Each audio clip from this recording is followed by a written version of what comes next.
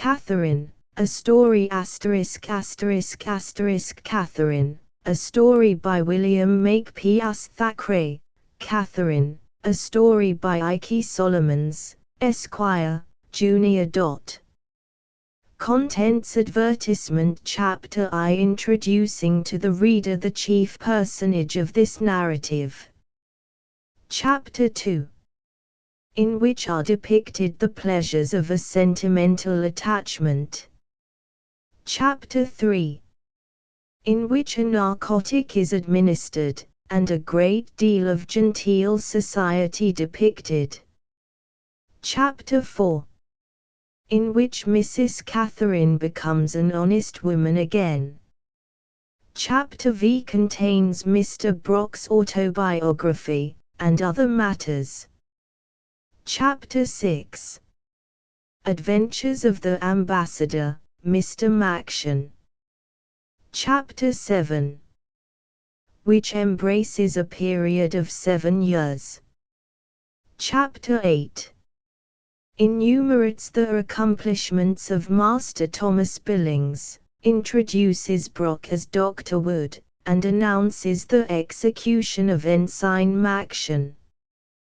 Chapter 9, interview between Count Galgenstein and Master Thomas Billings, when he informs the Count of his parentage.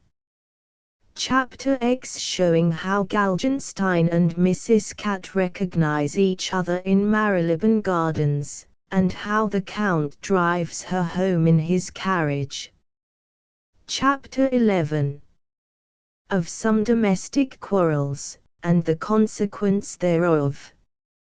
Chapter 12, treats of love, and prepares for death. Chapter 13, being a preparation for the end. Chapter the last, another last chapter.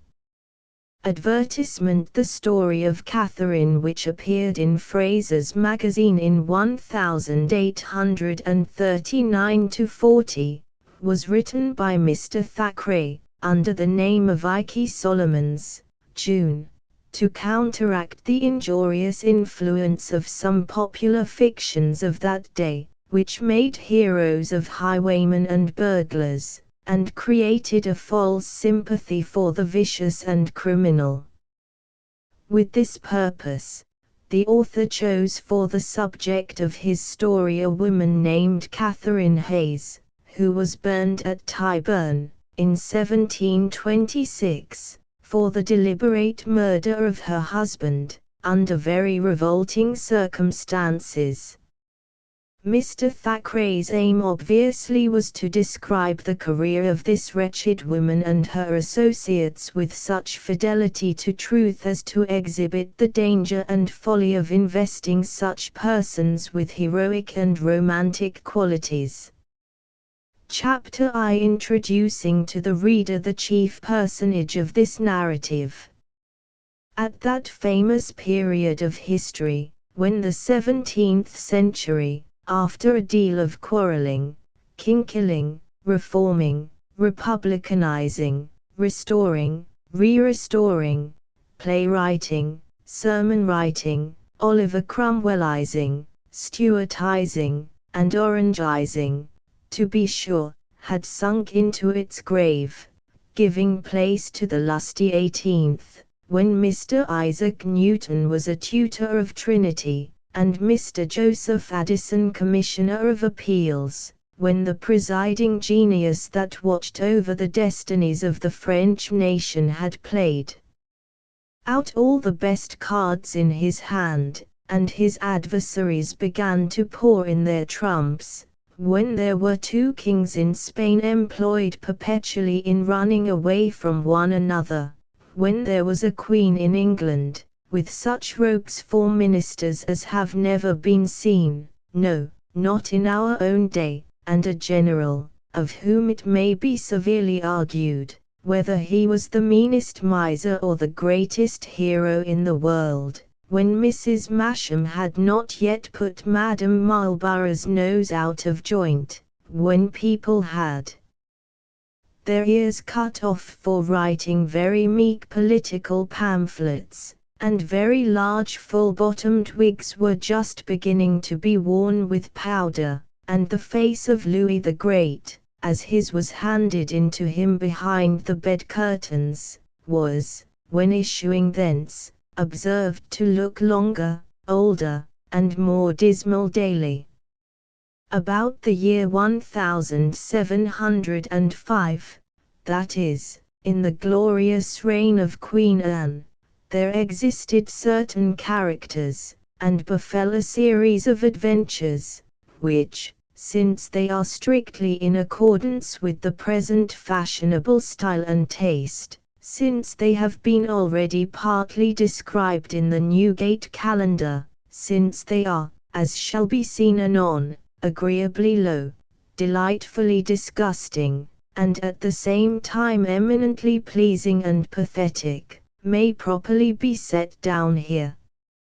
And though it may be said, with some considerable show of reason, that agreeably low and delightfully disgusting characters have already been treated, both copiously and ably, by some eminent writers of the present, and, indeed, of future, ages, though to tread in the footsteps of the immortal Fagin requires a genius of inordinate stride, and to go a-robbing after the late though deathless Turpin, the renowned Jack Sheppard, or the embryo Devil, may be impossible, and not an infringement, but a wasteful indication of ill will towards the eighth commandment, though it may, on the one hand, be asserted that only vain coxcombs would dare to write on subjects already described by men really and deservedly eminent,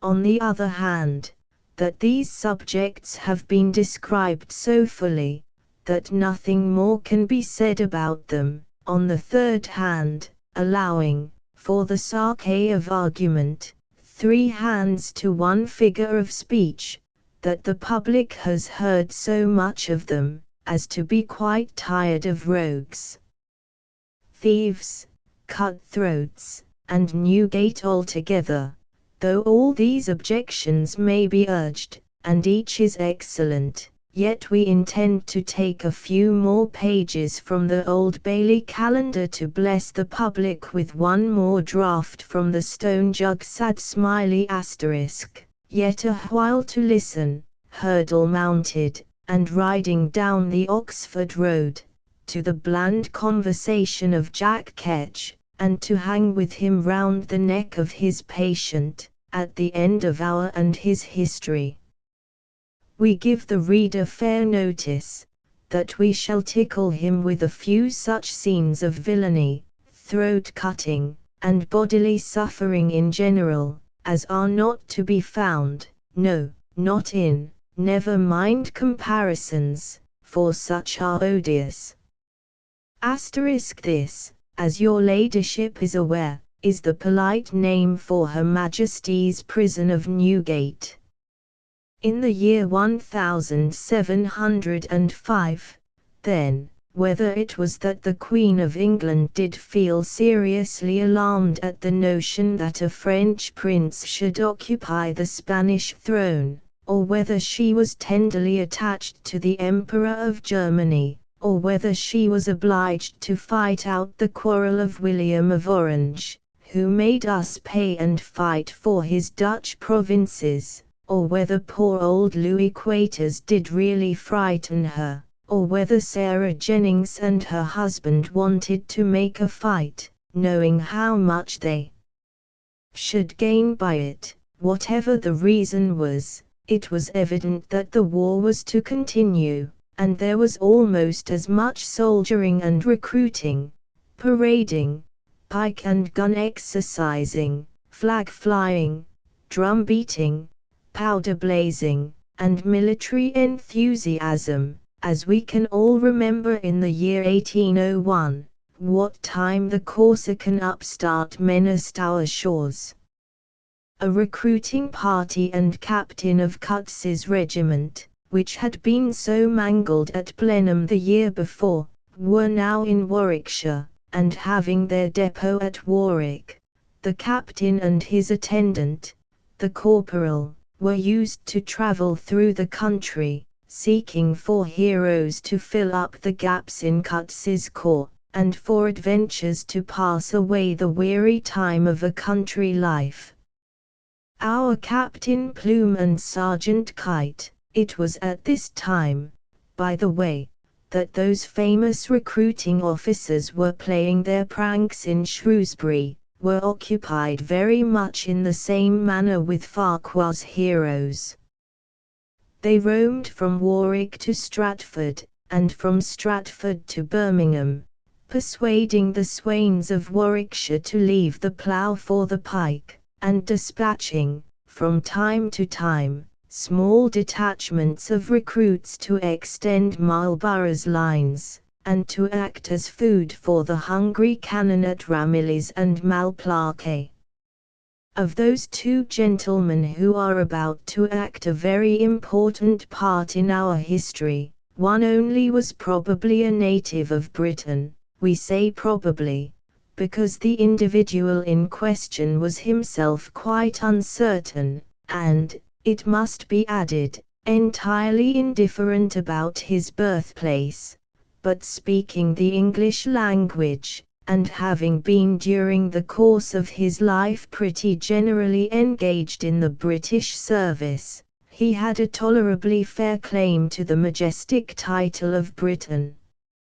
His name was Peter Brock, otherwise Corporal Brock, of Lord Coates's regiment of dragoons. He was of age about 57, even that point has never been ascertained, in height about 5 feet 6 inches, in weight, nearly 13 stone, with a chest that the celebrated Leach himself might envy, an arm that was like an opera dancer's leg, a stomach so elastic that it would accommodate itself to any given or stolen quantity of food, a great aptitude for strong liquors, a considerable skill in singing chansons à table of not the most delicate kind. He was a lover of jokes, of which he made many, and passably bad, when pleased, simply coarse, boisterous, and jovial, when angry,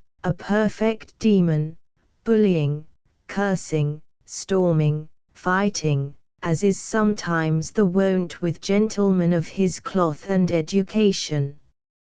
Mr. Brock was strictly, what the Marquis of Rodil styled himself in a proclamation to his soldiers after running away, a hijo de la guerra, a child of war.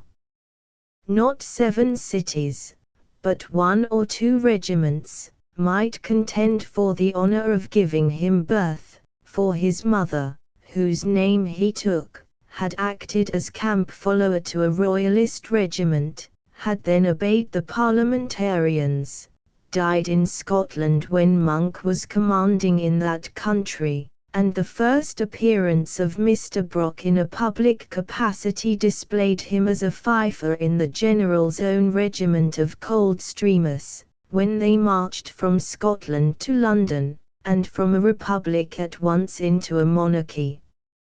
Since that period, Brock had been always with the army. He had had, too, some promotion, for he spake of having a command at the Battle of the Boyne, though probably, as he never mentioned the fact, upon the losing side.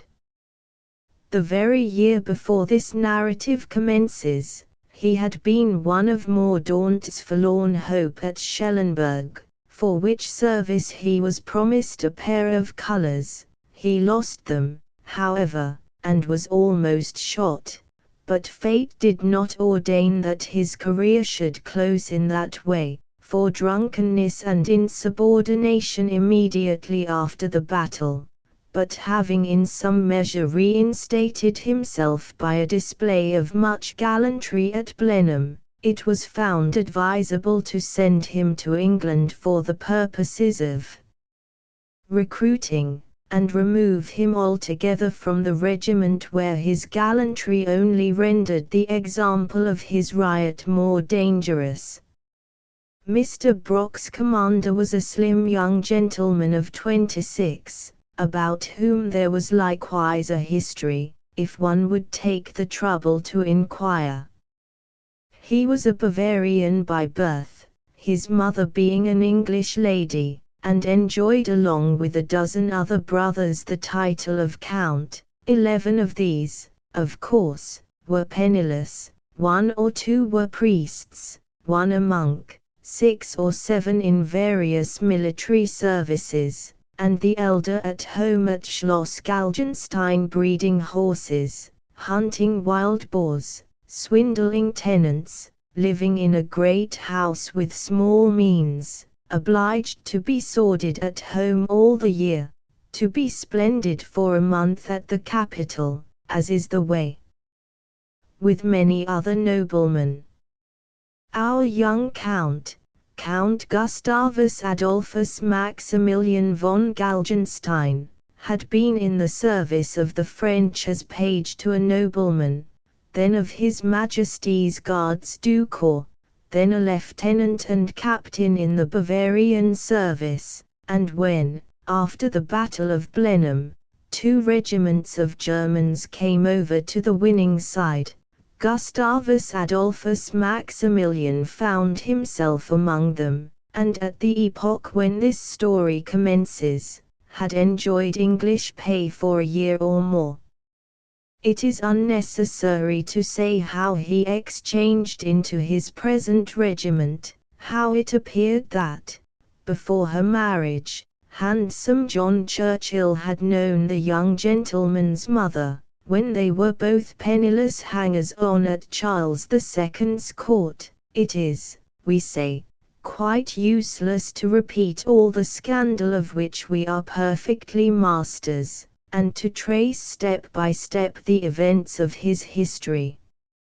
Here, however, was Gustavus Adolphus, in a small inn, in a small village of Warwickshire, on an autumn evening in the year 1705, and at the very moment when this history begins, he and Mr. Brock, his corporal and friend, were seated at a round table before the kitchen fire while a small groom of the establishment was leading up and down on the village green, before the inn door, 2 black, glossy, long-tailed, barrel-bellied, thick-flanked, arch-necked, Roman-nosed Flanders horses, which were the property of the 2 gentlemen now taking their ease at the Bugle Inn. The 2 gentlemen were seated at their ease at the inn table, drinking mountain wine, and if the reader fancies from the sketch which we have given of their lives, or from his own blindness and belief in the perfectibility of human nature, that the sun of that autumn evening shone upon any 2 men in county or city, at desk or harvest, at court or at Newgate, drunk or sober, who were greater rascals than Count Gustavus Galgenstein and Corporal Peter Brock, he is egregiously mistaken, and his knowledge of human nature is not worth a fig. If they had not been 2 prominent scoundrels, what earthly business should we have in detailing their histories? What would the public care for them? Who would meddle with dull virtue, humdrum sentiment, or stupid innocence, when vice, agreeable vice, is the only thing which the readers of romances care to hear?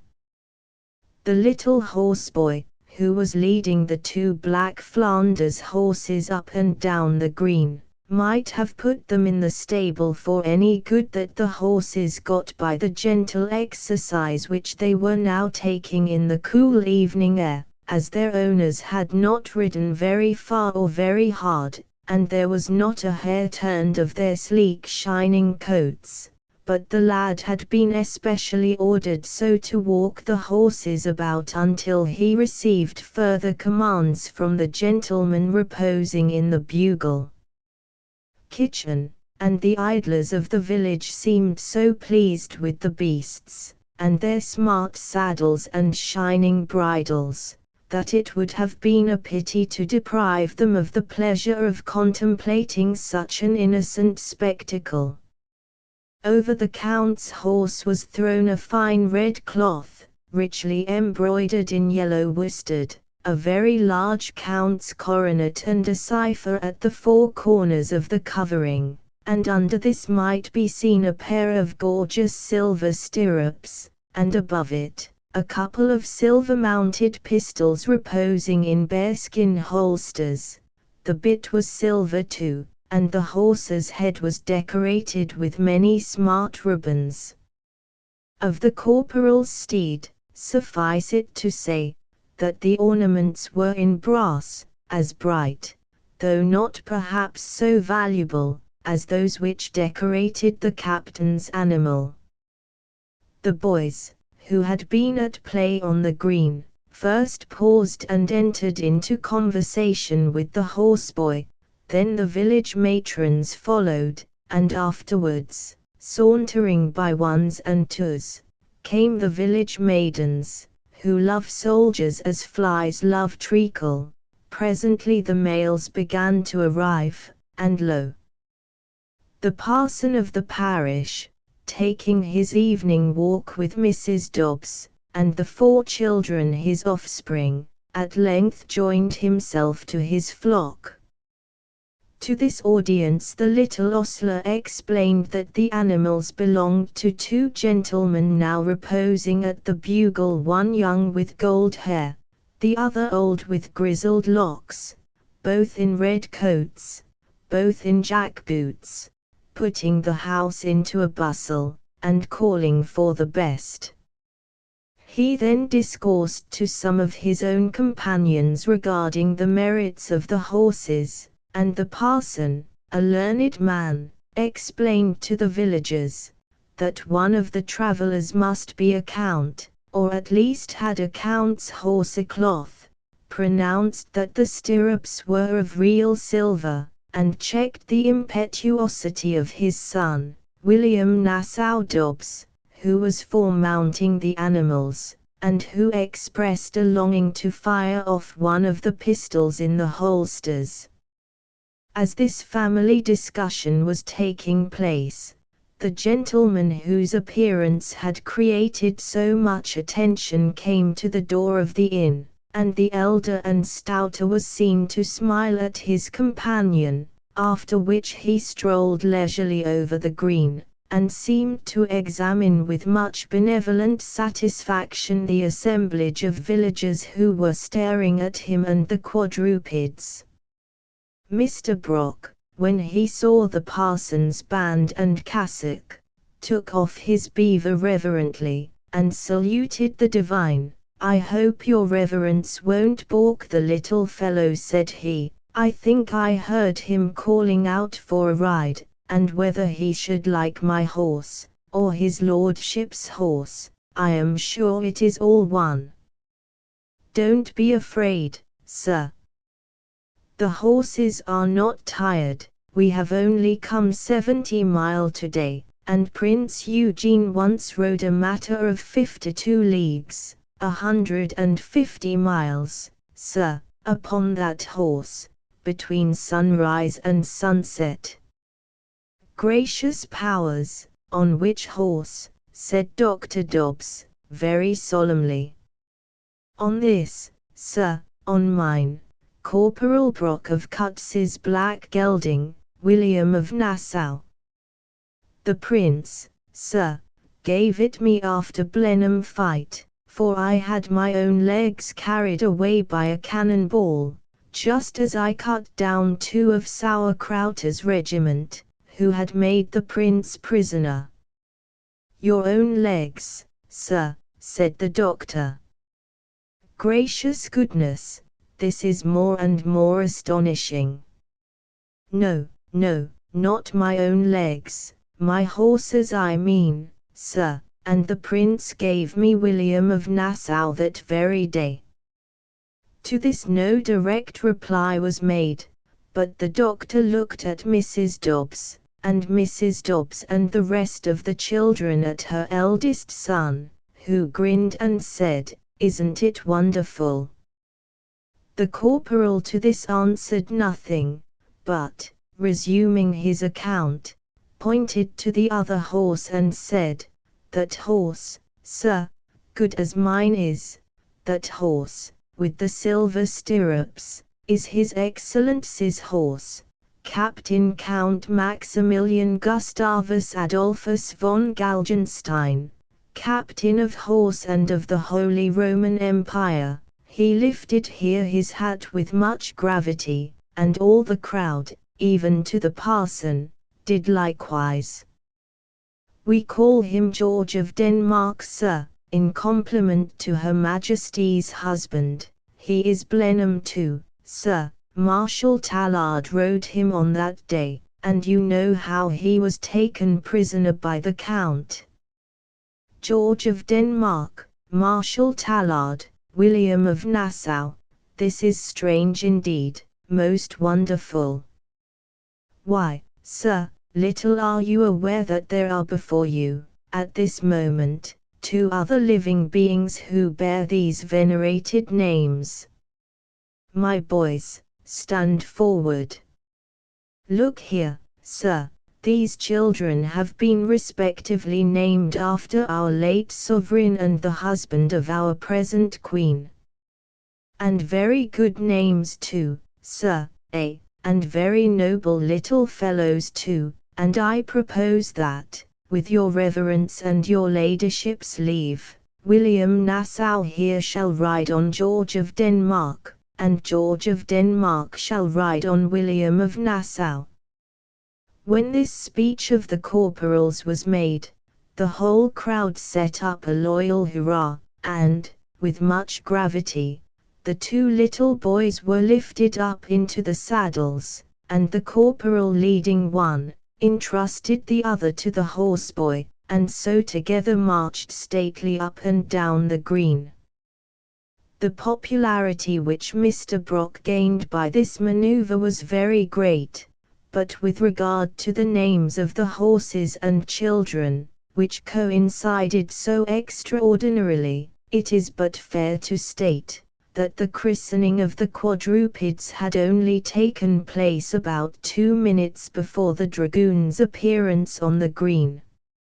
For if the fact must be confessed, he, while seated near the inn window, had kept a pretty wistful eye upon all going on without, and the horses marching thus to and fro for the wonderment of the village, were only placards or advertisements for the riders.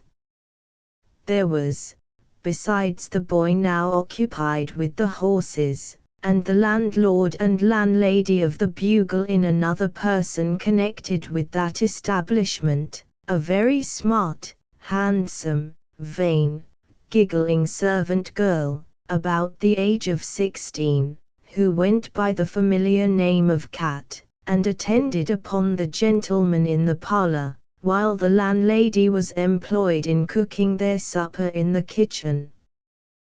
This young person had been educated in the village poorhouse, and having been pronounced by Dr. Dobbs and the schoolmaster the idlest, dirtiest, and most passionate little minx with whom either had ever had to do, she was, after receiving a very small portion of literary instruction, indeed it must be stated that the young lady did not know her letters, bound apprentice at the age of 9 years to Mrs. Score, her relative, and landlady of the Bugle Inn.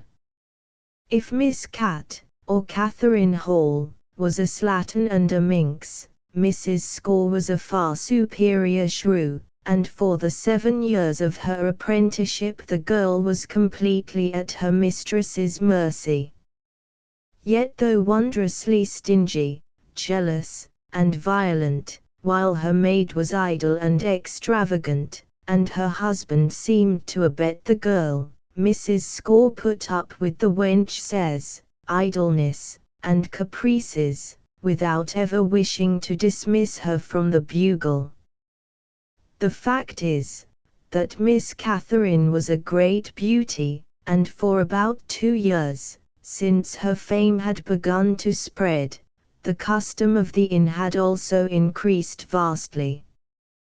When there was a debate whether the farmers, on their way from market, would take tea or the pot, Catherine, by appearing with it, would straightway cause the liquor to be swallowed and paid for, and when the traveller who proposed riding that night and sleeping at Coventry or Birmingham, was asked by Miss Catherine whether he would like a fire in his bedroom, he generally was induced to occupy it, although he might before have vowed to Mrs. Score that he would not for 1,000 guineas be absent from home that night. The girl had, too, half a dozen lovers in the village, and these were bound in honour to spend their pence at the ale-house she inhabited. O woman, lovely woman! What strong resolves canst thou twist round thy little finger? What gunpowder passions canst thou kindle with a single sparkle of thine eye? What lies and fribble nonsense canst thou make us listen to, as they were gospel truth or splendid wit? Above all, what bad liquor canst thou make us swallow when thou puttest a kiss within the cup, and we are content to call the poison wine? The mountain wine at the Bugle was, in fact, execrable, but Mrs. Cat, who served it to the 2 soldiers, made it so agreeable to them, that they found it a passable, even a pleasant task, to swallow the contents of a second bottle. The miracle had been wrought instantaneously on her appearance, for whereas at that very moment the Count was employed in cursing the wine, the landlady, the wine-grower, and the English nation generally, when the young woman entered and, choosing so to interpret the oaths, said, "Coming, your honour, I think your honour called," Gustavus Adolphus whistled, stared at her very hard, and seeming quite dumbstricken by her appearance, contented himself by swallowing a whole glass of mountain by way of reply. Mr. Brock was, however, by no means so confounded as his captain. He was 30 years older than the latter, and in the course of 50 years of military life had learned to look on the most dangerous enemy, or the most beautiful woman, with the like daring, devil-may-care determination to conquer. My dear Mary then said that gentleman, his honour is a lord, as good as a lord, that is, for all he allows such humble fellows as I am to drink with him. Catherine dropped a low curtsy, and said, "Well, I don't know if you are joking a poor country girl, as all you soldier gentlemen do, but his honour looks like a lord, though I never see one, to be sure." Then said the captain, gathering courage, "How do you know I look like one, pretty Mary?" "Pretty Catherine, I mean Catherine, if you please, sir."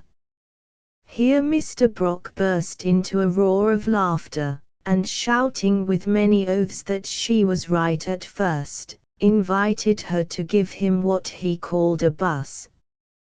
Pretty Catherine turned away from him at this request, and muttered something about "keep your distance, low fellow, buss indeed, poor country girl," etc. etc., placing herself, as if for protection, on the side of the captain.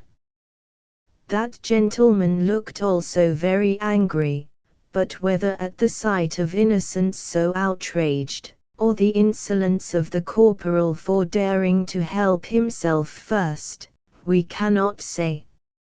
"Hark ye, Mr. Brock," he cried very fiercely, "I will suffer no such liberties in my presence. Remember, it is only my condescension which permits you to share my bottle in this way. Take care I don't give you instead a taste of my cane." So saying, he, in a protecting manner, placed one hand round Mrs. Catherine's waist, holding the other clenched very near to the corporal's nose. Mrs. Catherine, for her share of this action of the Count's, dropped another curtsy and said, "Thank you, my lord." But Galgenstein's threat did not appear to make any impression on Mr. Brock, as indeed there was no reason that it should, for the corporal, at a combat of fisticuffs, could have pounded his commander into a jelly in 10 minutes, so he contented himself by saying, "Well, noble captain, there's no harm done. It is an honor for poor old Peter Brock to be at table with you, and I am sorry, sure enough." "In truth, Peter, I believe thou'st good reason, Peter? But never fear, man, had I struck thee, I never would have hurt thee." "I know you would not," replied Brock, laying his hand on his heart with much gravity, and so peace was made, and healths were drunk. Miss Catherine condescended to put her lips to the captain's glass, who swore that the wine was thus converted into nectar, and although the girl had not previously heard of that liquor, she received the compliment as a compliment, and smiled and simpered in return. The poor thing had never before seen anybody so handsome, or so finely dressed as the Count, and, in the simplicity of her coquetry, allowed her satisfaction to be quite visible. Nothing could be more clumsy than the gentleman's mode of complimenting her, but for this, perhaps, his speeches were more effective than others more delicate would have been. And though she said to each, "Oh, now, my lord and la, captain, how can you flatter one so, and your honours laughing at me," and made such polite speeches as are used on these occasions, it was manifest from the flutter and blush, and the grin of satisfaction which lighted up the buxom features of the little country beauty, that the Count's first operations had been highly successful. When following up his attack, he produced from his neck a small locket, which had been given him by a Dutch lady at the Brill, and begged Miss Catherine to wear it for his sake, and chucked her under the chin and called her his little rosebud. It was pretty clear how things would go. Anybody who could see the expression of Mr. Brock's countenance at this event might judge of the progress of the irresistible High Dutch conqueror. Being of a very vain communicative turn, our fair barmaid gave her two companions, not only a pretty long account of herself, but of many other persons in the village, whom she could perceive from the window opposite to which she stood. "Yes, your honour," said she, "my lord, I mean, 16 last March, though there's a many girl in the village that at my age is quite chits. There's Polly Randall now, that red-haired girl along with Thomas Curtis, she's 17 if she's a day, though he is the very first sweetheart she has had. Well, as I am saying, I was bred up here in the village, father and mother died very young, and I was left a poor orphan. Well, bless us, if Thomas haven't kissed her, to the care of Mrs. Score, my aunt, who has been a mother to me, a stepmother, you know, and I've been to Stratford Fair, and to Warwick many a time, and there's 2 people who have offered to marry me, and ever so many who want to, and I won't have none, only a gentleman, as I've always said, not a poor clodpole, like Tom there with the red waistcoat, he was one that asked me, nor a drunken fellow like Sam Blacksmith yonder, him whose wife has got the black eye.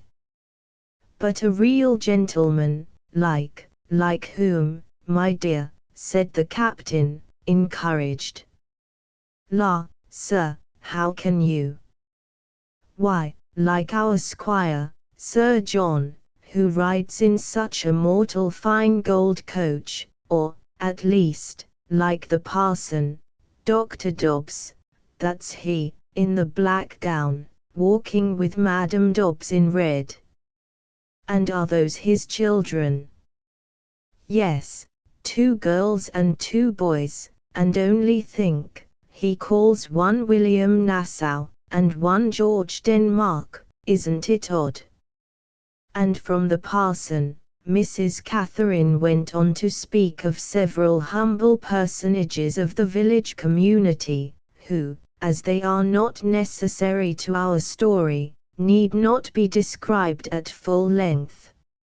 It was when, from the window, Corporal Brock saw the altercation between the worthy divine and his son, respecting the latter's ride, that he judged it a fitting time to step out on the green, and to bestow on the 2 horses those famous historical names which we have just heard applied to them.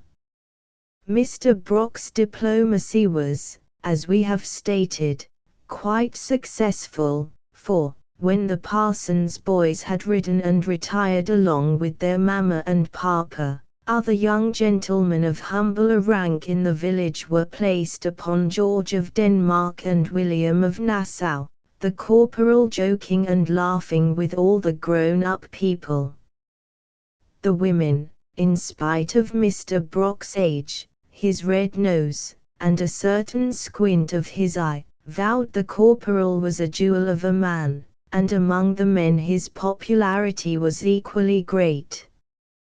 "How much dost thee get, Thomas Clodpole?" said Mr. Brock to a countryman. He was the man whom Mrs. Catherine had described as her suitor, who had laughed loudest at some of his jokes. "How much dost thee get for a week's work, now?" Mr. Clodpole, whose name was really Bullock, stated that his wages amounted to 3 shillings and a pardon. 3 shillings and a pardon, monstrous, and for this you toil like a galley slave, as I have seen them in Turkey and America, gentlemen, and in the country of Prester John. You shiver out of bed on icy winter mornings, to break the ice for ball and dapple to drink. Yes, indeed, said the person addressed, who seemed astounded at the extent of the corporal's information. Or you clean pigsty, and take dung down to meadow, or you act watchdog and tend sheep, or you sweep a scythe over a great field of grass, and when the sun has scorched the eyes out of your head, and sweated the flesh off your bones, and well nigh fried the soul out of your body, you go home, to what? 3 shillings a week and a pardon. Do you get pudding every day? No, only Sundays. Do you get money enough? No, sure. Do you get beer enough? Oh no, never, said Mr. Bullock quite resolutely. Worthy Clodpole, give us thy hand, it shall have beer enough this day, or my name's not Corporal Brock. Here's the money, boy. There are 20 pieces in this purse, and how do you think I got 'em? And how do you think I shall get others when these are gone? By serving her sacred majesty, to be sure, long life to her, and down with the French king.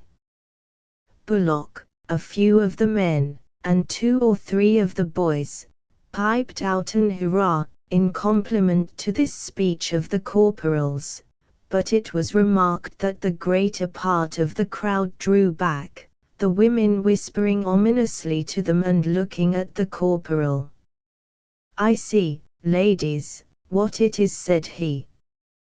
"You are frightened, and think I am a crimp come to steal your sweethearts away. What? Call Peter Brock a double dealer? I tell you what, boys, Jack Churchill himself has shaken this hand, and drunk a pot with me. Do you think he'd shake hands with a rogue? Here's Thomas Clodpole has never had beer enough, and here am I will stand treat to him and any other gentleman. Am I good enough company for him? I have money, look you, and like to spend it. What should I be doing dirty actions for, hey, Thomas?" A satisfactory reply to this query was not, of course, expected by the corporal nor uttered by Mr. Bullock, and the end of the dispute was, that he and 3 or 4 of the rustic bystanders were quite convinced of the good intentions of their new friend, and accompanied him back to the Bugle to regale upon the promised beer. Among the corporal's guests was one young fellow whose dress would show that he was somewhat better to do in the world than Clodpole and the rest of the sunburnt ragged troop, who were marching towards the alehouse. This man was the only one of his hearers who, perhaps, was skeptical as to the truth of his stories, but as soon as Bullock accepted the invitation to drink, John Hayes, the carpenter, for such was his name and profession, said, "Well, Thomas, if thou goest, I will go too." "I know thee wilt," said Thomas, "thou lt go anywhere Catty Hall is, provided thou canst go for nothing." "Nay, I have a penny to spend as good as the corporal here." "A penny to keep, you mean, for all your love for the lass at the Bugle. Did thee ever spend a shilling in the house? Thee wouldn't go now, but that I am going to, and the captain here stands treat." "Come, come, gentlemen, no quarrelling," said Mr. Brock. "If this pretty fellow will join us, amen say I. There's lots of liquor, and plenty of money to pay the score. Come rid Thomas, give us thy arm. Mr. Hayes, you're a hearty cock, I make no doubt, and all such are welcome. Come along, my gentlemen farmers, Mr. Brock shall have the honor to pay for you all." And with this, Corporal Brock, accompanied by Messrs. Hayes, Bullock, blacksmith, baker's boy, butcher, and 1 or 2 others, adjourned to the inn, the horses being, at the same time, conducted to the stable. Although we have, in this quiet way, and without any flourishing of trumpets, or beginning of chapters, introduced Mr. Hayes to the public, and although, at first sight, a sneaking carpenter's boy may seem hardly worthy of the notice of an intelligent reader, who looks for a good cutthroat or highwayman for a hero, or a pickpocket at the very least, this gentleman's words and actions should be carefully studied by the public, as he is destined to appear before them under very polite and curious circumstances during the course of this history. The speech of the rustic juvenile, Mr. Clodpole, had seemed to infer that Hayes was at once careful of his money and a warm admirer of Mrs. Catherine of the Bugle, and both the charges were perfectly true. Hayes's father was reported to be a man of some substance, and young John, who was performing his apprenticeship in the village, did not fail to talk very big of his pretensions to fortune, of his entering, at the close of his indentures, into partnership with his father, and of the comfortable farm and house over which Mrs. John Hayes, whoever she might be, would one day preside.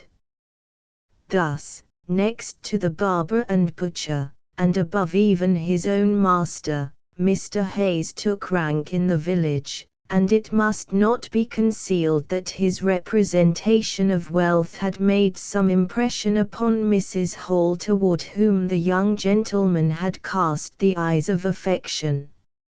If he had been tolerably well-looking, and not pale, rickety, and feeble as he was, if even he had been ugly, but withal a man of spirit, it is probable the girl's kindness for him would have been much more decided.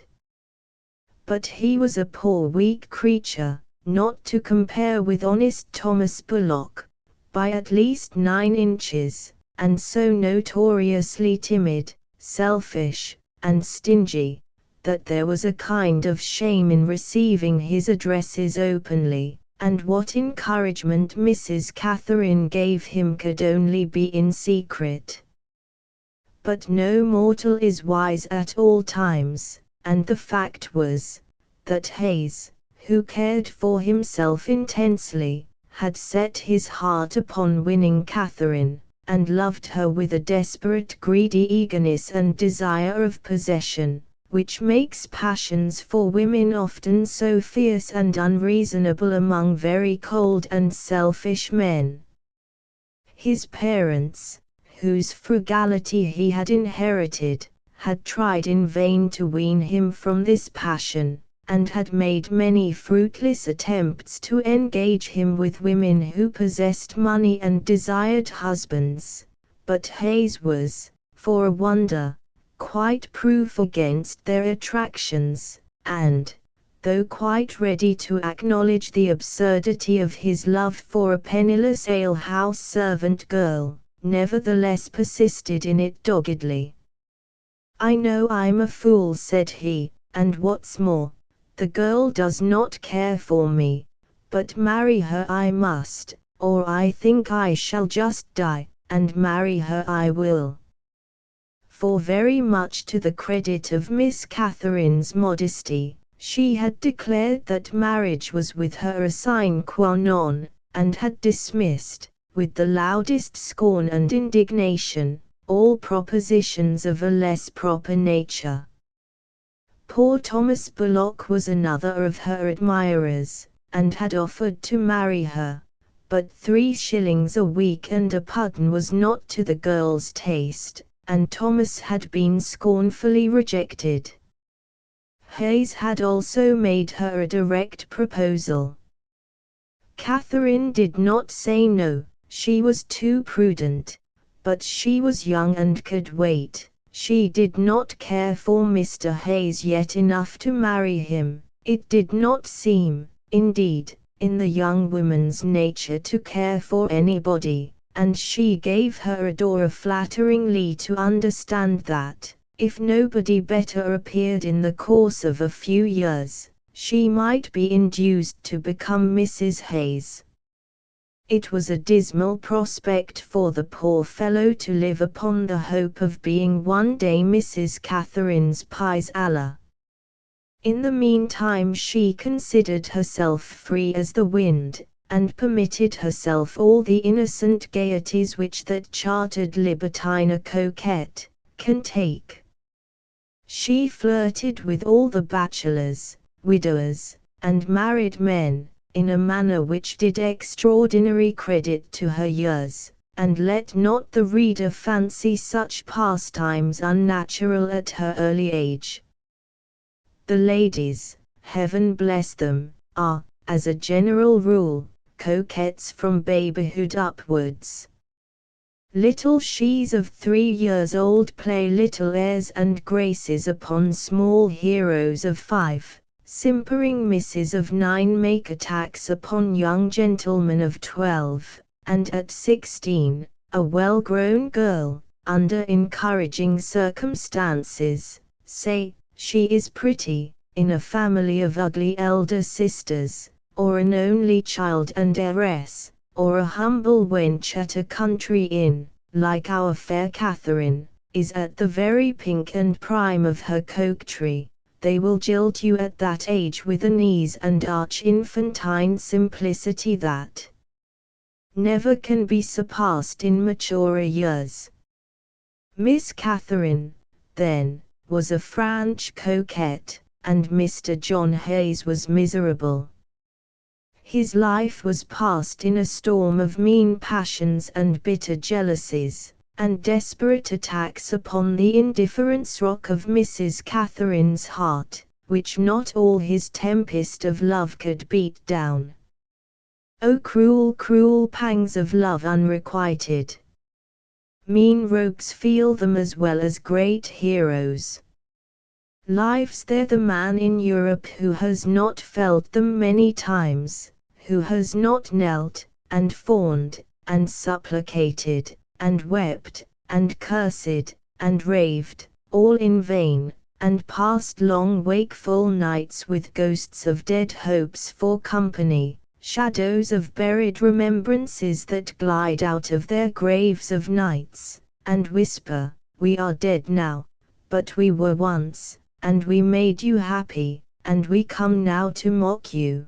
Despair, O lover, despair, and die, O cruel pangs, dismal nights, now a sly demon creeps under your nightcap, and drops into your ear those soft hope-breathing sweet words, uttered on the well-remembered evening, there, in the drawer of your dressing-table, along with the razors, and macassar oil, lies the dead flower that Lady Amelia Wilhelmina wore in her bosom on the night of a certain ball, the corpse of a glorious hope that seemed once as if it would live forever, so strong was it, so full of joy and sunshine.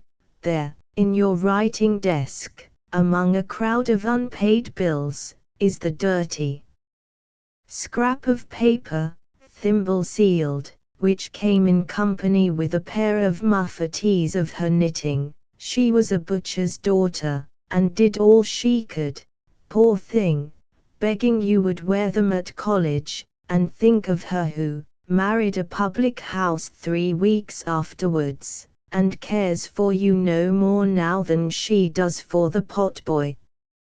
But why multiply instances, or seek to depict the agony of poor mean-spirited John Hayes?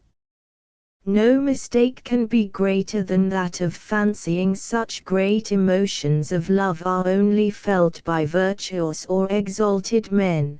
Depend upon it, love, like death, plays havoc among the pauperum tabernas, and sports with rich and poor, wicked and virtuous, alike. I have often fancied, for instance, on seeing the haggard pale young old clothersman, who wakes the echoes of our street with his nasal cry of "Clo." I have often, I said, fancied that, besides the load of exuvial coats and breeches under which he staggers, there is another weight on him, an atria cura at his tail, and while his unshorn lips and nose together are performing that mocking, boisterous, jack-indifferent cry of "Clo, Clo," who knows what woeful utterances are crying from the heart within. There he is, chaffering with the footman at number 7 about an old dressing-gown. You think his whole soul is bent only on the contest about the garment. Pshaw! There is, perhaps, some faithless girl in Holywell Street who fills up his heart, and that desultory Jew boy is a peripatetic hell. Take another instance, take the man in the beef shop in St. Martin's Court. There he is, to all appearances quite calm, before the same round of beef, from morning till sundown, for hundreds of years very likely. Perhaps when the shutters are closed, and all the world tired and silent, there is he silent, but untired, cutting, cutting, cutting. You enter, you get your meat to your liking, you depart, and, quite unmoved, on he goes, reaping ceaselessly the great harvest of beef. You would fancy that if passion ever failed to conquer, it had in vain assailed the calm bosom of that man. I doubt it, and would give much to know his history. Who knows what furious Etna flames are raging underneath the surface of that calm flesh mountain? Who can tell me that that calmness itself is not despair? The reader, if he does not now understand why it was that Mr. Hayes agreed to drink the corporal's proffered beer, had better just read the foregoing remarks over again, and if he does not understand then, why, small praise to his brains. Hayes could not bear that Mr. Bullock should have a chance of seeing, and perhaps making love to Mrs. Catherine in his absence, and though the young woman never diminished her coquetries, but, on the contrary, rather increased them in his presence, it was still a kind of dismal satisfaction to be miserable in her company. On this occasion, the disconsolate lover could be wretched to his heart's content, for Catherine had not a word or a look for him, but bestowed all her smiles upon the handsome stranger who owned the black horse. As for poor Thomas Bullock, his passion was never violent, and he was content in the present instance to sigh and drink beer. He sighed and drank and drank again, until he had swallowed so much of the corporal's liquor, as to be induced to accept a guinea from his purse also, and found himself, on returning to reason and sobriety, a soldier of Queen Anne's. But oh! Fancy the agonies of Mr. Hayes when, seated with the corporal's friends at one end of the kitchen, he saw the captain at the place of honor, and the smiles which the fair maid bestowed upon him, when, as she lightly whisked past him with the captain's supper, she, pointing to the locket that once reposed on the breast of the Dutch lady at the Brill, looked archly on Hayes and said, "See, John, what his lordship has given me," and when John's face became green and purple with rage and jealousy, Mrs. Catherine laughed 10 times louder, and cried "Coming, my lord," in a voice of shrill triumph, that bored through the soul of Mr. John Hayes and left him gasping for breath. On Catherine's other lover, Mr. Thomas, this coquetry had no effect. He, and 2 comrades of his, had by this time quite fallen under the spell of the corporal, and Hope, Glory, strong beer, Prince Eugene, pair of colors, more strong beer, Her Blessed Majesty, plenty more strong beer, and such subjects, Marshall and Bacchic, whirled through their dizzy brains at a railroad pace. And now, if there had been a couple of experienced reporters present at the Bugle Inn, they might have taken down a conversation on love and war, the 2 themes discussed by the 2 parties occupying the kitchen, which, as the parts were sung together, duet-wise, formed together some very curious harmonies. Thus, while the captain was whispering the softest nothings, the corporal was shouting the fiercest combats of the war, and, like the gentleman at Penelope's table, on it exigio pincit prelia tota bo. For example, Captain. What do you say to a silver trimming, pretty Catherine? Don't you think a scarlet riding cloak, handsomely laced, would become you wonderfully well, and a grey hat with a blue feather, and a pretty nag to ride on, and all the soldiers to present arms as you pass, and say, there goes the captain's lady? What do you think of a side box at Lincoln's Inn Playhouse, or of standing up to a minuet with my Lord Marquis at Corporal? The ball, sir, ran right up his elbow, and was found the next day by Surgeon Splinter of ours. Where do you think, sir, upon my honour as a gentleman, it came out of the nape of his Captain necklace, and a sweet pair of diamond earrings, mayhap, and a little shower of patches, which ornament a lady's face wondrously, and a little rouge, though, egord, such peach cheeks as yours don't want it, fie. Mrs. Catherine, I should think the birds must come and peck at them as if they were fruit, Corporal. Over the wall, and 23 of our fellows jumped after me. By the Pope of Rome, friend Thomas, that was a day. Had you seen how the Mounseers looked when 24 rampaging he-devils, sword and pistol, cut and thrust, pell-mell came tumbling into the redoubt?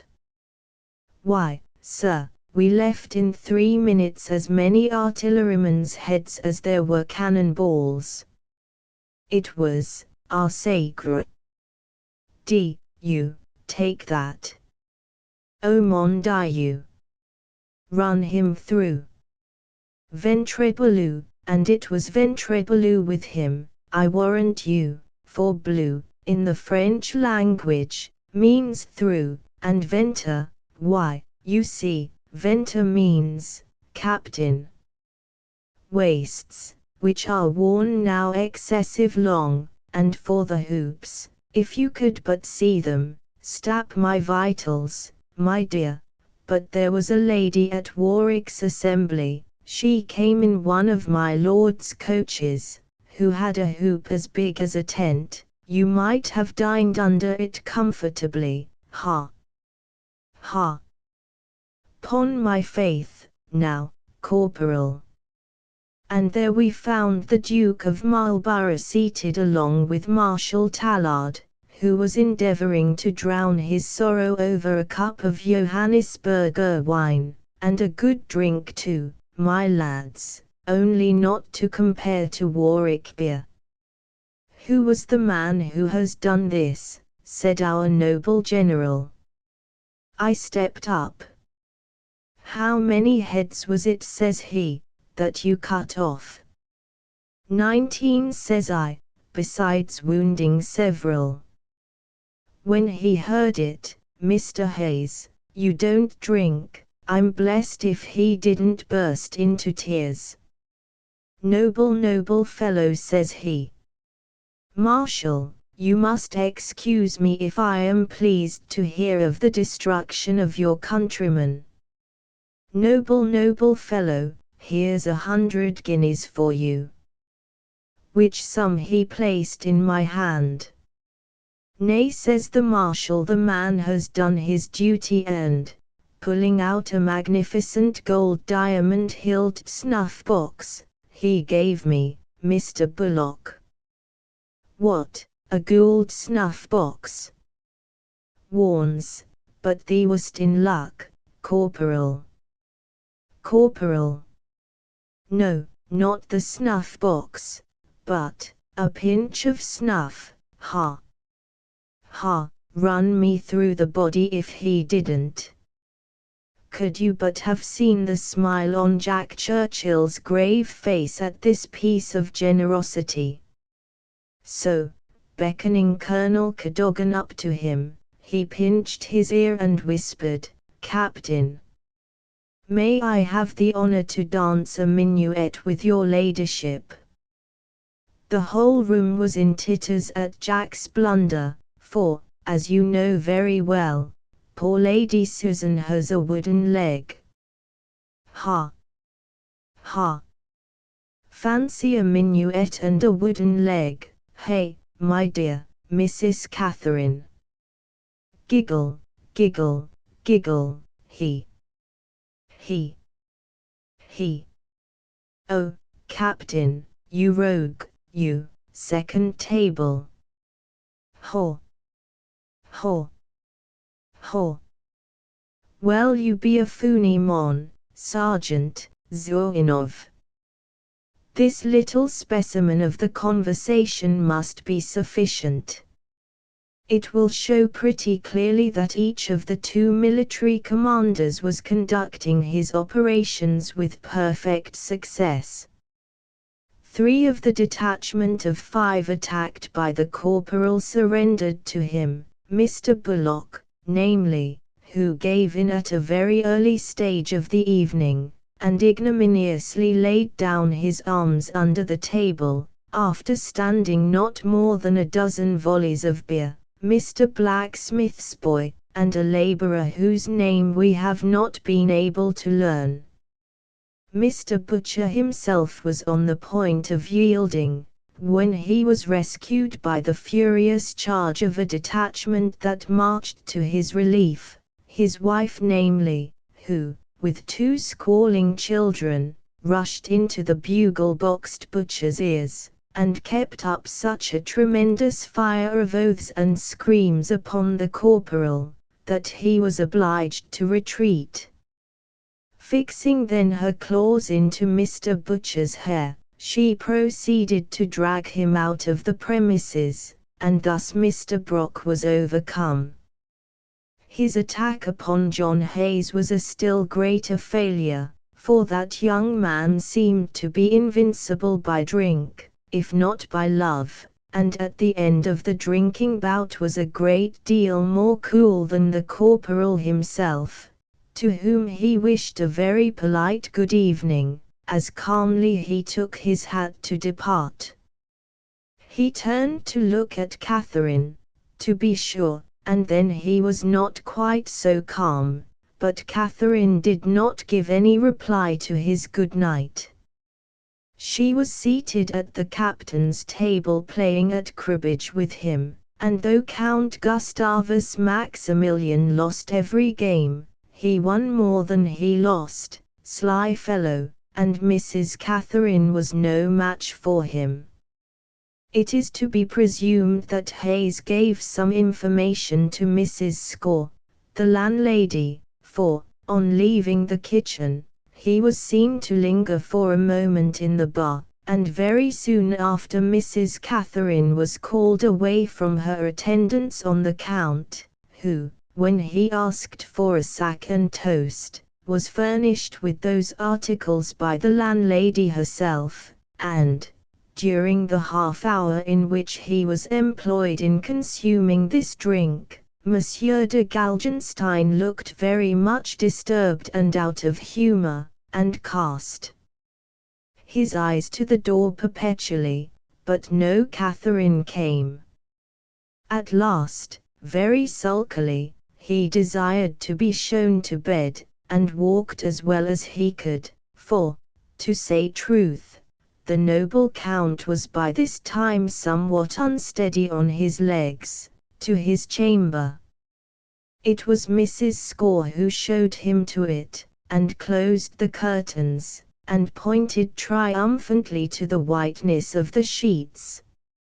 "It's a very comfortable room," said she, "though not the best in the house, which belong of right to your lordship's worship, but our best room has 2 beds, and Mr. Corporal is in that, locked and double-locked, with his 3 tipsy recruits. But your honour will find this here bed comfortable and well aired. I've slept in it myself this 18 years. What, my good woman, you are going to sit up, eh? It's cruel hard on you, madam." "Sit up, my lord, bless you, no.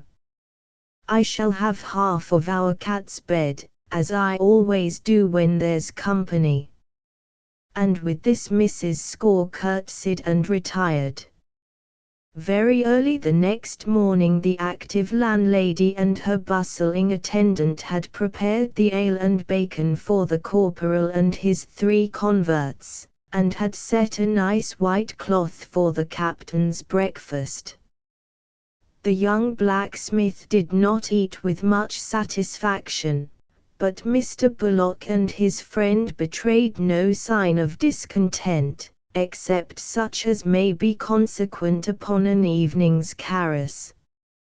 They walked very contentedly to be registered before Dr. Dobbs, who was also Justice of the Peace, and went in search of their slender bundles, and took leave of their few acquaintances without much regret, for the gentleman had been bred in the workhouse, and had not, therefore, a large circle of friends.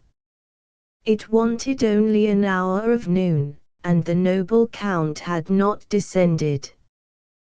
The men were waiting for him, and spent much of the Queen's money, earned by the sale of their bodies overnight, while thus expecting him. Perhaps Mrs. Catherine expected him too, for she had offered many times to run up, with my lord's boots, with the hot water, to show Mr. Brock the way, who sometimes condescended to officiate as barber. But on all these occasions Mrs. Score had prevented her, not scolding, but with much gentleness and smiling. At last, more gentle and smiling than ever, she came downstairs and said, "Catherine darling, His Honor the Count is mighty hungry this morning, and vows he could pick the wing of a fowl. Run down, child, to Farmer Briggs and get one, pluck it before you bring it, you know, and we will make his lordship a pretty breakfast." Catherine took up her basket, and away she went by the backyard, through the stables. There she heard the little horseboy whistling and hissing after the manner of horseboys, and there she learned that Mrs. Score had been inventing an ingenious story to have her out of the way.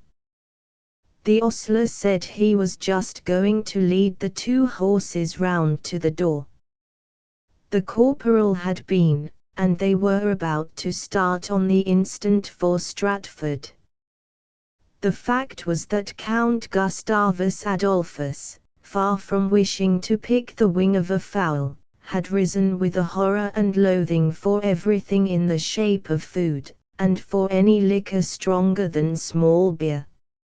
Of this he had drunk a cup, and said he should ride immediately to Stratford, and when, on ordering his horses, he had asked politely of the landlady why the D. she always came up, and why she did not send the girl, Mrs. Score informed the Count that her Catherine was gone out for a walk along with the young man to whom she was to be married, and would not be visible that day. On hearing this the captain ordered his horses that moment, and abused the wine, the bed, the house, the landlady, and everything connected with the Bugle Inn. Out the horses came, the little boys of the village gathered round, the recruits, with bunches of ribbons in their beavers, appeared presently. Corporal Brock came swaggering out, and, slapping the pleased blacksmith on the back, bade him mount his horse, while the boys hurrahed. Then the captain came out, gloomy and majestic.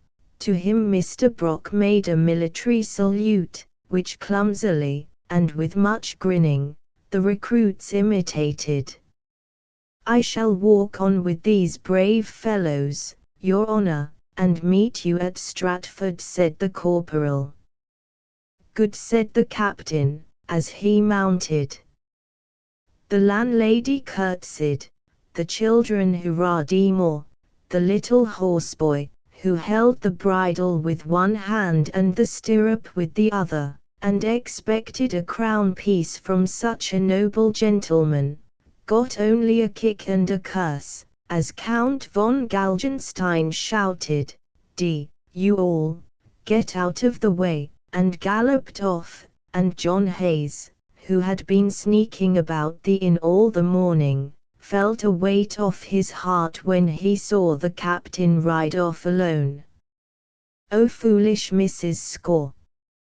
Oh dolt of a John Hayes! If the landlady had allowed the captain and the maid to have their way, and meet but for a minute before recruits, sergeant, and all, it is probable that no harm would have been done, and that this history would never have been written. When Count von Galgenstein had ridden half a mile on the Stratford road, looking as black and dismal as Napoleon galloping from the romantic village of Waterloo, he espied, a few score yards onwards, at the turn of the road, a certain object which caused him to check his horse suddenly, brought a tingling red into his cheeks, and made his heart to go thump, thump, against his side. A young lass was sauntering slowly along the footpath, with a basket swinging from one hand, and a bunch of hedge flowers in the other. She stopped once or twice to add a fresh one to her nosegay, and might have seen him, the captain thought, but no, she never looked directly towards him, and still walked on. Sweet innocent! She was singing as if none were near, her voice went soaring up to the clear sky, and the captain put his horse on the grass, that the sound of the hoofs might not disturb the music. When the kine had given a pailful, and the sheep came bleating home, Poll, who knew it would be healthful, went a-walking out with Tom. Hand in hand, sir, on the land, sir, as they walked to and fro, Tom made jolly love to Polly, but was answered no, no, no. The captain had put his horse on the grass, that the sound of his hoofs might not disturb the music, and now he pushed its head onto the bank, where straightway George of Denmark began chewing of such a salad as grew there. And now the captain slid off stealthily, and smiling comically, and hitching up his great jack boots, and moving forward with a jerking tiptoe step, he, just as she was trilling the last o of the last no in the above poem of Tom D'Urfey, came up to her, and touching her lightly on the waist, said, "My dear, your very humble servant. Mrs. Catherine, you know you have found her out long ago," gave a scream and a start, and would have turned pale if she could. As it was, she only shook all over, and said, "Oh, sir, how you did frighten me." "Frighten you, my rosebud? Why, run me through, I'd die rather than frighten you." "Gad, child, tell me now, am I so very frightful?" "Oh no, your honor, I didn't mean that, only I wasn't thinking to meet you here, or that you would ride so early at all, for, if you please, sir, I was going to fetch a chicken for your lordship's breakfast, as my mistress said you would like one, and I thought, instead of going to Farmer Briggs, down Birmingham way, as she told me, I'd go to Farmer Bird's, where the chickens is better, sir, my lord, I mean.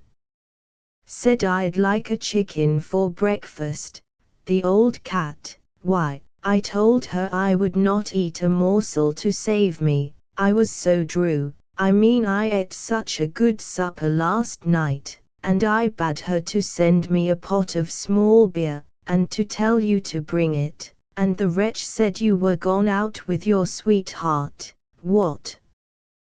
John Hayes, the creature.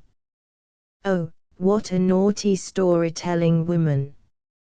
You had walked out with your sweetheart, and I was not to see you any more, and I was mad with rage, and ready to kill myself, I was, my dear. Oh, sir, pray, pray don't. For your sake, my sweet angel. Yes, for my sake, if such a poor girl as me can persuade noble gentlemen.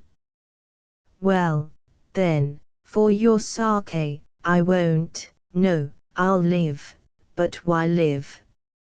Hell and fury, if I do live I'm miserable without you, I am, you know I am, you adorable, beautiful, cruel, wicked Catherine. Catherine's reply to this was la, bless me. I do believe your horse is running away. And so he was. For having finished his meal in the hedge, he first looked towards his master and paused, as it were, irresolutely, then, by a sudden impulse, flinging up his tail and his hind legs, he scampered down the road. Mrs. Hall ran lightly after the horse, and the captain after Mrs. Hall, and the horse ran quicker and quicker every moment, and might have led them a long chase, when lo! Debouching from a twist in the road, came the detachment of cavalry and infantry under Mr. Brock.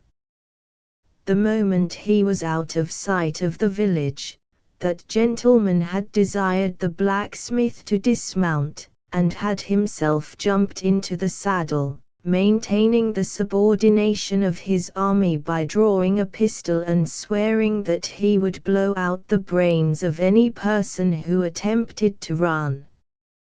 When the captain's horse came near the detachment he paused, and suffered himself to be caught by Thomas Bullock, who held him until the owner and Mrs. Catherine came up. Mr. Bullock looked comically grave when he saw the pair, but the corporal graciously saluted Mrs. Catherine, and said it was a fine day for walking. La, sir, and so it is, said she, panting in a very pretty and distressing way, but not for running. I do protest, and vow that I really can scarcely stand. I'm so tired of running after that naughty horse. How do, Captain, said Thomas. I be going a zildering because thee wouldn't have me. And here Mr. Bullock grinned. Mrs. Catherine made no sort of reply, but protested once more she should die of running. If the truth were told, she was somewhat vexed at the arrival of the corporal's detachment, and had had very serious thoughts of finding herself quite tired just as he came in sight. A sudden thought brought a smile of bright satisfaction in the captain's eyes. He mounted the horse which Thomas still held. Tired, Mrs. Catherine, said he, and for my sake. By heavens! You shan't walk a step farther. No, you shall ride back with a guard of honor. Back to the village, gentlemen, right about face. Show those fellows, corporal, how to right about face. Now, my dear, mount behind me on Snowball, he's easy as a sedan. Put your dear little foot on the toe of my boot. There now, up, jump. Hurrah! That's not the way, Captain, shouted out Thomas, still holding on to the rein as the horse began to move. Thee won't he go with him, will thee, Catty? But Mrs. Catherine, though she turned away her head, never let go her hold round the captain's waist, and he, swearing a dreadful oath at Thomas, struck him across the face and hands with his riding whip. The poor fellow, who at the first cut still held on to the rein, dropped it at the second, and as the pair galloped off, sat down on the roadside and fairly began to weep. "March, you dog!" shouted out the corporal a minute after. And so he did, and when next he saw Mrs. Catherine, she was the captain's lady sure enough, and wore a grey hat, with a blue feather, and red riding coat trimmed with silver lace. But Thomas was then on a bare-backed horse, which Corporal Brock was flanking round a ring, and he was so occupied looking between his horse's ears that he had no time to cry then, and at length got the better of his attachment.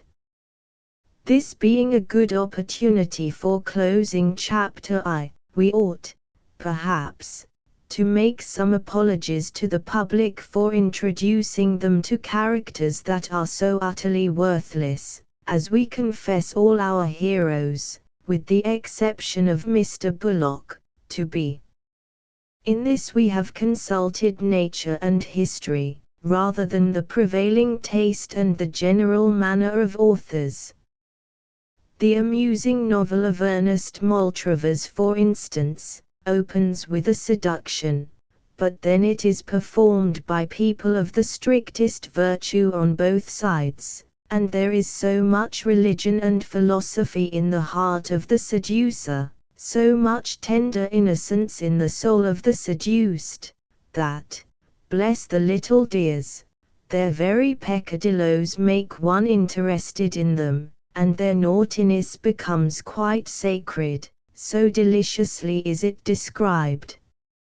Now, if we are to be interested by rascally actions, let us have them with plain faces, and let them be performed, not by virtuous philosophers, but by rascals.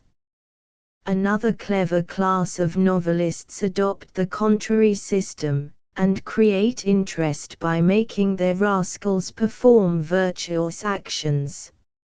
Against these popular plans we here solemnly appeal. We say, let your rogues in novels act like rogues, and your honest men like honest men. Don't let us have any juggling and thimble-rigging with virtue and vice, so that, at the end of 3 volumes, the bewildered reader shall not know which is which. Don't let us find ourselves kindling at the generous qualities of thieves, and sympathizing with the rascalities of noble hearts. For our own part, we know what the public likes, and have chosen rogues for our characters, and have taken a story from the Newgate Calendar which we hope to follow out to edification. Among the rogues, at least, we will have nothing that shall be mistaken for virtues. And if the British public, after calling for 3 or 4 editions, shall give up, not only our rascals, but the rascals of all other authors, we shall be content, we shall apply to government for a pension, and think that our duty is done. Chapter 2, in which are depicted the pleasures of a sentimental attachment. It will not be necessary, for the purpose of this history, to follow out very closely all the adventures which occurred to Mrs. Catherine from the period when she quitted the Bugle and became the captain's lady, for although it would be just as easy to show as not, that the young woman, by following the man of her heart, had only yielded to an innocent impulse, and by remaining with him for a certain period, had proved the depth and strength of her affection for him, although we might make very tender and eloquent apologies for the error of both parties, The reader might possibly be disgusted at such descriptions and such arguments, which, besides, are already done to his hand in the novel of Ernest Maltravers before mentioned. From the gentleman's manner towards Mrs. Catherine, and from his brilliant and immediate success, the reader will doubtless have concluded, in the first place, that Gustavus Adolphus had not a very violent affection for Mrs. Cat, in the second place, that he was a professional lady-killer, and therefore likely at some period to resume his profession, thirdly, and to conclude, that a connection so begun, must, in the nature of things, be likely to end speedily. And so, to do the Count justice, it would, if he had been allowed to follow his own inclination entirely, for, as many young gentlemen will, and yet no praise to them, in about a week he began to be indifferent, in a month to be weary, in 2 months to be angry, in 3 to proceed to blows and curses, and, in short, to repent most bitterly the hour when he had ever been induced to present Mrs. Catherine the toe of his boot, for the purpose of lifting her on to his horse. "Egord," said he to the corporal one day, when confiding his griefs to Mr. Brock, "I wish my toe had been cut off before ever it served as a ladder to this little vixen." "Or perhaps your honor would wish to kick her downstairs with it," delicately suggested Mr. Brock. "Kick her, why, the wench would hold so fast by the banisters that I could not kick her down, Mr. Brock. To tell you a bit of a secret, I have tried as much, not to kick her, no, not kick her, certainly, that's ungentlemanly, but to induce her to go back to that cursed pot-house where we fell in with her. I have given her many hints. Oh, yes, I saw your honor give her one yesterday, with a mug of beer. By the laws, as the ale run all down her face, and she clutched a knife to run at you, I don't think I ever saw such a she-devil.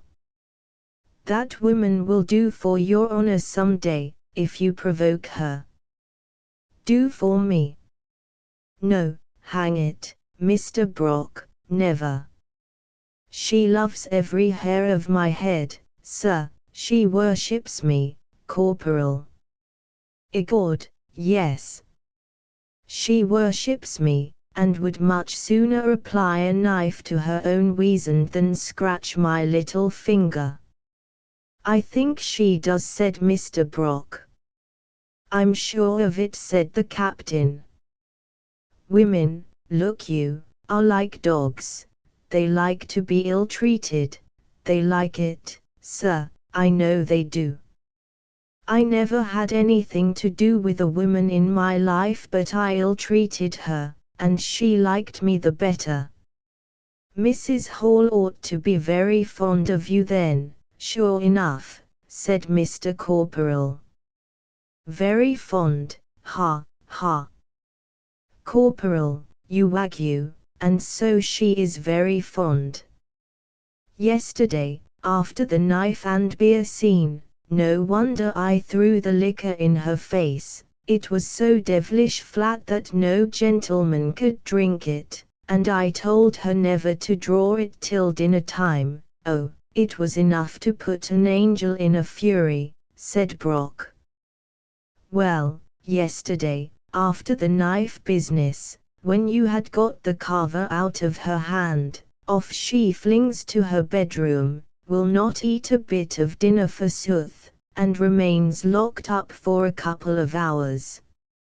At 2 o'clock afternoon, I was over a tankard, out comes the little she-devil, her face pale, her eyes bleared, and the tip of her nose as red as fire with sniffling and weeping.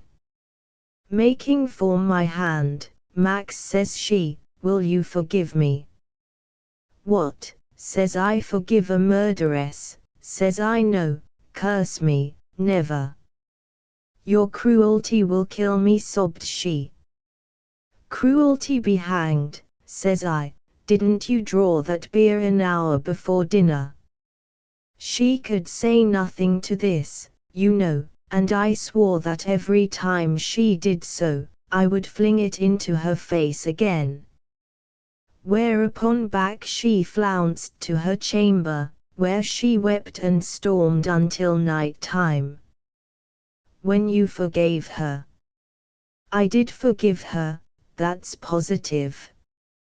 You see, I had supped at the Rose along with Tom Trippett and half a dozen pretty fellows, and I had eased a great fat-headed Warwickshire landjunker, what do ye call him, squire, of 40 pieces, and I'm devilish good-humoured when I've won, and so Cat and I made it up, but I've taught her never to bring me stale beer again, ha, ha.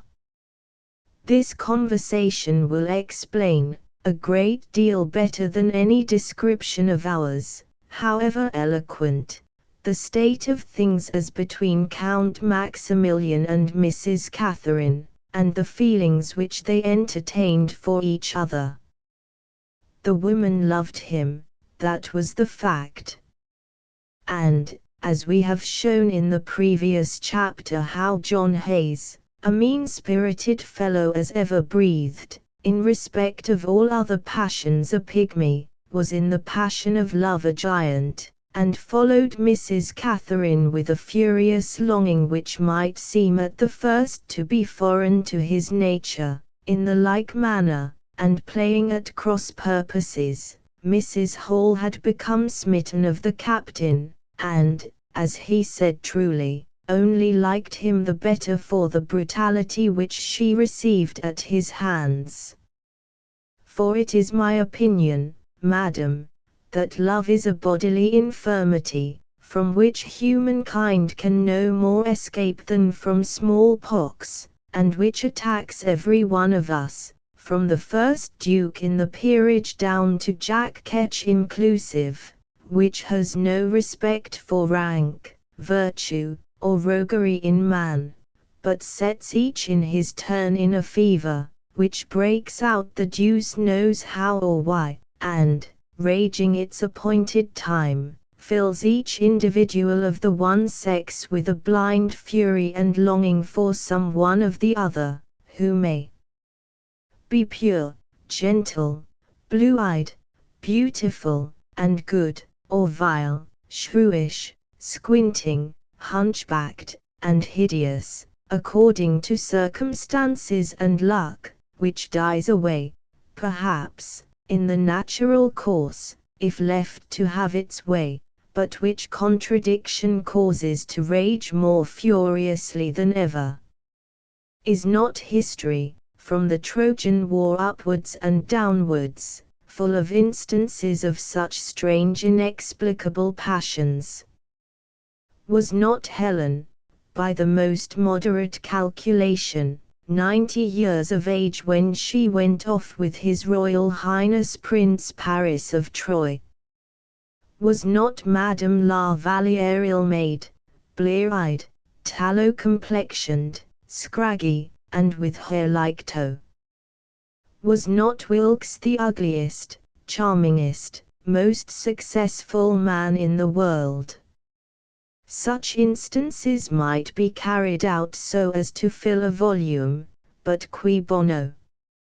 Love is fate, and not will, its origin not to be explained, its progress irresistible, and the best proof of this may be had at Bow Street any day, where if you ask any officer of the establishment how they take most thieves, he will tell you at the houses of the women.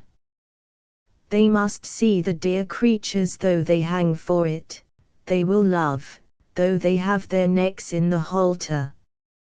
And with regard to the other position, that ill usage on the part of the man does not destroy the affection of the woman, have we not numberless police reports, showing how, when a bystander would beat a husband for beating his wife, man and wife fall together on the interloper and punish him for his meddling.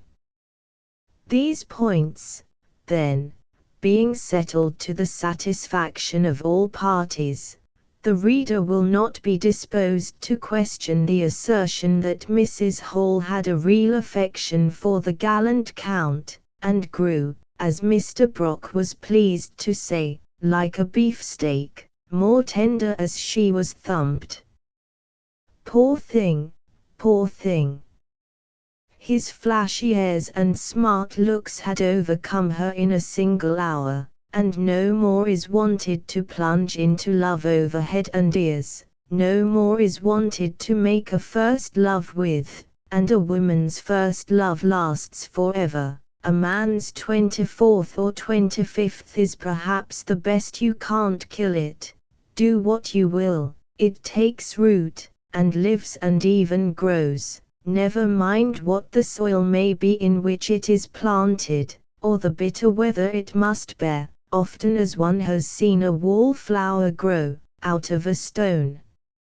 In the first weeks of their union, the Count had at least been liberal to her. She had a horse and fine clothes, and received abroad some of those flattering attentions which she held at such high price. He had, however, some ill luck at play, or had been forced to pay some bills, or had some other satisfactory reason for being poor, and his establishment was very speedily diminished. He argued that, as Mrs. Catherine had been accustomed to wait on others all her life, she might now wait upon herself and him, and when the incident of the beer arose, she had been for some time employed as the Count's housekeeper, with unlimited superintendence over his comfort, his cellar, his linen, and such matters as bachelors are delighted to make over to active female hands. To do the poor wretch justice, she actually kept the man's menage in the best order, nor was there any point of extravagance with which she could be charged, except a little extravagance of dress displayed on the very few occasions when he condescended to walk abroad with her, and extravagance of language and passion in the frequent quarrels they had together. Perhaps in such a connection as subsisted between this precious couple, these faults are inevitable on the part of the woman. She must be silly and vain, and will pretty surely therefore be fond of dress, and she must, disguise it as she will, be perpetually miserable and brooding over her fall, which will cause her to be violent and quarrelsome. Such, at least, was Mrs. Hall, and very early did the poor vain misguided wretch begin to reap what she had sown.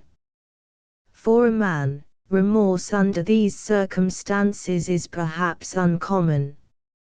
No stigma affixes on him for betraying a woman, no bitter pangs of mortified vanity, no insulting looks of superiority from his neighbor, and no sentence of contemptuous banishment is read against him. These all fall on the tempted, and not on the tempter, who is permitted to go free. The chief thing that a man learns after having successfully practiced on a woman is to despise the poor wretch whom he has won. The game, in fact, and the glory, such as it is all his, and the punishment alone falls upon her. Consider this, ladies, when charming young gentlemen come to woo you with soft speeches. You have nothing to win, except wretchedness, and scorn, and desertion. Consider this, and be thankful to your Solomons for telling it. It came to pass, then, that the Count had come to have a perfect contempt and indifference for Mrs. Hall, How should he not, for a young person who had given herself up to him so easily, and would have been quite glad of any opportunity of parting with her? But there was a certain lingering shame about the man, which prevented him from saying at once and abruptly, "Go," and the poor thing did not choose to take such hints as fell out in the course of their conversation and quarrels.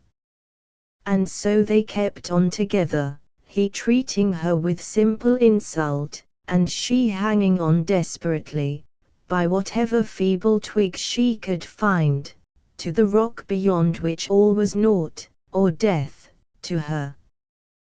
Well, after the night with Tom Trippett and the pretty fellows at the Rose, to which we have heard the Count allude in the conversation just recorded, fortune smiled on him a good deal, for the Warwickshire squire, who had lost 40 pieces on that occasion, insisted on having his revenge the night after, when, strange to say, 150 more found their way into the pouch of His Excellency the Count.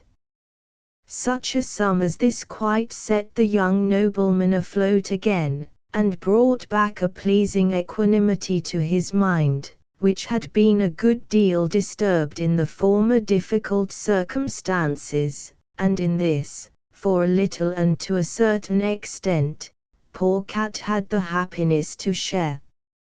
He did not alter the style of his establishment, which consisted, as before, of herself and a small person who acted as scourer, kitchen wench, and scullion, Mrs. Catherine always putting her hand to the principal pieces of the dinner, but he treated his mistress with tolerable good humour, or, to speak more correctly, with such bearable brutality as might be expected from a man like him to a woman in her condition.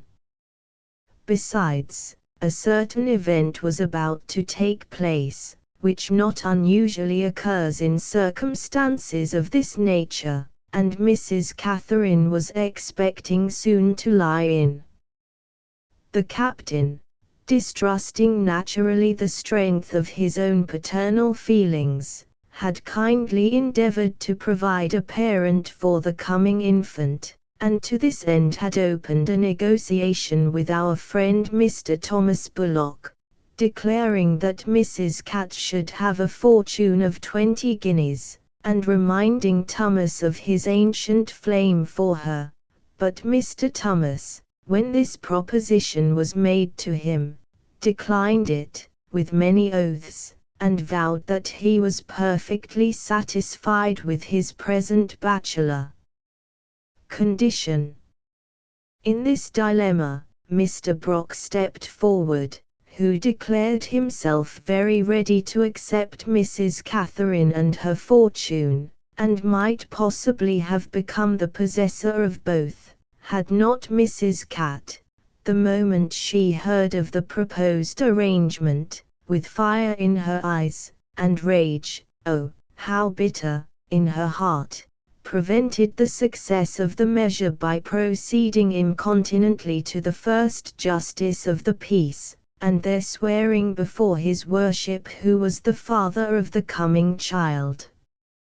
This proceeding, which she had expected would cause not a little indignation on the part of her lord and master, was received by him, strangely enough, with considerable good humour. He swore that the wench had served him a good trick, and was rather amused at the anger, the outbreak of fierce rage and contumely, and the wretched tears of heart-sick desperation, which followed her announcement of this step to him. For Mr. Brock, she repelled his offer with scorn and loathing, and treated the notion of a union with Mr. Bullock with yet fiercer contempt. Marry him indeed! A workhouse pauper carrying a brown bess! She would have died sooner, she said, or robbed on the highway. And so, to do her justice, she would, for the little minx was one of the vainest creatures in existence, and vanity, as I presume everybody knows, becomes the principal in certain women's hearts, their moral spectacles, their conscience, their meat and drink, their only rule of right and wrong. As for Mr. Thomas, he, as we have seen, was quite unfriendly to the proposition as she could be, and the corporal, with a good deal of comical gravity, vowed that, as he could not be satisfied in his dearest wishes, he would take to drinking for a consolation, which he straightway did. "Come, Thomas," said he to Mr. Bullock, "since we can't have the girl of our hearts, why, hang it, Thomas, let's drink her health." To which Bullock had no objection. And so strongly did the disappointment weigh upon honest Corporal Brock, that even when, after unheard of quantities of beer, he could scarcely utter a word, he was seen absolutely to weep, and, in accents almost unintelligible, to curse his confounded ill luck at being deprived, not of a wife, but of a child. He wanted one so, he said, to comfort him in his old age. The time of Mrs. Catherine's couch drew near, arrived, and was gone through safely.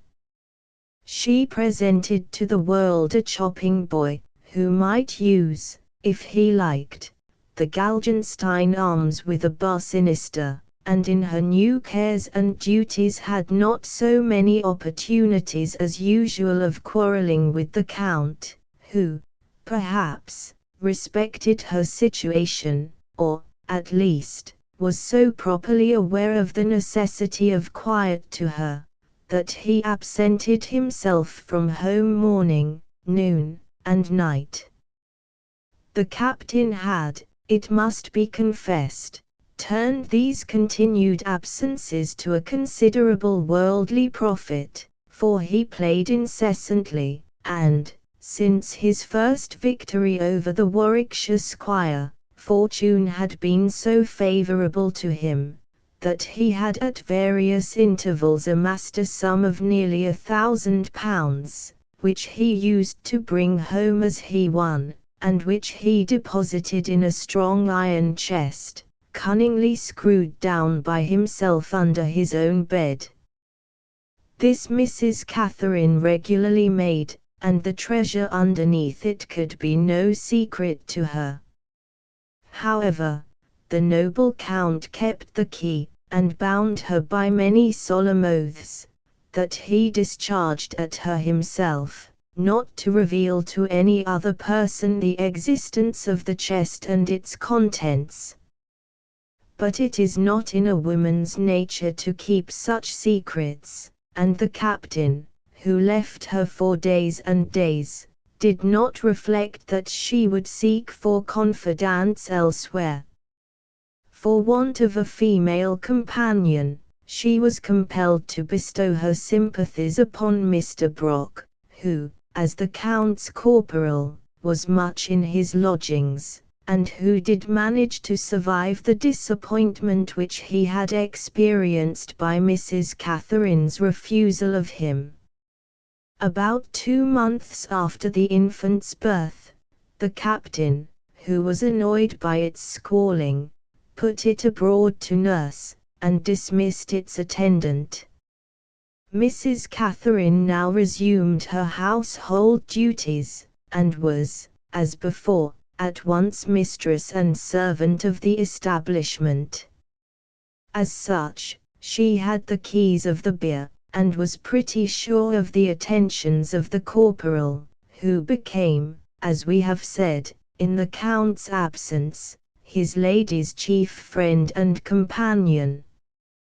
After the manner of ladies, she very speedily confided to him all her domestic secrets, the causes of her former discontent, the Count's ill treatment of her, the wicked names he called her, the prices that all her gowns had cost her, how he beat her, how much money he won and lost at play, how she had once pawned a coat for him, how he had 4 new ones, laced, and paid for, what was the best way of cleaning and keeping gold lace, of making cherry brandy, pickling salmon, etc., etc.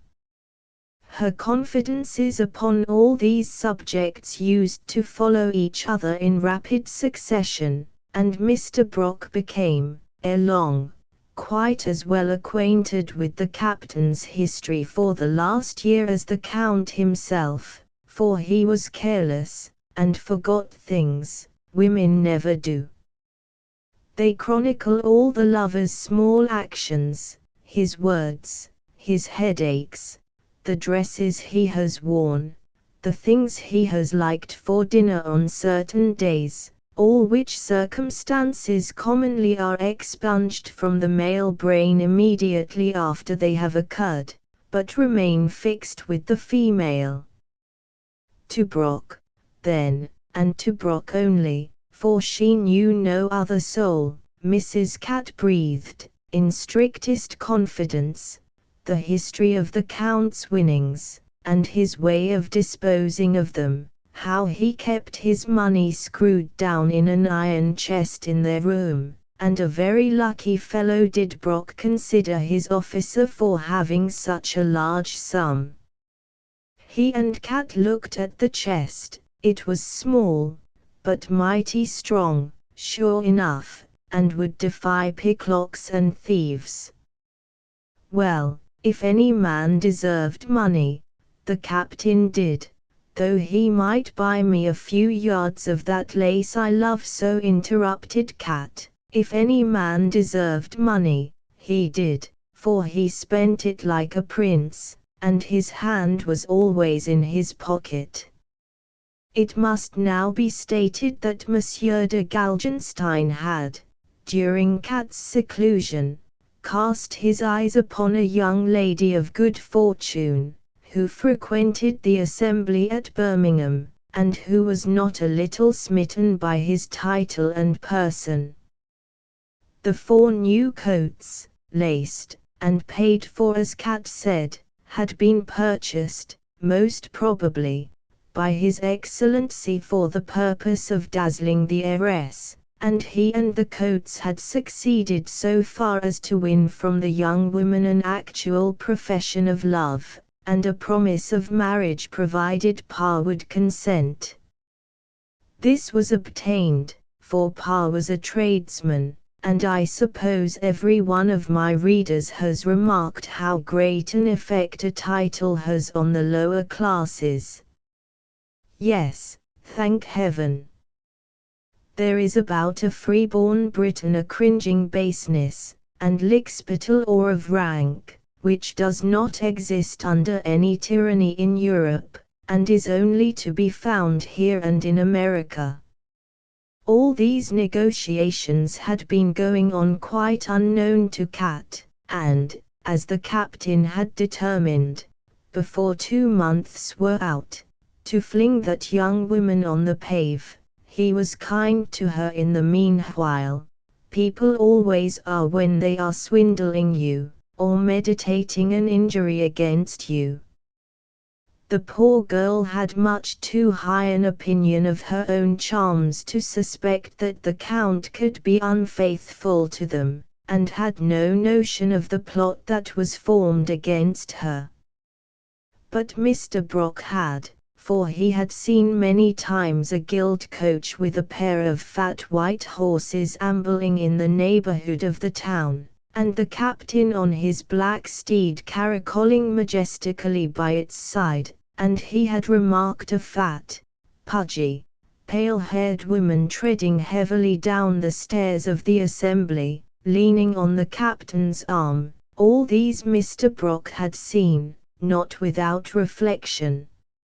Indeed, the Count one day, in great good humor, had slapped him on the shoulder and told him that he was about speedily to purchase a regiment, when, by his great gods, Mr. Brock should have a pair of colours. Perhaps this promise occasioned his silence to Mrs. Catherine hitherto, perhaps he never would have peached at all, and perhaps, therefore, this history would never have been written, but for a small circumstance which occurred at this period. "What can you want with that drunken old corporal always about your quarters?" said Mr. Truppett to the Count one day, as they sat over their wine, in the midst of a merry company, at the captain's rooms. "What?" said he. "Old Brock. The old thief has been more useful to me than many a better man. He is as brave in a row as a lion, as cunning in intrigue as a fox. He can nose a dun at an inconceivable distance, and scent out a pretty woman be she behind ever so many stone walls. If a gentleman wants a good rascal now, I can recommend him. I am going to reform, you know, and must turn him out of my service. And pretty Mrs. Cat. Oh, curse pretty Mrs. Cat, she may go too. And the brat. Why, you have parishes, and what not, here in England. Egod! If a gentleman were called upon to keep all his children, there would be no living, no, stap my vitals. Croesus couldn't stand it. No, indeed, said Mr. Truppett, you are right, and when a gentleman marries, he is bound in honour to give up such low connections as are useful when he is a bachelor.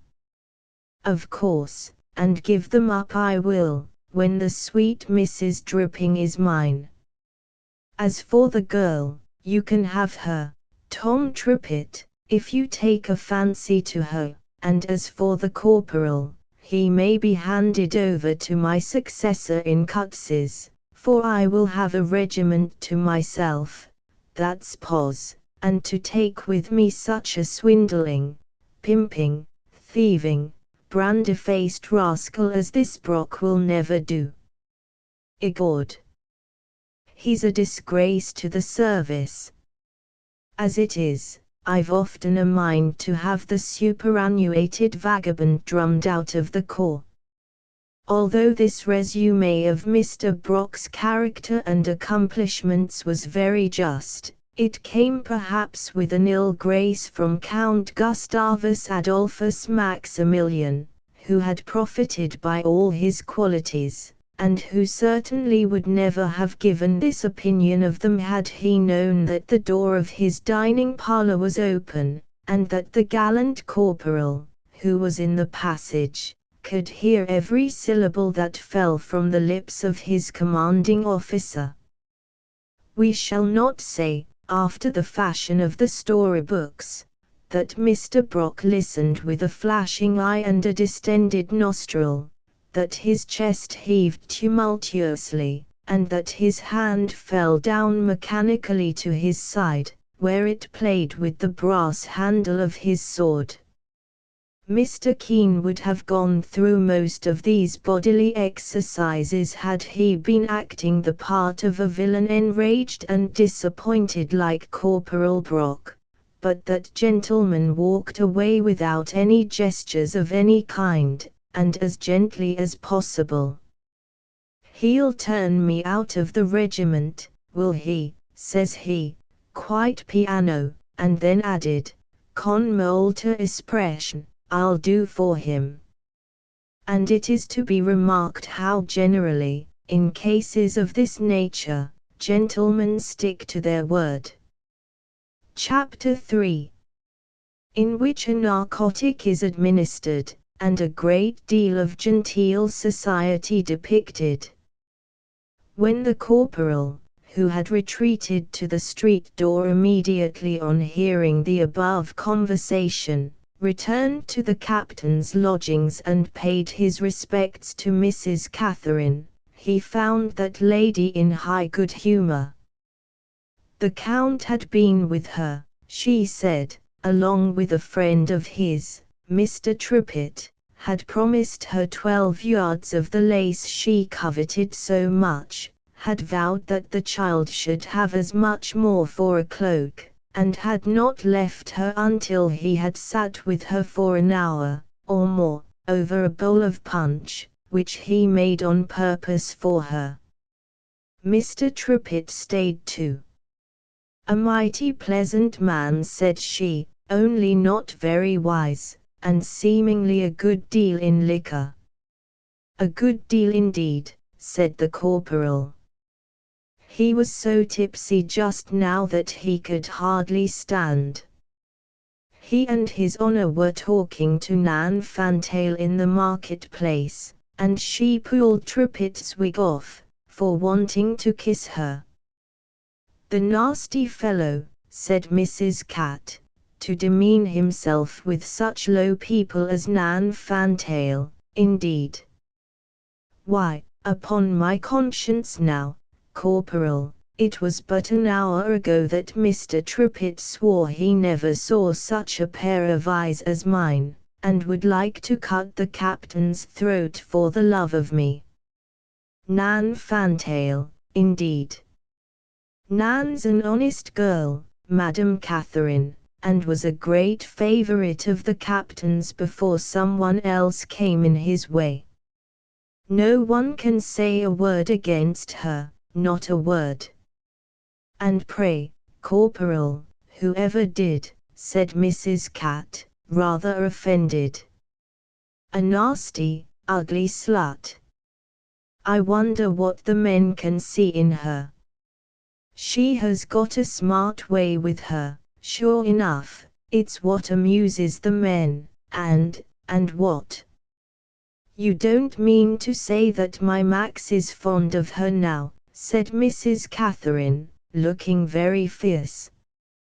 Oh, no, not at all, not of her, that is, not of her, screamed she. Of whom, then? Oh, pshaw, nonsense. Of you, my dear, to be sure, who else should he care for? And, besides, what business is it of mine? And herewith the corporal began whistling, as if he would have no more of the conversation. But Mrs. Cat was not to be satisfied, not she, and carried on her cross questions. Why, look you, said the corporal, after parrying many of these, why, look you, I'm an old fool, Catherine, and I must blab. That man has been the best friend I ever had, and so I was quiet, but I can't keep it in any longer, no, hang me if I can. It's my belief he's acting like a rascal by you, he deceives you, Catherine, he's a scoundrel, Mrs. Hall, that's the truth on't. Catherine prayed him to tell all he knew, and he resumed. He wants you off his hands, he's sick of you, and so brought here that fool Tom Trippett, who has taken a fancy to you. He has not the courage to turn you out of doors like a man, though indoors he can treat you like a beast. But I'll tell you what he'll do. In a month he will go to Coventry, or pretend to go there, on recruiting business. No such thing, Mrs. Hall, he's going on marriage business, and he'll leave you without a farthing, to starve or to rot, for him. It's all arranged, I tell you, in a month, you are to be starved into becoming Tom Trippett's mistress, and his Honour is to marry rich Miss Dripping, the £20,000 from London, and to purchase a regiment, and to get old Brock drummed out of Cutses too, said the corporal, under his breath. But he might have spoken out, if he chose, for the poor young woman had sunk on the ground in a real honest fit. I thought I should give it her, said Mr. Brock as he procured a glass of water, and, lifting her onto a sofa, sprinkled the same over her. Hang it, how pretty she is! When Mrs. Catherine came to herself again, Brock's tone with her was kind, and almost feeling. Nor did the poor wench herself indulge in any subsequent shiverings and hysterics, such as usually follow the fainting fits of persons of higher degree. She pressed him for further explanations, which he gave, and to which she listened with a great deal of calmness, nor did many tears, sobs, sighs, or exclamations of sorrow or anger escape from her, only when the corporal was taking his leave, and said to her point blank, "Well, Mrs. Catherine, and what do you intend to do?" She did not reply a word, but gave a look which made him exclaim, on leaving the room, "By heavens, the woman means murder! I would not be the Holofernes to lie by the side of such a Judith as that, not I." And he went his way, immersed in deep thought. When the captain returned at night, she did not speak to him, and when he swore at her for being sulky, she only said she had a headache, and was dreadfully ill, with which excuse Gustavus Adolphus seemed satisfied, and left her to herself. He saw her the next morning for a moment. He was going a-shooting.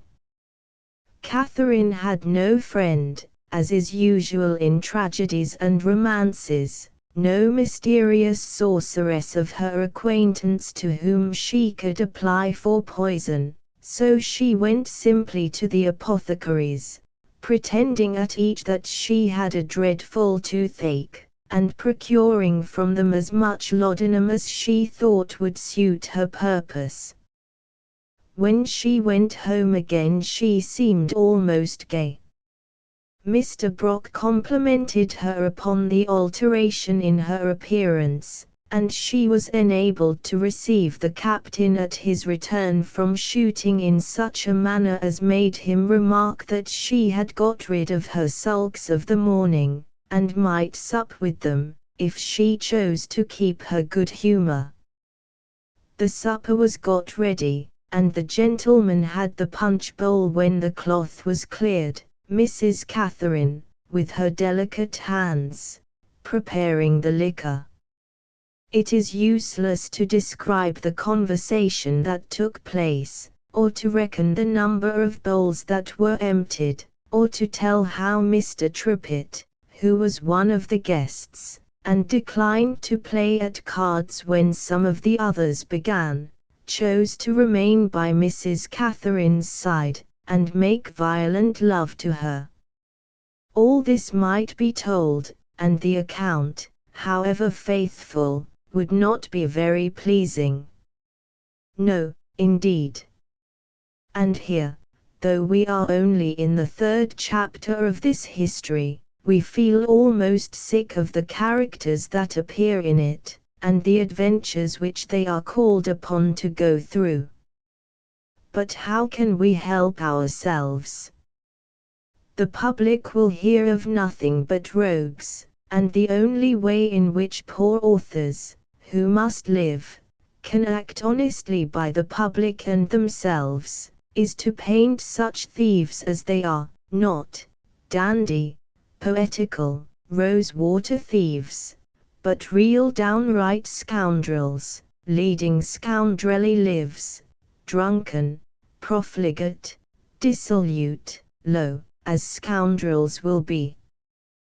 They don't quote Plato, like Eugene Aram, or live like gentlemen, and sing the pleasantest ballads in the world, like jolly Dick Turpin, or prate eternally about to Colon, like that precious Canting Maltravers, whom we all of us have read about and pitied, or die whitewashed saints, like poor Bistadzi in Oliver Twist. No, my dear madam, you and your daughters have no right to admire and sympathize with any such persons, fictitious or real. You ought to be made cordially to detest, scorn, loathe, abhor, and abominate all people of this kidney. Men of genius like those whose works we have above alluded to, have no business to make these characters interesting or agreeable, to be feeding your morbid fancies, or indulging their own, with such monstrous food. For our parts, young ladies, we beg you to bottle up your tears, and not waste a single drop of them on any one of the heroes or heroines in this history.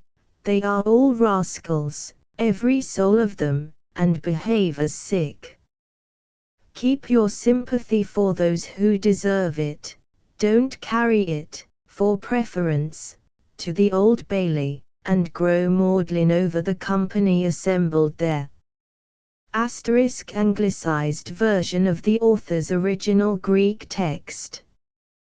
Just, then, have the kindness to fancy that the conversation which took place over the bowls of punch which Mrs. Catherine prepared, was such as might be expected to take place where the host was a dissolute, daredevil, libertine captain of dragoons, the guests for the most part of the same class, and the hostess a young woman originally from a country alehouse, and for the present mistress to the entertainer of the society. They talked, and they drank, and they grew tipsy, and very little worth hearing occurred during the course of the whole evening. Mr. Brock officiated, half as the servant, half as the companion of the society. Mr. Thomas Trippitt made violent love to Mrs. Catherine, while her lord and master was playing at dice with the other gentlemen, and on this night, strange to say, the captain's fortune seemed to desert him. The Warwickshire squire, from whom he had won so much, had an amazing run of good luck. The captain called perpetually for more drink, and higher stakes, and lost almost every throw. 300, 400, 600, all his winnings of the previous months were swallowed up in the course of a few hours. The corporal looked on, and, to do him justice, seemed very grave as, sum by sum, the squire scored down the count's losses on the paper before him. Most of the company had taken their hats and staggered off.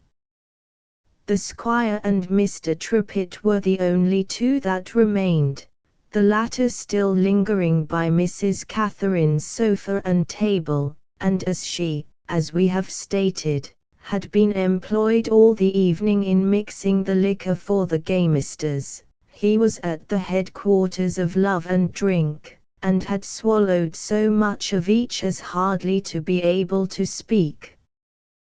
The dice went rattling on, the candles were burning dim, with great long wicks.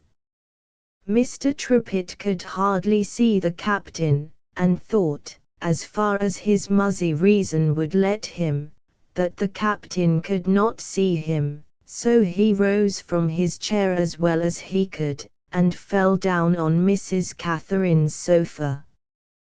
His eyes were fixed, his face was pale, his jaw hung down, and he flung out his arms and said, in a maudlin voice, "Oh, you be our otifile Catherine, I must have a kiss."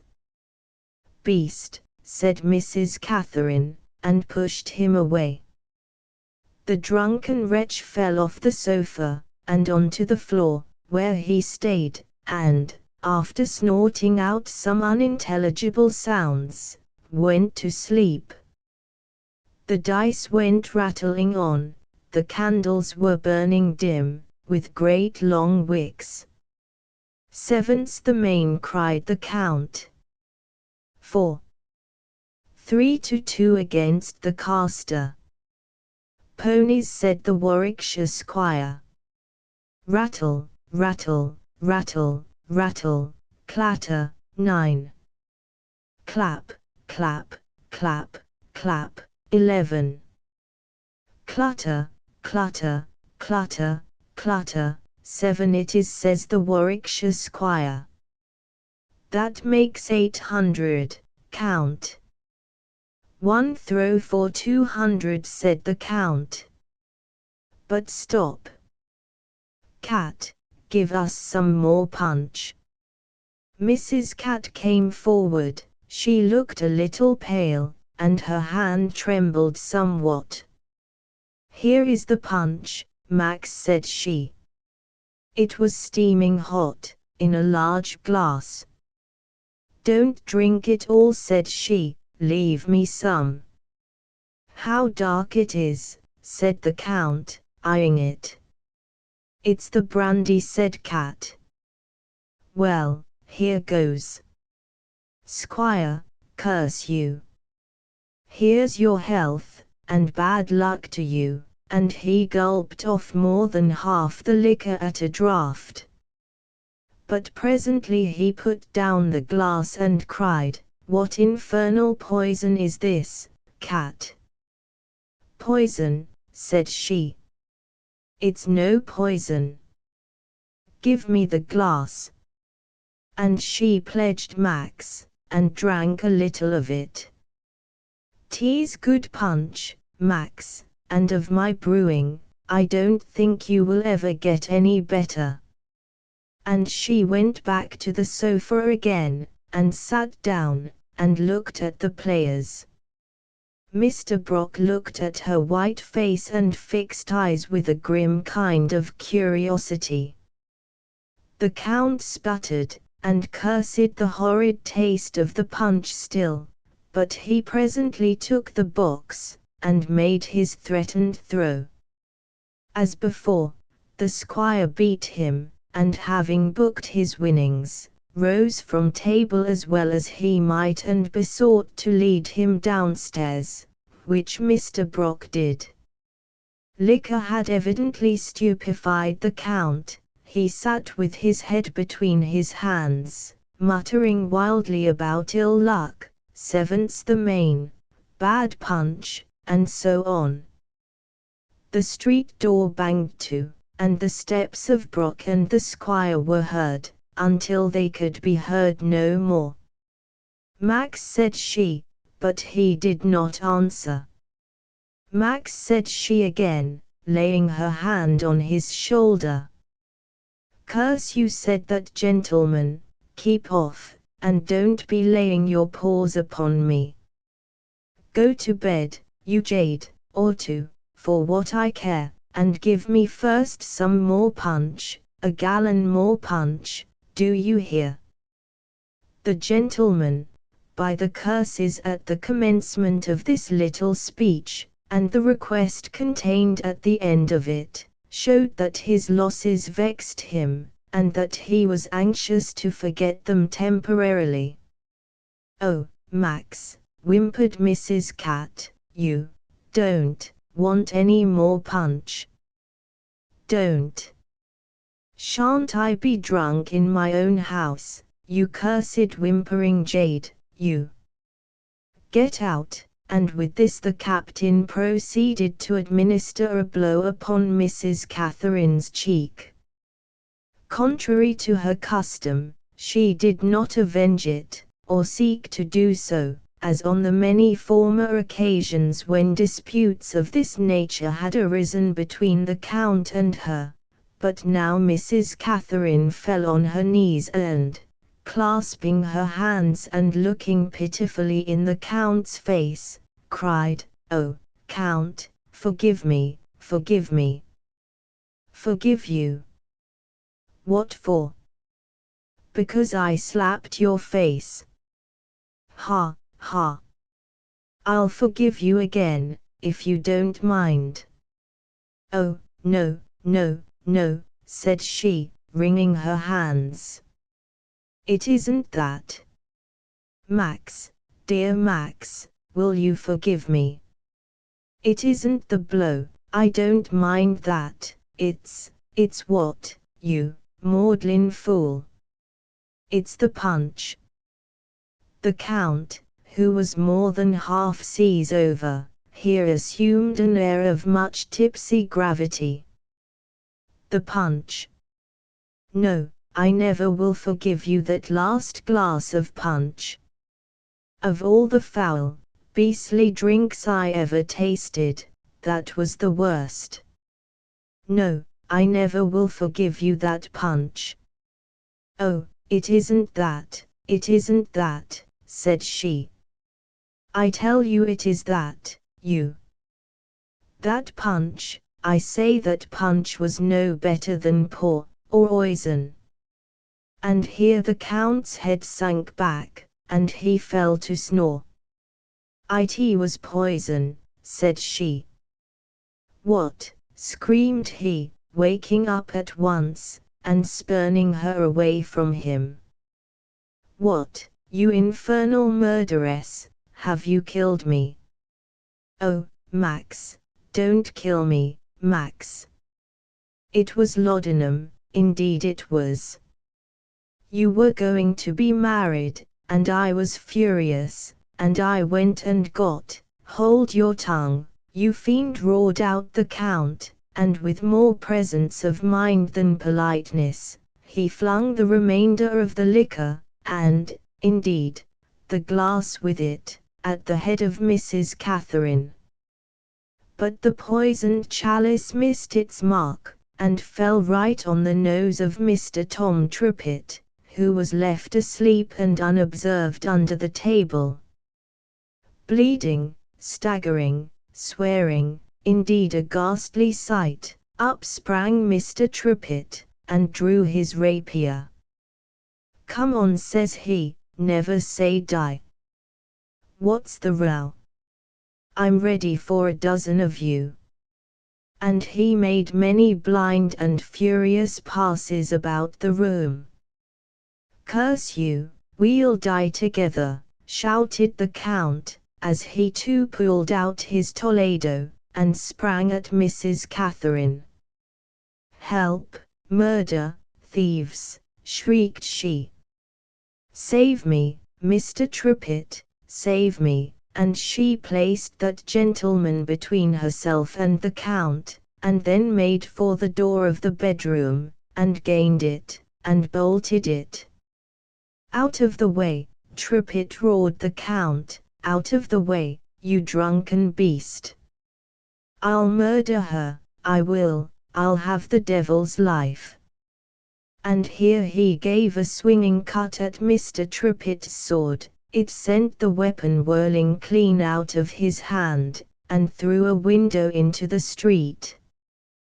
Take my life, then said Mr. Trippett, I'm drunk, but I'm a man, and, damn, will never say die.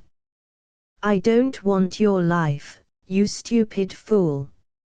Hark you, Trippett, wake and be sober, if you can.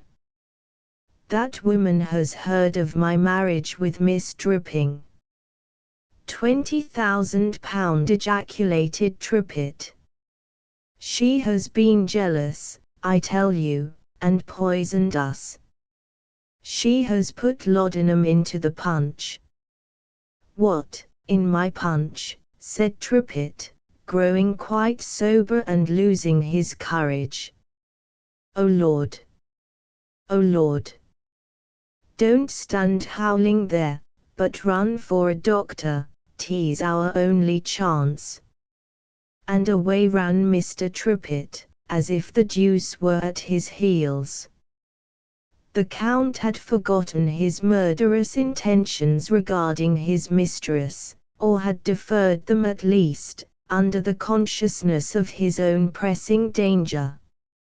And it must be said, in the praise of a man who had fought for and against Marlborough and Tallard, that his courage in this trying and novel predicament never for a moment deserted him, but that he showed the greatest daring, as well as ingenuity, in meeting and averting the danger.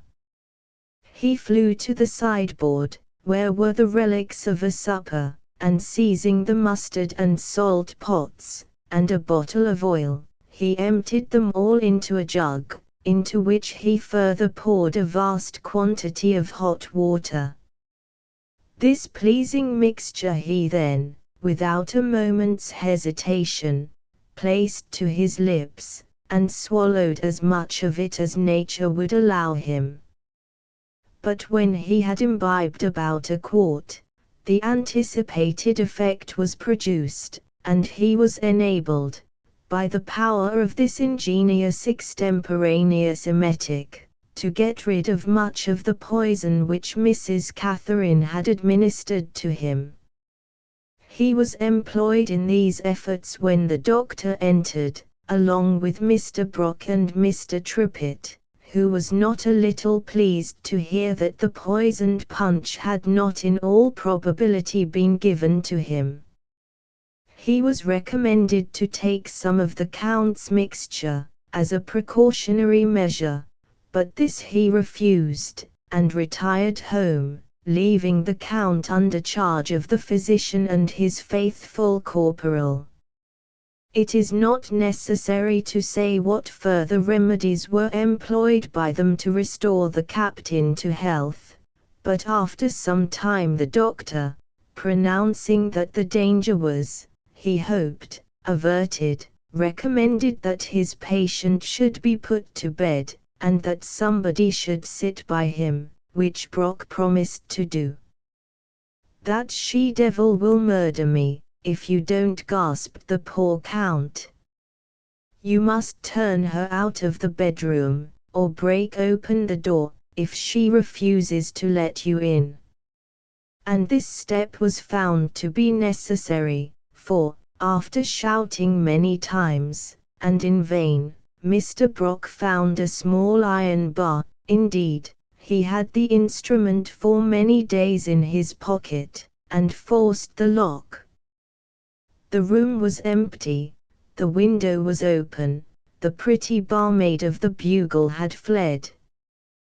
"The chest," said the Count, "is the chest safe?" The corporal flew to the bed, under which it was screwed, and looked, and said, "It is safe, thank heaven." The window was closed. The captain, who was too weak to stand without help, was undressed and put to bed. The corporal sat down by his side, slumber stole over the eyes of the patient, and his wakeful nurse marked with satisfaction the progress of the beneficent restorer of health. When the captain awoke, as he did some time afterwards, he found, very much to his surprise, that a gag had been placed in his mouth, and that the corporal was in the act of wheeling his bed to another part of the room. He attempted to move, and gave utterance to such unintelligible sounds as could issue through a silk handkerchief. "If your honour stirs or cries out in the least, I will cut your honour's throat," said the corporal. And then, having recourse to his iron bar, the reader will now see why he was provided with such an implement, for he had been meditating this coup for some days. He proceeded first to attempt to burst the lock of the little iron chest in which the Count kept his treasure, and, failing in this, to unscrew it from the ground, which operation he performed satisfactorily. "You see, Count," said he, calmly, "when rogues fall out there's the dues to pay. You'll have me drummed out of the regiment, will you? I'm going to leave it of my own accord, look you, and to live like a gentleman for the rest of my days. Schlafen Sie wohl, noble captain, bon repos. The squire will be with you pretty early in the morning, to ask for the money you owe him." With these sarcastic observations Mr. Brock departed, not by the window, as Mrs. Catherine had done, but by the door, quietly, and so into the street. And when, the next morning, the doctor came to visit his patient, he brought with him a story how, at the dead of night, Mr. Brock had roused the ostler at the stables where the captain's horses were kept, had told him that Mrs. Catherine had poisoned the Count, and had run off with £1,000, and how he and all lovers of justice ought to scour the country in pursuit of the criminal. For this end Mr. Brock mounted the Count's best horse, that very animal on which he had carried away Mrs. Catherine, and thus, on a single night, Count Maximilian had lost his mistress, his money, his horse, his corporal, and was very near losing his life. Chapter 4, in which Mrs. Catherine becomes an honest woman again. In this woeful plight, moneyless, wifeless, horseless, corporalless, with a gag in his mouth and a rope round his body, are we compelled to leave the gallant Galgenstein, until his friends and the progress of this history shall deliver him from his durance. Mr. Brock's adventures on the captain's horse must likewise be pretermitted, for it is our business to follow Mrs. Catherine through the window by which she made her escape, and among the various chances that befell her. She had one cause to congratulate herself, that she had not her baby at her back, for the infant was safely housed under the care of a nurse, to whom the captain was answerable.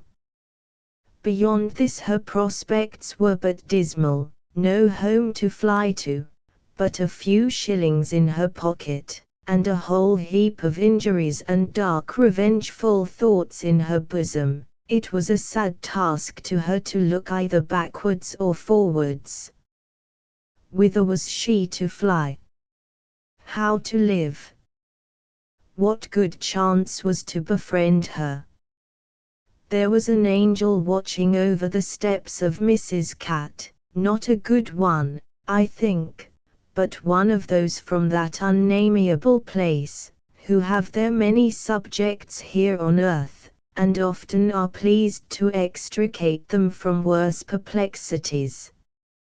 Mrs. Cat, now, had not committed murder, but as bad as murder, and as she felt not the smallest repentance in her heart, as she had, in the course of her life and connection with the captain, performed and gloried in a number of wicked coquetries, idlenesses, vanities, lies, fits of anger, slanders, foul abuses, and what not. She was fairly bound over to this dark angel whom we have alluded to, and he dealt with her, and aided her, as one of his own children.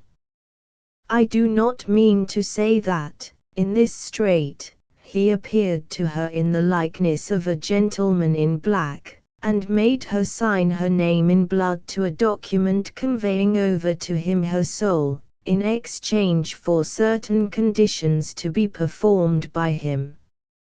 Such diabolical bargains have always appeared to me unworthy of the astute personage who is supposed to be one of the parties to them, and who would scarcely be fool enough to pay dearly for that which he can have in a few years for nothing. It is not, then, to be supposed that a demon of darkness appeared to Mrs. Cat, and led her into a flaming chariot harnessed by dragons, and careering through air at the rate of 1,000 leagues a minute. No such thing. The vehicle that was sent to aid her was one of a much more vulgar description. The Liverpool caravan then, which in the year 1706 used to perform the journey between London and that place in 10 days, left Birmingham about an hour after Mrs. Catherine had quitted that town, and as she sat weeping on a hillside, and plunged in bitter meditation, the lumbering, jingling vehicle overtook her. The coachman was marching by the side of his horses, and encouraging them to maintain their pace of 2 miles an hour. The passengers had some of them left the vehicle, in order to walk up the hill, and the carriage had arrived at the top of it, and, meditating a brisk trot down the declivity, waited there until the lagging passengers should arrive, when Jehu, casting a good-natured glance upon Mrs. Catherine, asked the pretty maid whence she was come, and whether she would like a ride in his carriage. To the latter of which questions Mrs. Catherine replied truly yes. To the former, her answer was that she had come from Stratford, whereas, as we very well know, she had lately quitted Birmingham. "Hast thee seen a woman pass this way, on a black horse, with a large bag of gold over the saddle?" said Jehu, preparing to mount upon the roof of his coach. "No, indeed," said Mrs. Cat. "Nor a trooper on another horse after her?" "No." "Well, there be a mortal road down Birmingham way about sic a one. She have killed, they say, 9 gentlemen at supper, and have strangled a German prince in bed. She have robbed him of 20,000 guineas, and have rode away on a black horse." "That can't be I," said Mrs. Cat, naively, "for I have but 3 shillings and a groat." "No, it can't be thee, truly, for where's your bag of gold, and, besides, thee'st got too pretty a face to do such wicked things as to kill 9 gentlemen and strangle a German prince." "Law, coachman," said Mrs. Cat, blushing archly, "law, coachman, do you think so?" The girl would have been pleased with a compliment even on her way to be hanged, and the parley ended by Mrs. Catherine stepping into the carriage, where there was room for 8 people at least, and where 2 or 3 individuals had already taken their places. For these Mrs. Catherine had in the first place to make a story, which she did, and a very glib one for a person of her years and education. Being asked whither she was bound, and how she came to be alone of a morning sitting by a roadside, she invented a neat history suitable to the occasion, which elicited much interest from her fellow passengers. One in particular, a young man, who had caught a glimpse of her face under her hood, was very tender in his attentions to her. But whether it was that she had been too much fatigued by the occurrences of the past day and sleepless night, or whether the little laudanum which she had drunk a few hours previously now began to act upon her, certain it is that Mrs. Cat now suddenly grew sick, feverish, and extraordinarily sleepy, and in this state she continued for many hours, to the pity of all her fellow travellers. At length the caravan reached the inn, where horses and passengers were accustomed to rest for a few hours, and to dine, and Mrs. Catherine was somewhat awakened by the stir of the passengers, and the friendly voice of the inn servant welcoming them to dinner. The gentleman who had been smitten by her beauty now urged her very politely to descend, which, taking the protection of his arm, she accordingly did. He made some very gallant speeches to her as she stepped out, and she must have been very much occupied by them, or wrapped up in her own thoughts, or stupefied by sleep, fever, and opium, for she did not take any heed of the place into which she was going, which, had she done, she would probably have preferred remaining in the coach, dinnerless and ill. Indeed, the inn into which she was about to make her entrance was no other than the Bugle from which she set forth at the commencement of this history, and which then, as now, was kept by her relative, the thrifty Mrs. Score. That good landlady, seeing a lady, in a smart hood and cloak, leaning, as if faint, upon the arm of a gentleman of good appearance, concluded them to be man and wife, and folks of quality too, and with much discrimination, as well as sympathy, led them through the public kitchen to her own private parlor, or bar, where she handed the lady an armchair, and asked what she would like to drink. By this time, and indeed at the very moment she heard her aunt's voice, Mrs. Catherine was aware of her situation, and when her companion retired, and the landlady, with much officiousness, insisted on removing her hood, she was quite prepared for the screech of surprise which Mrs. Score gave on dropping it, exclaiming, "Why, Lor bless us, it's our Catherine!" "I'm very ill, and tired, aunt," said Cat, "and would give the world for a few hours' sleep."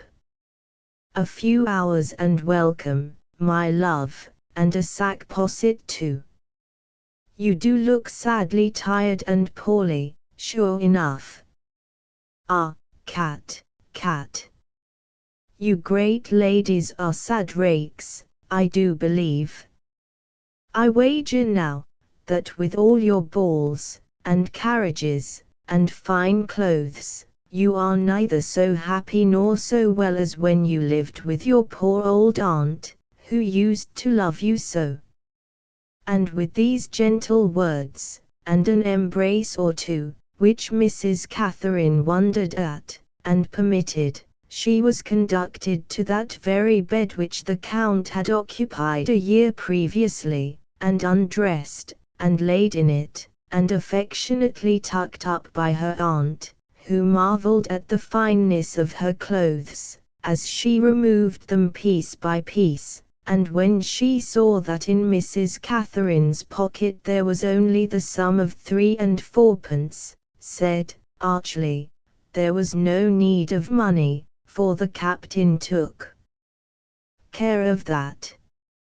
Mrs. Cat did not undeceive her, and deceived Mrs. Score certainly was, for she imagined the well-dressed gentleman who led Cat from the carriage was no other than the Count, and, as she had heard, from time to time, exaggerated reports of the splendor of the establishment which he kept up, she was induced to look upon her niece with the very highest respect, and to treat her as if she were a fine lady. "And so she is a fine lady," Mrs. Score had said months ago, when some of these flattering stories reached her, and she had overcome her first fury at Catherine's elopement. "The girl was very cruel to leave me, but we must recollect that she is as good as married to a nobleman, and must all forget and forgive, you know." This speech had been made to Dr. Dobbs, who was in the habit of taking a pipe and a tankard at the Bugle, and it had been roundly reprobated by the worthy divine, who told Mrs. Score, that the crime of Catherine was only the more heinous, if it had been committed from interested motives, and protested that, were she a princess, he would never speak to her again. Mrs. Score thought and pronounced the doctor's opinion to be very bigoted. Indeed, she was one of those persons who have a marvelous respect for prosperity, and a corresponding scorn for ill fortune. When, therefore, she returned to the public room, She went graciously to the gentleman who had led Mrs. Catherine from the carriage, and with a knowing curtsy welcomed him to the bugle, told him that his lady would not come to dinner, but bade her say, with her best love to his lordship, that the ride had fatigued her, and that she would lie in bed for an hour or two. This speech was received with much wonder by his lordship, who was, indeed, no other than a Liverpool tailor going to London to learn fashions, but he only smiled, and did not undeceive the landlady, who herself went off, smilingly, to bustle about dinner. The 2 or 3 hours allotted to that meal by the liberal coke-masters of those days passed away, and Mr. Coachman, declaring that his horses were now rested enough, and that they had 12 miles to ride, put the steeds to, and summoned the passengers. Mrs. Score, who had seen with much satisfaction that her niece was really ill, and her fever more violent, and hoped to have her for many days an inmate in her house, now came forward, and casting upon the Liverpool tailor a look of profound but respectful melancholy, said, "My lord, for I recollect your lordship quite well, the lady upstairs is so ill, that it would be a sin to move her. Had I not better tell coachman to take down your lordship's trunks, and the ladies, and make you a bed in the next room?"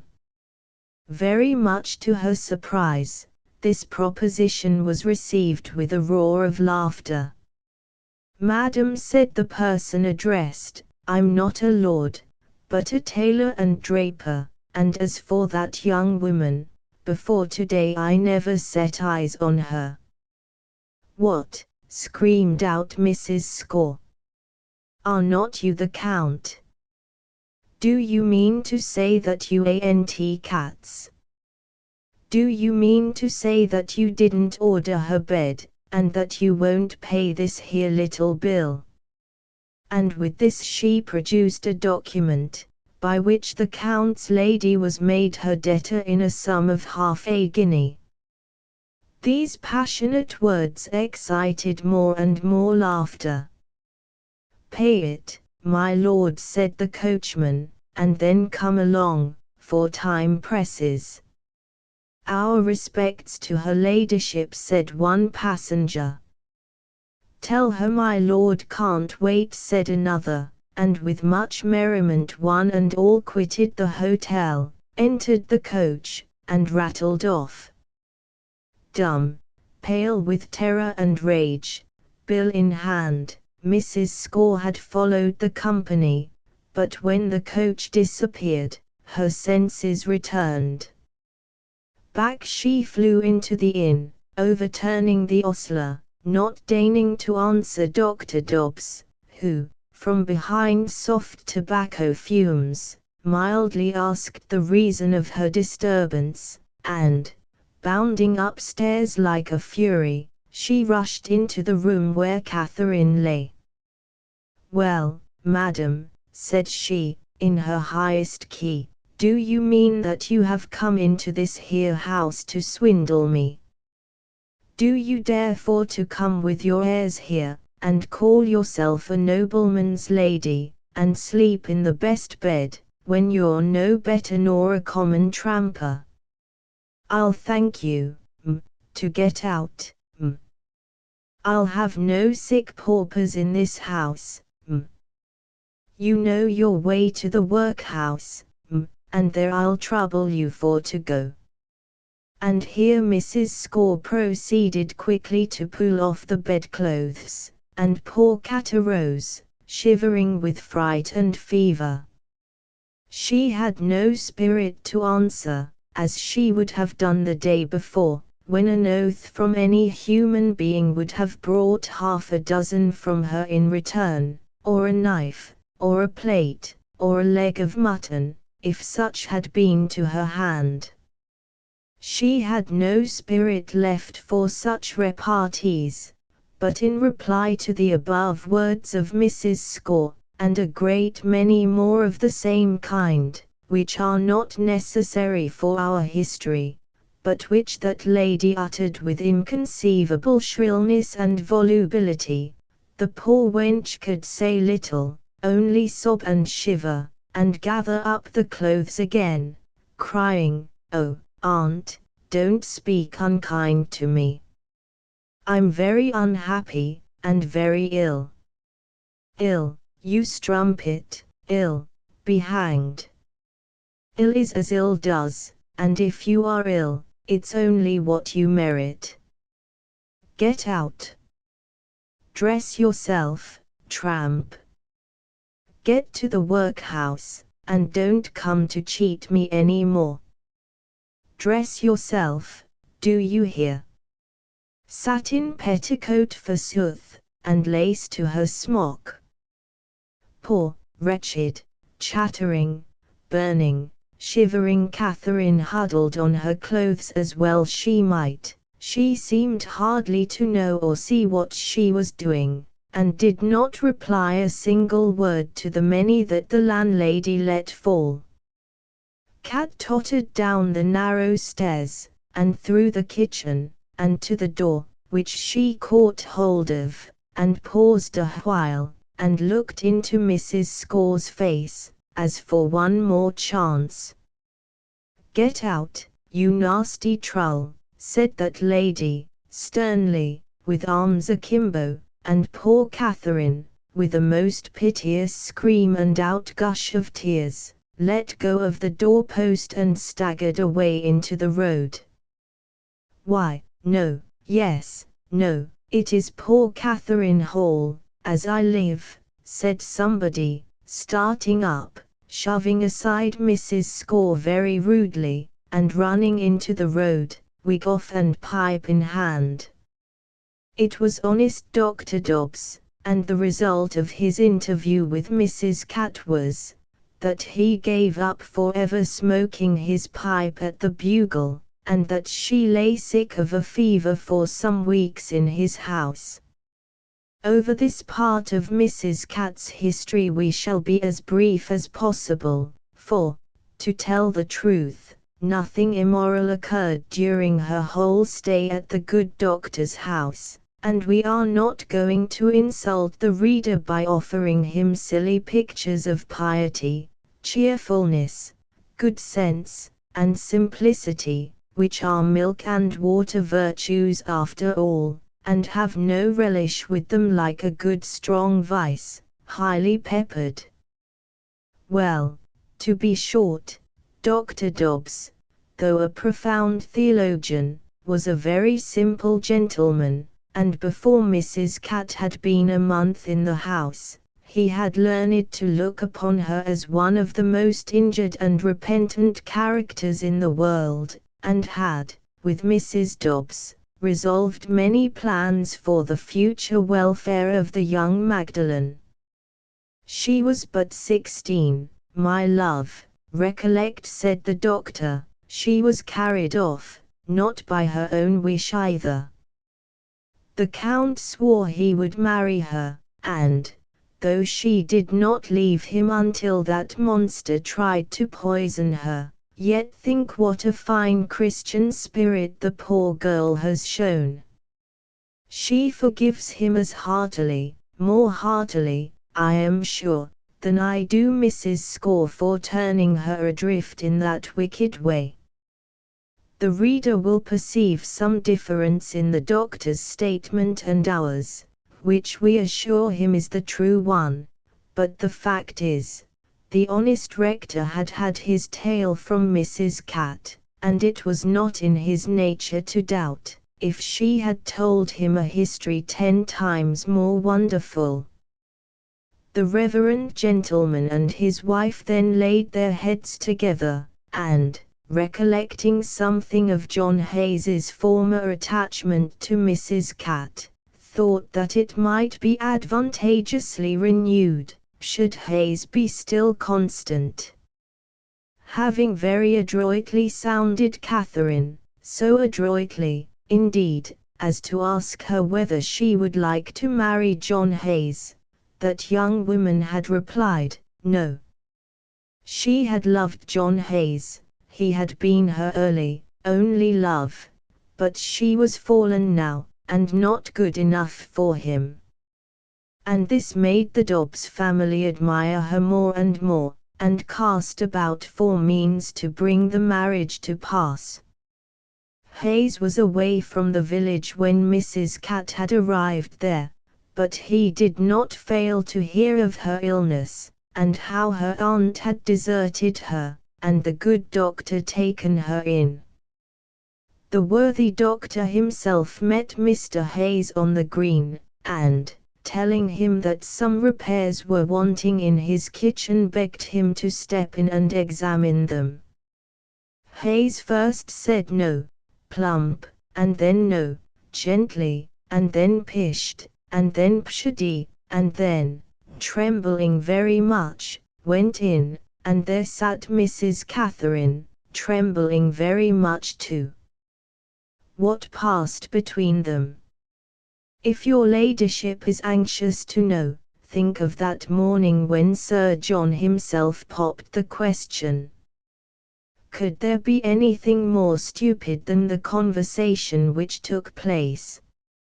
Such stuff is not worth repeating, no, not when uttered by people in the very genteelest of company. As for the amorous dialogue of a carpenter and an ex-barmaid, it is worse still. Suffice it to say, that Mr. Hayes, who had had a year to recover from his passion, and had, to all appearances, quelled it, was over head and ears again the very moment he saw Mrs. Catt, and had all his work to do again. Whether the doctor knew what was going on, I can't say, but this matter is certain, that every evening Hayes was now in the rectory kitchen, or else walking abroad with Mrs. Catherine, and whether she ran away with him, or he with her, I shall not make it my business to inquire, but certainly at the end of 3 months, which must be crowded up into this one little sentence, another elopement took place in the village. I should have prevented it, certainly, said Dr. Dobbs, whereat his wife smiled, but the young people kept the matter a secret from me. And so he would, had he known it, but though Mrs. Dobbs had made several attempts to acquaint him with the precise hour and method of the intended elopement, he peremptorily ordered her to hold her tongue. The fact is, that the matter had been discussed by the rector's lady many times. Young Hayes, would she say, has a pretty little fortune and trade of his own. He is an only son, and may marry as he likes, and, though not specially handsome, generous, or amiable, has an undeniable love for Cat, who, you know, must not be particular, and the sooner she marries him, I think, the better. They can't be married at our church, you know, and, well, said the doctor, if they are married elsewhere, I can't help it, and know nothing about it, look you. And upon this hint the elopement took place, which, indeed, was peaceably performed early one Sunday morning about a month after, Mrs. Hall getting behind Mr. Hayes on a pillion, and all the children of the parsonage giggling behind the window blinds to see the pair go off. During this month Mr. Hayes had caused the banns to be published at the town of Worcester, judging rightly that in a great town they would cause no such remark as in a solitary village, and thither he conducted his lady. O ill-starred John Hayes! Whither do the dark fates lead you?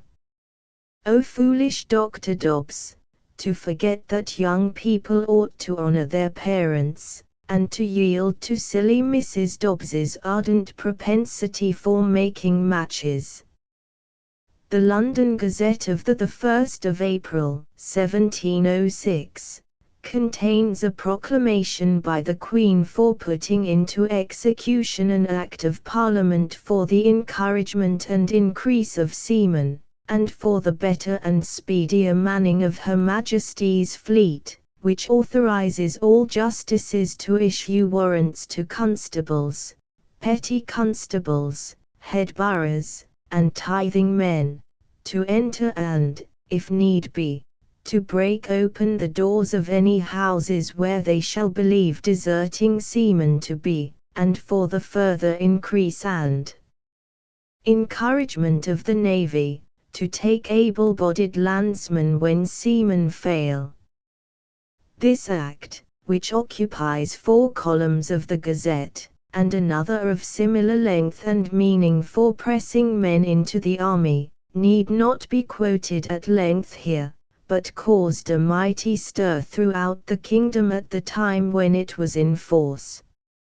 As one has seen or heard, after the march of a great army, a number of rogues and loose characters bring up the rear, in like manner, at the tail of a great measure of state, follow many roguish personal interests, which are protected by the main body.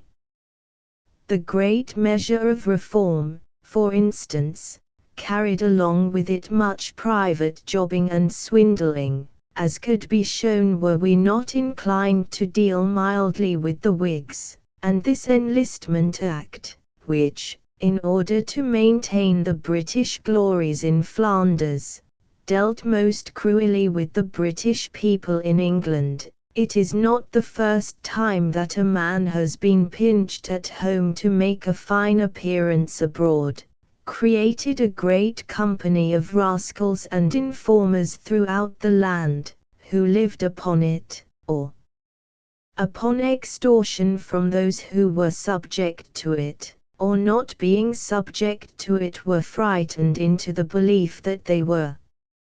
When Mr. Hayes and his lady had gone through the marriage ceremony at Worcester, the former, concluding that at such a place lodging and food might be procured at a cheaper rate, looked about carefully for the meanest public house in the town, where he might deposit his bride.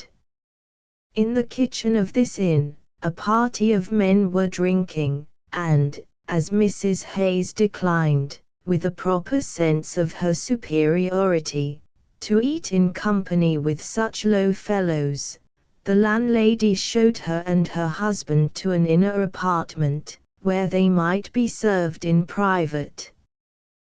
The kitchen party seemed, indeed, not such as a lady would choose to join. There was one huge lanky fellow, that looked like a soldier, and had a halberd. Another was habited in a sailor's costume, with a fascinating patch over one eye, and a third, who seemed the leader of the gang, was a stout man in a sailor's frock and a horseman's jack boots, whom one might fancy, if he were anything, to be a horse marine. Of one of these worthies, Mrs. Hayes thought she knew the figure and voice, and she found her conjectures were true, when, all of a sudden, 3 people, without with your leave or by your leave, burst into the room, into which she and her spouse had retired. At their head was no other than her old friend, Mr. Peter Brock. He had his sword drawn, and his finger to his lips, enjoining silence, as it were, to Mrs. Catherine. He with the patch on his eye seized incontinently on Mr. Hayes. The tall man with the halberd kept the door. 2 or 3 heroes supported the one-eyed man, who, with a loud voice, exclaimed, "Down with your arms, no resistance, you are my prisoner, in the Queen's name. And here, at this lock, we shall leave the whole company until the next chapter, which may possibly explain what they were." Chapter V contains Mr. Brock's autobiography, and other matters. "You don't sure believe these men," said Mrs. Hayes, as soon as the first alarm caused by the irruption of Mr. Brock and his companions had subsided. "These are no magistrate's men, it is but a trick to rob you of your money, John." "I will never give up a farthing of it," screamed Hayes. "Yonder fellow," continued Mrs. Catherine, "I know, for all his drawn sword and fierce looks. His name is Dashwood, madam, at your service," said Mr. Brock. "I am follower to Mr. Justice Gobble, of this town, Anti, Tim," said Mr. Brock to the tall halberdsman who was keeping the door. "Yes indeed," said Tim, archly, "we're all followers of His Honor Justice Gobble." "Certainly," said the one-eyed man. "Of course," cried the man in the nightcap. "I suppose, madam, you're satisfied now," continued Mr. Brock, alias Wood. "You can't deny the testimony of gentlemen like these, and our commission is to apprehend all able-bodied male persons who can give no good account of themselves, and enroll them in the service of Her Majesty. Look at this Mr. Hayes, who stood trembling in his shoes. Can there be a bolder, properer, straighter gentleman? We'll have him for a grenadier before the day's over. Take heart, John, don't be frightened." "Pshaw! I tell you I know the man," cried out Mrs. Hayes. "He is only here to extort money." "Oh, for that matter, I do think I recollect the lady. Let me see, where was it? At Birmingham, I think, at Birmingham, about the time when they tried to murder Count Gall." "Oh, sir," here cried Madam Hayes, dropping her voice at once from a tone of scorn to one of gentlest entreaty, "what is it you want with my husband? I know not, indeed, if ever I saw you before. For what do you seize him? How much will you take to release him, and let us go? Name the sum, he is rich, and rich, Catherine," cried Hayes. "Rich, oh heavens! Sir, I have nothing but my hands to support me. I am a poor carpenter, sir, working under my father. He can give 20 guineas to be free, I know he can," said Mrs. Cat. "I have but a guinea to carry me home," sighed out Hayes. "But you have 20 at home, John," said his wife. "Give these brave gentlemen a writing to your mother, and she will pay, and you will let us free then, gentlemen, won't you?" "When the money's paid, yes," said the leader, Mr. Brock. "Oh, in course," echoed the tall man with the halberd. "What's a thrifling dit in Tyne, my dear?" continued he, addressing Hayes. "We'll amuse you in your absence, and drink to the health of your pretty wife here." This promise, to do the halberdier justice, he fulfilled.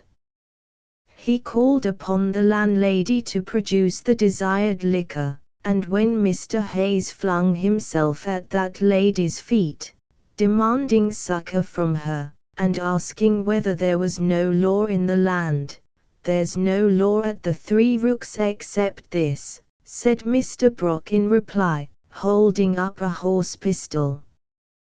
To which the hostess, grinning, assented, and silently went her way. After some further solicitations, John Hayes drew out the necessary letter to his father, stating that he was pressed, and would not be set free under a sum of 20 guineas, and that it would be of no use to detain the bearer of the letter, inasmuch as the gentlemen who had possession of him vowed that they would murder him should any harm befall their comrade. As a further proof of the authenticity of the letter, a token was added, a ring that Hayes wore, and that his mother had given him. The missives were, after some consultation, entrusted to the care of the tall halberdier, who seemed to rank as second in command of the forces that marched under Corporal Brock. This gentleman was called indifferently Ensign, Mr., or even Captain Maction. His intimates occasionally in sport called him Nosey, from the prominence of that feature in his countenance, or Spindleshins, for the very reason which brought on the first Edward a similar nickname. Mr. Maction then quitted Worcester, mounted on Hayes's horse, leaving all parties at the Three Rooks not a little anxious for his return. This was not to be expected until the next morning, and a weary knew it no seas did Mr. Hayes pass. Dinner was served, and, according to promise, Mr. Brock and his two friends enjoyed the meal along with the bride and bridegroom. Punch followed, and this was taken in company. Then came supper. Mr. Brock alone partook of this, the other two gentlemen preferring the society of their pipes and the landlady in the kitchen. "It is a sorry entertainment, I confess," said the ex-corporal, "and a dismal way for a gentleman to spend his bridal night, but somebody must stay with you, my dears, for who knows but you might take a fancy to scream out of window, and then there would be murder, and the deuce and all to pay. One of us must stay, and my friends love a pipe, so you must put up with my company until they can relieve God." The reader will not, of course, expect that three people who were to pass the night, however unwillingly, together in an inn-room, should sit there dumb and moody, and without any personal communication. On the contrary, Mr. Brock, as an old soldier, entertained his prisoners with the utmost courtesy, and did all that lay in his power, by the help of liquor and conversation, to render their durance tolerable. On the bridegroom his attentions were a good deal thrown away. Mr. Hayes consented to drink copiously, but could not be made to talk much, and, in fact, the fright of the seizure, the fate hanging over him should his parents refuse a ransom, and the tremendous outlay of money which would take place should they accede to it, weighed altogether on his mind so much as utterly to unman it. As for Mrs. Cat, I don't think she was at all sorry in her heart to see the old corporal, for he had been a friend of old times, dear times to her. She had had from him, too, and felt for him, not a little kindness, and there was really a very tender, innocent friendship subsisting between this pair of rascals, who relished much a night's conversation together. The corporal, after treating his prisoners to punch in great quantities, proposed the amusement of cards, over which Mr. Hayes had not been occupied more than an hour, when he found himself so excessively sleepy as to be persuaded to fling himself down on the bed dressed as he was, and there to snore away until morning. Mrs. Catherine had no inclination for sleep, and the corporal, equally wakeful, plied incessantly the bottle, and held with her a great deal of conversation. The sleep, which was equivalent to the absence, of John Hayes took all restraint from their talk. She explained to Brock the circumstances of her marriage, which we have already described. They wondered at the chance which had brought them together at the Three Rooks, nor did Brock at all hesitate to tell her at once that his calling was quite illegal, and that his intention was simply to extort money. The worthy corporal had not the slightest shame regarding his own profession, and cut many jokes with Mrs. Cat about her late one, her attempt to murder the Count, and her future prospects as a wife. And here, having brought him upon the scene again, we may as well shortly narrate some of the principal circumstances which befell him after his sudden departure from Birmingham, and which he narrated with much candour to Mrs. Catherine. He rode the captain's horse to Oxford, having exchanged his military dress for a civil costume on the road, and at Oxford he disposed of George of Denmark a great bargain, to one of the heads of colleges. As soon as Mr. Brock, who took on himself the style and title of Captain Wood, had sufficiently examined the curiosities of the university, he proceeded at once to the capital, the only place for a gentleman of his fortune and figure. Here he read, with a great deal of philosophical indifference, in the Daily Post, the Courant, the Observator, the Gazette, and the chief journals of those days, which he made a point of examining at buttons and wills, an accurate description of his person, his clothes, and the horse he rode, and a promise of 50 guineas reward to any person who would give an account of him, so that he might be captured, to Captain Count Galgenstein at Birmingham, to Mr. Murphy at the Golden Ball Inn, the Savoy, or Mr. Bates at the Blue Anchor in Piccadilly.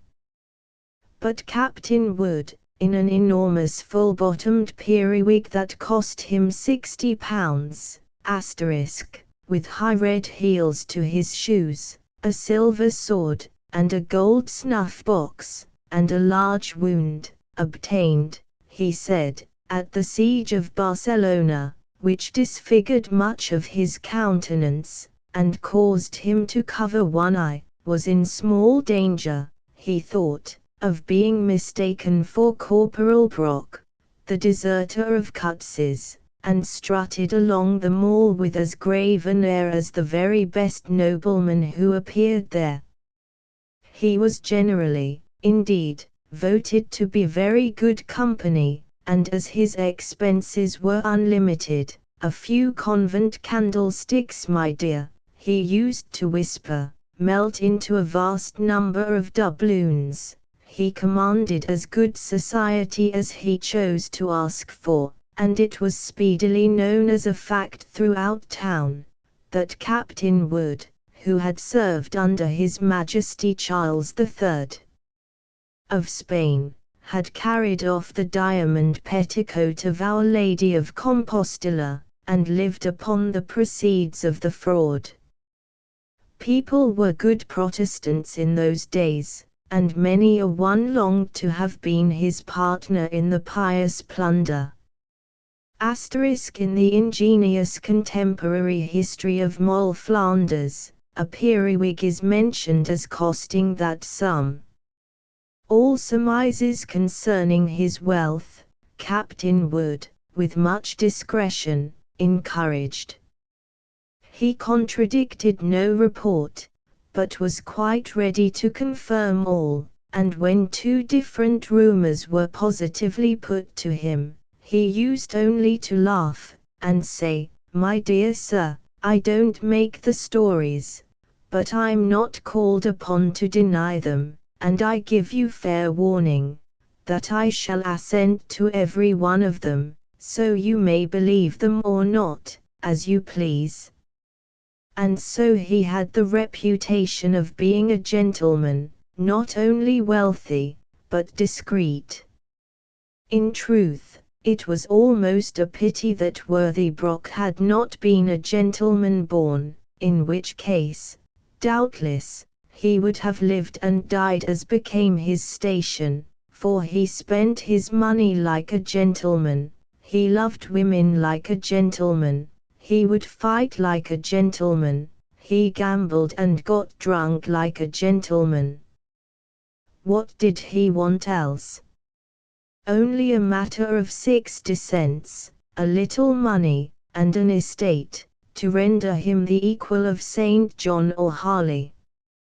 Ah, those were merry days, would Mr. Brock say, for he loved, in a good old age, to recount the story of his London fashionable campaign, and when I think how near I was to become a great man, and to die perhaps a general, I can't but marvel at the wicked obstinacy of my ill luck. I will tell you what I did, my dear. I had lodgings in Piccadilly, as if I were a lord.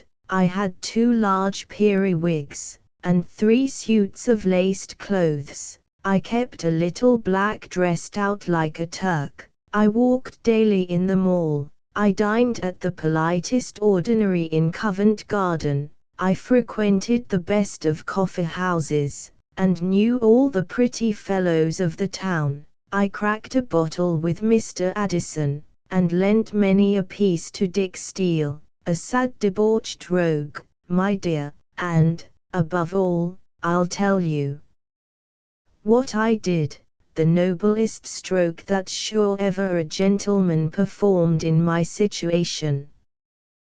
One day, going into Will's, I saw a crowd of gentlemen gathered together, and heard one of them say, "Captain Wood." I don't know the man, but there was a Captain Wood in Southwell's regiment. Egord, it was my Lord Peterborough himself who was talking about me. So, putting off my hat, I made a most gracious conge to my lord, and said I knew him, and rode behind him at Barcelona on our entry into that town.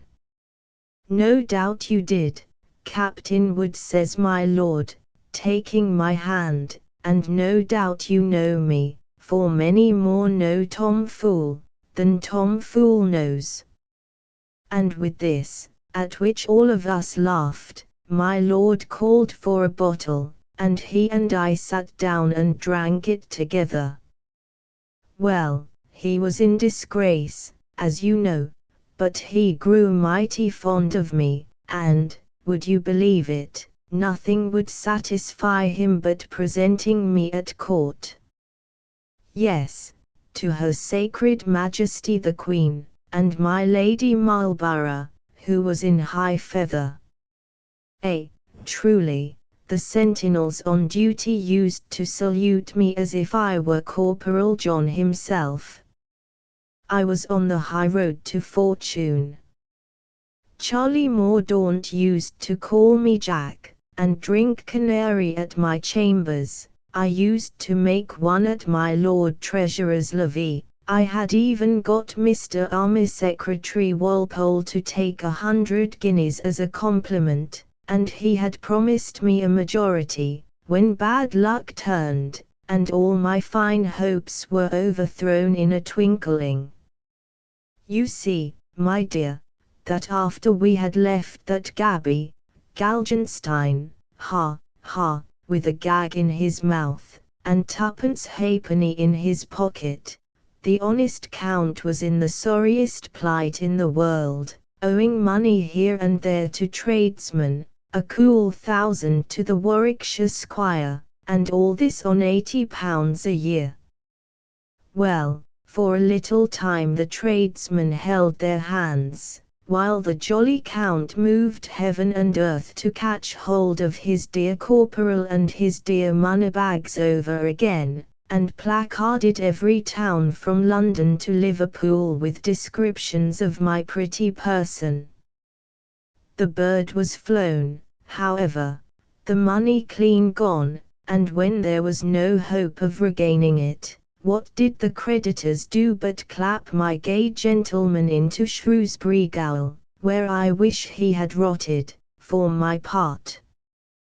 But no such luck for honest Peter Brock, or Captain Wood, as he was in those days. One blessed Monday I went to wait on Mr. Secretary, and he squeezed my hand and whispered to me that I was to be major of a regiment in Virginia. The very thing, for you see, my dear, I didn't care about joining my Lord Duke in Flanders, being pretty well known to the army there. The secretary squeezed my hand, it had a £50 bill in it, and wished me joy, and called me major, and bowed me out of his closet into the anteroom, and, as gay as may be, I went off to the Tiltyard Coffee House in Whitehall, which is much frequented by gentlemen of our profession, where I bragged not a little of my good luck. Amongst the company were several of my acquaintance, and amongst them a gentleman I did not much care to see. Look you.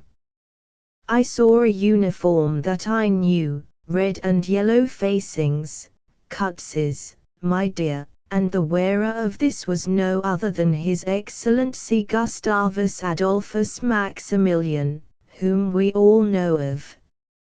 He stared me full in the face, right into my eye.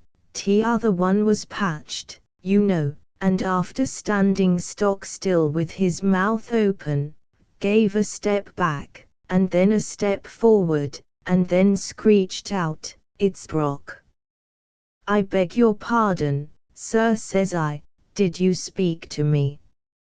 "I'll swear it's Brock," cries Gal, as soon as he hears my voice, and laid hold of my cuff, "a pretty bit of Macklin as ever you saw, by the way." "Sirrah," says I, drawing it back, and giving my lord a little touch of the fist, just at the last button of the waistcoat, "my dear, a rare place if you wish to prevent a man from speaking too much." It sent him reeling to the other end of the room. "Ruffian," says I, "dog," says I, "insolent puppy and coxcomb. What do you mean by laying your hand on me?" "Faith, Major, you give him his belieful comma," roared out a long Irish unattached ensign, that I had treated with many a glass of Nantz at the tavern. And so, indeed, I had, for the wretch could not speak for some minutes, and all the officers stood laughing at him, as he writhed and wriggled hideously. "Gentlemen, this is a monstrous scandal," says one officer. "Men of rank and honor at fists like a parcel of carters." "Men of honor," says the Count, who had fetched up his breath by this time. I made for the door, but Maction held me and said, "Major, you are not going to shirk him, sure?" Whereupon I gripped his hand and vowed I would have the dog's life. "Men of honor," says the Count, "I tell you the man is a deserter, a thief, and a swindler. He was my corporal, and ran away with a thou, dog, you lie." I roared out, and made another cut at him with my cane, but the gentleman rushed between us. "Oh Bluthernowns," says honest Maction, "the lying scoundrel this fellow is. Gentlemen, I swear be me honor that Captain Wood was wounded at Barcelona, and that I saw him there, and that he and I ran away together at the Battle of Almanzar, and bad luck to us. You see, my dear, that these Irish have the strongest imaginations in the world, and that I had actually persuaded poor Mac that he and I were friends in Spain." Everybody knew Mac, who was a character in his way, and believed him. "Strike a gentleman," says I, "I'll have your blood, I will." This instant, says the Count, who was boiling with fury, and where you like. Montague House, says I. Good, says he. And off we went. In good time too, for the constables came in at the thought of such a disturbance, and wanted to take us in charge. But the gentlemen present, being military men, would not hear of this. Out came Mac's rapier, and that of half a dozen others, and the constables were then told to do their duty if they liked, or to take a crown piece, and leave us to ourselves. Off they went, and presently, in a couple of coaches, the Count and his friends, I and mine, drove off to the fields behind Montague House. Oh, that vile coffee-house! Why did I enter it? We came to the ground. Honest Maction was my second, and much disappointed because the second on the other side would not make a fight of it, and exchange a few passes with him, but he was an old major, a cool old hand, as brave as steel, and no fool. Well, the swords are measured, Galgenstein strips off his doublet, and I my handsome cut velvet in like fashion. Galgenstein flings off his hat, and I handed mine over. The lace on it cost me £20. I longed to be at him, for, curse him, I hate him, and know that he has no chance with me at swords play. You'll not fight in that periwig, sure, says Maction. Of course not, says I, and took it off. May all barbers be roasted in flames, may all periwigs, bob-wigs, scratch-wigs, and Ramillies cocks, frizzle in purgatory from this day forth to the end of time. Mine was the ruin of me. What might I not have been now but for that wig? I gave it over to Ensign Maction, and with it went what I had quite forgotten, the large patch which I wore over one eye, which popped out fierce, staring, and lively as was ever any eye in the world. Come on, says I, and made a lunge at my Count, but he sprang back. The dog was as active as a hare, and knew, from old times, that I was his master with the small sword, and his second, wondering, struck up my blade. I will not fight that man, says he, looking mighty pale.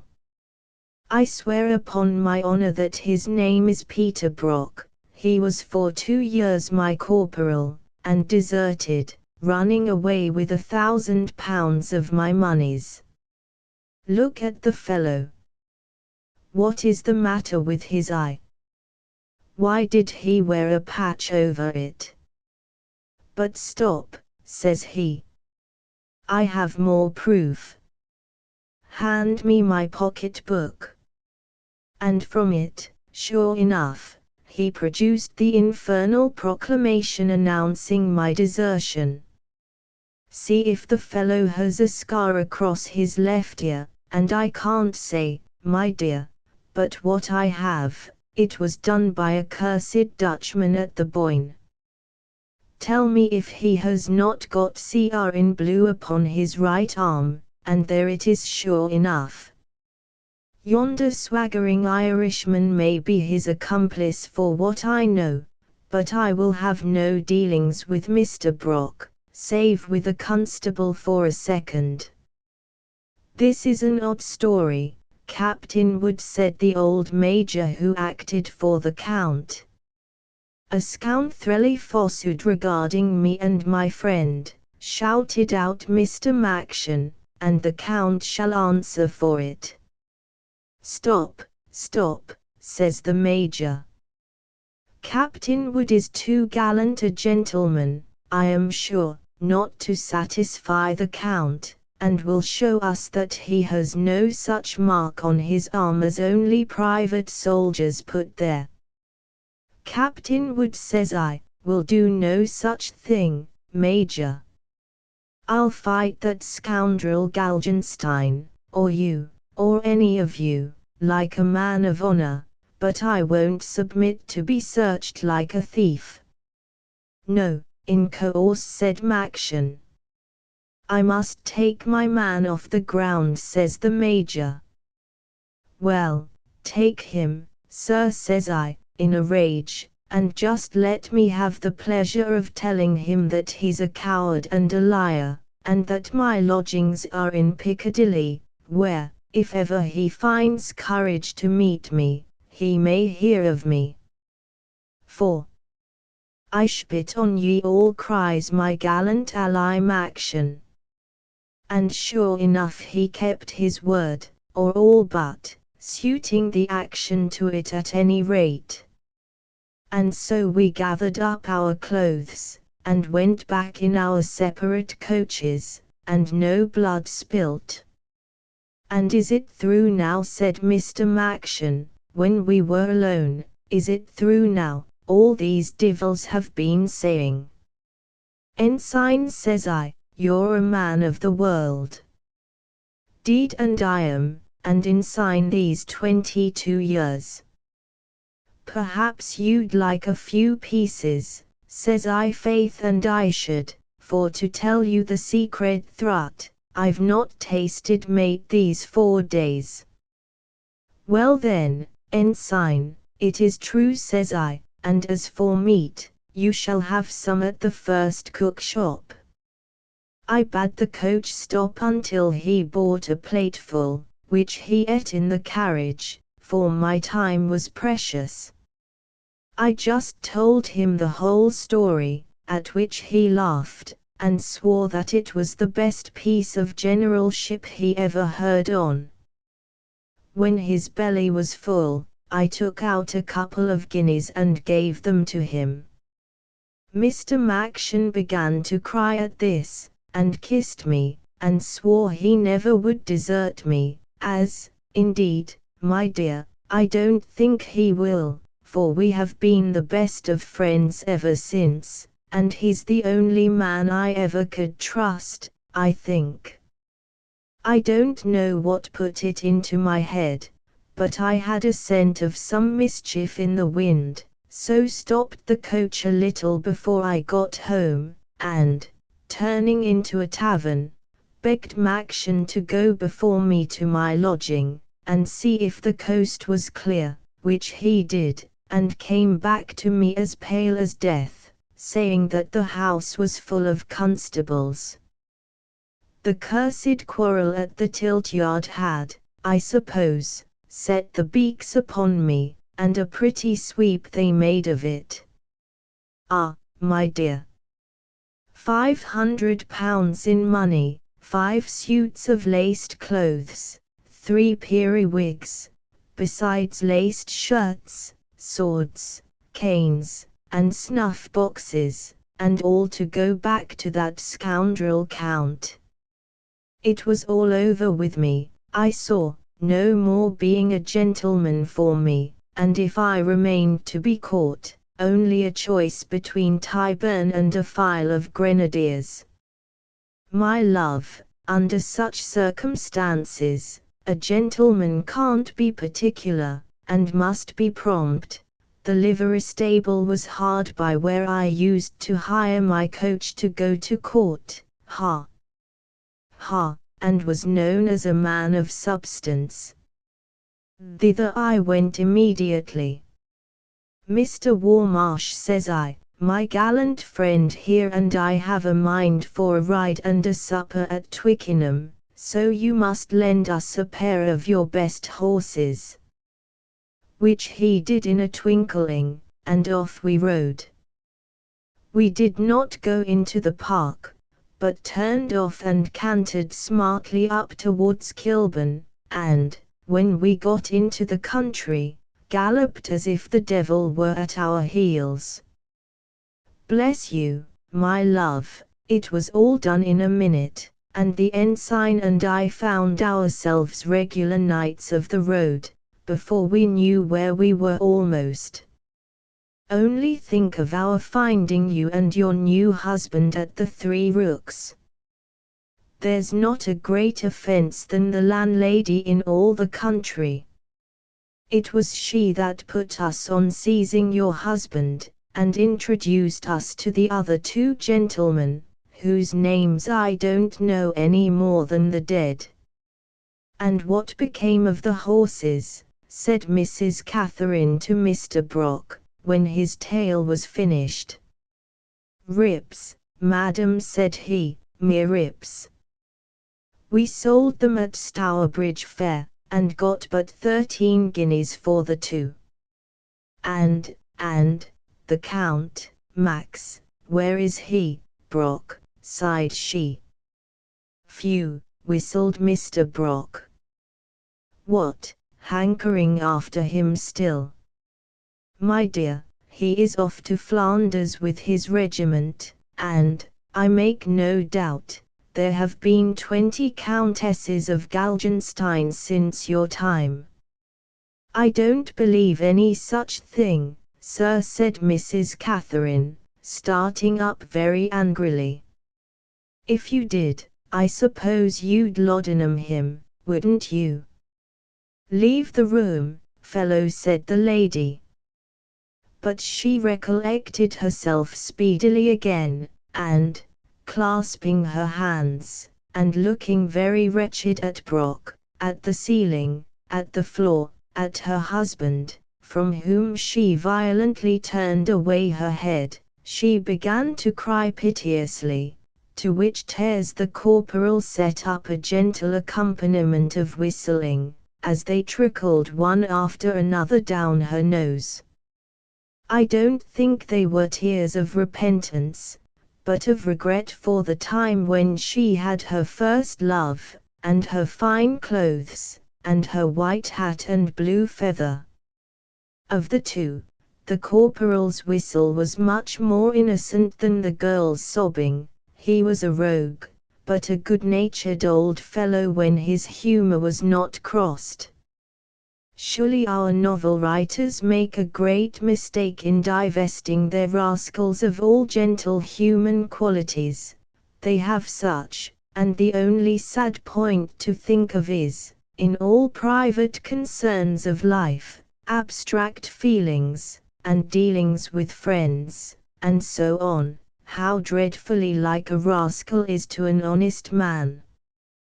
The man who murdered the Italian boy, set him first to play with his children whom he loved, and who doubtless deplored his loss.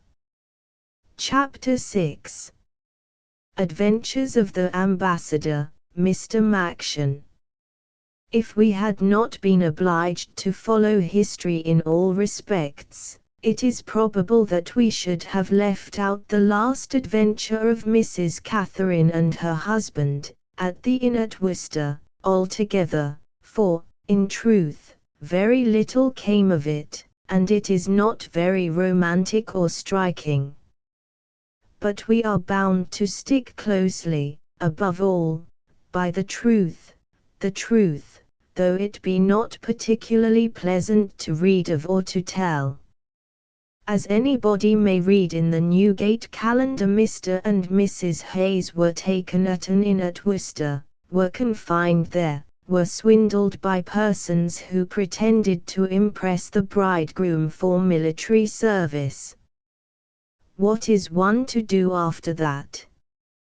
Had we been writing novels instead of authentic histories, we might have carried them anywhere else we chose, and we had a great mind to make Hayes philosophizing with Bolingbroke, like a certain Devereux, and Mrs. Catherine Matras en Titer to Mr. Alexander Pope, Dr. Sacheverell, Sir John Reed the oculist, Dean Swift, or Marshall Tallard, as the very commonest romancer would under such circumstances. But alas and alas! Truth must be spoken, whatever else is in the wind, and the excellent Newgate calendar which contains the biographies and thanatographies of Hayes and his wife, does not say a word of their connections with any of the leading literary or military heroes of the time of Her Majesty Queen Anne. The calendar says, in so many words, that Hayes was obliged to send to his father in Warwickshire for money to get him out of the scrape, and that the old gentleman came down to his aid. By this truth must we stick, and not for the sake of the most brilliant episode, no, not for a bribe of 20 extra guineas per sheet, would we depart from it. Mr. Brock's account of his adventure in London has given the reader some short notice of his friend, Mr. Maction. Neither the wits nor the principles of that worthy ensign were particularly firm, for drink, poverty, and a crack on the skull at the Battle of Steenkirk had served to injure the former, and the ensign was not in his best days possessed of any share of the latter. He had really, at one period, held such a rank in the army, but pawned his half-pay for drink and play, and for many years past had lived, one of the 100,000 miracles of our city, upon nothing that anybody knew of, or of which he himself could give any account. Who has not a catalogue of these men in his list? Who can tell whence comes the occasional clean shirt, who supplies the continual means of drunkenness, who wards off the daily impending starvation? Their life is a wonder from day to day, their breakfast a wonder, their dinner a miracle, their bed an interposition of Providence. If you and I, my dear sir, want a shilling tomorrow, who will give it us? Will our butchers give us mutton chops? Will our laundresses clothe us in clean linen, not a bone or a rag? Standing as we do, may it be ever so, somewhat removed from want, is there one of us who does not shudder at the thought of descending into the lists to combat with it, and expect anything but to be utterly crushed in the encounter? The author, it must be remembered, has his lodgings and food provided for him by the government of his country. Not a bit of it, my dear sir. It takes much more than you think for to starve a man. Starvation is very little when you are used to it. Some people I know even, who live on it quite comfortably, and make their daily bread by it. It had been our friend Maction's sole profession for many years, and he did not fail to draw from it such a livelihood as was sufficient, and perhaps too good, for him. He managed to dine upon it a certain or rather uncertain number of days in the week, to sleep somewhere, and to get drunk at least 300 times a year. He was known to 1 or 2 noblemen who occasionally helped him with a few pieces, and whom he helped in turn, never mind how. He had other acquaintances whom he pestered undauntedly, and from whom he occasionally extracted a dinner, or a crown, or mayhap, by mistake, a gold-headed cane, which found its way to the pawnbrokers. When flush of cash, he would appear at the coffee-house; when low in funds, the deuce knows into what mystic caves and dens he slunk for food and lodging. He was perfectly ready with his sword, and when sober, or better still, a very little tipsy, was a complete master of it. In the art of boasting and lying he had hardly any equals. In shoes he stood 6 feet 5 inches, and here is his complete signalement. It was a fact that he had been in Spain as a volunteer, where he had shown some gallantry, had had a brain fever, and was sent home to starve as before. Mr. Machen had, however, like Mr. Conrad, the corsair, one virtue in the midst of 1,000 crimes. He was faithful to his employer for the time being, and a story is told of him, which may or may not be to his credit, viz. that being hired on one occasion by a certain lord to inflict a punishment upon a roturier who had crossed his lordship in his amours, he, Machen, did actually refuse from the person to be belabored, and who entreated his forbearance, a larger sum of money than the nobleman gave him for the beating, which he performed punctually, as bound in honor and friendship. This tale would the ensign himself relate, with much self-satisfaction, and when, after the sudden flight from London, he and Brock took to their roving occupation, he cheerfully submitted to the latter as his commanding officer, called him always Major, and, bating blunders and drunkenness, was perfectly true to his leader. He had a notion, and, indeed, I don't know that it was a wrong one, that his profession was now, as before, strictly military, and according to the rules of honor. Robbing he called plundering the enemy, and hanging was, in his idea, a dastardly and cruel advantage that the latter took, and that called for the sternest reprisals. The other gentlemen concerned were strangers to Mr. Brock, who felt little inclined to trust either of them upon such a message, or with such a large sum to bring back. They had, strange to say, a similar mistrust on their side, but Mr. Brock lugged out 5 guineas, which he placed in the landlady's hand as security for his comrade's return, and Ensign Machen, being mounted on poor Hayes's own horse, set off to visit the parents of that unhappy young man.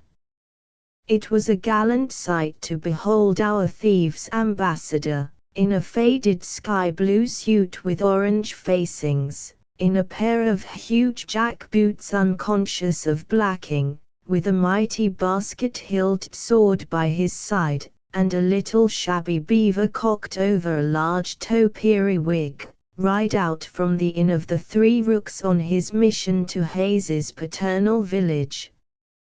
It was 18 miles distant from Worcester, but Mr. Machen performed the distance in safety, and in sobriety moreover, for such had been his instructions, and had no difficulty in discovering the house of old Hayes, towards which, indeed, John's horse trotted incontinently. Mrs. Hayes, who was knitting at the house door, was not a little surprised at the appearance of the well-known grey gelding, and of the stranger mounted upon it.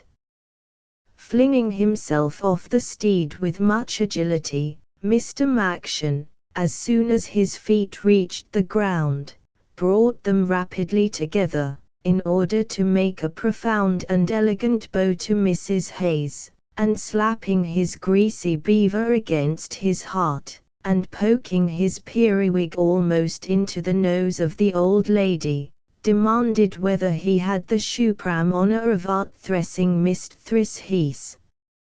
Having been answered in the affirmative, he then proceeded to ask whether there was a blackguard boy in the house who would take the horse to the stable, whether he could have a drink of small beer or buttermilk, being, faith, uncommon dthry, and whether, finally, he could be favored with a few minutes' private conversation with her and Mr. Hayes, on a matter of considerable importance.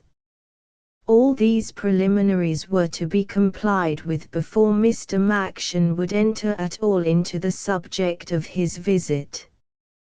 The horse and man were cared for, Mr. Hayes was called in, and not a little anxious did Mrs. Hayes grow, in the meanwhile, with regard to the fate of her darling son. "Where is he? How is he? Is he dead?" said the old lady. "Oh yes, I'm sure he's dead." "Indeed, madam, and you're mistaken entirely, the young man is perfectly well in health." "Oh, praised be heaven! But mighty cast down in spirits." "To misfortunes, madam, look you, the best of us are subject, and a trifling one has fell upon your son." And herewith Mr. Maction produced a letter in the handwriting of young Hayes, of which we have had the good luck to procure a copy.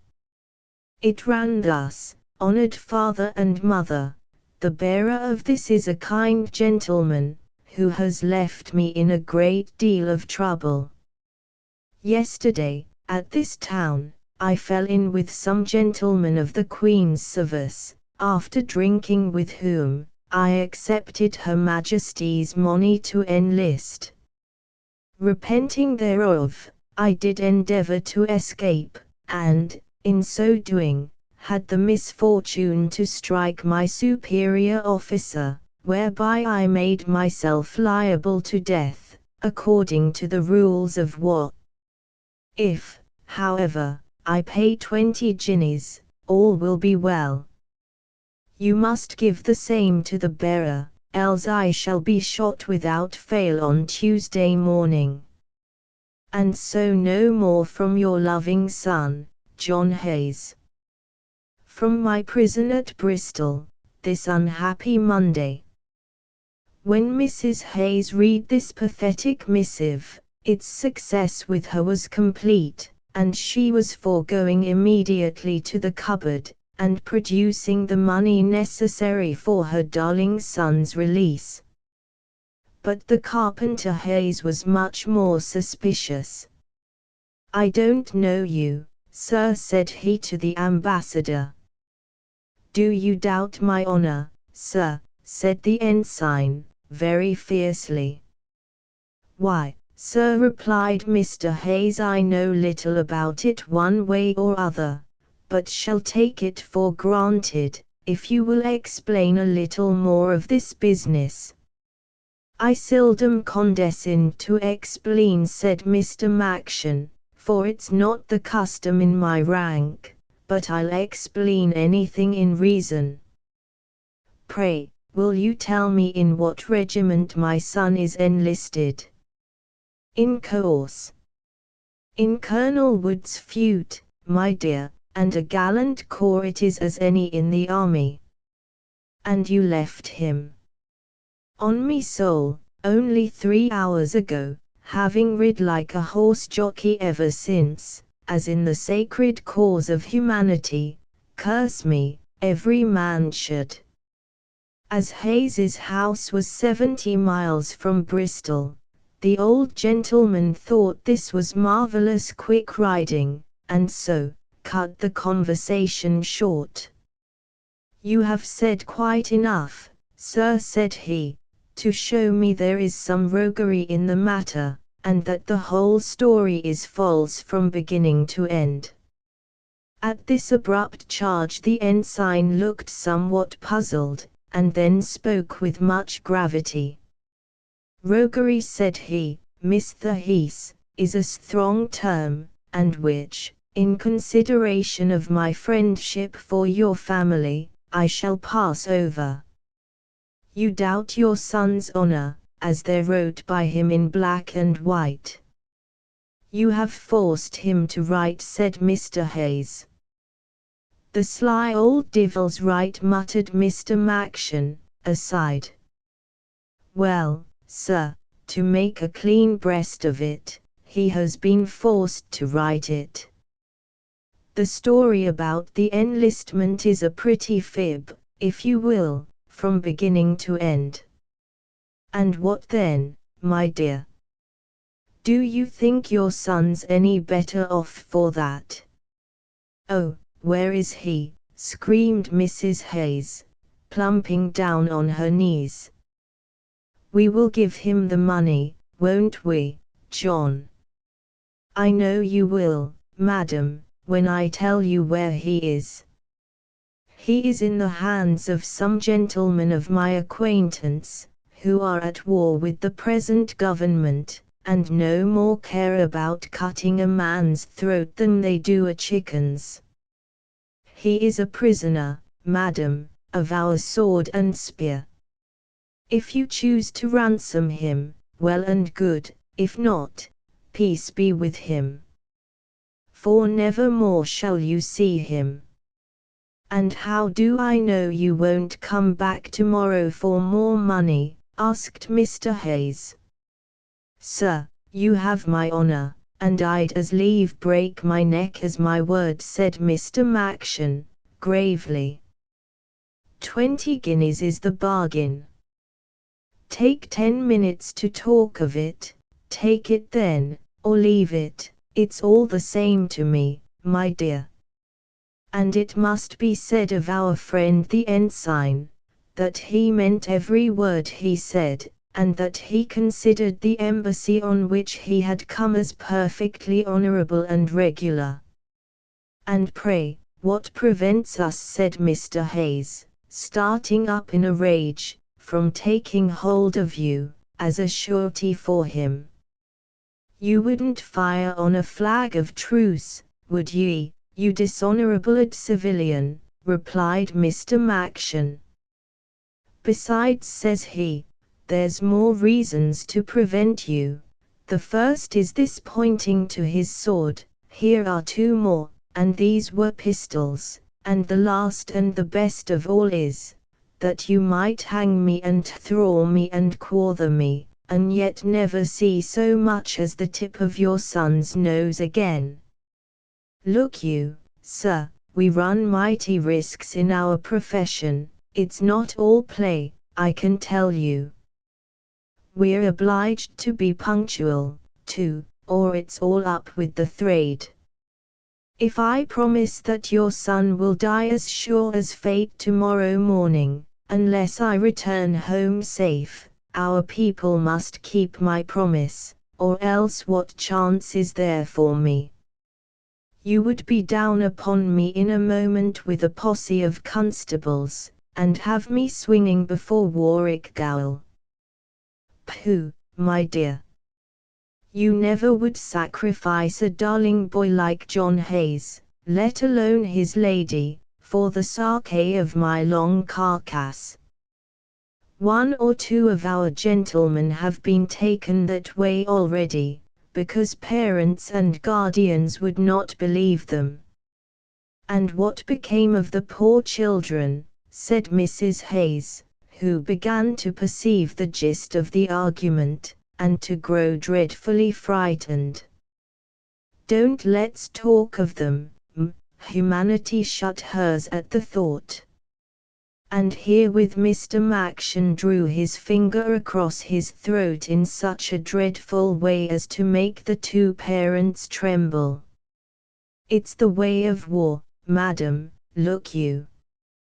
The service I have the honor to belong to is not paid by the Queen, and so we're obliged to make our prisoners pay, according to established military practice. No lawyer could have argued his case better than Mr. Maction so far, and he completely succeeded in convincing Mr. and Mrs. Hayes of the necessity of ransoming their son.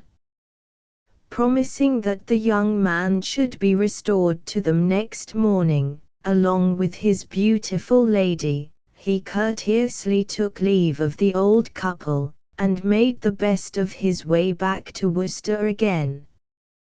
The elder Hayes wondered who the lady could be of whom the ambassador had spoken, for their son's elopement was altogether unknown to them, but anger or doubt about this subject was overwhelmed by their fears for their darling John's safety. Away rode the gallant Maction with the money necessary to effect this, and it must be mentioned, as highly to his credit, that he never once thought of appropriating the sum to himself, or of deserting his comrades in any way. His ride from Worcester had been a long one. He had left that city at noon, but before his return thither the sun had gone down, and the landscape, which had been dressed like a prodigal, in purple and gold, now appeared like a Quaker, in dusky grey, and the trees by the roadside grew black as undertakers or physicians, and, bending their solemn heads to each other, whispered ominously among themselves, and the mists hung on the common, and the cottage lights went out one by one, and the earth and heaven grew black, but for some twinkling useless stars, which freckled the ebon countenance of the latter, and the air grew colder, and about 2 o'clock the moon appeared, a dismal pale-faced rake, walking solitary through the deserted sky, and about 4, mayhap, the dawn, wretched prentice-boy, opened in the east the shutters of the day. In other words, more than a dozen hours had passed. Corporal Brock had been relieved by Mr. Redcap, the latter by Mr. Cyclop, the one-eyed gentleman, Mrs. John Hayes, in spite of her sorrows and bashfulness, had followed the example of her husband, and fallen asleep by his side, slept for many hours, and awakened still under the guardianship of Mr. Brock's troop, and all parties began anxiously to expect the return of the ambassador, Mr. Maction. That officer, who had performed the first part of his journey with such distinguished prudence and success, found the night, on his journey homewards, was growing mighty cold and dark, and as he was thirsty and hungry, had money in his purse, and saw no cause to hurry, he determined to take refuge at an alehouse for the night, and to make for Worcester by dawn the next morning. He accordingly alighted at the first inn on his road, consigned his horse to the stable, and, entering the kitchen, called for the best liquor in the house. A small company was assembled at the inn, among whom Mr. Maction took his place with a great deal of dignity, and, having a considerable sum of money in his pocket, felt a mighty contempt for his society, and soon let them know the contempt he felt for them. After a third flagon of ale, he discovered that the liquor was sour, and emptied, with much spluttering and grimaces, the remainder of the beer into the fire. This process so offended the parson of the parish, who in those good old times did not disdain to take the post of honor in the chimney nook, that he left his corner, looking wrathfully at the offender, who without any more ado instantly occupied it. It was a fine thing to hear the jingling of the 20 pieces in his pocket, the oaths which he distributed between the landlord, the guests, and the liquor, to remark the sprawl of his mighty jack-boots, before the sweep of which the timid guests edged farther and farther away, and the languishing leers which he cast on the landlady, as with widespread arms he attempted to seize upon her. When the ostler had done his duties in the stable, he entered the inn, and whispered the landlord that the stranger was riding John Hayes's horse, of which fact the host soon convinced himself, and did not fail to have some suspicions of his guest. Had he not thought that times were unquiet, horses might be sold, and one man's money was as good as another's, he probably would have arrested the ensign immediately, and so lost all the profit of the score which the latter was causing every moment to be enlarged. In a couple of hours, with that happy facility which one may have often remarked in men of the gallant ensign's nation, he had managed to disgust every one of the landlord's other guests, and scare them from the kitchen. Frightened by his addresses, the landlady too had taken flight, and the host was the only person left in the apartment, who there stayed for interests sake merely, and listened moodily to his tipsy guest's conversation. In an hour more, the whole house was awakened by a violent noise of howling, curses, and pots clattering to and fro.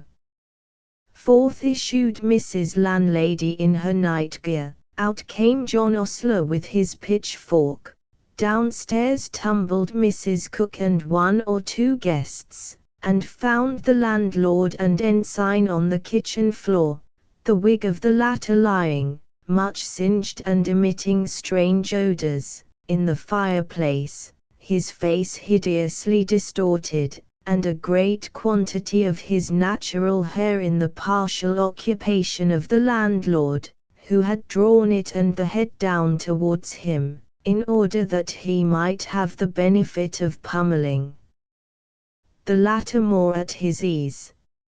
In revenge, the landlord was undermost, and the ensign's arms were working up and down his face and body like the flaps of a paddle wheel. The man of war had clearly the best of it.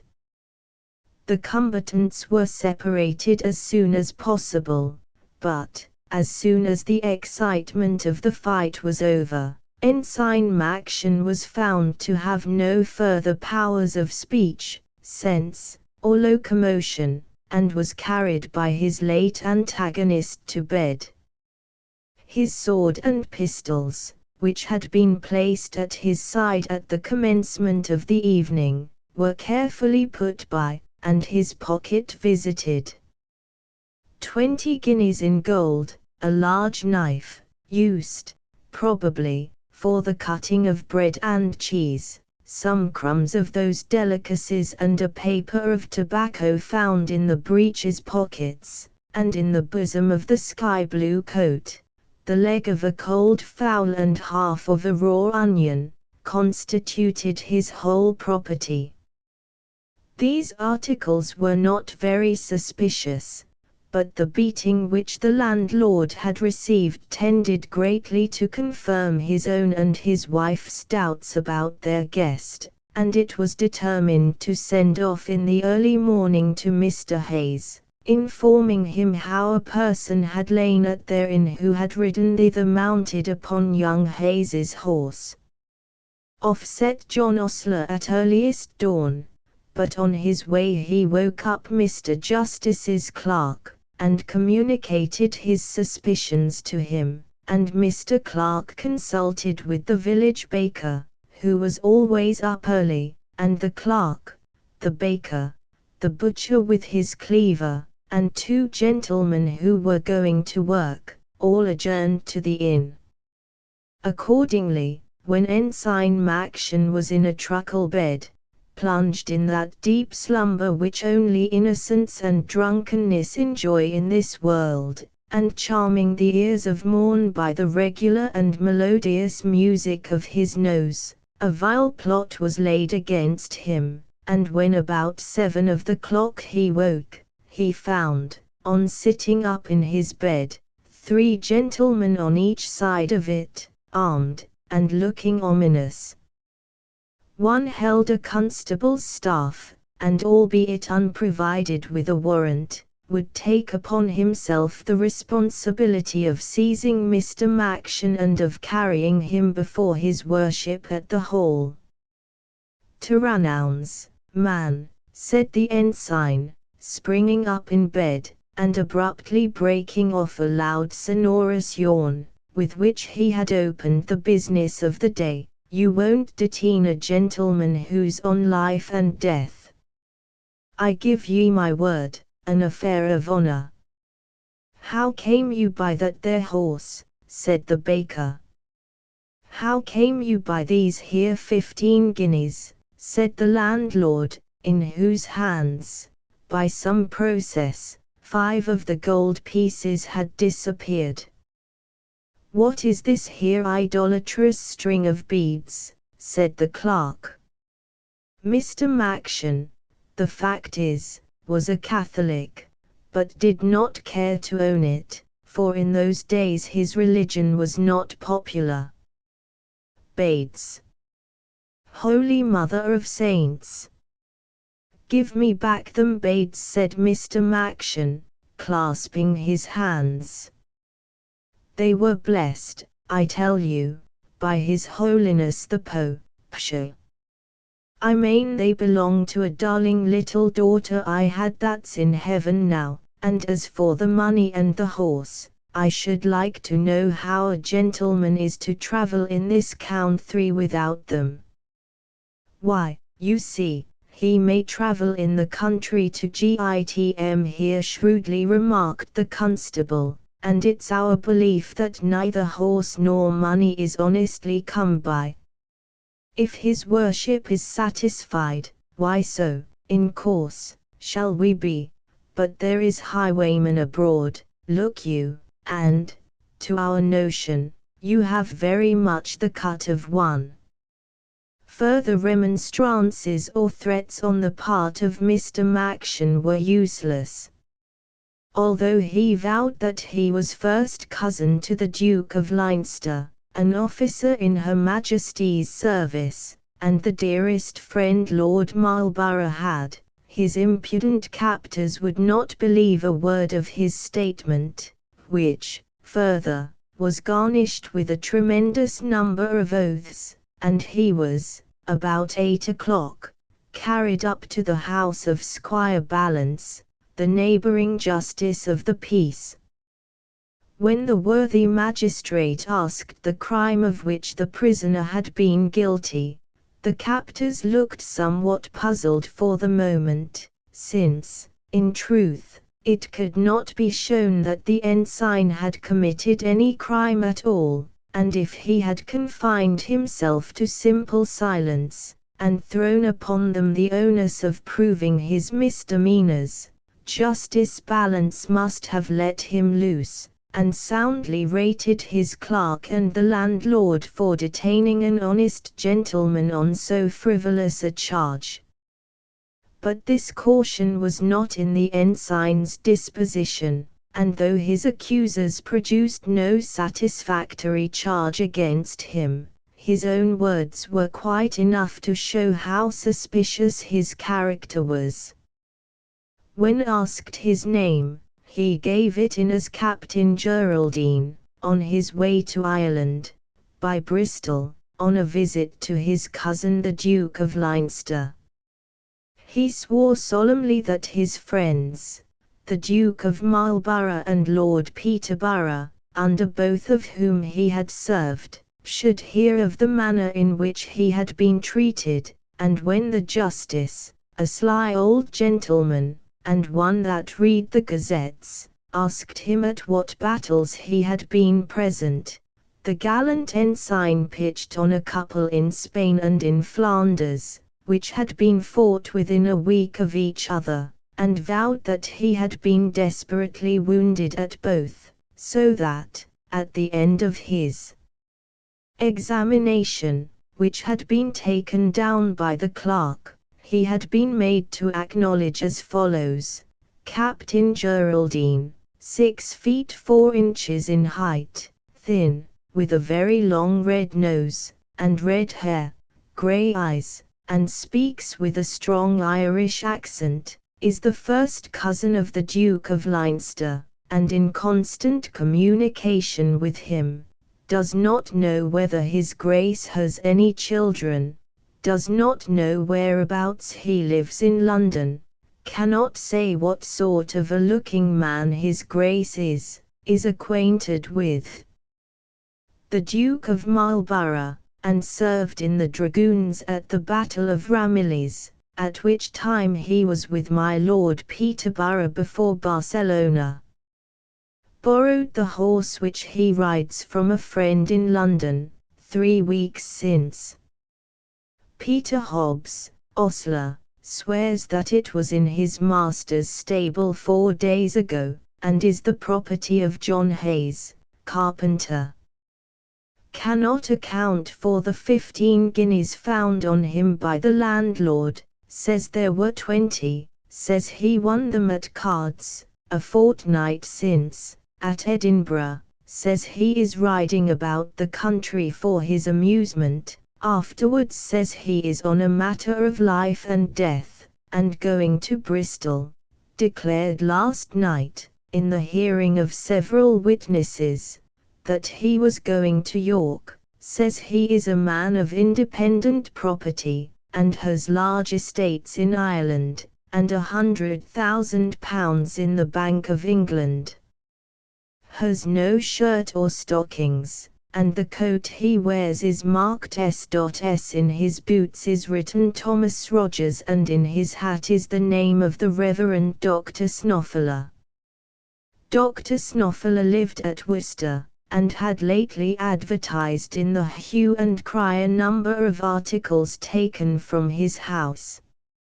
Mr. Maction said, in reply to this, that his hat had been changed at the inn, and he was ready to take his oath that he came thither in a gold-laced one. But this fact was disproved by the oaths of many persons who had seen him at the inn.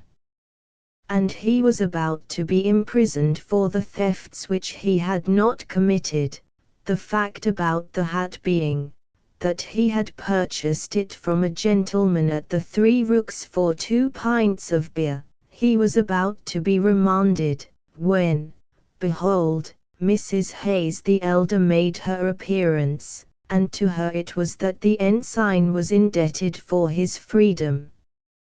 Old Hayes had gone to work before the ostler arrived, but when his wife heard the lad's message, she instantly caused her pillion to be placed behind the saddle, and mounting the grey horse, urged the stable boy to gallop as hard as ever he could to the justice's house. She entered panting and alarmed. "Oh, what is your honour going to do to this honest gentleman?" said she. "In the name of heaven, let him go. His time is precious, he has important business of life and death." "I told the judge so," said the ensign, "but he refused to take my word, the sacred vote of honour of Captain Geraldine." Maction was good at a single lie, though easily flustered on an examination, and this was a very creditable stratagem to acquaint Mrs. Hayes with the name that he bore. "What, you know Captain Geraldine?" said Mr. Balance, who was perfectly well acquainted with the carpenter's wife. "In course she does. Hasn't she known me these 10 years? Are we not related? Didn't she give me the very horse which I rode, and, to make believe, told you I'd bought in London? Let her tell her own story.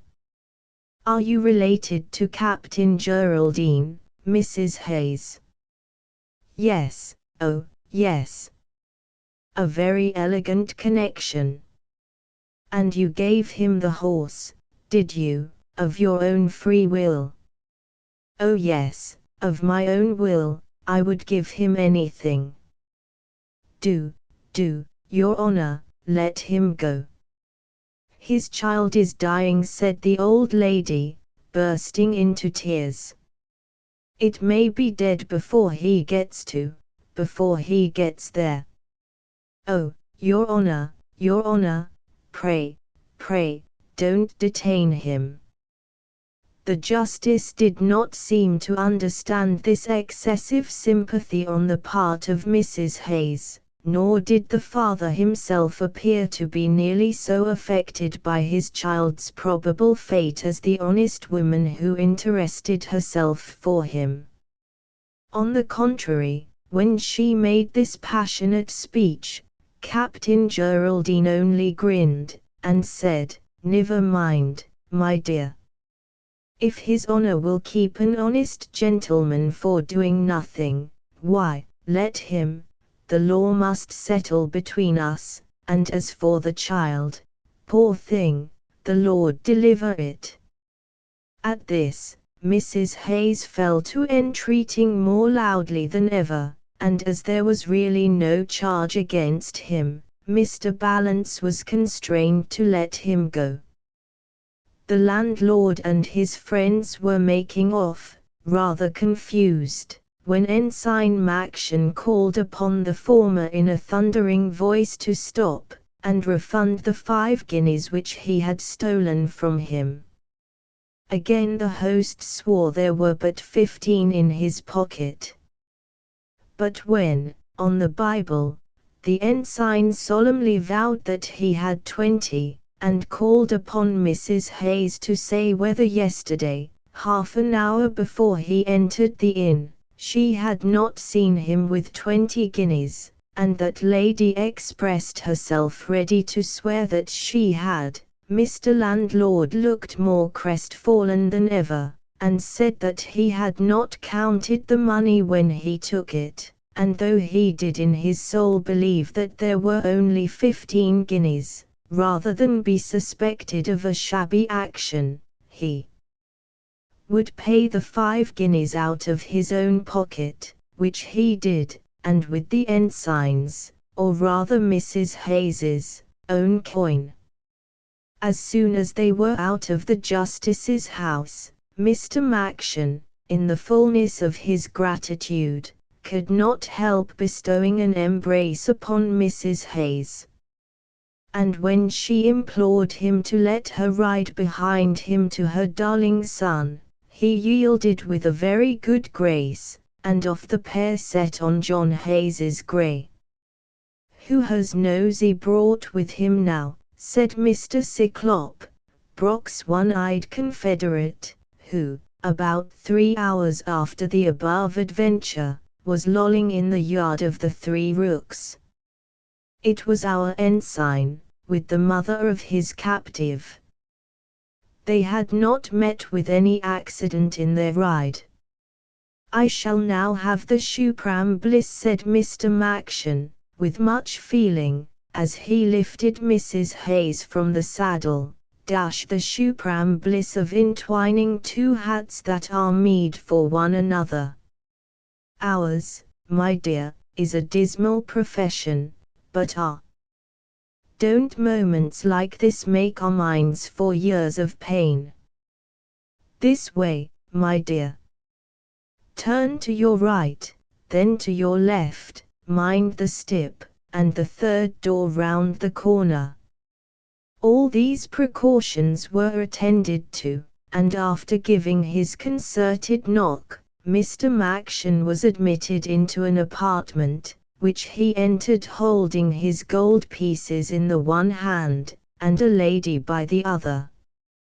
We shall not describe the meeting which took place between mother and son. The old lady wept copiously. The young man was really glad to see his relative, for he deemed that his troubles were over. Mrs. Cat bit her lips, and stood aside, looking somewhat foolish. Mr. Brock counted the money, and Mr. Maction took a large dose of strong waters, as a pleasing solace for his labors, dangers, and fatigue. When the maternal feelings were somewhat calmed, the old lady had leisure to look about her, and really felt a kind of friendship and goodwill for the company of thieves in which she found herself. It seemed to her that they had conferred an actual favor on her, in robbing her of 20 guineas, threatening her son's life, and finally letting him go. "Who is that droll old gentleman?" said she, and being told that it was Captain Wood, she dropped him a curtsy, and said, with much respect, "Captain, your very humble servant," which compliment Mr. Brock acknowledged by a gracious smile and bow. "And who is this pretty young lady?" continued Mrs. Hayes. "Why, oh, mother, you must give her your blessing. She is Mrs. John Hayes." And herewith Mr. Hayes brought forward his interesting lady, to introduce her to his mamma. The news did not at all please the old lady, who received Mrs. Catherine's embrace with a very sour face indeed. However, the mischief was done, and she was too glad to get back her son to be, on such an occasion, very angry with him. So, after a proper rebuke, she told Mrs. John Hayes that though she never approved of her son's attachment, and thought he married below his condition, yet as the evil was done, it was their duty to make the best of it, and she, for her part, would receive her into her house, and make her as comfortable there as she could. "I wonder whether she has any more money in that house," whispered Mr. Cyclop to Mr. Redcap, who, with the landlady, had come to the door of the room, and had been amusing themselves by the contemplation of this sentimental scene. "What a fool that wild Irishman was not to bleed her for more," said the landlady, "but he's a poor ignorant papist. I'm sure my man, this gentleman had been hanged, wouldn't have come away with such a beggarly sum." "Suppose we have some more out of 'em," said Mr. Redcap. "What prevents us? We have got the old mare, and the colt too, ha! Ha! And the pair of 'em ought to be worth at least 100 to us." This conversation was carried on sotto voce, and I don't know whether Mr. Brock had any notion of the plot which was arranged by the three worthies. The landlady began it. "Which punch, madam, will you take?" says she. "You must have something for the good of the house, now you are in it." "In course," said the ensign. "Certainly," said the other three. But the old lady said she was anxious to leave the place, and putting down a crown piece, requested the hostess to treat the gentleman in her absence. "Goodbye, Captain," said the old lady. "Adieu," cried the ensign, "and long life to you, my dear. You got me out of a scrape at the justice's yonder, and split me. But Ensign Maction will remember it as long as he lives." And now Hayes and the two ladies made for the door, but the landlady placed herself against it, and Mr. Cyclop said, "No, no, my pretty madams, you ain't going off so cheap as that neither. You are not going out for a beggarly 20 guineas, look you, we must have more." Mr. Hayes, starting back, and cursing his fate, fairly burst into tears. The two women screamed, and Mr. Brock looked as if the proposition both amused and had been expected by him, but not so Ensign Maction. "Major," said he, clawing fiercely hold of Brock's arms. "Ensign," said Mr. Brock, smiling. "Are we, or are we not, men of honor?" "Oh, in course," said Brock, laughing, and using Maction's favorite expression. "If we are men of honor, we are bound to stick to our word, and, hark ye, you dirty one-eyed scoundrel, if you don't immediately make way for these ladies, and this lily-livered young gentleman who's crying so, the major here and I will lug out and force you." And so saying, he drew his great sword and made a pass at Mr. Cyclop, which that gentleman avoided, and which caused him and his companion to retreat from the door. The landlady still kept her position at it, and with a storm of oaths against the ensign, and against 2 Englishmen who ran away from a wild Irishman, swore she would not budge a foot, and would stand there until her dying day. "Faith, then, needs must," said the ensign, and made a lunge at the hostess, which passed so near the wretch's throat, that she screamed, sank on her knees, and at last opened the door. Down the stairs, then, with great state, Mr. Maction led the elder lady, the married couple following, and having seen them to the street, took an affectionate farewell of the party, whom he vowed that he would come and see. "You can walk the 18 miles easy, between this and nightfall," said he. "Walk!" exclaimed Mr. Hayes.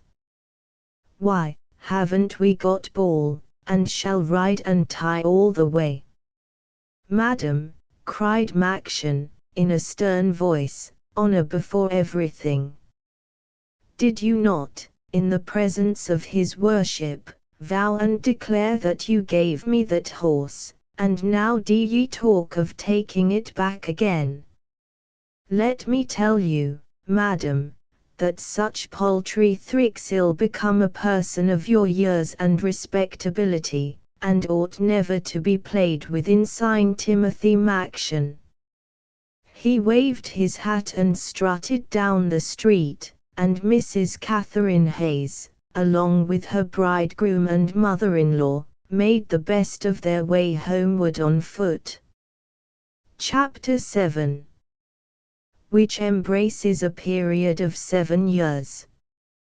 The recovery of so considerable a portion of his property from the clutches of Brock was, as may be imagined, no trifling source of joy to that excellent young man, Count Gustavus Adolphus de Galgenstein, and he was often known to say, with much archness, and a proper feeling of gratitude to the fate which had ordained things so, that the robbery was, in reality, one of the best things that could have happened to him, for, in event of Mr. Brock's not stealing the money, His Excellency the Count would have had to pay the whole to the Warwickshire squire, who had won it from him at play.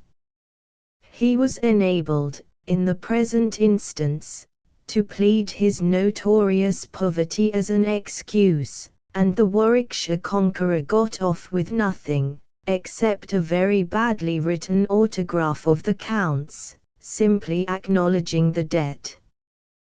This point His Excellency conceded with the greatest candor, but, as, doubtless, the reader may have remarked in the course of his experience, to owe is not quite the same thing as to pay, and from the day of his winning the money until the day of his death the Warwickshire squire did never, by any chance, touch a single bob, tizzy, tester, mwador, maravdi, doubloon, tomorn, or rupee, of the sum which Monsieur de Galgenstein had lost to him. That young nobleman was, as Mr. Brock hinted in the little autobiographical sketch which we gave in a former chapter, incarcerated for a certain period, and for certain other debts, in the donjons of Shrewsbury, but he released himself from them by that noble and consolatory method of whitewashing which the law has provided for gentlemen in his oppressed condition, and he had not been a week in London, when he fell in with, and overcame, or put to flight, Captain Wood, alias Brock, and immediately seized upon the remainder of his property. After receiving this, the Count, with commendable discretion, disappeared from England altogether for a while, nor are we at all authorized to state that any of his debts to his tradesmen were discharged, any more than his debts of honor, as they are pleasantly called.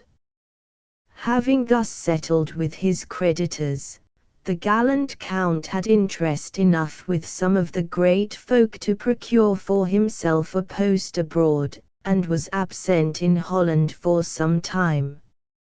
It was here that he became acquainted with the lovely Madame Silvercoop, the widow of a deceased gentleman of Lydon, and although the lady was not at that age at which tender passions are usually inspired, being 60, and though she could not, like Mademoiselle Ninon de L'Enclos, then at Paris, boast of charms which defied the progress of time, for Mrs. Silvercoop was as red as a boiled lobster, and as unwieldy as a porpoise, and although her mental attractions did by no means make up for her personal deficiencies, for she was jealous, violent, vulgar, drunken, and stingy to a miracle, yet her charms had an immediate effect on Monsieur de Galgenstein, and hence, perhaps, the reader, the rogue, how well he knows the world, will be led to conclude that the honest widow was rich. Such, indeed, she was, and Count Gustavus, despising the difference between his 20 quarterings and her £20,000, laid the most desperate siege to her, and finished by causing her to capitulate, as I do believe, after a reasonable degree of pressing, any woman will do to any man. Such, at least, has been my experience in the matter. The Count then married, and it was curious to see how he, who, as we have seen in the case of Mrs. Cat, had been as great a tiger and domestic bully as any extant, now, by degrees, fell into a quiet submission towards his enormous Countess, who ordered him up and down as a lady orders her footman, who permitted him speedily not to have a will of his own, and who did not allow him a shilling of her money without receiving for the same an accurate account. How was it that he, the abject slave of Madame Silvercoop, had been victorious over Mrs. Cat? The first blow is, I believe, the decisive one in these cases, and the Countess had stricken it a week after their marriage, establishing a supremacy which the Count never afterwards attempted to question. We have alluded to His Excellency's marriage, as in duty bound, because it will be necessary to account for his appearance hereafter in a more splendid fashion than that under which he has hitherto been known to us, and just comforting the reader by the knowledge that the union, though prosperous in a worldly point of view, was, in reality, extremely unhappy. We must say no more from this time forth of the fat and legitimate Madame de Galgenstein. Our darling is Mrs. Catherine, who had formerly acted in her stead, and only in so much as the fat Countess did influence in any way the destinies of our heroine, or those wise and virtuous persons who have appeared and are to follow her to her end. Shall we in any degree allow her name to figure here? It is an awful thing to get a glimpse, as one sometimes does, when the time is past, of some little wheel which works the whole mighty machinery of fate, and see how our destinies turn on a minute's delay or advance, or on the turning of a street, or on somebody else's turning of a street, or on somebody else's doing of something else in Downing Street or in Timbuktu, now or 1,000 years ago.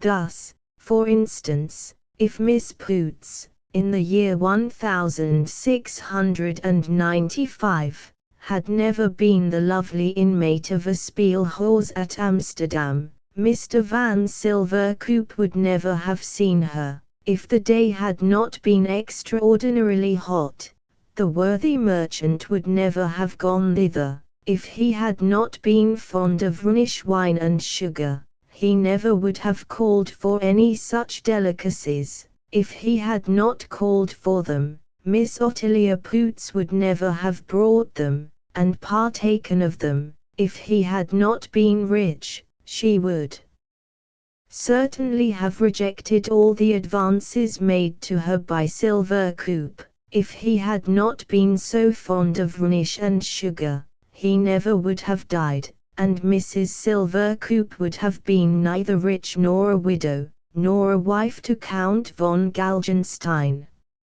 Nay, nor would this history have ever been written, for if Count Galgenstein had not married the rich widow, Mrs. Catherine would never have. Oh, my dear madam, you thought we were going to tell you. Pooh! Nonsense, no such thing. Not for 2 or 73 pages or so, when, perhaps, you may know what Mrs. Catherine never would have done. The reader will remember, in the second chapter of these memoirs, the announcement that Mrs. Catherine had given to the world a child, who might bear, if he chose, the arms of Galgenstein, with the further adornment of a bar sinister. This child had been put out to nurse some time before its mother's elopement from the Count, and as that nobleman was in funds at the time, having had that success at play which we duly chronicled, he paid a sum of no less than 20 guineas, which was to be the yearly reward of the nurse into whose charge the boy was put. The woman grew fond of the brat, and when, after the first year, she had no further news or remittances from father or mother, she determined, for a while at least, to maintain the infant at her own expense, for, when rebuked by her neighbors on this score, she stoutly swore that no parents could ever desert their children, and that some day or other she should not fail to be rewarded for her trouble with this one. Under this strange mental hallucination poor Goody Billings, who had 5 children and a husband of her own, continued to give food and shelter to little Tom for a period of no less than 7 years, and though it must be acknowledged that the young gentleman did not in the slightest degree merit the kindnesses shown to him, Goody Billings, who was of a very soft and pitiful disposition, continued to bestow them upon him, because, she said, he was lonely and unprotected, and deserved them more than other children who had fathers and mothers to look after them. If, then, any difference was made between Tom's treatment and that of her own brood, it was considerably in favor of the former, to whom the largest proportions of treacle were allotted for his bread, and the handsomest supplies of hasty pudding. Besides, to do Mrs. Billings justice, there was a party against him, and that consisted not only of her husband and her 5 children, but of every single person in the neighborhood who had an opportunity of seeing and becoming acquainted with Master Tom.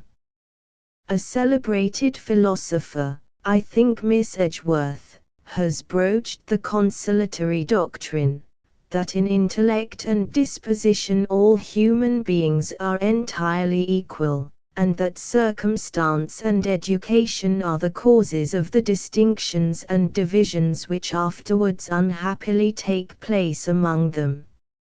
Not to argue this question, which places Jack Howard and Jack Thurtell on an exact level, which would have us to believe that Lord Melbourne is by natural gifts and excellences a man as honest, brave, and far-sighted as the Duke of Wellington, which would make out that Lord Lyndhurst is, in point of principle, eloquence, and political honesty, no better than Mr. O'Connell, not, I say, arguing this doctrine. Let us simply state that Master Thomas Billings, for, having no other, he took the name of the worthy people who adopted him, was in his long coats fearfully passionate, screaming and roaring perpetually, and showing all the ill that he could show. At the age of 2, when his strength enabled him to toddle abroad, his favourite resort was the coal-hole or the dung-heap. His roarings had not diminished in the least, and he had added to his former virtues 2 new ones, a love of fighting and stealing, both which amiable qualities he had many opportunities of exercising every day. He fought his little adoptive brothers and sisters, he kicked and cuffed his father and mother. He fought the cat, stamped upon the kittens, was worsted in a severe battle with the hen in the backyard, but, in revenge, nearly beat a little sucking pig to death, whom he caught alone and rambling near his favourite haunt, the dunghill. As for stealing, he stole the eggs, which he perforated and emptied, the butter, which he ate with or without bread, as he could find it, the sugar, which he cunningly secreted in the leaves of a baker's chronicle that nobody in the establishment could read, and thus from the pages of history he used to suck in all he knew, thieving and lying namely, in which, for his years, he made wonderful progress. If any followers of Miss Edgeworth and the philosophers are inclined to disbelieve this statement, or to set it down as overcharged and distorted, let them be assured that just this very picture was, of all the pictures in the world, taken from nature. Ike Solomons once had a dear little brother who could steal before he could walk, and this not from encouragement. For, if you know the world, you must know that in families of our profession the point of honor is sacred at home, but from pure nature, who could steal, I say, before he could walk, and lie before he could speak, and who, at 4½ years of age, having attacked my sister Rebecca on some question of lollipops, had smitten her on the elbow with a fire shovel, apologizing to us by saying simply, I wish it had been her head. Dear Aminadab, I think of you, and laugh these philosophers to scorn. Nature made you for that career which you fulfilled. You were from your birth to your dying a scoundrel, you couldn't have been anything else, however your lot was cast. And blessed it was that you were born among the prigs, for had you been of any other profession, alas! Alas! What ills might you have done? As I have heard the author of Richelieu's Siamese twins etc. say poeta nascita non fit, which means that though he had tried ever so much to be a poet, it was all moonshine. In the like manner, I say, rogus nascita, non fit. We have it from nature, and so a fig for Miss Edgeworth.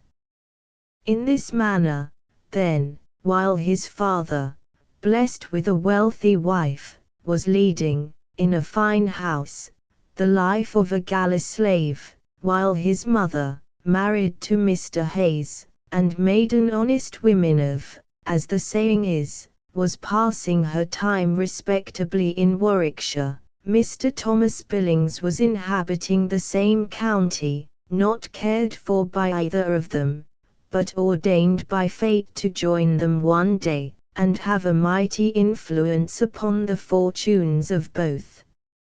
For, as it has often happened to the traveller in the York or the Exeter coach to fall snugly asleep in his corner, and on awaking suddenly to find himself 60 or 70 miles from the place where Somnus first visited him, as, we say, although you sit still, time, poor wretch, keeps perpetually running on, and so must run day and night, with never a pause or a halt of 5 minutes to get a drink, until his dying day. Let the reader imagine that since he left Mrs. Hayes and all the other worthy personages of this history, in the last chapter, 7 years have sped away, during which all our heroes and heroines have been accomplishing their destinies.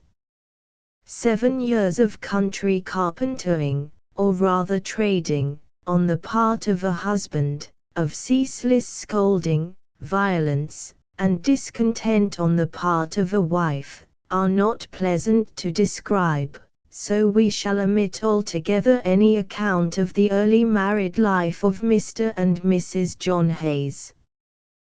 The Newgate Calendar, to which excellent compilation we and the other popular novelists of the day can never be sufficiently grateful, states that Hayes left his house 3 or 4 times during this period, and, urged by the restless humours of his wife, tried several professions, returning, however, as he grew weary of each, to his wife and his paternal home.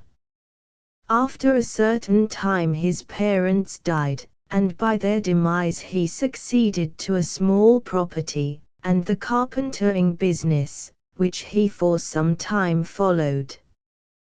What, then, in the meanwhile, had become of Captain Wood, or Brock, and Ensign Maction, the only persons now to be accounted for in our catalogue? For about 6 months after their capture and release of Mr. Hayes, those noble gentlemen had followed, with much prudence and success, that trade which the celebrated and polite Duval, the ingenious Shepherd, the dauntless Turpin, and indeed many other heroes of our most popular novels, had pursued, or were pursuing, in their time. And so considerable were said to be Captain Wood's gains, that reports were abroad of his having somewhere a buried treasure, to which he might have added more, had not fate suddenly cut short his career as a prig. He and the ensign were, shame to say, transported for stealing 3 pewter pots off a railing at Exeter, and not being known in the town, which they had only reached that morning, they were detained by no further charges, but simply condemned on this one. For this misdemeanor, Her Majesty's government vindictively sent them for 7 years beyond the sea, and, as the fashion then was, sold the use of their bodies to Virginian planters during that space of time. It is thus, alas, that the strong are always used to deal with the weak, and many an honest fellow has been led to rue his unfortunate difference with the law. Thus, then, we have settled all scores. The Count is in Holland with his wife, Mrs. Cat in Warwickshire along with her excellent husband, Master Thomas Billings with his adoptive parents in the same county, and the 2 military gentlemen watching the progress and cultivation of the tobacco and cotton plant in the New World. All these things having passed between the acts, dingering a dingle-ding leading, the drop draws up, and the next act begins. By the way, the play ends with a drop, but that is neither here nor there. Here, as in a theatre, the orchestra is supposed to play something melodious. The people get up, shake themselves, yawn, and settle down in their seats again. Porter, ale, gingerbeer, cider comes round, squeezing through the legs of the gentlemen in the pit. Nobody takes anything, as usual, and lo! The curtain rises again. Sh, shsh, shshshshhh. Hats off, says everybody. Mrs. Hayes had now been for 6 years the adored wife of Mr. Hayes, and no offspring had arisen to bless their loves and perpetuate their name. She had obtained a complete mastery over her lord and master, and having had, as far as was in that gentleman's power, every single wish gratified that she could demand, in the way of dress, treats to Coventry and Birmingham, drink, and what not, for, though a hard man, John Hayes had learned to spend his money pretty freely on himself and her. Having had all her wishes gratified, it was natural that she should begin to find out some more, and the next whim she hit upon was to be restored to her child. It may be as well to state that she had never informed her husband of the existence of that phenomenon, although he was aware of his wife's former connection with the Count, Mrs. Hayes, in their matrimonial quarrels, invariably taunting him with accounts of her former splendor and happiness, and with his own meanness of taste in condescending to take up with his Excellency's leavings. She determined, then, but as yet had not confided her determination to her husband, she would have her boy, although in her 7 years' residence within 20 miles of him she had never once thought of seeing him, and the kind reader knows that when his excellent lady determines on a thing, a shawl, or an opera box, or a new carriage, or 24 singing lessons from Tamburini, or a night at the Eagle Tavern City Road, or a ride in a bus to Richmond and tea and brandy and water at Rose Cottage Hotel, the reader, high or low, knows that when Mrs. Reader desires a thing have it she will. You may just as well talk of avoiding her as of avoiding gout, bills, or grey hairs, and that, you know, is impossible. I, for my part, have had all three, and a wife too. I say that when a woman is resolved on a thing, happen it will, if husbands refuse, fate will interfere, flectura sine etc., but quotations are odious. And some hidden power was working in the case of Mrs. Hayes, and, for its own awful purposes, lending her its aid. Who has not felt how he works, the dreadful conquering spirit of ill? Who cannot see, in the circle of his own society, the fated and foredoomed to woe and evil? Some call the doctrine of destiny a dark creed, but, for me, I would fain try and think it a consolatory one. It is better, with all one's sins upon one's head, to deem oneself in the hands of fate, than to think, with our fierce passions and weak repentances, with our resolves so loud, so vain, so ludicrously, despicably weak and frail, with our dim, wavering, wretched conceits about virtue, and our irresistible propensity to wrong, that we are the workers of our future sorrow or happiness. If we depend on our strength, what is it against mighty circumstance?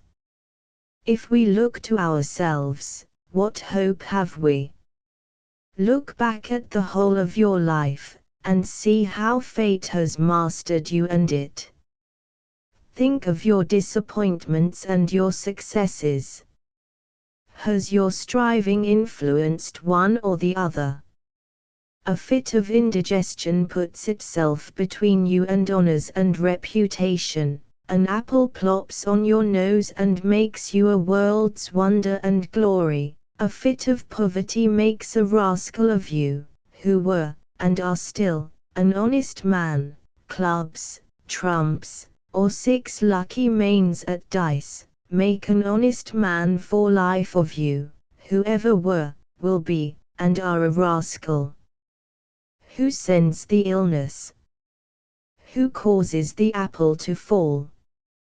Who deprives you of your worldly goods? Or who shuffles the cards, and brings trumps, honor, virtue, and prosperity back again?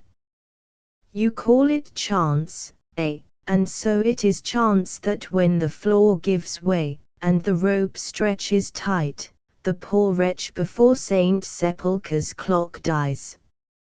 Only with us, clear-sighted mortals as we are, we can't see the rope by which we hang, and know not when or how the drop may fall. But revenants and numbers mutans, let us return to that sweet lamb Master Thomas, and the milk-white ewe Mrs. Cat. 7 years had passed away, and she began to think that she should very much like to see her child once more. It was written that she should, and you shall hear how, soon after, without any great exertions of hers, back he came to her. In the month of July, in the year 1715, there came down a road about 10 miles from the city of Worcester, 2 gentlemen, not mounted, Templar-like, upon one horse, but having a horse between them, a sorry bay, with a sorry saddle, and a large pack behind it, on which each by turn took a ride. Of the 2, one was a man of excessive stature, with red hair, a very prominent nose, and a faded military dress, while the other, an old weather-beaten, sober-looking personage, wore the costume of a civilian, both man and dress appearing to have reached the autumnal, or seedy state. However, the pair seemed, in spite of their apparent poverty, to be passably merry. The old gentleman rode the horse, and had, in the course of their journey, ridden him 2 miles at least in every 3. The tall one walked with immense strides by his side, and seemed, indeed, as if he could have quickly outstripped the 4-footed animal, had he chosen to exert his speed, or had not affection for his comrade retained him at his stirrup. A short time previously the horse had cast a shoe, and this the tall man on foot had gathered up, and was holding in his hand, it having been voted that the first blacksmith to whose shop they should come should be called upon to fit it again upon the bay horse.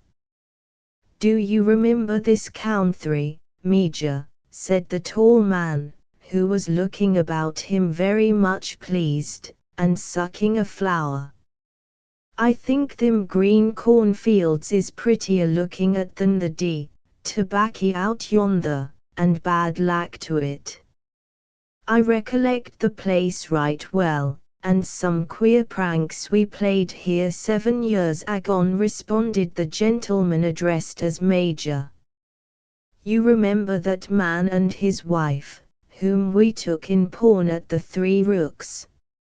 And the landlady only hung last Michaelmas," said the tall man, parenthetically.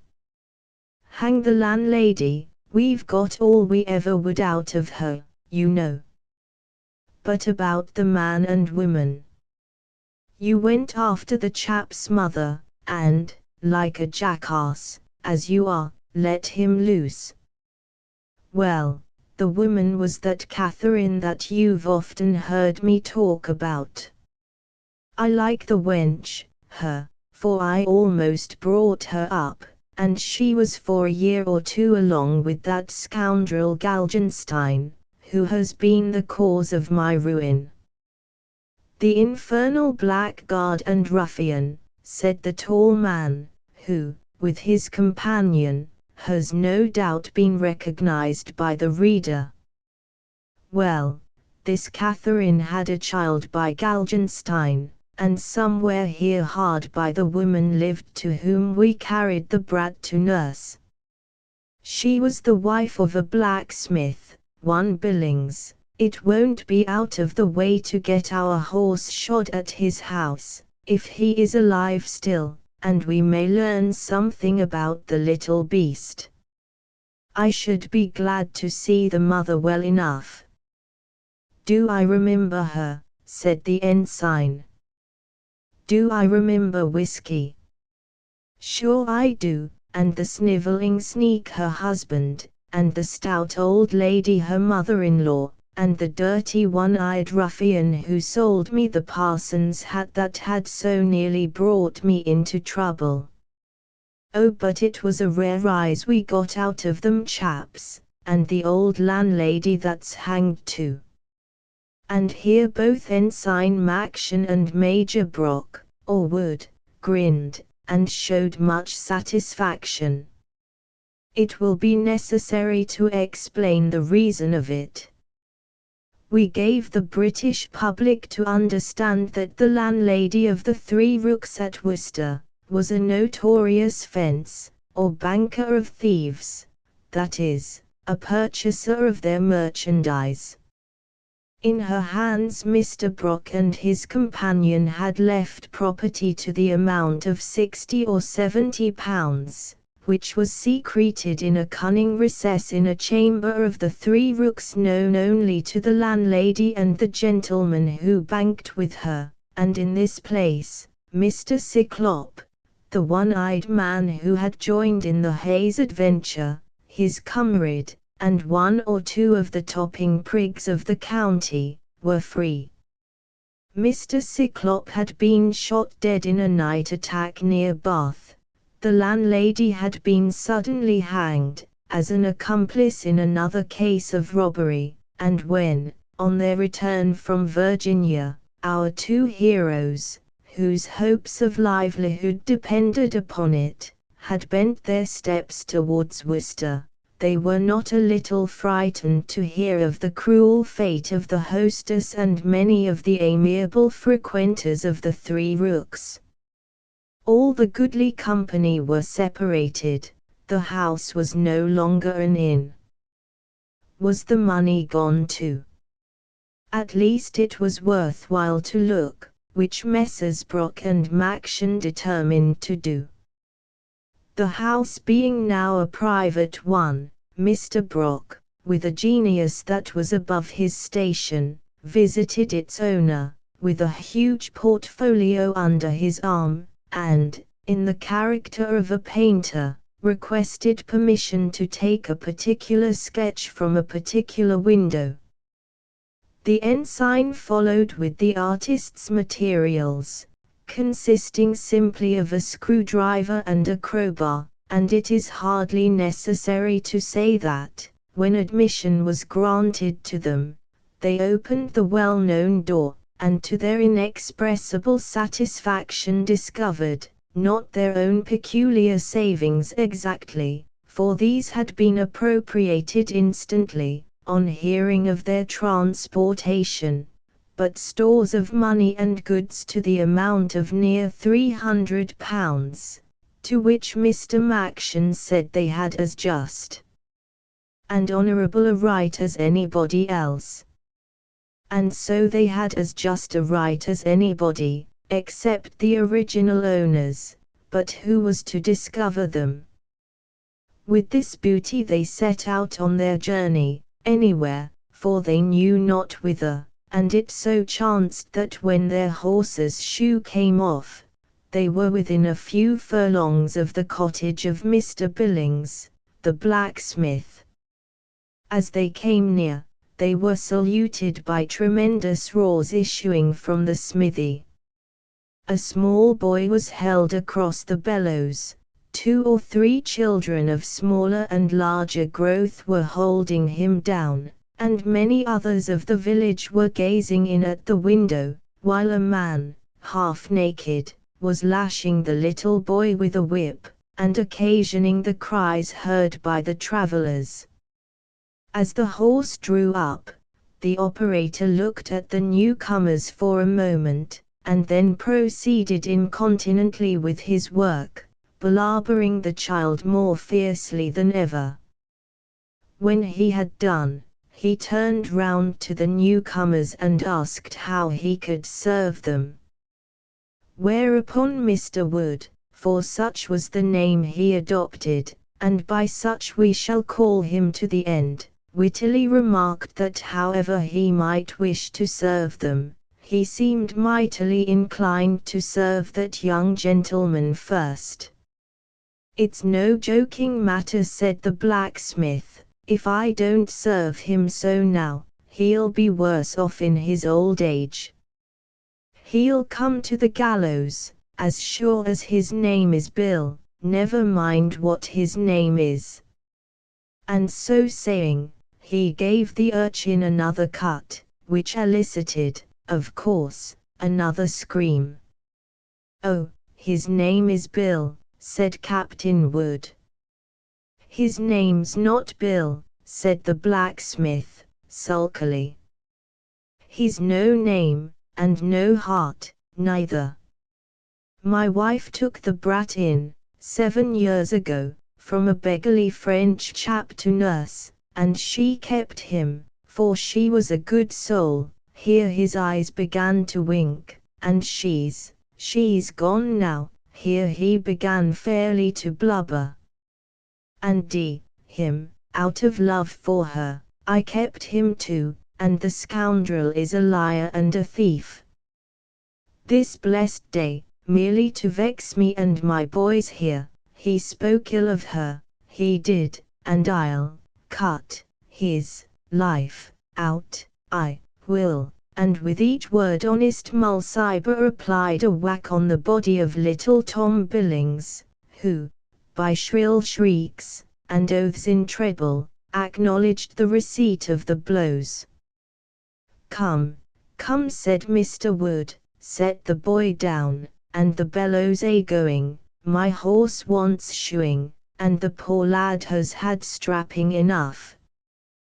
The blacksmith obeyed, and cast poor Master Thomas loose.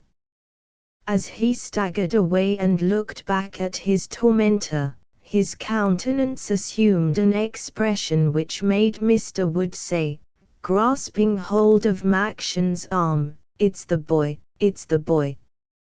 When his mother gave Galgenstein the laudanum, she had the self-same look with her.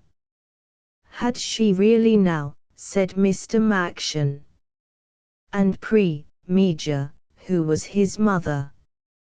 "Mrs. Cat, you fool," answered Wood. "Then, upon my secret word of honor, she has a mighty fine kitten anyhow, my dear."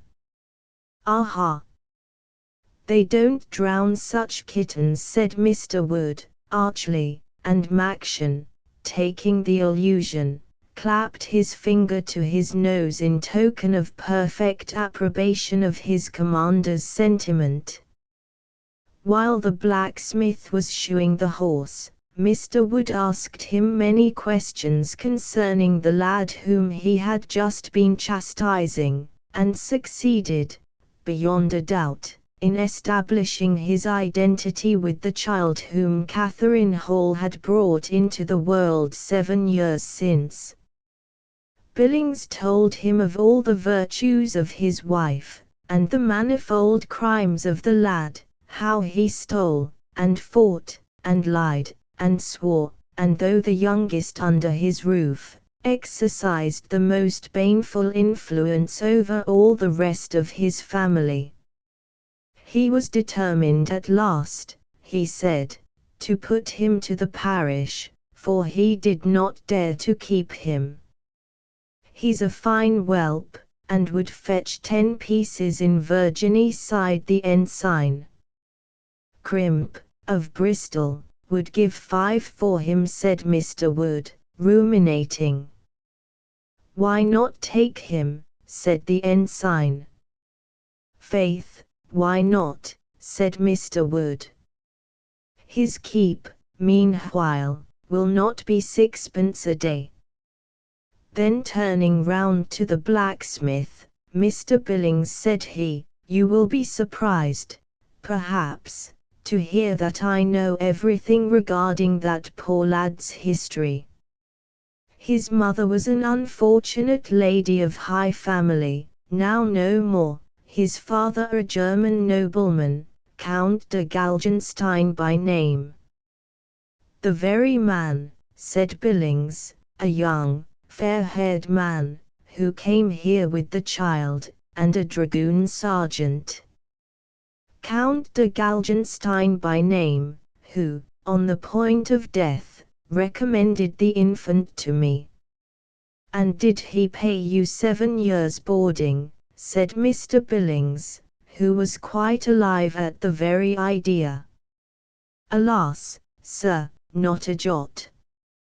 He died, sir, £600 in my debt, didn't he, ensign?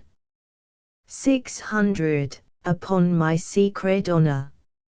I remember when he got into the house along with the Polly. Pshaw, what matters it? Here broke out Mr. Wood, looking fiercely at the ensign.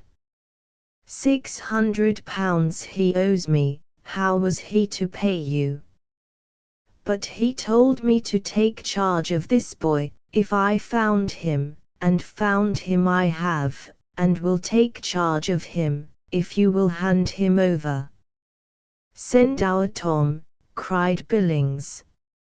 And when that youth appeared, scowling, and yet trembling, and prepared, as it seemed, for another castigation, his father, to his surprise, asked him if he was willing to go along with those gentlemen, or whether he would be a good lad and stay with him. Mr. Tom replied immediately, I won't be a good lad, and I'd rather go than stay with you. Will you leave your brothers and sisters, said Billings, looking very dismal. Hang my brothers and sisters, I hate 'em, and, besides, I haven't got any. But you had a good mother, hadn't you, Tom? Tom paused for a moment. Mother's gone, said he, and you flog me, and I'll go with these men.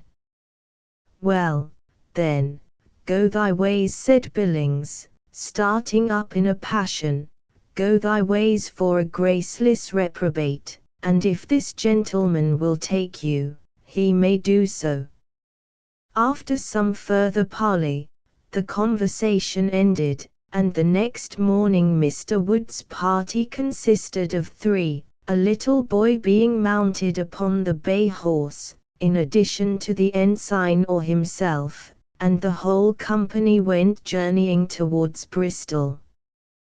We have said that Mrs. Hayes had, on a sudden, taken a fit of maternal affection, and was bent upon being restored to her child, and that benign destiny which watched over the life of this lucky lady instantly set about gratifying her wish, and, without cost to herself of coach hire or saddle horse, sent the young gentleman very quickly to her arms. The village in which the Hayeses dwelt was but a very few miles out of the road from Bristol, whither, on the benevolent mission above hinted at, our party of worthies were bound, and coming, towards the afternoon, in sight of the house of that very Justice Balance who had been so nearly the ruin of Ensign Maction, that officer narrated, for the 100th time, and with much glee, the circumstances which had then befallen him, and the manner in which Mrs. Hayes the elder had come forward to his rescue. "Suppose we go and see the old girl," suggested Mr. Wood. "No harm can come to us now." And his comrade always assenting, they wound their way towards the village, and reached it as the evening came on.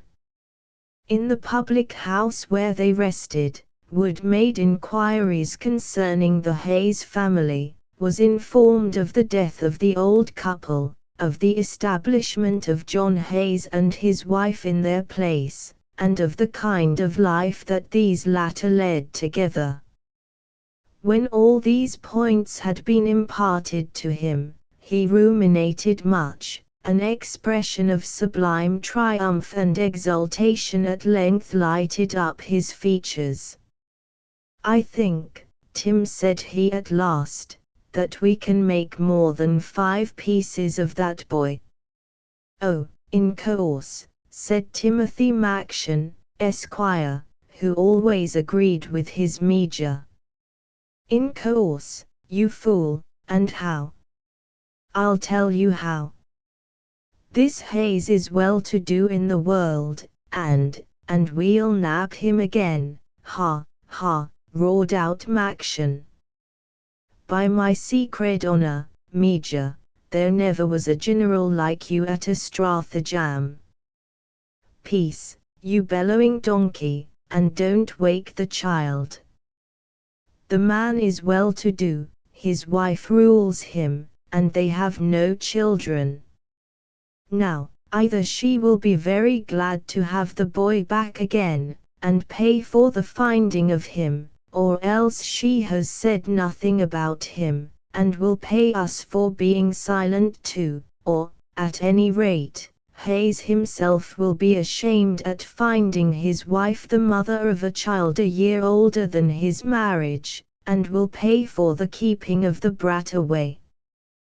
There's profit, my dear, in any one of the cases, or my name's not Peter Brock." When the ensign understood this wondrous argument, he would fain have fallen on his knees and worshipped his friend and guide. They began operations, almost immediately, by an attack on Mrs. Hayes.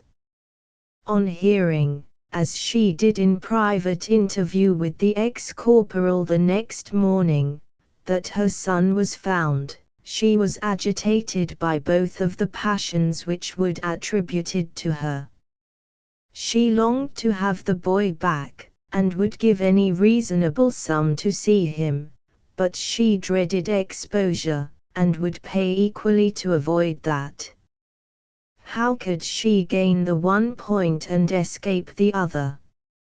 Mrs. Hayes hit upon an expedient which, I am given to understand, is not uncommon nowadays. She suddenly discovered that she had a dear brother, who had been obliged to fly the country in consequence of having joined the Pretender, and had died in France, leaving behind him an only son. This boy her brother had, with his last breath, recommended to her protection, and had confided him to the charge of a brother officer who was now in the country, and would speedily make his appearance, and, to put the story beyond a doubt, Mr. Wood wrote the letter from her brother stating all these particulars, and Ensign Maction received full instructions how to perform the part of the brother officer. What consideration Mr. Wood received for his services, we cannot say, only it is well known that Mr. Hayes caused to be committed to gaol a young apprentice in his service, charged with having broken open a cupboard in which Mr. Hayes had 40 guineas in gold and silver, and to which none but he and his wife had access. Having made these arrangements, the corporal and his little party decamped to a short distance, and Mrs. Catherine was left to prepare her husband for a speedy addition to his family, in the shape of this darling nephew. John Hayes received the news with anything but pleasure. He had never heard of any brother of Catherine's. She had been bred at the workhouse, and nobody ever hinted that she had relatives. But it is easy for a lady of moderate genius to invent circumstances, and with lies, tears, threats, coaxings, oaths, and other blandishments, she compelled him to submit. 2 days afterwards, as Mr. Hayes was working in his shop with his lady seated beside him, the trampling of a horse was heard in his courtyard, and a gentleman, of huge stature, descended from it, and strode into the shop. His figure was wrapped in a large cloak, but Mr. Hayes could not help fancying that he had somewhere seen his face before.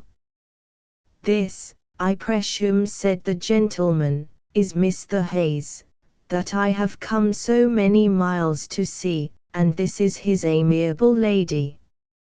I was the most intimate friend, madam, of your lamented brother, who died in King Louis's service, and whose last touching letters I dispatched to you 2 days ago. I have with me a further precious token of my dear friend, Captain Hall. It is here." And so saying, the military gentleman, with one arm, removed his cloak, and stretching forward the other into Hayes's face almost, stretched likewise forward a little boy, grinning and sprawling in the air, and prevented only from falling to the ground by the hold which the ensign kept of the waistband of his little coat and breeches. "Isn't he a pretty boy?" said Mrs. Hayes, sidling up to her husband tenderly, and pressing one of Mr. Hayes's hands. About the lad's beauty it is needless to say what the carpenter thought, but that night, and for many nights after, the lad stayed at Mr. Hayes's. Chapter 8 enumerates the accomplishments of Master Thomas Billings, introduces Brock as Dr. Wood, and announces the execution of Ensign Maction. We are obliged, in recording this history, to follow accurately that great authority, the Calendrium Nugaticum Rogarum Registerium, of which every lover of literature, in the present day knows the value, and as that remarkable work totally discards all the unities in its narratives, and reckons the life of its heroes only by their actions, and not by periods of time, we must follow in the wake of this mighty ark, a humble cock-boat. When it pauses, we pause; when it runs 10 knots an hour, we run with the same celerity, and as, in order to carry the reader from the penultimate chapter of this work unto the last chapter, we were compelled to make him leap over a gap of 7 blank years, 10 years more must likewise be granted to us before we are at liberty to resume our history. During that period, Master Thomas Billings had been under the especial care of his mother, and, as may be imagined, he rather increased than diminished the accomplishments for which he had been remarkable while under the roof of his foster father. And with this advantage, that while at the blacksmith's, and only 3 or 4 years of age, his virtues were necessarily appreciated only in his family circle and among those few acquaintances of his own time of life whom a youth of 3 can be expected to meet in the alleys or over the gutters of a small country hamlet, in his mother's residence, his circle extended with his own growth, and he began to give proofs of those powers of which in infancy there had been only encouraging indications. Thus it was nowise remarkable that a child of 4 years should not know his letters, and should have had a great disinclination to learn them. But when a young man of 15 showed the same creditable ignorance, the same undeviating dislike, it was easy to see that he possessed much resolution and perseverance. When it was remarked, too, that, in case of any difference, he not only beat the usher, but by no means disdained to torment and bully the very smallest boys of the school, it was easy to see that his mind was comprehensive and careful, as well as courageous and grasping. As it was said of the Duke of Wellington, in the Peninsula, that he had a thought for everybody, from Lord Hill to the smallest drummer in the army. In like manner Tom Billings bestowed his attention on high and low, but in the shape of blows. He would fight the strongest and kick the smallest, and was always at work with one or the other. At 13, when he was removed from the establishment whither he had been sent, he was the cock of the school out of doors, and the very last boy in. He used to let the little boys and newcomers pass him by, and laugh, but he always belabored them unmercifully afterwards, and then it was, he said, his turn to laugh. With such a pugnacious turn, Tom Billings ought to have been made a soldier, and might have died a marshal, but, by an unlucky ordinance of fate, he was made a tailor, and died never mind what for the present. Suffice it to say, that he was suddenly cut off, at a very early period of his existence, by a disease which has exercised considerable ravages among the British youth. By consulting the authority above mentioned, we find that Hayes did not confine himself to the profession of a carpenter, or remain long established in the country, but was induced, by the eager spirit of Mrs. Catherine most probably, to try his fortune in the metropolis, where he lived, flourished, and died. Oxford Road, St. Giles's, and Tottenham Court were, at various periods of his residence in town, inhabited by him. At one place he carried on the business of greengrocer and small coalman, in another, he was carpenter, undertaker, and lender of money to the poor. Finally, he was a lodging-house keeper in the Oxford or Tyburn Road, but continued to exercise the last-named charitable profession.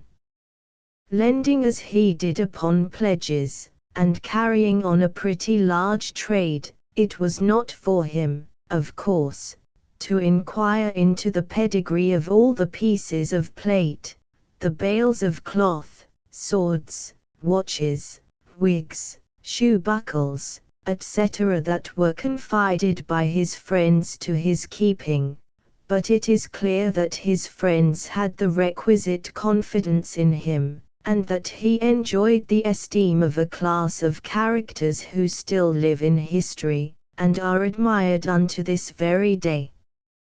The mind loves to think that, perhaps, in Mr. Hayes's back parlour the gallant Turpin might have hob and nobbed with Mrs. Catherine, that here, perhaps, the noble shepherd might have cracked his joke, or quaffed his pint of rum. Who knows but that Makepeace and Paul Clifford may have crossed legs under Hayes's dinner table? But why pause to speculate on things that might have been? Why desert reality for fond imagination, or call up from their honoured graves the sacred dead? I know not, and yet, in sooth, I can never pass Cumberland Gate without a sigh, as I think of the gallant cavaliers who traversed that road in old time. Pious priests accompanied their triumphs, their chariots were surrounded by hosts of glittering javelin men. As the slave at the car of the Roman conqueror shouted, "Remember thou art mortal," before the eyes of the British warrior rode the undertaker and his coffin, telling him that he too must die. Mark well the spot. 100 years ago Albion Street, where comic power dwelt, Milesia's darling son, Albion Street was a desert. The square of Connaught was without its penultimate, and, strictly speaking, naught. The Edgware Road was then a road, 'tis true, with tinkling wagons passing now and then, and fragrant walls of snowy hawthorn blossoms. The ploughman whistled over Nutford Place, down the green solitudes of Sovereign Street the merry milkmaid led the lowing kine. Here, then, in the midst of green fields and sweet air, before ever omnibuses were, and when Pineapple Turnpike and Terrace were alike unknown, here stood Tyburn, and on the road towards it, perhaps to enjoy the prospect, stood, in the year 1725, the habitation of Mr. John Hayes. One fine morning in the year 1725, Mrs. Hayes, who had been abroad in her best hat and riding hood, Mr. Hayes, who for a wonder had accompanied her, and Mrs. Springart, a lodger, who for a remuneration had the honor of sharing Mrs. Hayes's friendship and table, all returned, smiling and rosy, at about 10:30 o'clock, from a walk which they had taken to Bayswater. Many thousands of people were likewise seen flocking down the Oxford Road, and you would rather have thought, from the smartness of their appearance and the pleasure depicted in their countenances, that they were just issuing from a sermon, than quitting the ceremony which they had been to attend. The fact is, that they had just been to see a gentleman hanged, a cheap pleasure, which the Hayes family never denied themselves, and they returned home with a good appetite to breakfast, braced by the walk, and tickled into hunger, as it were, by the spectacle. I can recollect, when I was a GYP at Cambridge, that the men used to have breakfast parties for the very same purpose, and the exhibition of the morning acted infallibly upon the stomach, and caused the young students to eat with much voracity. Well, Mrs. Catherine, a handsome, well-dressed, plump, rosy woman of 3 or 34, and when, my dear, is a woman handsomer than at that age, came in quite merrily from her walk, and entered the back parlour, which looked into a pleasant yard, or garden, whereon the sun was shining very gaily, and where, at a table covered with a nice white cloth, laid out with some silver mugs, too, and knives, all with different crests and patterns, sat an old gentleman reading in an old book. "Here we are at last, Doctor," said Mrs. Hayes, "and here's his speech." She produced the little halfpenny tract, which to this day is sold at the gallows foot upon the death of every offender. I've seen a many men turned off, to be sure, but I never did see one who bore it more like a man than he did. "My dear," said the gentleman addressed as Doctor, "he was as cool and as brave as steel, and no more minded hanging than tooth-drawing." "It was the drink that ruined him," said Mrs. Catt. "Drink, and bad company. I warned him, my dear, I warned him years ago, and directly he got into Wild's gang, I knew that he had not a year to run. Ah, why, my love, will men continue such dangerous courses, continued the doctor, with a sigh, and jeopardy their lives for a miserable watch or a snuff-box, of which Mr. Wilde takes 3/4 of the produce. But here comes the breakfast, and, egord, I am as hungry as a lad of 20. Indeed, at this moment Mrs. Hayes's servant appeared with a smoking dish of bacon and greens, and Mr. Hayes himself ascended from the cellar, of which he kept the key, bearing with him a tolerably large jug of small beer. To this repast the doctor, Mrs. Springart, the other lodger, and Mr. and Mrs. Hayes, proceeded with great alacrity. A fifth cover was laid, but not used, the company remarking that Tom had very likely found some acquaintances at Tyburn, with whom he might choose to pass the morning. Tom was Master Thomas Billings, now of the age of 16, slim, smart, 5 feet 10 inches in height, handsome, sallow in complexion, black-eyed and black-haired.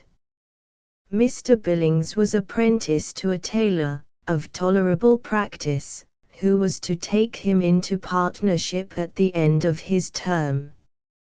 It was supposed, and with reason, that Tom would not fail to make a fortune in this business, of which the present head was one Beanclider, a German.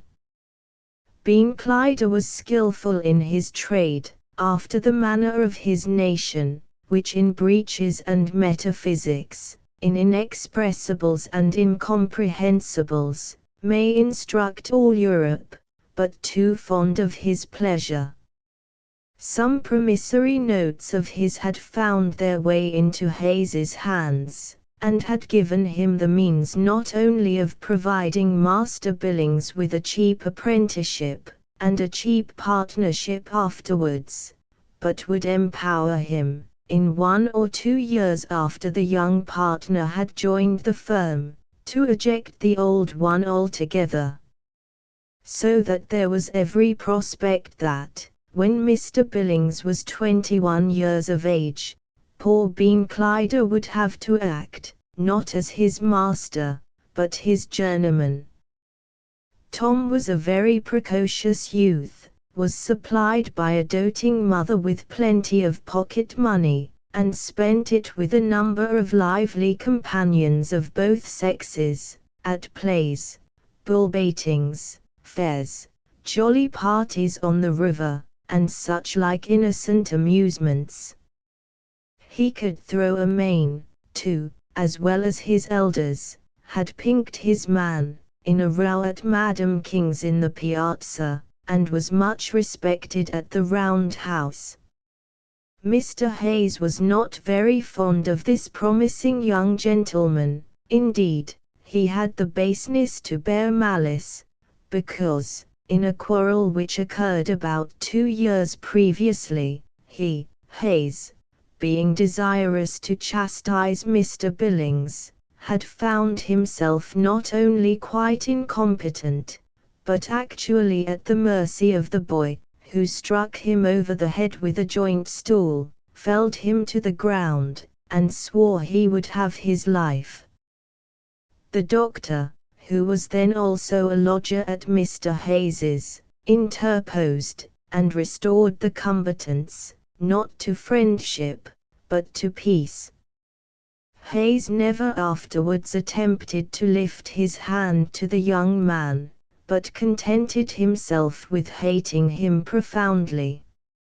In this sentiment Mr. Billings participated cordially, and, quite unlike Mr. Hayes, who never dared to show his dislike, used on every occasion when they met, by actions, looks, words, sneers, and curses, to let his stepfather know the opinion which he had of him.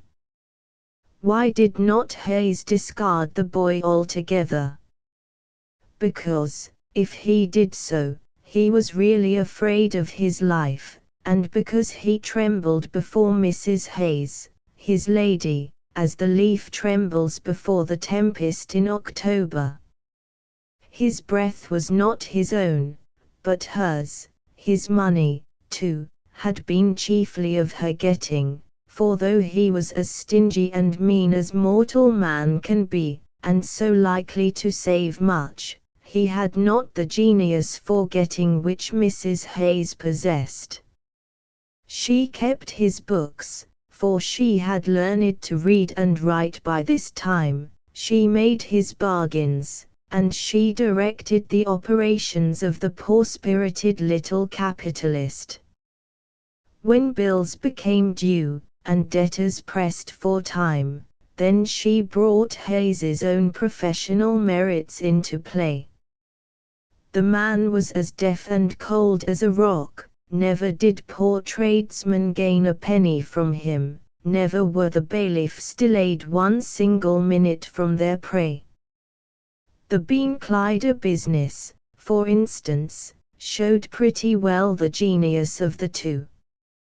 Hayes was for closing with him at once, but his wife saw the vast profits which might be drawn out of him, and arranged the apprenticeship and the partnership before alluded to. The woman heartily scorned and spit upon her husband, who fawned upon her like a spaniel. She loved good cheer, she did not want for a certain kind of generosity. The only feeling that Hayes had for anyone except himself was for his wife, whom he held in a cowardly awe and attachment. He liked drink, too, which made him chirping and merry, and accepted willingly any treats that his acquaintances might offer him. But he would suffer agonies when his wife brought or ordered from the cellar a bottle of wine. And now for the doctor. He was about 70 years of age. He had been much abroad, he was of a sober, cheerful aspect, he dressed handsomely and quietly in a broad hat and cassock, but saw no company except the few friends whom he met at the coffee-house. He had an income of about £100, which he promised to leave to young Billings. He was amused with the lad, and fond of his mother, and had boarded with them for some years past. The doctor, in fact, was our old friend Corporal Brock, the Reverend Dr. Wood now, as he had been Major Wood 15 years back. Anyone who has read the former part of this history must have seen that we have spoken throughout with invariable respect of Mr. Brock, and that in every circumstance in which he has appeared, he has acted not only with prudence, but often with genius. The early obstacle to Mr. Brock's success was want of conduct simply. Drink, women, play, how many a brave fellow have they ruined, had pulled Brock down as often as his merit had carried him up. When a man's passion for play has brought him to be a scoundrel, it at once ceases to be hurtful to him in a worldly point of view, he cheats, and wins. It is only for the idle and luxurious that women retain their fascinations to a very late period, and Brock's passions had been whipped out of him in Virginia, where much ill health, ill treatment, hard labor, and hard food, speedily put an end to them. He forgot there even how to drink. Rum or wine made this poor declining gentleman so ill that he could indulge in them no longer, and so his 3 vices were cured.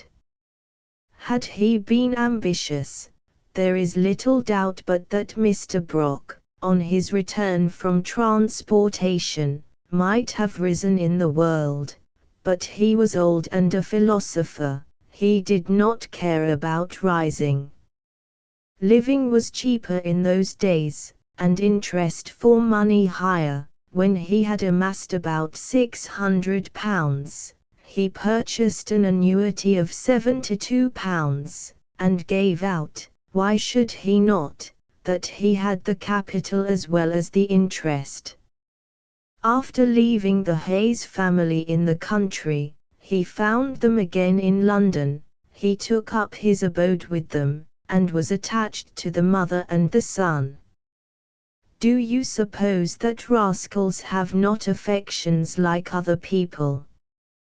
Hearts, madam, hearts, and family ties which they cherish. As the doctor lived on with this charming family, he began to regret that he had sunk all his money in annuities, and could not, as he repeatedly vowed he would, leave his savings to his adopted children. He felt an indescribable pleasure, suave Marie Magno etc., in watching the storms and tempests of the Hayes menage. He used to encourage Mrs. Catherine into anger when, haply, that lady's fits of calm would last too long. He used to warm up the disputes between wife and husband, mother and son, and enjoy them beyond expression. They served him for daily amusement, and he used to laugh until the tears ran down his venerable cheeks at the accounts which young Tom continually brought him of his pranks abroad, among watchmen and constables, at taverns or elsewhere. When, therefore, as the party were discussing their bacon and cabbage, before which the Reverend Doctor with much gravity said grace, Master Tom entered. Dr. Wood, who had before been rather gloomy, immediately brightened up, and made a place for Billings between himself and Mrs. Catherine. "How do, old cock?" said that young gentleman familiarly. "How goes it, mother?" And so saying, he seized eagerly upon the jug of beer which Mr. Hayes had drawn, and from which the latter was about to help himself, and poured down his throat exactly 1 quart. "Ah," said Mr. Billings, drawing breath after a draught which he had learned accurately to gauge from the habit of drinking out of pewter measures which held precisely that quantity. "Ah," said Mr. Billings, drawing breath, and wiping his mouth with his sleeves, "this is very thin stuff, old Squaretoes, but my coppers have been red hot since last night, and they wanted a sluicing." "Should you like some ale, dear?" said Mrs. Hayes, that fond and judicious parent. "A quart of brandy, Tom," said Dr. Wood. "Your papa will run down to the cellar for it in a minute."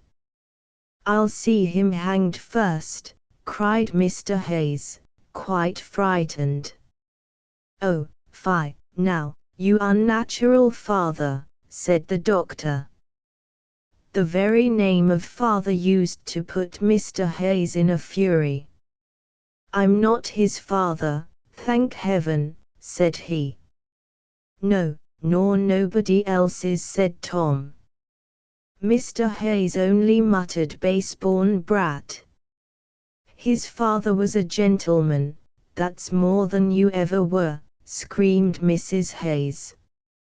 "His father was a man of spirit, no cowardly sneak of a carpenter, Mr. Hayes. Tom has noble blood in his veins, for all he has a tailor's appearance, and if his mother had had her right, she would be now in a coach and six." "I wish I could find my father," said Tom, "for I think Polly Briggs and I would look mighty well in a coach and six." Tom fancied that if his father was a count at the time of his birth, he must be a prince now, and, indeed, went among his companions by the latter august title. "Eh, Tom, that you would," cried his mother, looking at him fondly. With a sword by my side, and a hat and feather, there's never a lord at St. James's would cut a finer figure. After a little more of this talk, in which Mrs. Hayes let the company know her high opinion of her son, who, as usual, took care to show his extreme contempt for his stepfather, the latter retired to his occupations. The lodger, Mrs. Springart, who had never said a word all this time, retired to her apartment on the second floor, and, pulling out their pipes and tobacco, the old gentleman and the young one solaced themselves with half an hour's more talk and smoking, while the thrifty Mrs. Hayes, opposite to them, was busy with her books. "What's in the confessions?" said Mr. Billings to Dr. Wood. "There were 6 of 'em besides Mac, 2 for sheep, 4 housebreakers, but nothing of consequence, I fancy." "There's the paper," said Wood, archly. "Read for yourself, Tom." Mr. Tom looked at the same time very fierce and very foolish, for, though he could drink, swear, and fight as well as any lad of his inches in England, reading was not among his accomplishments. "I tell you what, Doctor," said he, "you have no bantering with me, for I'm not the man that will bear it, me," and he threw a tremendous swaggering look across the table. "I want you to learn to read, Tommy dear. Look at your mother there over her books, she keeps them as neat as a scrivener now, and at 20 she could make never a stroke. Your godfather speaks for your good, child, and for me. Thou knowest that I have promised thee a gold-headed cane and periwig on the first day that thou canst read me a column of the Flying Post." "Hang the periwig," said Mr. Tom, testily. "Let my godfather read the paper himself, if he has a liking for it." Whereupon the old gentleman put on his spectacles, and glanced over the sheet of white-brown paper, which, ornamented with a picture of a gallows at the top, contained the biographies of the 7 unlucky individuals who had that morning suffered the penalty of the law. With the 6 heroes who came first in the list we have nothing to do, but have before us a copy of the paper containing the life of number 7, and which the doctor read in an audible voice. Captain Maction. The 7th victim to his own crimes was the famous highwayman, Captain Maction, so well known as the Irish fire-eater.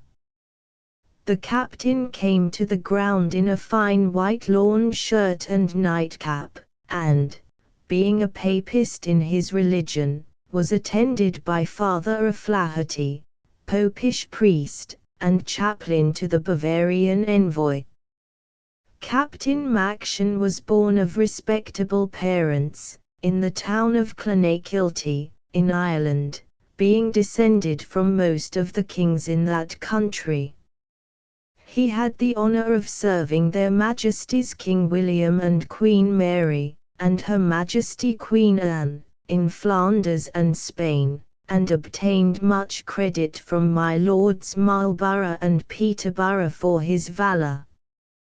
But being placed on half-pay at the end of the war, Ensign Maction took to evil courses, and, frequenting the bagnios and dice houses, was speedily brought to ruin. Being at this pass, he fell in with the notorious Captain Wood, and they two together committed many atrocious robberies in the inland counties, but these being too hot to hold them, they went into the west, where they were unknown. Here, however, the day of retribution arrived, for, having stolen 3 pewter pots from a public house, they, under false names, were tried at Exeter, and transported for 7 years beyond the sea. Thus it is seen that justice never sleeps, but, sooner or later, is sure to overtake the criminal. On their return from Virginia, a quarrel about booty arose between these two, and Machen killed Wood in a combat that took place between them near to the town of Bristol. But a wagon coming up, Machen was obliged to fly without the ill-gotten wealth. So true is it, that wickedness never prospers. 2 days afterwards, Machen met the coach of Miss Macraw, a Scotch lady and heiress, going, for lumbago and gout, to the Bath. He at first would have robbed this lady, but such were his arts, that he induced her to marry him, and they lived together for 7 years in the town of Edinburgh, in Scotland, he passing under the name of Colonel Geraldine. The lady dying, and Machen having expended all her wealth, he was obliged to resume his former evil courses, in order to save himself from starvation, whereupon he robbed a Scotch lord, by name the Lord of Whistlebenkie, of a mull of snuff, for which crime he was condemned to the Tolbooth prison at Edinburgh, in Scotland, and whipped many times in public. These deserved punishments did not at all alter Captain Machen's disposition, and on the 17th of February last, he stopped the Bavarian envoy's coach on Blackheath, coming from Dover, and robbed His Excellency and his chaplain, taking from the former his money, watches, star, a fur cloak, his sword, a very valuable one, and from the latter a Romish missal, out of which he was then reading, and a case bottle. The Bavarian envoy, said Tom parenthetically. My master, Bean Clyder, was his lordship's regimental tailor in Germany, and is now making a court suit for him. It will be a matter of £100 to him, I warrant. Dr. Wood resumed his reading. Hum. A Romish missal, out of which he was reading, and a case bottle. By means of the famous Mr. Wilde, this notorious criminal was brought to justice, and the case bottle and missal have been restored to Father O'Flaherty. During his confinement in Newgate, Mr. Machen could not be brought to express any contrition for his crimes, except that of having killed his commanding officer. For this would he pretended an excessive sorrow, and vowed that Usquebaugh had been the cause of his death. Indeed, in prison he partook of no other liquor, and drank a bottle of it on the day before his death. He was visited by several of the clergy and gentry in his cell, among others, by the popish priest whom he had robbed, Father O'Flaherty, before mentioned, who attended him likewise in his last moments, if that idolatrous worship may be called attention, and likewise by the father's patron, the Bavarian ambassador, His Excellency Count Maximilian de Galgenstein. As old Wood came to these words, he paused to give them utterance. What? Max, screamed Mrs. Hayes, letting her ink bottle fall over her ledgers. Why, be hanged if it ben't he my father, said Mr. Billings. Your father, sure enough, unless there be others of his name, and unless the scoundrel is hanged, said the doctor, sinking his voice, however, at the end of the sentence. Mr. Billings broke his pipe in an agony of joy. "I think we'll have the coach now, mother," says he, "and I'm blessed if Polly Briggs shall not look as fine as a duchess." "Polly Briggs is a low slut, Tom, and not fit for the likes of you, His Excellency's son." "Oh, fie! You must be a gentleman now, sirrah, and I doubt whether I shan't take you away from that odious tailor's shop altogether."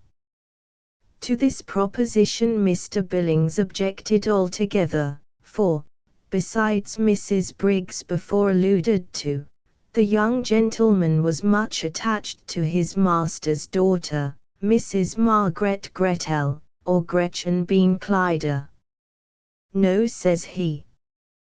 "There will be time to think of that hereafter.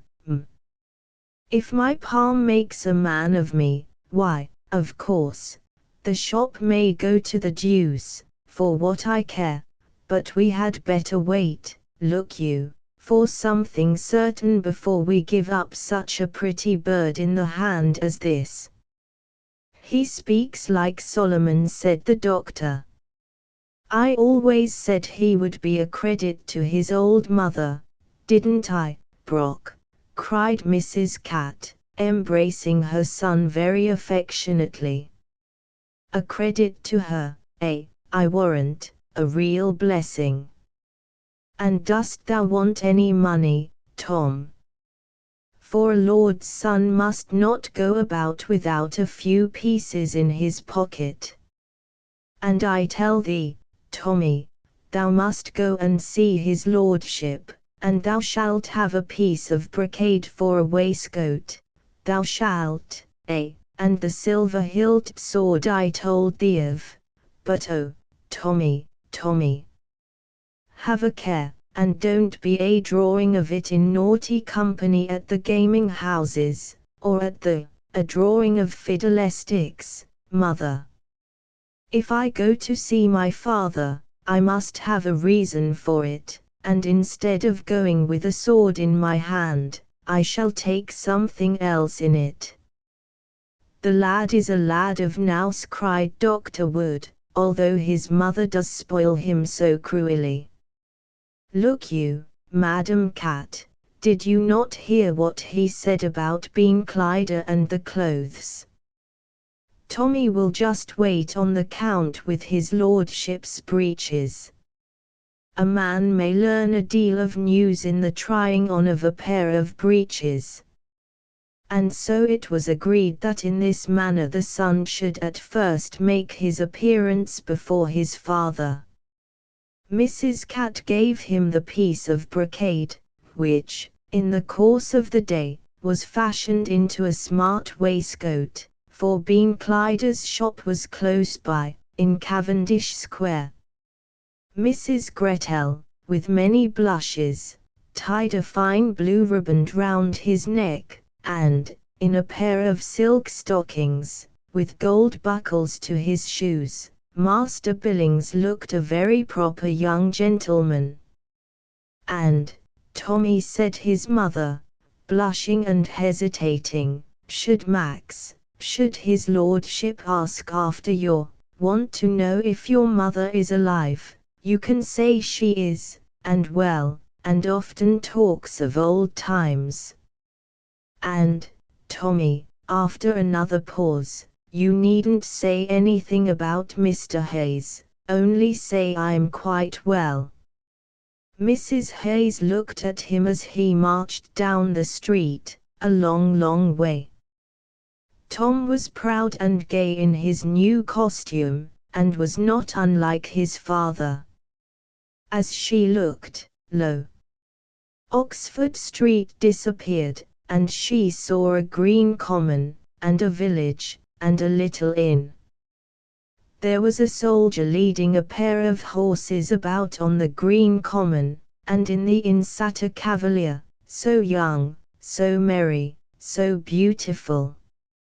Oh, what slim white hands he had, and winning words, and tender, gentle blue eyes.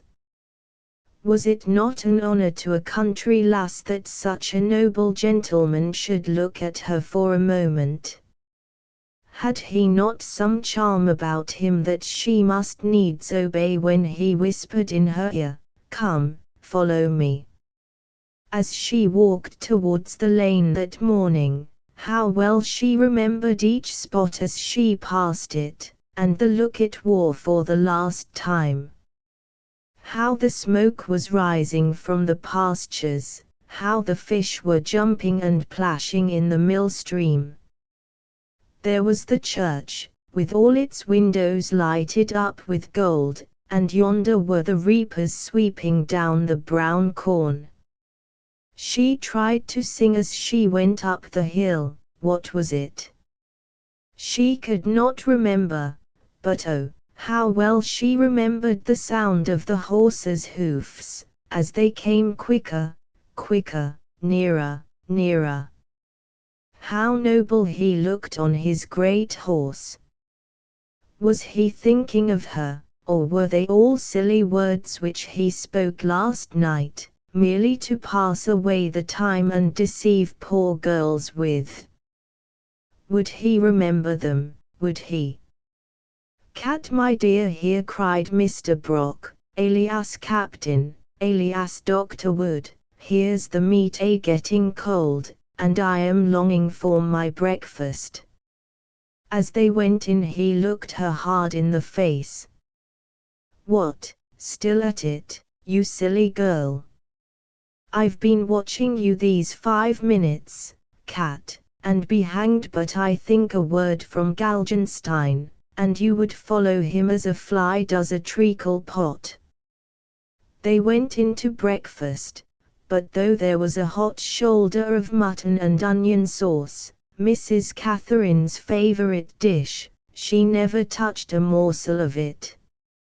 In the meanwhile Mr. Thomas Billings, in his new clothes which his mamma had given him, in his new riband which the fair Miss Beanclider had tied round his neck, and having his Excellency's breeches wrapped in a silk handkerchief in his right hand, turned down in the direction of Whitehall, where the Bavarian envoy lodged.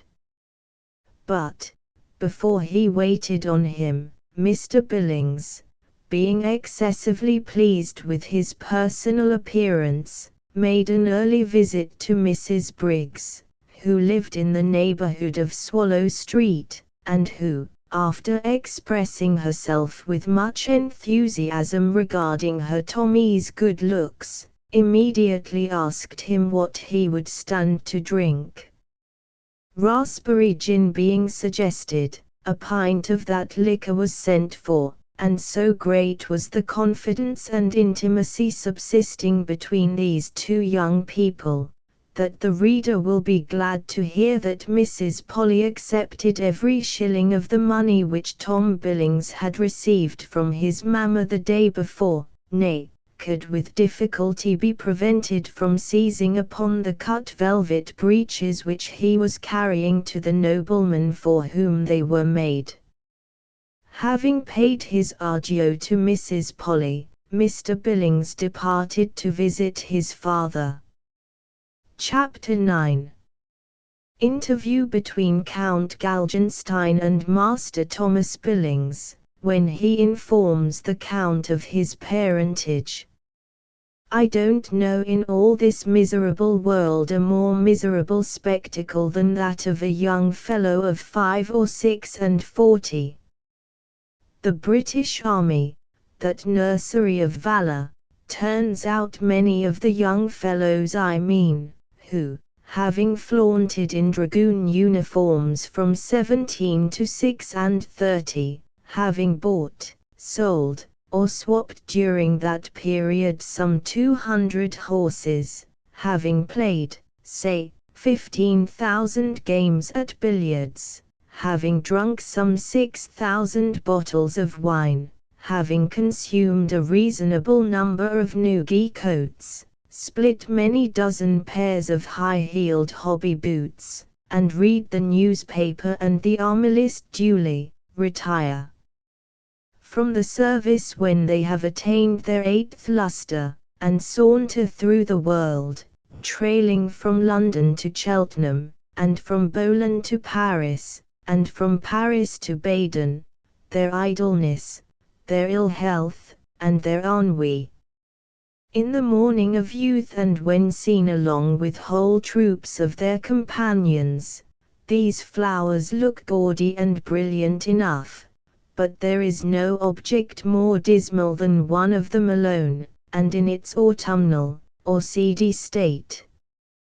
My friend, Captain Popyoy, is one who has arrived at this condition, and whom everybody knows by his title of Father Pop. A kinder, simpler, more empty-headed fellow does not exist. He is 47 years old, and appears a young, good-looking man of 60. At the time of the army of occupation he really was as good-looking a man as any in the dragoons. He now uses all sorts of stratagems to cover the bald place on his head, by combing certain thin grey side locks over it. He has, in revenge, a pair of enormous moustaches, which he dyes of the richest blue-black. His nose is a good deal larger and redder than it used to be, his eyelids have grown flat and heavy, and a little pair of red, watery eyeballs float in the midst of them. It seems as if the light which was once in those sickly green pupils had extravasated into the white part of the eye.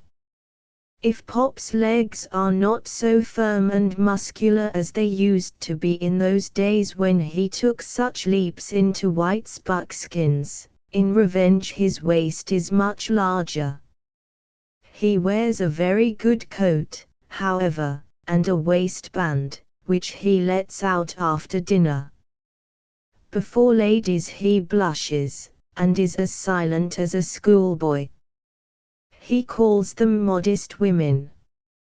His society is chiefly among young lads belonging to his former profession. He knows the best wine to be had at each tavern or café, and the waiters treat him with much respectful familiarity. He knows the names of every one of them, and shouts out, "Send Markwell here," or "Tell Cutris to give us a bottle of the yellow seal," or "Désirez-vous, Monsieur Borel, nous donner champagne frappé," etc. He always makes the salad or the punch, and dines out 300 days in the year. The other days you see him in a 2-franc eating house at Paris, or prowling about Rupert Street or St. Martin's Court where you get a capital cut of meat for 8 pence. He has decent lodgings and scrupulously clean linen, his animal functions are still tolerably well preserved, his spiritual have evaporated long since, he sleeps well, has no conscience, believes himself to be a respectable fellow, and is tolerably happy on the days when he is asked out to dinner. Poor Pop is not very high in the scale of created beings, but, if you fancy there is none lower, you are in egregious error. There was once a man who had a mysterious exhibition of an animal, quite unknown to naturalists, called the Vasa. Those curious individuals who desired to see the Vasa were introduced into an apartment where appeared before them nothing more than a little lean, shriveled, hideous, blear-eyed, mangy pig. Everyone cried out swindle, and shame. "Patience, gentlemen, be easy," said the showman. "Look at that there animal, it's a perfect phenomenon of hoogliness. I engage you never see such a pig." Nobody ever had seen. "Now, gentlemen," said he, "I'll keep my promise, has per bill, and bad as that there pig is, look at this here," he showed another. "Look at this here," and you'll see at once that it's a Vasa. In like manner the Popoy breed is bad enough, but it serves only to show off the Galgenstein race, which is Vasa. Galgenstein had led a very gay life, as the saying is, for the last 15 years, such a gay one, that he had lost all capacity of enjoyment by this time, and only possessed inclinations without powers of gratifying them. He had grown to be exquisitely curious and fastidious about meat and drink, for instance, and all that he wanted was an appetite. He carried about with him a French cook, who could not make him eat, a doctor, who could not make him well, a mistress, of whom he was heartily sick after 2 days, a priest, who had been a favorite of the exemplary Dubois, and by turns used to tickle him by the imposition of penance, or by the repetition of a tale from the Recueil of Nos, or La Fère. All his appetites were wasted and worn, only some monstrosity would galvanize them into momentary action.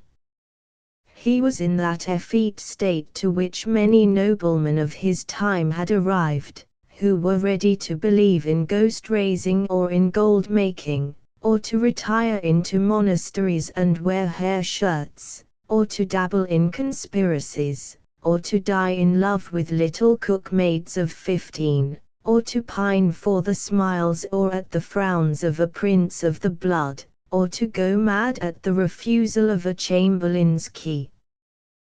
The last gratification he remembered to have enjoyed was that of riding bareheaded in a soaking rain for 3 hours by the side of his Grand Duke's mistress's coach, taking the pas of Count Krawinkel, who challenged him, and was run through the body for this very dispute. Galgenstein gained a rheumatic gout by it, which put him to tortures for many months, and was further gratified with the post of English envoy. He had a fortune, he asked no salary, and could look the envoy very well. Father O'Flaherty did all the duties, and furthermore acted as a spy over the ambassador, a sinecure post, for the man had no feelings, wishes, or opinions, absolutely none.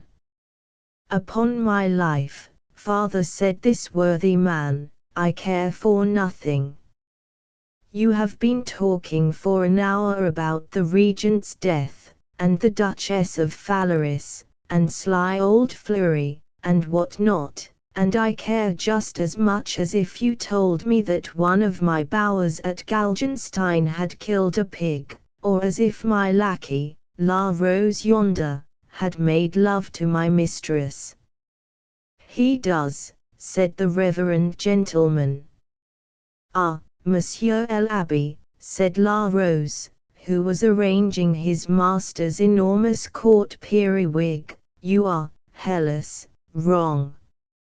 Monsieur le Comte will not be angry at my saying that I wish the accusation were true. The Count did not take the slightest notice of La Rose's wit, but continued his own complaints. I tell you, Abbé, I care for nothing. I lost 1,000 guineas the other night at Basset. I wish to my heart I could have been vexed about it. Egod!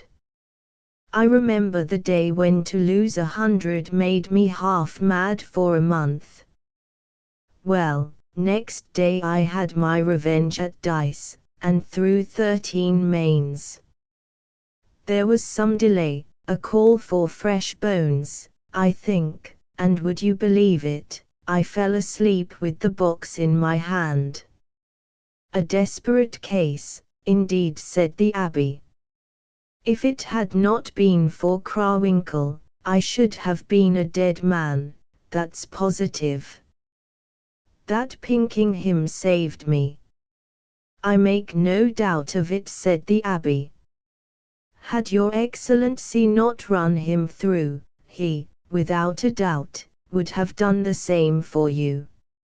Pshaw, you mistake my words, Monsieur l'Abbé, yawning. I mean, what cursed chocolate, that I was dying for want of excitement. Not that I cared for dying, no, me if I do.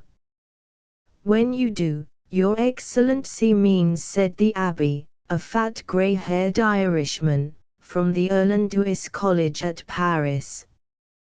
His Excellency did not laugh, nor understand jokes of any kind. He was of an undeviating stupidity, and only replied, Sir, I mean what I say. I don't care for living, no, nor for dying either, but I can speak as well as another, and I'll thank you not to be correcting my phrases as if I were one of your cursed schoolboys, and not a gentleman of fortune and blood. Herewith the Count, who had uttered 4 sentences about himself, he never spoke of anything else, sunk back on his pillows again, quite exhausted by his eloquence. The Abbé, who had a seat and a table by the bedside, resumed the labors which had brought him into the room in the morning, and busied himself with papers, which occasionally he handed over to his superior for approval. Presently Monsieur La Rose appeared. Here is a person with clothes from Mr. Beanclider's. Will your Excellency see him, or shall I bid him leave the clothes? The Count was very much fatigued by this time. He had signed 3 papers, and read the first half a dozen lines of a pair of them. Bid the fellow come in, La Rose, and, hark ye, give me my wig. One must show one's self to be a gentleman before these scoundrels. And he therefore mounted a large chestnut-coloured, orange-scented pyramid of horsehair, which was to all the newcomer. He was a lad of about 17, in a smart waistcoat and a blue riband, our friend Tom Billings, indeed. He carried under his arm the Count's destined breeches. He did not seem in the least awed, however, by his Excellency's appearance, but looked at him with a great degree of curiosity and boldness.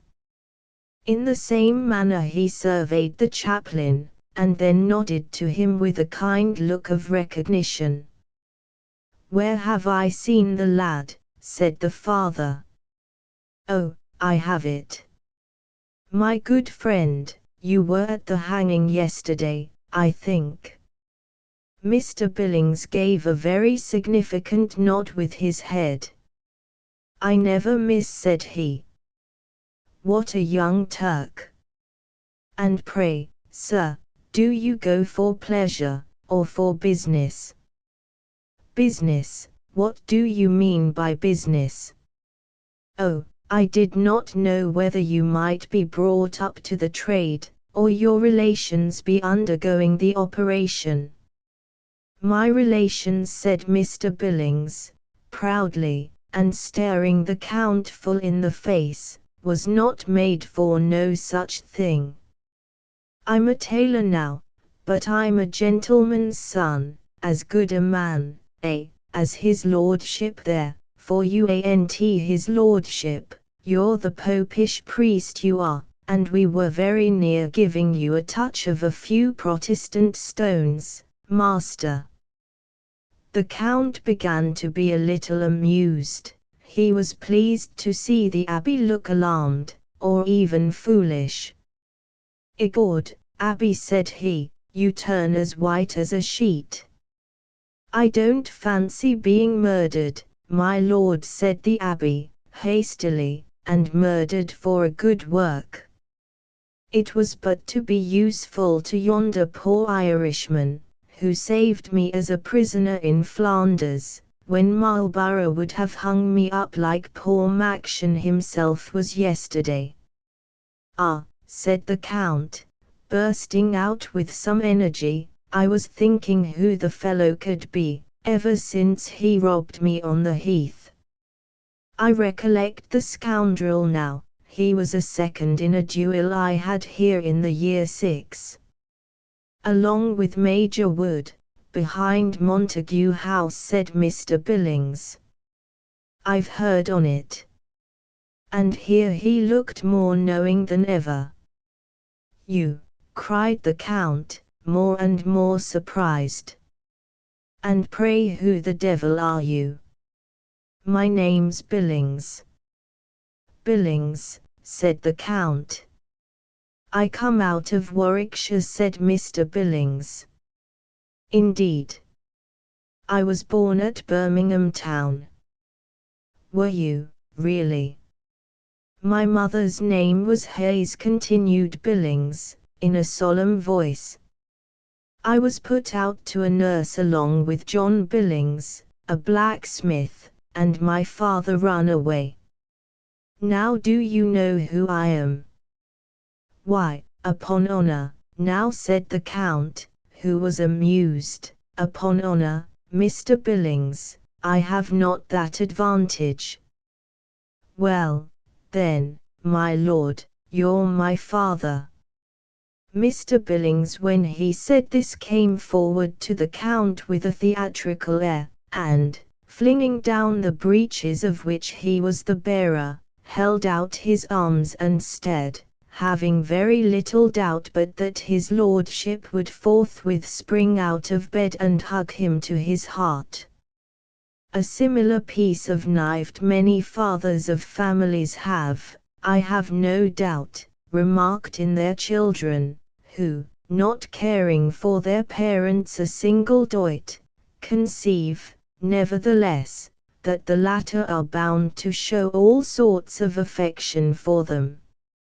His lordship did move, but backwards towards the wall, and began pulling at the bell rope with an expression of the most intense alarm. "Keep back, sirrah, keep back. Suppose I am your father, do you want to murder me? Good heavens! How the boy smells of gin and tobacco! Don't turn away, my lad, sit down there at a proper distance. And, La Rose, give him some eau de cologne, and get a cup of coffee. Well, now, go on with your story." "Egord, my dear Abby, I think it is very likely that what the lad says is true." "If it is a family conversation," said the Abby, "I had better leave you." "Oh, for heaven's sake, no. I could not stand the boy alone. Now, Mr. R., what's your name? Have the goodness to tell your story." Mr. Billings was woefully disconcerted, for his mother and he had agreed that as soon as his father saw him he would be recognized at once, and, mayhap, made heir to the estates and title, in which, being disappointed, he very sulkily went on with his narrative, and detailed many of those events with which the reader has already been made acquainted. The Count asked the boy's mother's Christian name, and being told it, his memory at once returned to him. "What, are you little Cat's son?" said His Excellency. "By heavens, mon cher Abbé, a charming creature, but a tigress, positively a tigress. I recollect the whole affair now. She's a little fresh black-haired woman, she. With a sharp nose and thick eyebrows, eh?" "Ah yes, yes," went on my lord, I recollect her. It was at Birmingham I first met her, she was my Lady Trippett's woman, wasn't she?" She was no such thing, said Mr. Billings, hotly. Her aunt kept the bugle in on Waltham Green, and your lordship seduced her. Seduced her? Oh, gad, so I did. Stab me, now, I did. Yes, I made her jump on my black horse, and bore her off like Aeneas bore his wife away from the siege of Rome. Hey, El Abbey. The events were precisely similar, said the Abbey. It is wonderful what a memory you have. I was always remarkable for it, continued His Excellency. Well, where was I? At the Black Horse. Yes, at the Black Horse. Well, I mounted her on the Black Horse, and rode her en croupe, igord, ha, ha, to Birmingham, and there we billed and cooed together like a pair of turtle doves, yes, ha, that we did. And this, I suppose, is the end of some of the Billings, said the Abbey, pointing to Mr. Tom. Billings, what do you mean?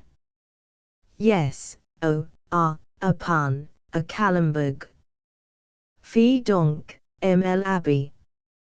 And then, after the wont of very stupid people, M. de Galgenstein went on to explain to the Abbey his own pun. Well, but to proceed, cries he. We lived together at Birmingham, and I was going to be married to a rich heiress, igord, when what do you think this little cat does? She murders me, igord. And makes me manker the marriage. 20,000, I think it was, and I wanted the money in those days. Now, wasn't she an abominable monster, that mother of yours? Hey, Mr. A, what's your name?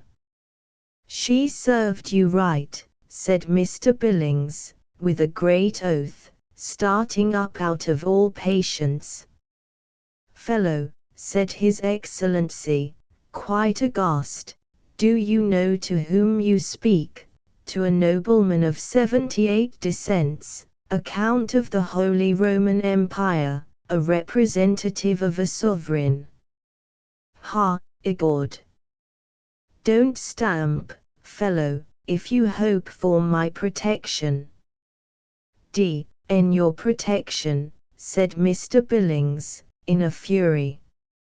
Curse you and your protection too. I'm a free-born Briton, and no French papist. And any man who insults my mother, or calls me fella, had better look to himself and the 2 eyes in his head, I can tell him. And with this Mr. Billings put himself into the most approved attitude of the cockpit, and invited his father, the reverend gentleman, and Monsieur La Rose the valet, to engage with him in a pugilistic encounter.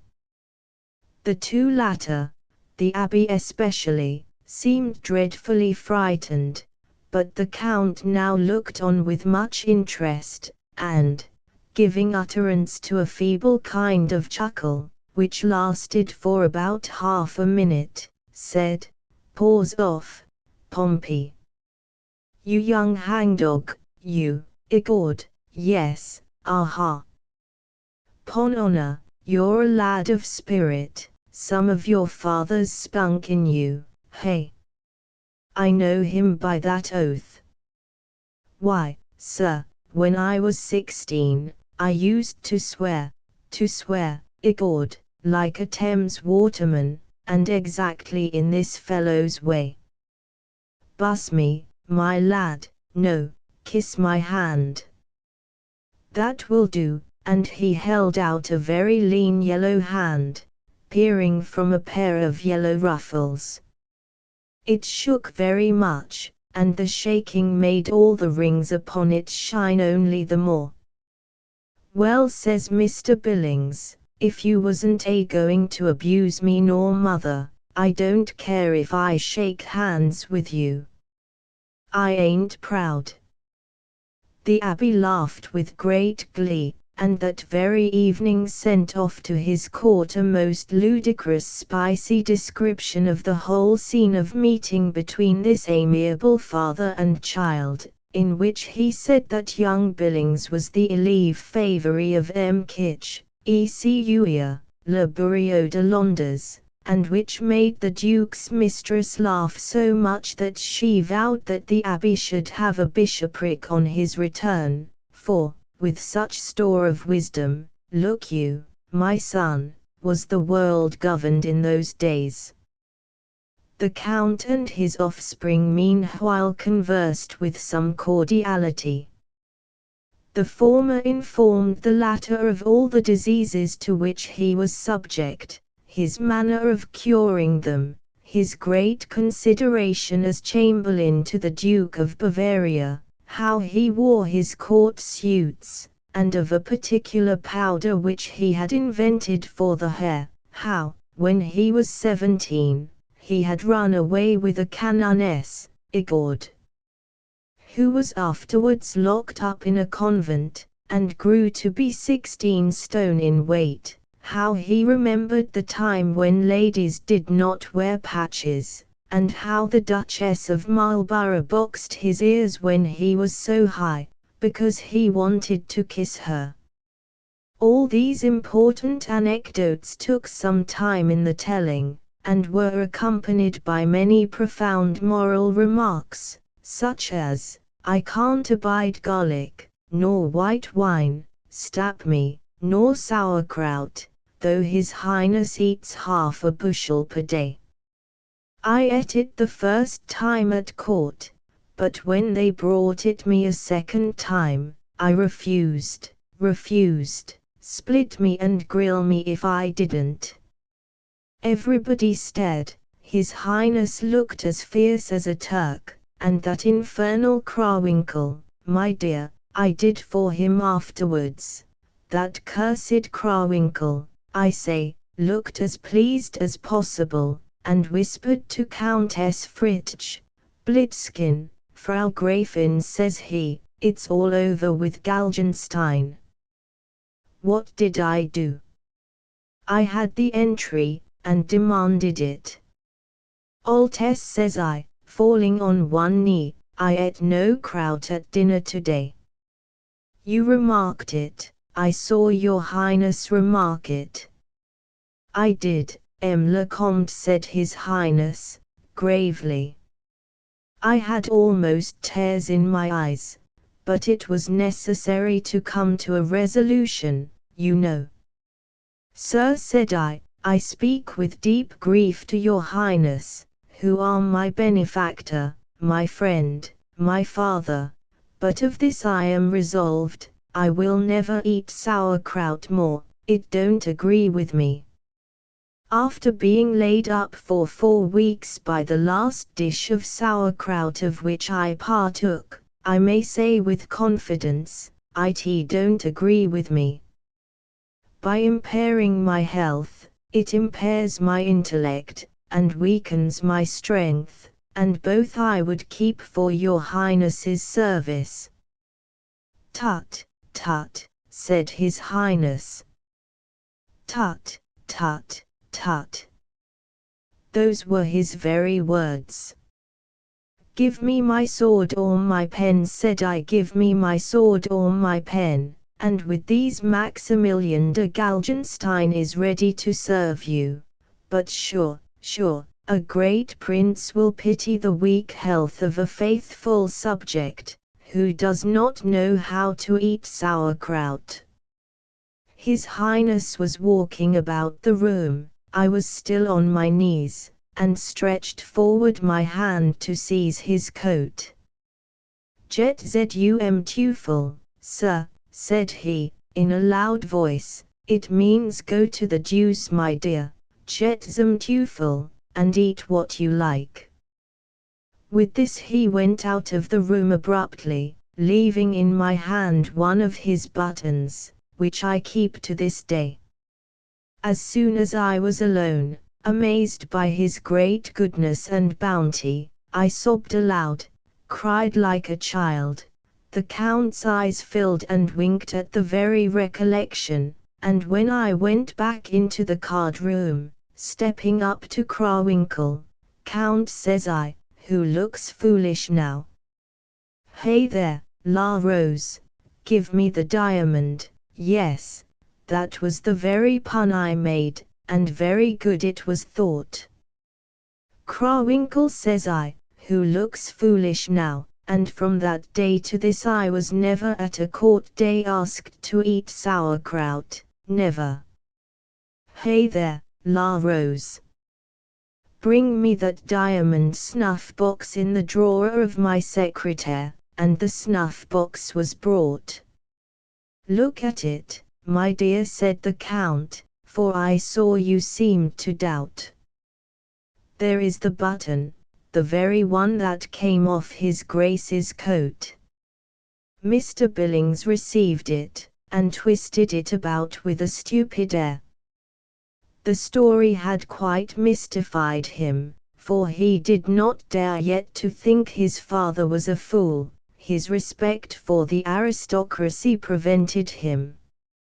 When the Count's communications had ceased, which they did as soon as the story of the sauerkraut was finished, a silence of some minutes ensued. Mr. Billings was trying to comprehend the circumstances above narrated. His lordship was exhausted. The chaplain had quitted the room directly the word sauerkraut was mentioned. He knew what was coming. His lordship looked for some time at his son, who returned the gaze with his mouth wide open. "Well," said the Count. "Well, sir. What are you sitting there for? If you have nothing to say, sir, you had better go. I had you here to amuse me, split me, and not to sit there staring." Mr. Billings rose in a fury.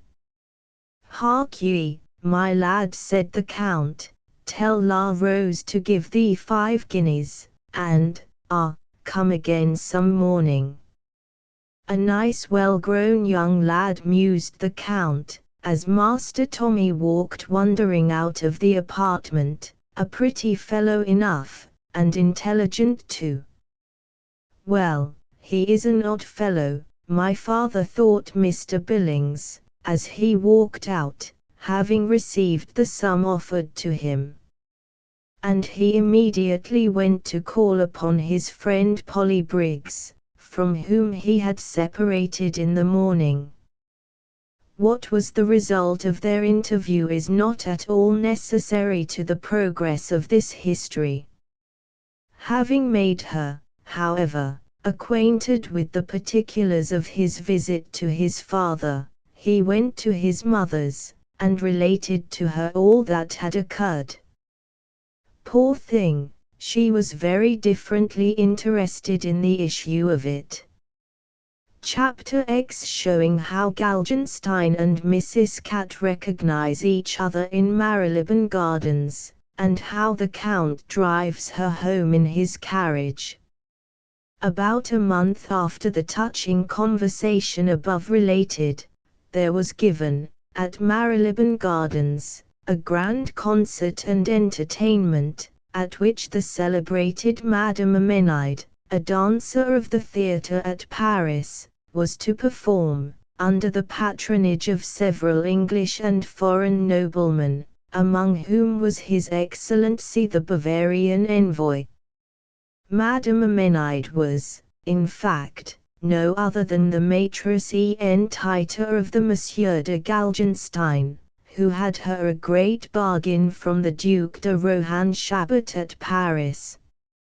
It is not our purpose to make a great and learned display here, otherwise the costumes of the company assembled at this fête might afford scope for at least half a dozen pages of fine writing, and we might give, if need were, specimens of the very songs and music sung on the occasion. Does not the Burney collection of music, at the British Museum, afford one an ample store of songs from which to choose? Are there not the memoirs of Colley Cibber? Those of Mrs. Clark, the daughter of Colley? Is there not Congreve, and Farquhar, nay, and at a pinch, the dramatic biography or even the Spectator, from which the observant genius might borrow passages, and construct pretty antiquarian figments? Leave we these trifles to meaner souls. Our business is not with the breeches and periwigs, with the hoops and patches, but with the divine hearts of men, and the passions which agitate them. What need, therefore, have we to say that on this evening, after the dancing, the music, and the fireworks, Monsieur de Galgenstein felt the strange and welcome pangs of appetite, and was picking a cold chicken, along with some other friends in an arbor, a cold chicken, with an accompaniment of a bottle of champagne, when he was led to remark that a very handsome plump little person, in a gorgeous stiff damask gown and petticoat, was sauntering up and down the walk running opposite his supping place, and bestowing continual glances towards His Excellency. The lady, whoever she was in a mask, such as ladies of high and low fashion wore at public places in those days, and had a male companion. He was a lad of only 17, marvellously well dressed, indeed, no other than the Count's own son, Mr. Thomas Billings, who had at length received from his mother the silver-hilted sword, and the wig, which that affectionate parent had promised to him. In the course of the month which had elapsed since the interview that has been described in the former chapter, Mr. Billings had several times had occasion to wait on his father, but though he had, according to her wishes, frequently alluded to the existence of his mother, the Count had never at any time expressed the slightest wish to renew his acquaintance with that lady, who, if she had seen him, had only seen him by stealth. The fact is, that after Billings had related to her the particulars of his first meeting with His Excellency, which ended, like many of the latter visits, in nothing at all, Mrs. Hayes had found some pressing business, which continually took her to Whitehall, and had been prowling from day to day about Monsieur de Galgenstein's lodgings. 4 or 5 times in the week, as His Excellency stepped into his coach, he might have remarked, had he chosen, a woman in a black hood, who was looking most eagerly into his eyes, but those eyes had long since left off the practice of observing, and Madame Catherine's visits had so far gone for nothing. On this night, however, inspired by gaiety and drink, the Count had been amazingly stricken by the gait and ogling of the lady in the mask. The Reverend O'Flaherty, who was with him, and had observed the figure in the black cloak, recognized, or thought he recognized, her. "It is the woman who dogs your Excellency every day," said he.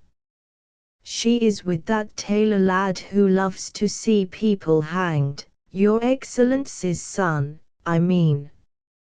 And he was just about to warn the Count of a conspiracy evidently made against him, and that the son had brought, most likely, the mother to play her arts upon him. He was just about, I say, to show to the Count the folly and danger of renewing an old liaison with a woman such as he had described Mrs. Cat to be, when His Excellency, starting up, and interrupting his ghostly adviser at the very beginning of his sentence, said, Igord, El Abbey, you are right, it is my son, and a mighty smart-looking creature with him. Hey, Mr. What's your name, Tom, you rogue, don't you know your own father? And so saying, and cocking his beaver on one side, Monsieur de Galgenstein strutted jauntily after Mr. Billings and the lady. It was the first time that the Count had formally recognized his son. Tom, you rogue, stopped at this, and the Count came up. He had a white velvet suit, covered over with stars and orders, a neat modest wig and bag, and peach-colored silk stockings with silver clasps.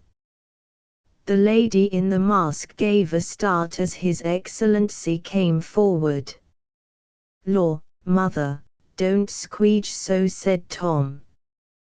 The poor woman was trembling in every limb, but she had presence of mind to squeege Tom a great deal harder, and the latter took the hint, I suppose, and was silent. The splendid Count came up. Ye gods, how his embroidery glittered in the lamps! What a royal exhalation of musk and bergamot came from his wig, his handkerchief, and his grand lace ruffles and frills. A broad yellow riband passed across his breast, and ended at his hip in a shining diamond cross, and a diamond sword hilt. Was anything ever seen so beautiful? And might not a poor woman tremble when such a noble creature drew near to her, and deigned, from the height of his rank and splendor, to look down upon her? As Jove came down to Semele in state, in his habits of ceremony, with all the grand cordons of his orders blazing about his imperial person, thus dazzling, magnificent, triumphant, the great Galgenstein descended towards Mrs. Catherine. Her cheeks glowed red-hot under her coy velvet mask, her heart thumped against the whalebone prison of her stays. What a delicious storm of vanity was raging in her bosom!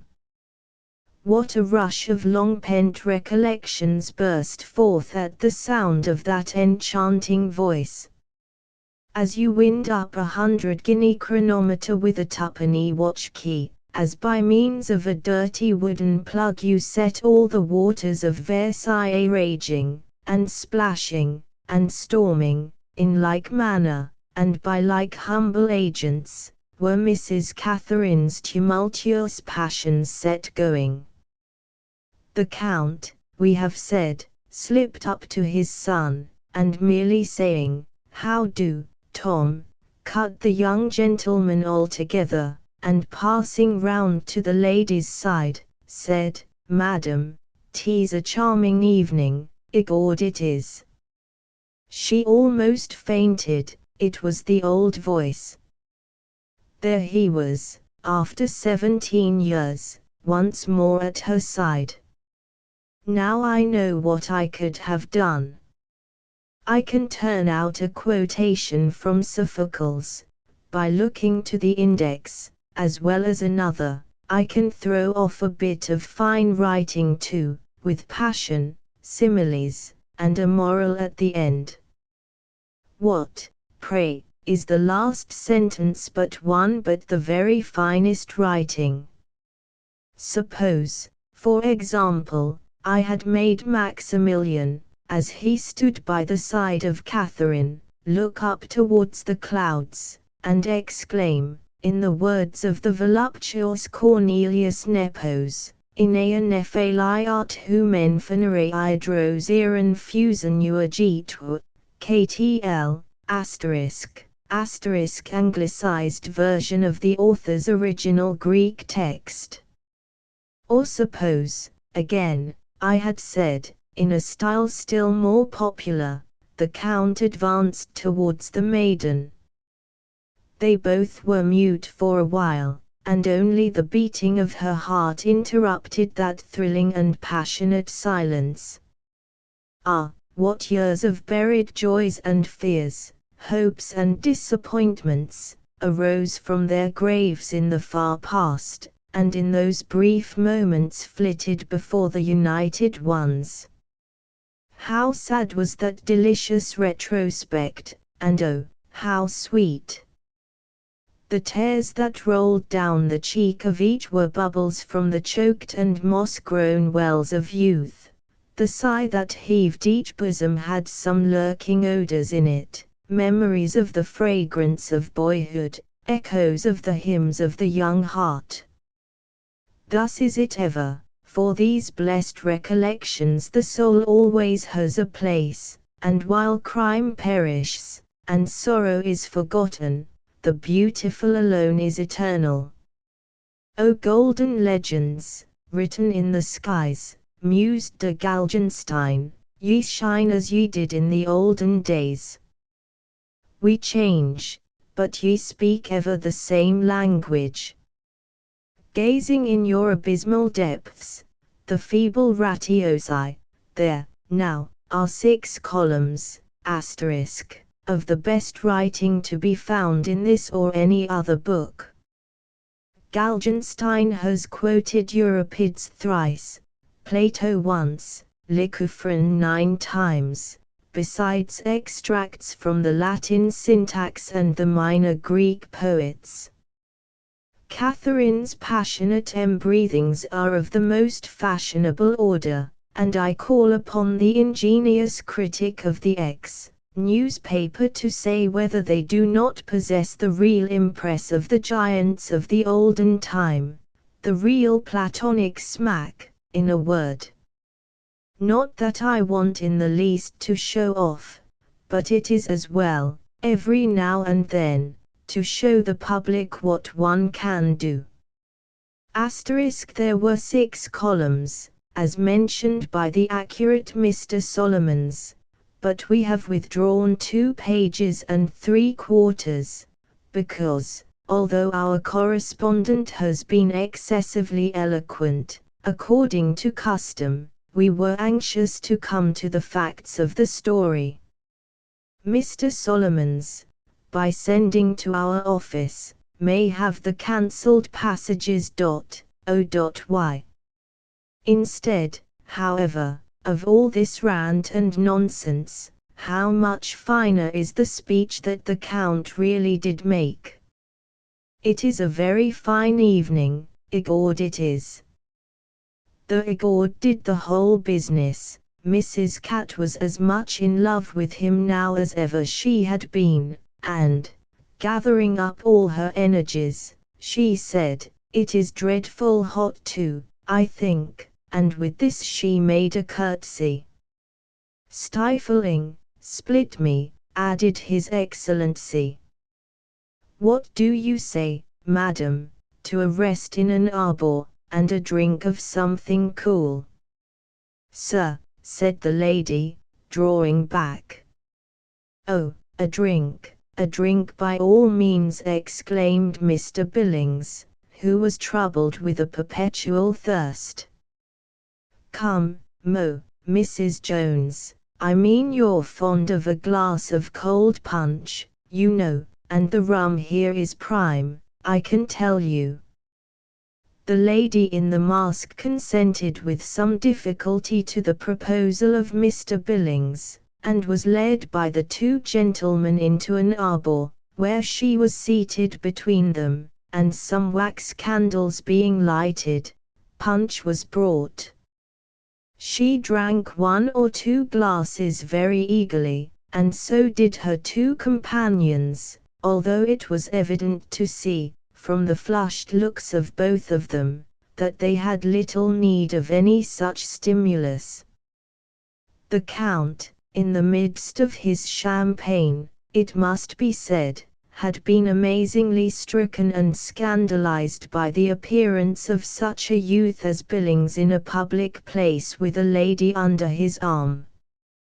He was, the reader will therefore understand, in the moral stage of liquor, and when he issued out, it was not merely with the intention of examining Mr. Billings's female companion, but of administering to him some sound correction for venturing, at his early period of life, to form any such acquaintances.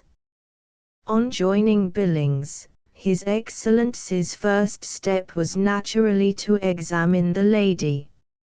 After they had been sitting for a while over their punch, he bethought him of his original purpose, and began to address a number of moral remarks to his son.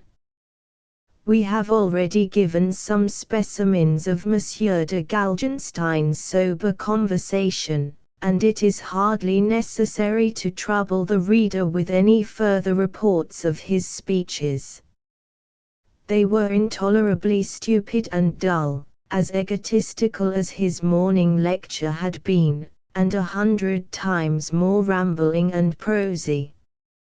If Cat had been in the possession of her sober senses, she would have seen in 5 minutes that her ancient lover was a ninny, and have left him with scorn, but she was under the charm of old recollections, and the sound of that silly voice was to her magical. As for Mr. Billings, he allowed His Excellency to continue his prattle, only frowning, yawning, cursing occasionally, but drinking continually. So the Count descanted at length upon the enormity of young Billings's early liaisons, and then he told his own, in the year 4, with a burgomaster's daughter at Ratisbon, when he was in the Elector of Bavaria's service, then, after Blenheim, when he had come over to the Duke of Marlborough, when a physician's wife at Bonn poisoned herself for him, etc., etc., of a piece with the story of the Canoness, which has been recorded before. All the tales were true. A clever, ugly man every now and then is successful with the ladies, but a handsome fool is irresistible. Mrs. Cat listened and listened. Good heavens! She had heard all these tales before, and recollected the place and the time, how she was hemming a handkerchief for Max, who came round and kissed her, vowing that the physician's wife was nothing compared to her, how he was tired, and lying on the sofa, just come home from shooting. How handsome he looked! Cat thought he was only the handsomer now, and looked more grave and thoughtful, the dear fellow. The garden was filled with a vast deal of company of all kinds, and parties were passing every moment before the arbour where our trio sat. About half an hour after His Excellency had quitted his own box and party, the Reverend Mr. O'Flaherty came discreetly round, to examine the proceedings of his diplomatical chef. The lady in the mask was listening with all her might. Mr. Billings was drawing figures on the table with punch, and the Count talking incessantly. The father confessor listened for a moment, and then, with something resembling an oath, walked away to the entry of the gardens, where His Excellency's gilt coach, with 3 footmen, was waiting to carry him back to London. "Get me a chair, Joseph," said his reverence, who infinitely preferred a seat gratis in the coach. "That fool," muttered he, "will not move for this hour." The reverend gentleman knew that, when the Count was on the subject of the physician's wife, his discourses were intolerably long, and took upon himself, therefore, to disappear, along with the rest of the Count's party, who procured other conveyances, and returned to their homes. After this quiet shadow had passed before the Count's box, Many groups of persons passed and repassed, and among them was no other than Mrs. Polly Briggs, to whom we have been already introduced. Mrs. Polly was in company with one or two other ladies, and leaning on the arm of a gentleman with large shoulders and calves, a fierce cock to his hat, and a shabby genteel air. His name was Mr. Moffat, and his present occupation was that of doorkeeper at a gambling house in Covent Garden, where, though he saw many thousands pass daily under his eyes, his own salary amounted to no more than 4 and 6pence weekly, a sum quite insufficient to maintain him in the rank which he held. Mr. Moffat had, however, received some funds, amounting indeed to a matter of 12 guineas, within the last month, and was treating Mrs. Briggs very generously to the concert.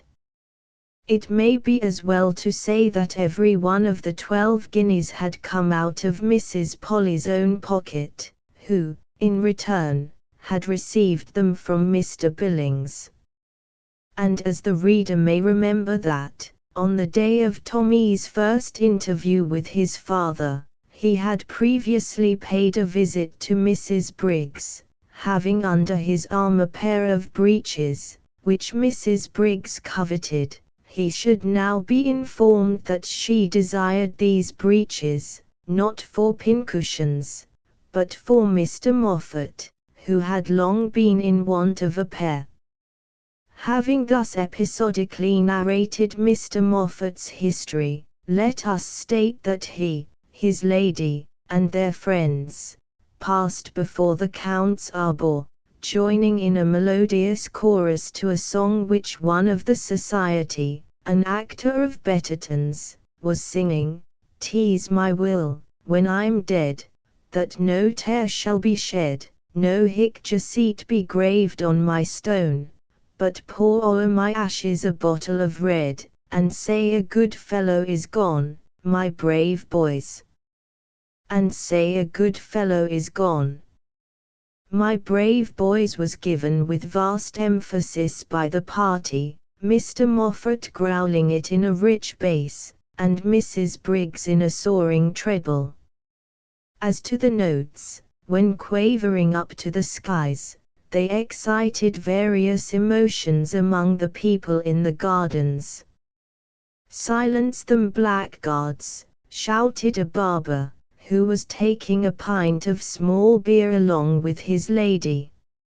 "Stop that there infernal screeching," said a couple of ladies, who were sipping ratafia in company with two pretty fellows.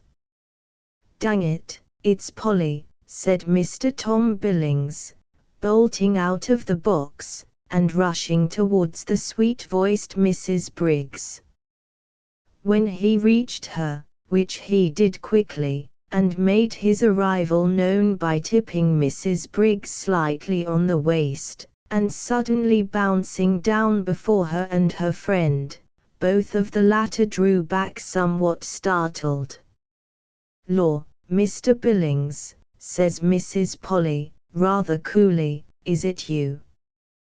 Who thought of seeing you here?" "Who's this here young fella?" says towering Mr. Moffat, with his bass voice.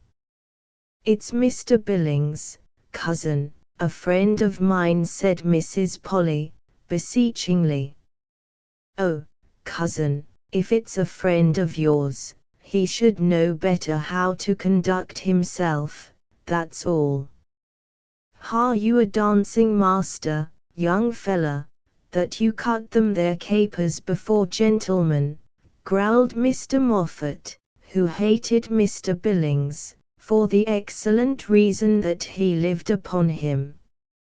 "Dancing master be hanged," said Mr. Billings, with becoming spirit. "If you call me dancing master, I'll pull your nose." "What?" roared Mr. Moffat. "Pull my nose? My nose? I'll tell you what, my lad, if you durst move me, I'll cut your throat, curse me. Oh, Moffy, cousin, I mean, 'tis a shame to treat the poor boy so. Go away, Tommy, do go away, my cousins in liquor, whimpered Madam Briggs, who really thought that the great doorkeeper would put his threat into execution. Tommy, said Mr. Moffat, frowning horribly, Tommy to me too. Dog, get out of my SSSS.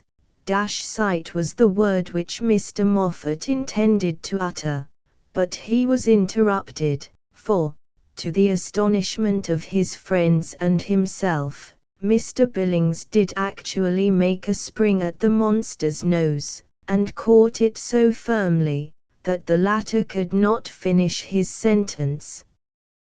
The operation was performed with amazing celerity, and, having concluded it, Mr. Billings sprang back, and whisked from out its sheath that new silver-hilted sword which his mamma had given him.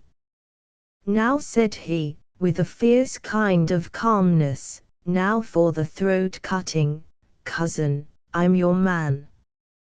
How the brawl might have ended, no one can say, had the two gentlemen actually crossed swords, but Mrs. Polly, with a wonderful presence of mind, restored peace by exclaiming, "Hush, hush, the beaks, the beaks!" Upon which, with one common instinct, the whole party made a rush for the garden gates, and disappeared into the fields.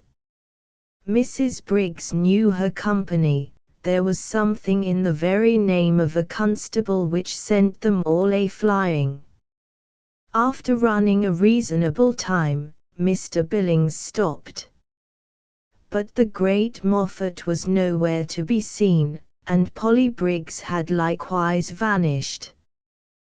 Then Tom bethought him that he would go back to his mother, but, arriving at the gate of the gardens, was refused admittance, as he had not a shilling in his pocket.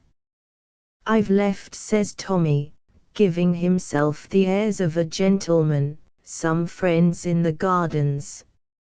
I'm with His Excellency the Bavarian Henvey." "Then you had better go away with him," said the gate people. "But I tell you I left him there, in the grand circle, with a lady, and, what's more, in the dark walk, I have left a silver-hilted sword." "Oh, my lord, I'll go and tell him then," cried one of the porters, "if you will wait." Mr. Billings seated himself on a post near the gate, and there consented to remain until the return of his messenger. The latter went straight to the dark walk, and found the sword, sure enough. But, instead of returning it to its owner, this discourteous knight broke the trenchant blade at the hilt, and flinging the steel away, pocketed the baser silver metal, and lurked off by the private door consecrated to the waiters and fiddlers. In the meantime, Mr. Billings waited and waited. And what was the conversation of his worthy parents inside the garden? I cannot say, but one of the waiters declared that he had served the great foreign count with 2 bowls of rack punch, and some biscuits, in number 3, that in the box with him were first a young gentleman, who went away, and a lady, splendidly dressed and masked, that when the lady and his lordship were alone, she edged away to the further end of the table, and they had much talk, that at last, when his grace had pressed her very much, she took off her mask and said, "Don't you know me now, Max?" That he cried out, "My own Catherine, thou art more beautiful than ever," and wanted to kneel down and vow eternal love to her, but she begged him not to do so in a place where all the world would see, that then his highness paid, and they left the gardens, the lady putting on her mask again.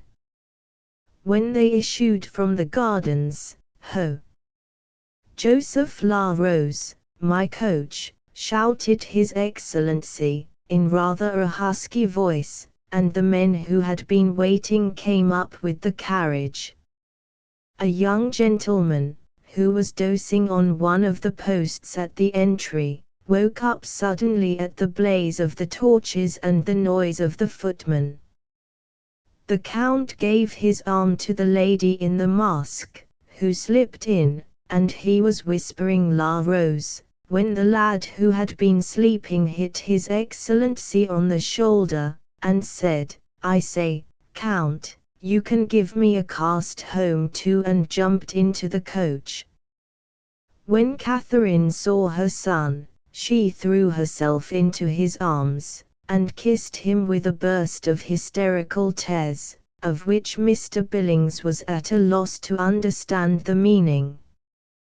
The Count joined them, looking not a little disconcerted, and the pair were landed at their own door, where stood Mr. Hayes, in his nightcap, ready to receive them, and astounded at the splendor of the equipage in which his wife returned to him. Chapter 11. Of some domestic quarrels, and the consequence thereof.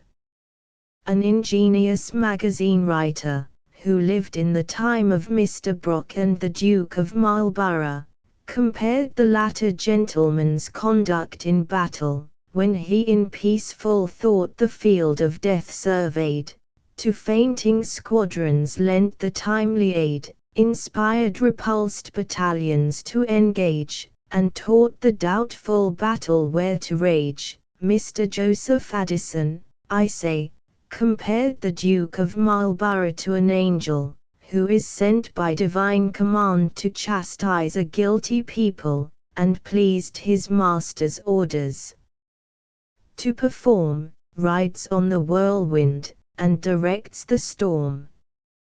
The first four of these novel lines touch off the Duke's disposition and genius to a tittle. He had a love for such scenes of strife. In the midst of them his spirit rose calm and supreme, soaring, like an angel or not, but anyway the compliment is a very pretty one, on the battle clouds majestic, and causing to ebb or to flow the mighty tide of war. But as this famous simile might apply with equal propriety, to a bad angel as to a good one, it may in like manner be employed to illustrate small quarrels as well as great. A little family squabble, in which 2 or 3 people are engaged, as well as a vast national dispute, argued on each side by the roaring throats of 500 angry cannon. The poet means, in fact, that the Duke of Marlborough had an immense genius for mischief. Our friend Brock, or Wood, whose actions we love to illustrate by the very handsomest similes, possessed this genius in common with his Grace, and was never so happy, or seen to so much advantage, as when he was employed in setting people by the ears. His spirits, usually dull, then rose into the utmost gaiety and good humor. When the doubtful battle flagged, he by his art would instantly restore it. When, for instance, Tom's repulsed battalions of rhetoric fled from his mamma's fire, a few words of apt sneer or encouragement on Wood's part would bring the fight round again. Or when Mr. Hayes's fainting squadrons of abuse broke upon the stubborn squares of Tom's bristling obstinacy, it was Wood's delight to rally the former, and bring him once more to the charge. A great share had this man in making those bad people worse. Many fierce words and bad passions, many falsehoods and knaveries on Tom's part, much bitterness, scorn, and jealousy on the part of Hayes and Catherine, might be attributed to this hoary old tempter, whose joy and occupation it was to raise and direct the domestic storms and whirlwinds of the family of which he was a member. And do not let us be accused of an undue propensity to use sounding words, because we compare 3 scoundrels in the Tyburn road to so many armies, and Mr. Wood to a mighty field marshal.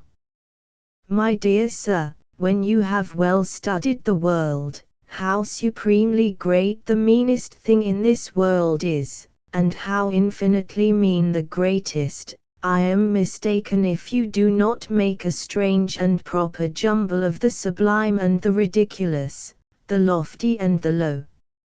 I have looked at the world, for my part, and come to the conclusion that I know not which is which.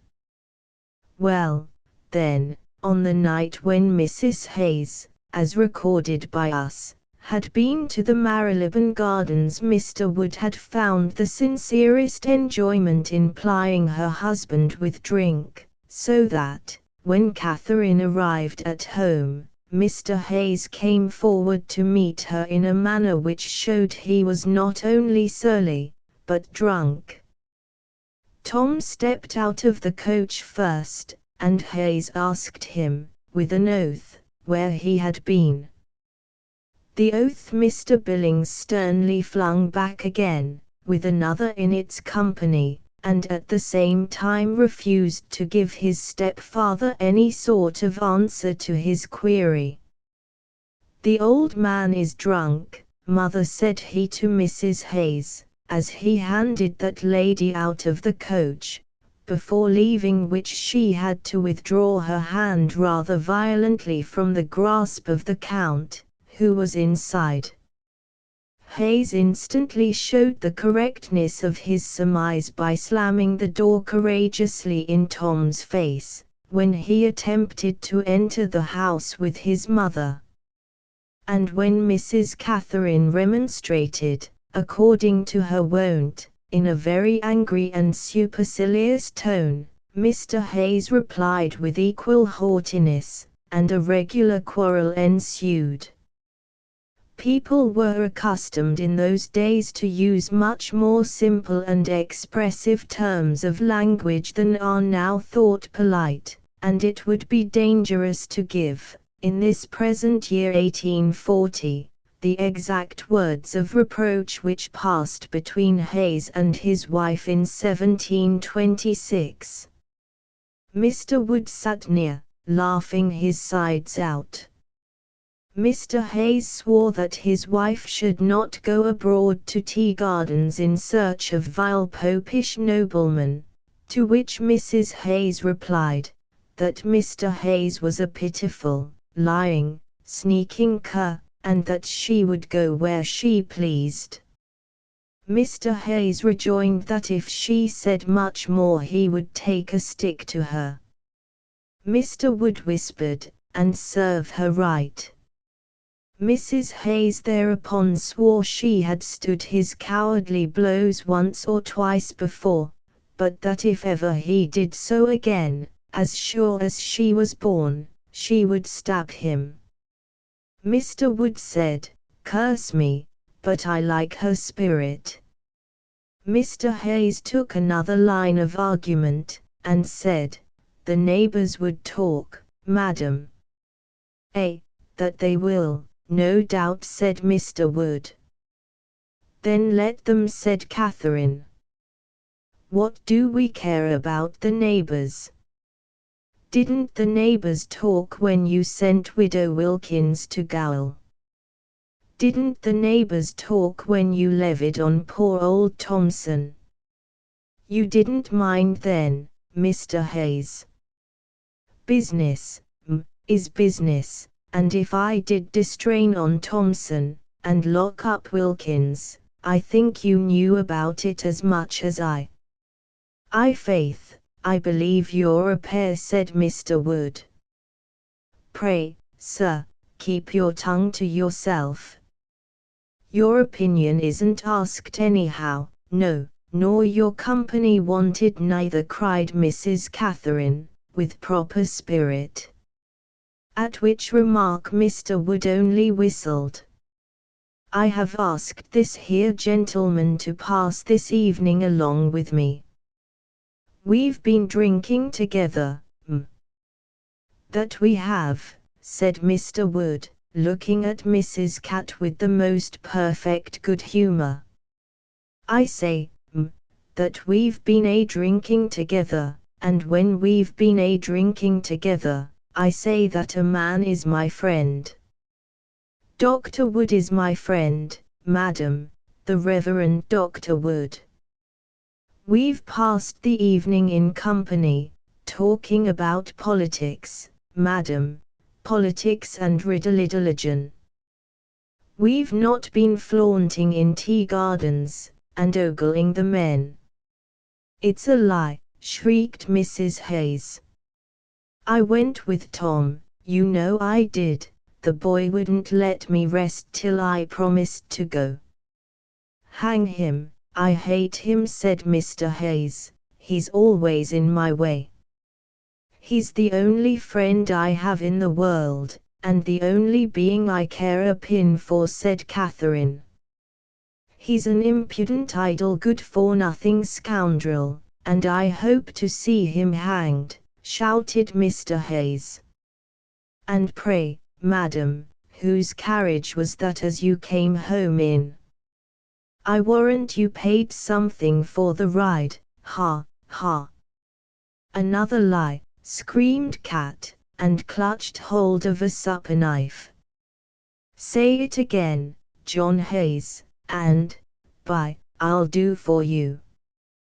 Do for me. Hang me, said Mr. Hayes, flourishing a stick, and perfectly pot valiant. Do you think I care for a bastard and a... He did not finish the sentence, for the woman ran at him like a savage, knife in hand. He bounded back, flinging his arms about wildly, and struck her with his staff sharply across the forehead. The woman went down instantly. A lucky blow was it for Hayes and her. It saved him from death, perhaps, and her from murder. All this scene, a very important one of our drama, might have been described at much greater length, but, in truth, the author has a natural horror of dwelling too long upon such hideous spectacles, nor would the reader be much edified by a full and accurate knowledge of what took place. The quarrel, however, though not more violent than many that had previously taken place between Hayes and his wife, was about to cause vast changes in the condition of this unhappy pair. Hayes was at the first moment of his victory very much alarmed. He feared that he had killed the woman, and Wood started up rather anxiously too, with the same fancy. But she soon began to recover. Water was brought, her head was raised and bound up, and in a short time Mrs. Catherine gave vent to a copious fit of tears, which relieved her somewhat. These did not affect Hayes much. They rather pleased him, for he saw he had got the better, and although Cat fiercely turned upon him when he made some small attempt towards reconciliation, he did not heed her anger, but smiled and winked in a self-satisfied way at Wood. The coward was quite proud of his victory, and finding Catherine asleep, or apparently so, when he followed her to bed, speedily gave himself up to slumber too, and had some pleasant dreams to his portion. Mr. Wood also went sniggering and happy upstairs to his chamber. The quarrel had been a real treat to him. It excited the old man, tickled him into good humor, and he promised himself a rare continuation of the fun when Tom should be made acquainted with the circumstances of the dispute. As for His Excellency the Count, the ride from Marylebone Gardens, and a tender squeeze of the hand, which Catherine permitted to him on parting, had so inflamed the passions of the nobleman, that, after sleeping for 9 hours, and taking his chocolate as usual the next morning, he actually delayed to read the newspaper, and kept waiting a toy-shop lady from Cornhill, with the sweetest bargain of Macklin lace, in order to discourse to his chaplain on the charms of Mrs. Hayes.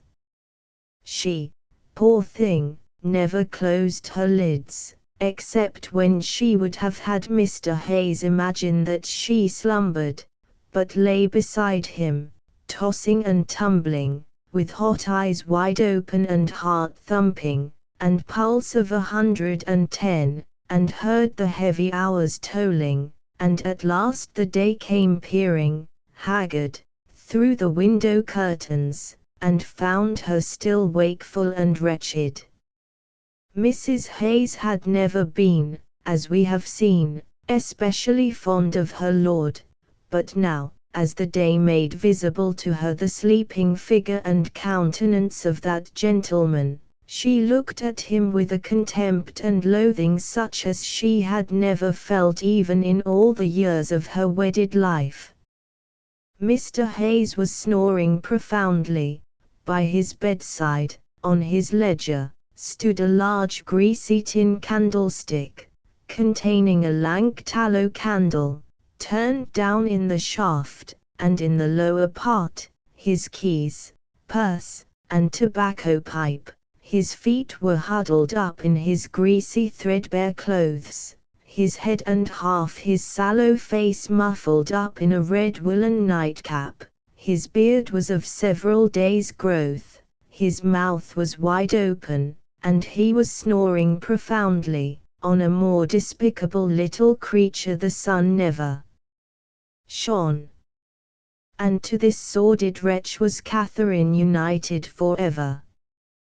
What a pretty rascal history might be read in yonder greasy day book, which never left the miser, he never read in any other. Of what a treasure were yonder keys and purse the keepers. Not a shilling they guarded but was picked from the pocket of necessity, plundered from needy wantonness, or pitilessly squeezed from starvation. A fool, a miser, and a coward. Why was I bound to this wretch, thought Catherine, I, who am high-spirited and beautiful? Did not he tell me so, I who, born a beggar, have raised myself to competence, and might have mounted, who knows whither, if cursed fortune had not balked me? As Mrs. Cat did not utter these sentiments, but only thought them, we have a right to clothe her thoughts in the genteelest possible language, and, to the best of our power, have done so. If the reader examines Mrs. Hayes's train of reasoning, he will not, we should think, fail to perceive how ingeniously she managed to fix all the wrong upon her husband, and yet to twist out some consolatory arguments for her own vanity. This perverse argumentation we have all of us, no doubt, employed in our time. How often have we poets, politicians, philosophers, family men, found charming excuses for our own rascalities in the monstrous wickedness of the world about us? How loudly have we abused the times and our neighbors? All this devil's logic did Mrs. Catherine, lying wakeful in her bed on the night of the Marylebone feat, exert in gloomy triumph. It must, however, be confessed, that nothing could be more just than Mrs. Hayes's sense of her husband's scoundrelism and meanness, For if we have not proved these in the course of this history, we have proved nothing. Mrs. Cat had a shrewd observing mind, and if she wanted for proofs against Hayes, she had but to look before and about her to find them. This amiable pair were lying in a large walnut bed, with faded silk furniture, which had been taken from under a respectable old invalid widow, who had become security for a prodigal son. The room was hung round with an antique tapestry, representing Rebecca at the well, Bathsheba bathing, Judith and Holofernes, and other subjects from Holy Writ, which had been many score times sold for £50, and bought back by Mr. Hayes for £2, in those accommodating bargains which he made with young gentlemen, who received £50 of money and 50 of tapestry in consideration of their £100 bills. Against this tapestry, and just cutting off Holofernes's head, stood an enormous ominous black clock, the spoil of some other usurious transaction. Some chairs, and a dismal old black cabinet, completed the furniture of this apartment. It wanted but a ghost to render its gloom complete. Mrs. Hayes sat up in the bed sternly regarding her husband. There is, be sure, a strong magnetic influence in wakeful eyes so examining a sleeping person. Do not you, as a boy, remember waking of bright summer mornings and finding your mother looking over you? Had not the gaze of her tender eyes stolen into your senses long before you woke, and cast over your slumbering spirit a sweet spell of peace, and love, and fresh springing joy? Some such influence had Catherine's looks upon her husband, for, as he slept under them, the man began to writhe about uneasily, and to burrow his head in the pillow, and to utter quick, strange moans and cries, such as have often jarred one's ear while watching at the bed of the feverish sleeper. It was just upon 6, and presently the clock began to utter those dismal grinding sounds, which issue from clocks at such periods, and which sound like the death rattle of the departing hour. Then the bell struck the knell of it, and with this Mr. Hayes awoke, and looked up, and saw Catherine gazing at him. Their eyes met for an instant, and Catherine turned away, burning red, and looking as if she had been caught in the commission of a crime. A kind of blank terror seized upon old Hayes's soul, a horrible icy fear, and presentiment of coming evil. And yet the woman had but looked at him.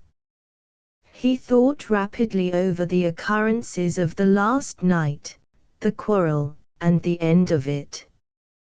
He had often struck her before when angry, and heaped all kinds of bitter words upon her, but, in the morning, she bore no malice, and the previous quarrel was forgotten, or, at least, passed over. Why should the last night's dispute not have the same end? Hayes calculated all this, and tried to smile. "I hope we're friends, Cat," said he. "You know I was in liquor last night, and sadly put out by the loss of that £50. They'll ruin me, dear, I know they will." Mrs. Hayes did not answer. "I should like to see the country again, dear," said he, in his most wheedling way. "I've a mind, do you know, to call in all our money. It's you who've made every farthing of it, that's sure, and it's a matter of £2,000 by this time. Suppose we go into Warwickshire, Cat, and buy a farm, and live genteel. Shouldn't you like to live a lady in your own county again? How they'd stare at Birmingham. Hey, cat. And with this Mr. Hayes made a motion as if he would seize his wife's hand, but she flung his back again. Coward, said she, you want liquor to give you courage, and then you've only heart enough to strike women. It was only in self-defense, my dear, said Hayes, whose courage had all gone. You tried, you know, to stab you, and I wish I had, said Mrs. Hayes, setting her teeth, and glaring at him like a demon, and so saying she sprung out of bed. There was a great stain of blood on her pillow. Look at it, said she. That blood's of your shedding, and at this Hayes fairly began to weep, so utterly downcast and frightened was the miserable man. The wretch's tears only inspired his wife with a still greater rage and loathing. She cared not so much for the blow, but she hated the man to whom she was tied forever, forever. The bar between her and wealth, happiness, love, rank perhaps. If I were free, thought Mrs. Hayes. The thought had been sitting at her pillow all night, and whispering ceaselessly into her ear, if I were free, Max would marry me, I know he would, he said so yesterday. As if by a kind of intuition, old Wood seemed to read all this woman's thoughts, for he said that day with a sneer, that he would wager she was thinking how much better it would be to be a count's lady than a poor miser's wife. And faith, said he, a count and a chariot and 6 is better than an old skinflint with a cudgel. And then he asked her if her head was better, and supposed that she was used to beating, and cut sundry other jokes, which made the poor wretch's wounds of mind and body feel 1,000 times sorer. Tom, too, was made acquainted with the dispute, and swore his accustomed vengeance against his stepfather. Such feelings, Wood, with a dexterous malice, would never let rest. It was his joy, at first quite a disinterested one, to go at Catherine and to frighten Hayes, though, in truth, that unfortunate creature had no occasion for incitements from without to keep up the dreadful state of terror and depression into which he had fallen. For, from the morning after the quarrel, the horrible words and looks of Catherine never left Hayes's memory, but a cold fear followed him, a dreadful prescience.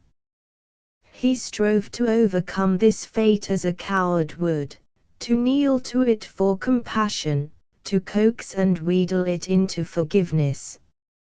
He was slavishly gentle to Catherine, and bore her fierce taunts with mean resignation. He trembled before young Billings, who was now established in the house, his mother said, to protect her against the violence of her husband, and suffered his brutal language and conduct without venturing to resist. The young man and his mother lorded over the house. Hayes hardly dared to speak in their presence, seldom sat with the family except at meals, but slipped away to his chamber. He slept apart now from his wife, or passed the evening at the public house, where he was constrained to drink, to spend some of his beloved sixpences for drink. And, of course, the neighbors began to say, John Hayes neglects his wife. He tyrannizes over her, and beats her. Always at the public house, leaving an honest woman alone at home. The unfortunate wretch did not hate his wife. He was used to her, fond of her as much as he could be fond, sighed to be friends with her again, repeatedly would creep, whimpering, to Wood's room, when the latter was alone, and begged him to bring about a reconciliation. They were reconciled, as much as ever they could be. The woman looked at him, thought what she might be but for him, and scorned and loathed him with a feeling that almost amounted to insanity. What nights she lay awake, weeping, and cursing herself and him. His humility and beseeching looks only made him more despicable and hateful to her. If Hayes did not hate the mother, however, he hated the boy, hated and feared him dreadfully. He would have poisoned him if he had had the courage, but he dared not even look at him as he sat there, the master of the house, in insolent triumph. Oh God! How the lad's brutal laughter rung in Hayes's ears, and how the stare of his fierce bold black eyes pursued him. Of a truth, if Mr. Wood loved mischief, as he did, honestly and purely for mischief's sake, he had enough here. There was mean malice, and fierce scorn, and black revenge, and sinful desire, boiling up in the hearts of these wretched people, enough to content Mr. Wood's great master himself. Hayes's business, as we have said, was nominally that of a carpenter, but since, for the last few years, he had added to it that of a lender of money, the carpenter's trade had been neglected altogether for one so much more profitable.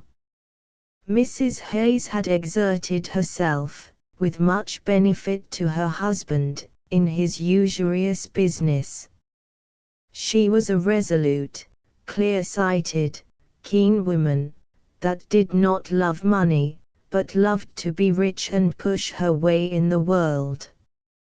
She would have nothing to do with the trade now, however, and told her husband to manage it himself.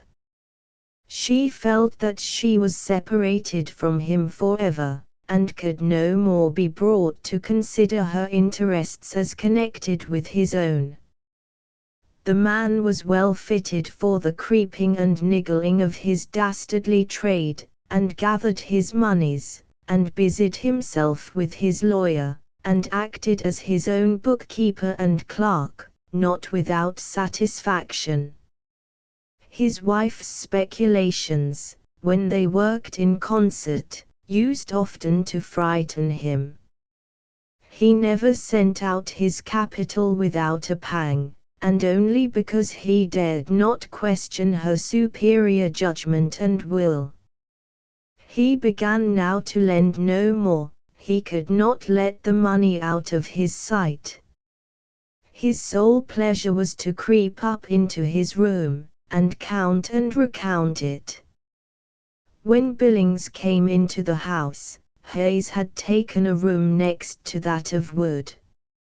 It was a protection to him, for Wood would often rebuke the lad for using Hayes ill, and both Catherine and Tom treated the old man with deference. At last, it was after he had collected a good deal of his money, Hayes began to reason with himself, why should I stay to be insulted by that boy, or murdered by him? He is ready for any crime. He determined to fly. He would send Catherine money every year. No, she had the furniture, let her let lodgings, that would support her.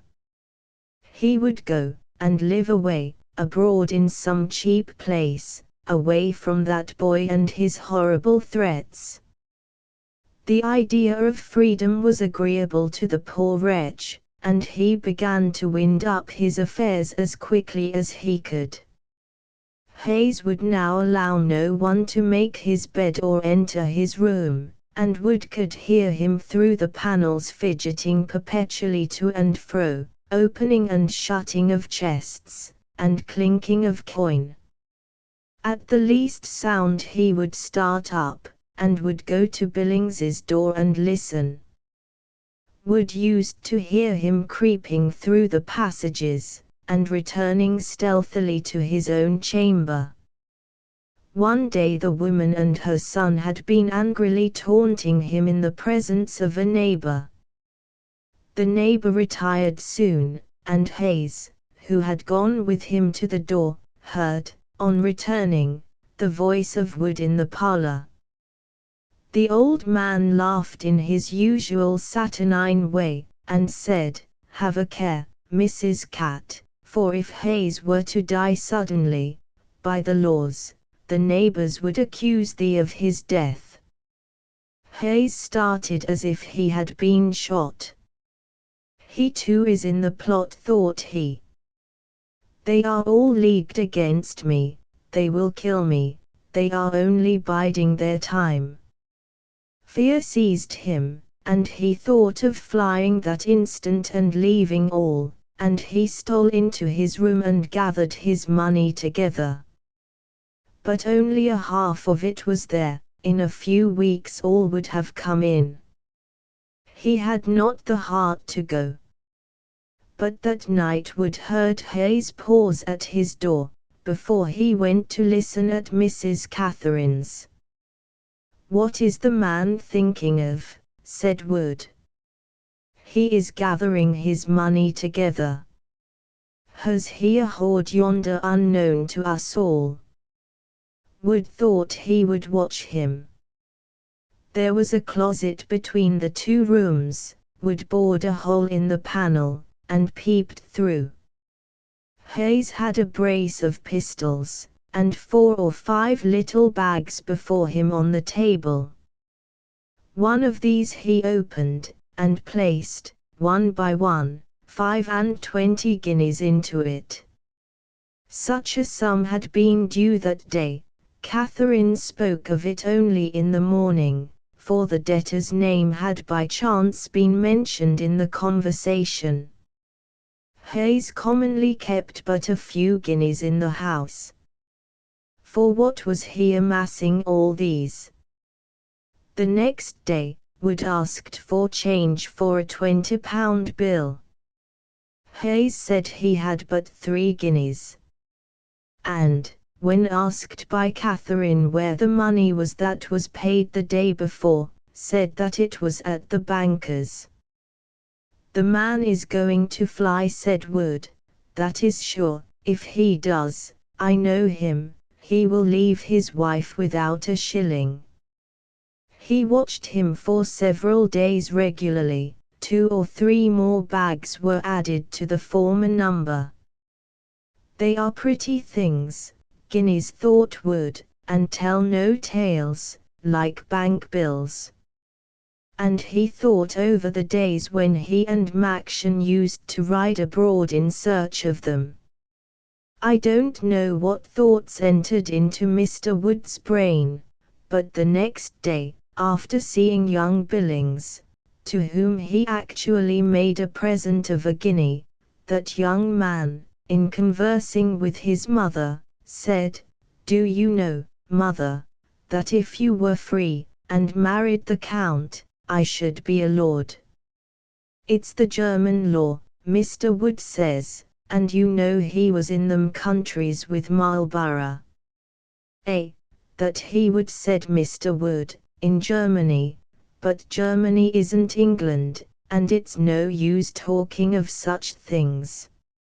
"Hush, child," said Mrs. Hayes, quite eagerly, "how can I marry the Count? Besides, ain't I married, and isn't he too great a lord for me?" "Too great a lord, not a whit, mother. If it wasn't for Hayes, I might be a lord now.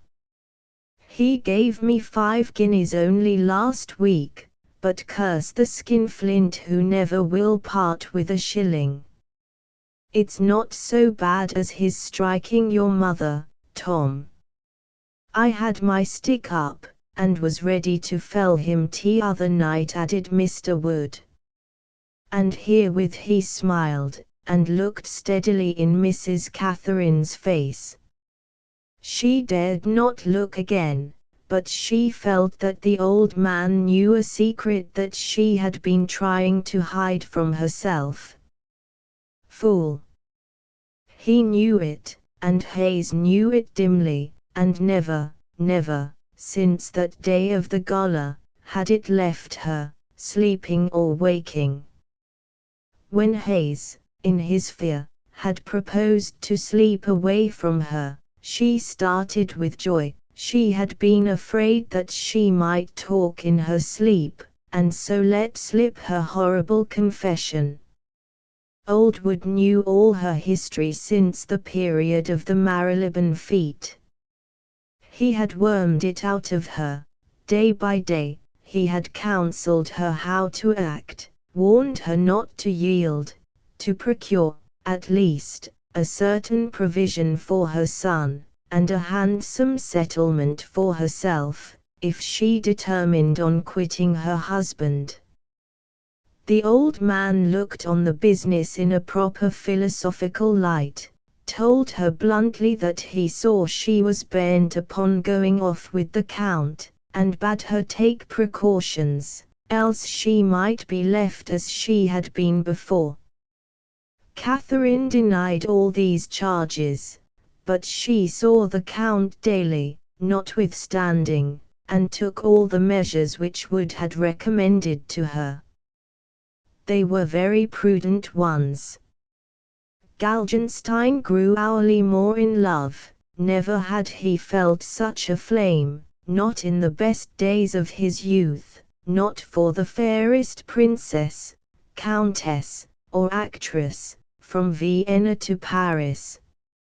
At length, it was the night after he had seen Hayes counting his money-bags. Old Wood spoke to Mrs. Hayes very seriously. "That husband of yours, Cat," said he, "meditates some treason, and fancies we are about such.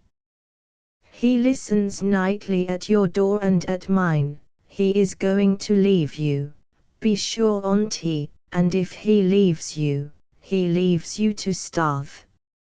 "I can be rich elsewhere," said Mrs. Cat. "What, with Max?" "With Max, and why not?" said Mrs. Hayes. "Why not, fool? Do you recollect Birmingham? Do you think that Galgenstein, who is so tender now because he hasn't won you, will be faithful because he has? Pshaw, woman, men are not made so. Don't go to him until you are sure. If you were a widow now, he would marry you, but never leave yourself at his mercy. If you were to leave your husband to go to him, he would desert you in a fortnight. She might have been a countess. She knew she might, but for this cursed barrier between her and her fortune. Wood knew what she was thinking of, and smiled grimly. "Besides," he continued, "remember, Tom. As sure as you leave Hayes without some security from Max, the boy's ruined. He who might be a lord, if his mother had but, pshaw! Never mind, that boy will go on the road, as sure as my name's Wood. He's a Turpin cock in his eye, my dear, a regular Tyburn look. He knows too many of that sort already, and is too fond of a bottle and a girl to resist and be honest when it comes to the pinch." "It's all true," said Mrs. Hayes. "Tom's a high mettlesome fellow, and would no more mind a ride on Hounslow Heath than he does a walk now in the Mall." "Do you want him hanged, my dear?" said Wood. "Ah, Doctor, it is a pity, and that's sure," concluded Mr. Wood, knocking the ashes out of his pipe, and closing this interesting conversation. It is a pity that old skinflint should be in the way of both your fortunes, and he about to fling you over, too. Mrs. Catherine retired musing, as Mr. Billings had previously done. A sweet smile of contentment lighted up the venerable features of Dr. Wood, and he walked abroad into the streets as happy a fellow as any in London. Chapter 12. Treats of love, and prepares for death.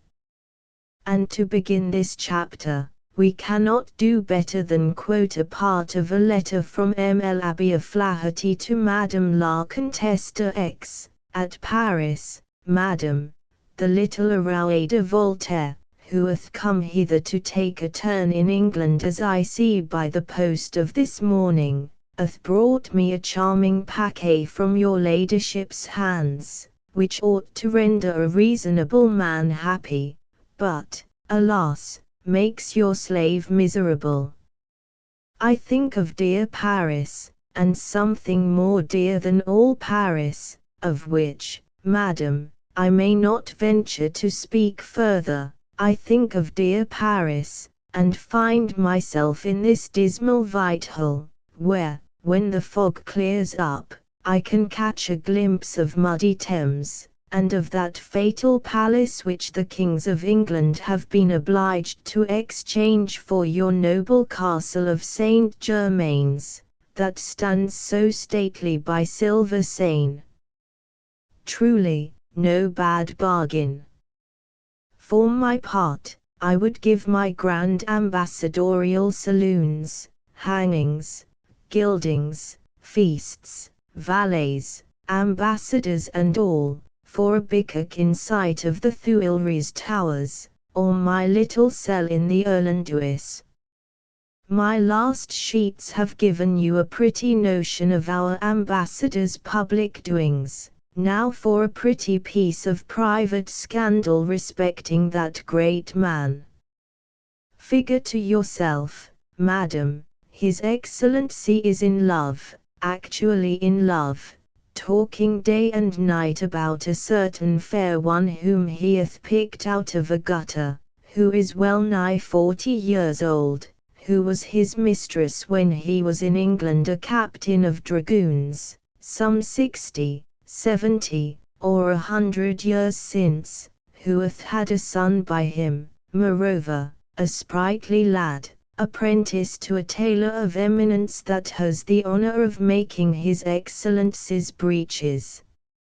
Since one fatal night when he met this fair creature at a certain place of public resort, called Marylebone Gardens, our Cyrus hath been an altered creature. Love hath mastered this brainless ambassador, and his antics afford me food for perpetual mirth. He sits now opposite to me at a table inditing a letter to his Catherine, and copying it from, what do you think, from the Grand Cyrus. I swear, madam, that my happiness would be to offer you this hand, as I have my heart long ago, and I beg you to bear in mind this declaration. I have just dictated to him the above tender words. For our envoy, I need not tell you, is not strong at writing or thinking. The fair Catherine, I must tell you, is no less than a carpenter's wife, a well-to-do bourgeois, living at the Tyburn, or Gallows Road. She found out her ancient lover very soon after our arrival, and hath a marvellous hankering to be a count's lady. A pretty little creature is this Madame Catherine. Billets, breakfasts, pretty walks, presents of silks and satins, pass daily between the pair, but, strange to say, the lady is as virtuous as Diana, and hath resisted all my count's cajoleries hitherto. The poor fellow told me, with tears in his eyes, that he believed he should have carried her by storm on the very first night of their meeting, but that her son stepped into the way, and he or somebody else hath been in the way ever since.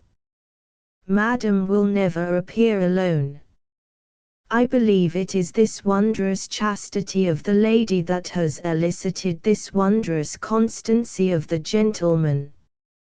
She is holding out for a settlement, who knows if not for a marriage. Her husband, she says, is ailing, her lover is fool enough, and she herself conducts her negotiations, as I must honestly own, with a pretty notion of diplomacy. This is the only part of the reverend gentleman's letter that directly affects this history.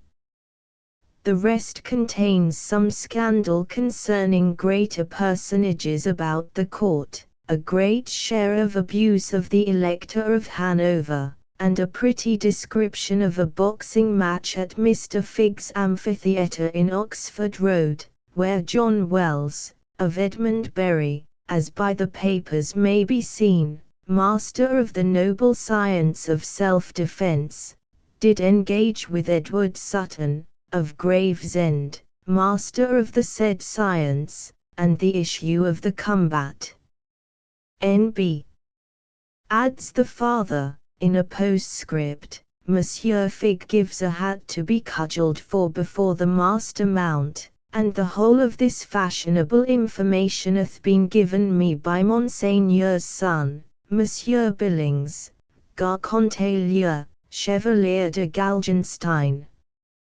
Mr. Billings was, in fact, a frequent visitor at the ambassador's house, to whose presence he, by a general order, was always admitted.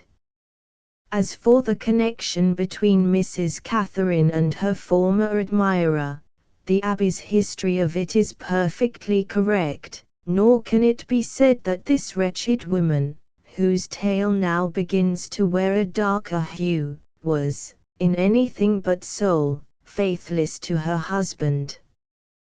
But she hated him, longed to leave him, and loved another. The end was coming quickly, and every one of our unknowing actors and actresses were to be implicated, more or less, in the catastrophe. It will be seen that Mrs. Cat had followed pretty closely the injunctions of Mr. Wood in regard to her dealings with the Count, who grew more heart-stricken and tender daily, as the completion of his wishes was delayed, and his desires goaded by contradiction. The Abbey has quoted one portion of a letter written by him. Here is the entire performance, extracted, as the Holy Father said, chiefly from the romance of the Grand Cyrus. Unhappy Maximilian unto unjust Katharina. Madam, it must needs be that I love you better than any ever did, since, notwithstanding your injustice in calling me perfidious, I love you no less than I did before. On the contrary, my passion is so violent, and your unjust accusation makes me so sensible of it, that if you did but know the resentments of my soul, you would confess yourself the most cruel and unjust woman in the world. You shall, ere long, madam, see me at your feet, and as you were my first passion, so you will be my last. On my knees I will tell you, at the first handsome opportunity, that the grandeur of my passion can only be equalled by your beauty. It hath driven me to such a fatal necessity, as that I cannot hide the misery which you have caused. Sure, the hostile gods have, to plague me, ordained that fatal marriage, by which you are bound to one so infinitely below you in degree. Were that bond of illumined hymen cut in twain which binds you, I swear, madam, that my happiness will be to offer you this handy, as I have my heart long ago.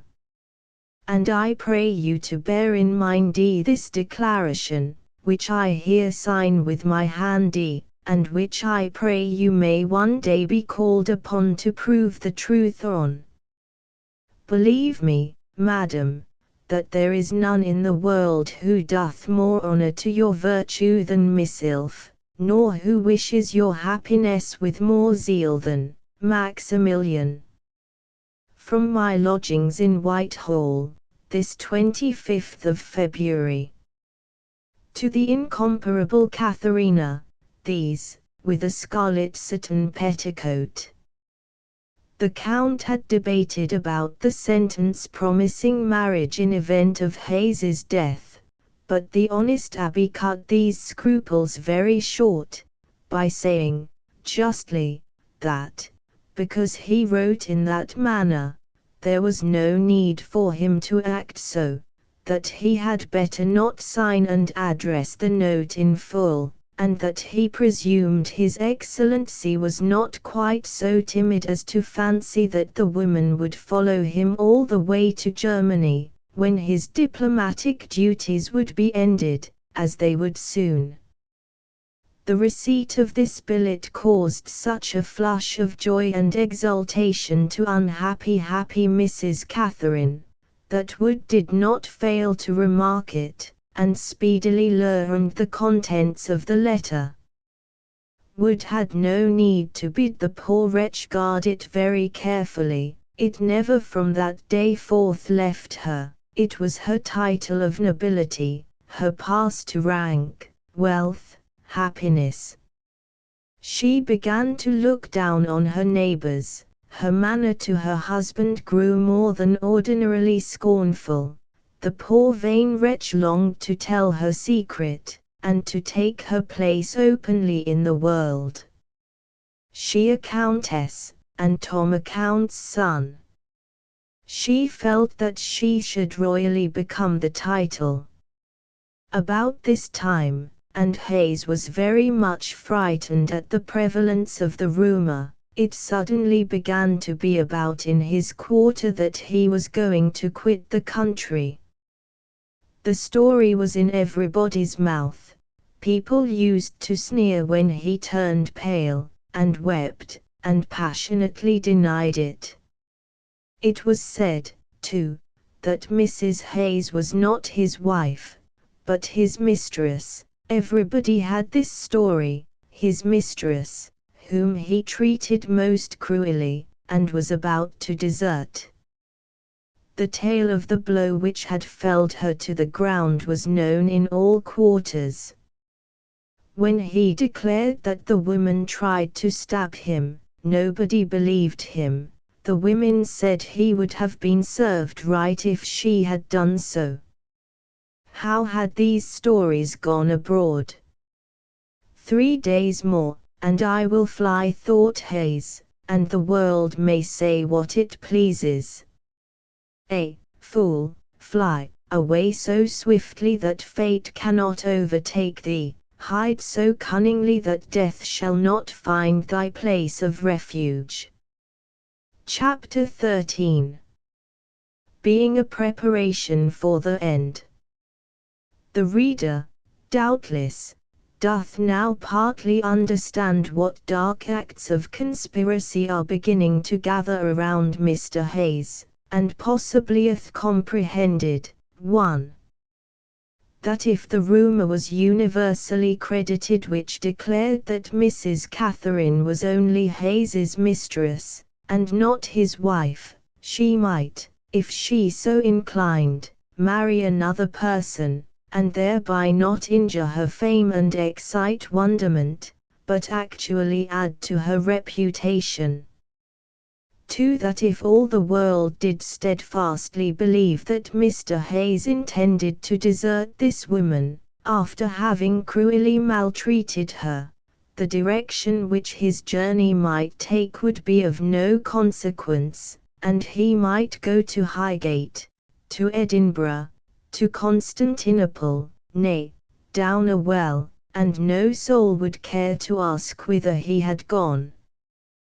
These points Mr. Hayes had not considered duly. The latter case had been put to him, and annoyed him, as we have seen. The former had actually been pressed upon him by Mrs. Hayes herself, who, in almost the only communication she had had with him since their last quarrel, had asked him, angrily, in the presence of Wood and her son, whether he had dared to utter such lies, and how it came to pass that the neighbors looked scornfully at her, and avoided her. To this charge Mr. Hayes pleaded, very meekly, that he was not guilty, and young Billings, taking him by the collar, and clinching his fist in his face, swore a dreadful oath that he would have the life of him if he dared abuse his mother. Mrs. Hayes then spoke of the general report abroad, that he was going to desert her, which, if he attempted to do, Mr. Billings vowed that he would follow him to Jerusalem and have his blood.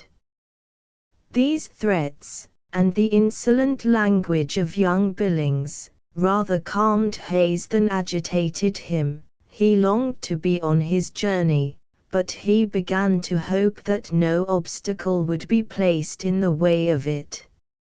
For the first time since many days, he began to enjoy a feeling something akin to security, and could look with tolerable confidence towards a comfortable completion of his own schemes of treason. These points being duly settled, we are now arrived, O public, at a point for which the author's soul hath been yearning ever since this history commenced. We are now come, O critic, to a stage of the work when this tale begins to assume an appearance so interestingly horrific, that you must have a heart of stone if you are not interested by it.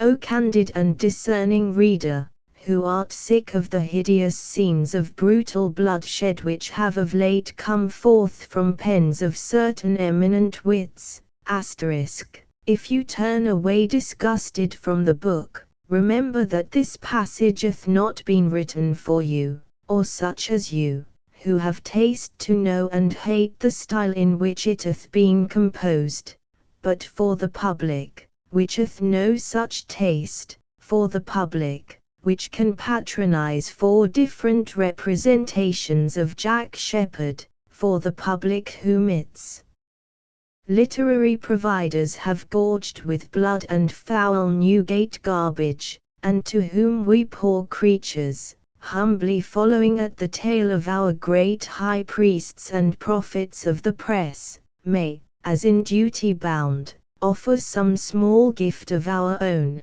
a little mite truly, but given with good will. Come up, then, fair Catherine and brave Count, appear, gallant Brock, and faultless Billings, hasten hither, honest John Hayes. The former chapters are but flowers in which we have been decking you for the sacrifice. Ascend to the altar, ye innocent lambs, and prepare for the final act. Lo! The knife is sharpened, and the sacrifice ready. Stretch your throats, sweet ones, for the public is thirsty, and must have blood. This was written in 1840. Chapter the last. That Mr. Hayes had some notion of the attachment of Monsieur de Galgenstein for his wife is very certain. The man could not but perceive that she was more gaily dressed, and more frequently absent than usual, and must have been quite aware that from the day of the quarrel until the present period, Catherine had never asked him for a shilling for the house expenses. He had not the heart to offer, however, nor, in truth, did she seem to remember that money was due. She received, in fact, many sums from the tender Count. Tom was likewise liberally provided by the same personage, who was, moreover, continually sending presents of various kinds to the person on whom his affections were centered. One of these gifts was a hamper of choice mountain wine, which had been some weeks in the house, and excited the longing of Mr. Hayes, who loved wine very much. This liquor was generally drunk by Wood and Billings, who applauded it greatly, and many times, in passing through the back parlor, which he had to traverse in order to reach the stair, Hayes had cast a tender eye towards the drink, of which, had he dared, he would have partaken. On the 1st of March, in the year 1726, Mr. Hayes had gathered together almost the whole sum with which he intended to decamp, and having on that very day recovered the amount of a bill which he thought almost hopeless, he returned home in tolerable good humor, and feeling, so near was his period of departure, something like security. Nobody had attempted the least violence on him. Besides, he was armed with pistols, had his money in bills in a belt about his person, and really reasoned with himself that there was no danger for him to apprehend. He entered the house about dusk, at 5 o'clock. Mrs. Hayes was absent with Mr. Billings, only Mr. Wood was smoking, according to his wont, in the little back parlor, and as Mr. Hayes passed, the old gentleman addressed him in a friendly voice, and, wondering that he had been such a stranger, invited him to sit and take a glass of wine. There was a light and a foreman in the shop. Mr. Hayes gave his injunctions to that person, and saw no objection to Mr. Wood's invitation. The conversation, at first a little stiff between the two gentlemen, began speedily to grow more easy and confidential, and so particularly bland and good-humored was Mr. or Dr. Wood, that his companion was quite caught and softened by the charm of his manner, and the pair became as good friends as in the former days of their intercourse. "I wish you would come down sometimes of evenings," quoth Dr. Wood, "for, though no book-learned man, Mr. Hayes, look you, you are a man of the world, and I can't abide the society of boys. There's Tom, now, since this tiff with Mrs. Cat, the scoundrel plays the Grand Turk here. The pair of 'em, betwixt them, have completely gotten the upper hand of you. Confess that you are beaten, Master Hayes, and don't like the boy." "No more I do," said Hayes, "and that's the truth on't. A man doth not like to have his wife's sins flung in his face, nor to be perpetually bullied in his own house by such a fiery sprig as that." "Mischief, sir, mischief only," said Wood. "'Tis the fun of youth, sir, and will go off as age comes to the lad. Bad as you may think him, and he is as skittish and fierce, sure enough, as a young colt, there is good stuff in him, and though he hath, or fancies he hath, the right to abuse every one, by the Lord he will let none others do so. Last week, now, didn't he tell Mrs. Cat that you served her right in the last beating matter? And weren't they coming to knives, just as in your case?" "By my faith, they were. And at the Brawn's Head when some fellow said that you were a bloody Bluebeard, and would murder your wife, stab me if Tom wasn't up in an instant and knocked the fellow down for abusing of you." The first of these stories was quite true. The second was only a charitable invention of Mr. Wood, and employed, doubtless, for the amiable purpose of bringing the old and young men together. The scheme partially succeeded, for, though Hayes was not so far mollified towards Tom as to entertain any affection for a young man whom he had cordially detested ever since he knew him, yet he felt more at ease and cheerful regarding himself, and surely not without reason. While indulging in these benevolent sentiments, Mrs. Catherine and her son arrived, and found, somewhat to their astonishment, Mr. Hayes seated in the back parlor, as in former times, and they were invited by Mr. Wood to sit down and drink. We have said that certain bottles of mountain wine were presented by the Count to Mrs. Catherine. These were, at Mr. Wood's suggestion, produced, and Hayes, who had long been coveting them, was charmed to have an opportunity to drink his fill. He forthwith began bragging of his great powers as a drinker, and vowed that he could manage 8 bottles without becoming intoxicated. Mr. Wood grinned strangely, and looked in a peculiar way at Tom Billings, who grinned too. Mrs. Cat's eyes were turned towards the ground, but her face was deadly pale. The party began drinking. Hayes kept up his reputation as a toper, and swallowed 1, 2, 3 bottles without wincing. He grew talkative and merry, and began to sing songs and to cut jokes, at which Wood laughed hugely, and Billings after him. Mrs. Cat could not laugh, but sat silent. What ailed her?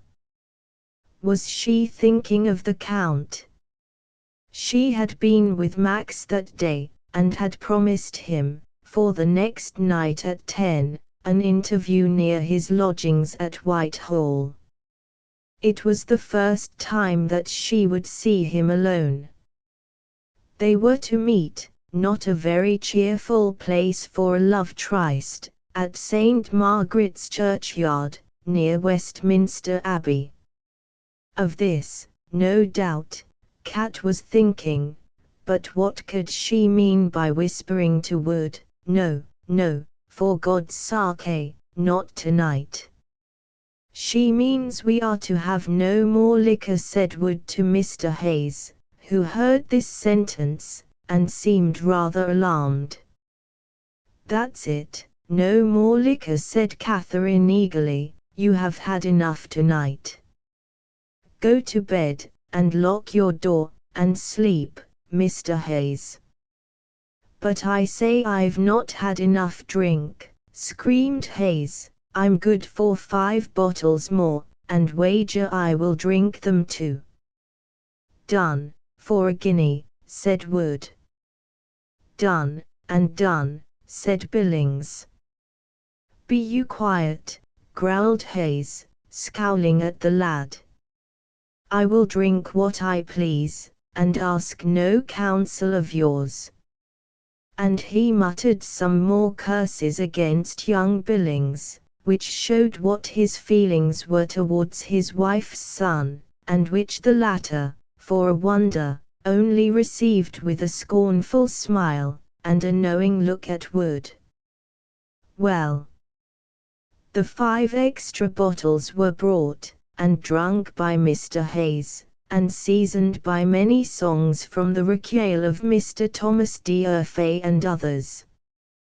The chief part of the talk and merriment was on Hayes's part, as, indeed, was natural, for, while he drank bottle after bottle of wine, the other 2 gentlemen confined themselves to small beer, both pleading illness as an excuse for their sobriety. And now might we depict, with much accuracy, the course of Mr. Hayes's intoxication, as it rose from the merriment of the 3-bottle point to the madness of the 4, from the uproarious quarrelsomeness of the 6th bottle to the sickly stupidity of the 7th, but we are desirous of bringing this tale to a conclusion, and must pretermit all consideration of a subject so curious, so instructive, and so delightful.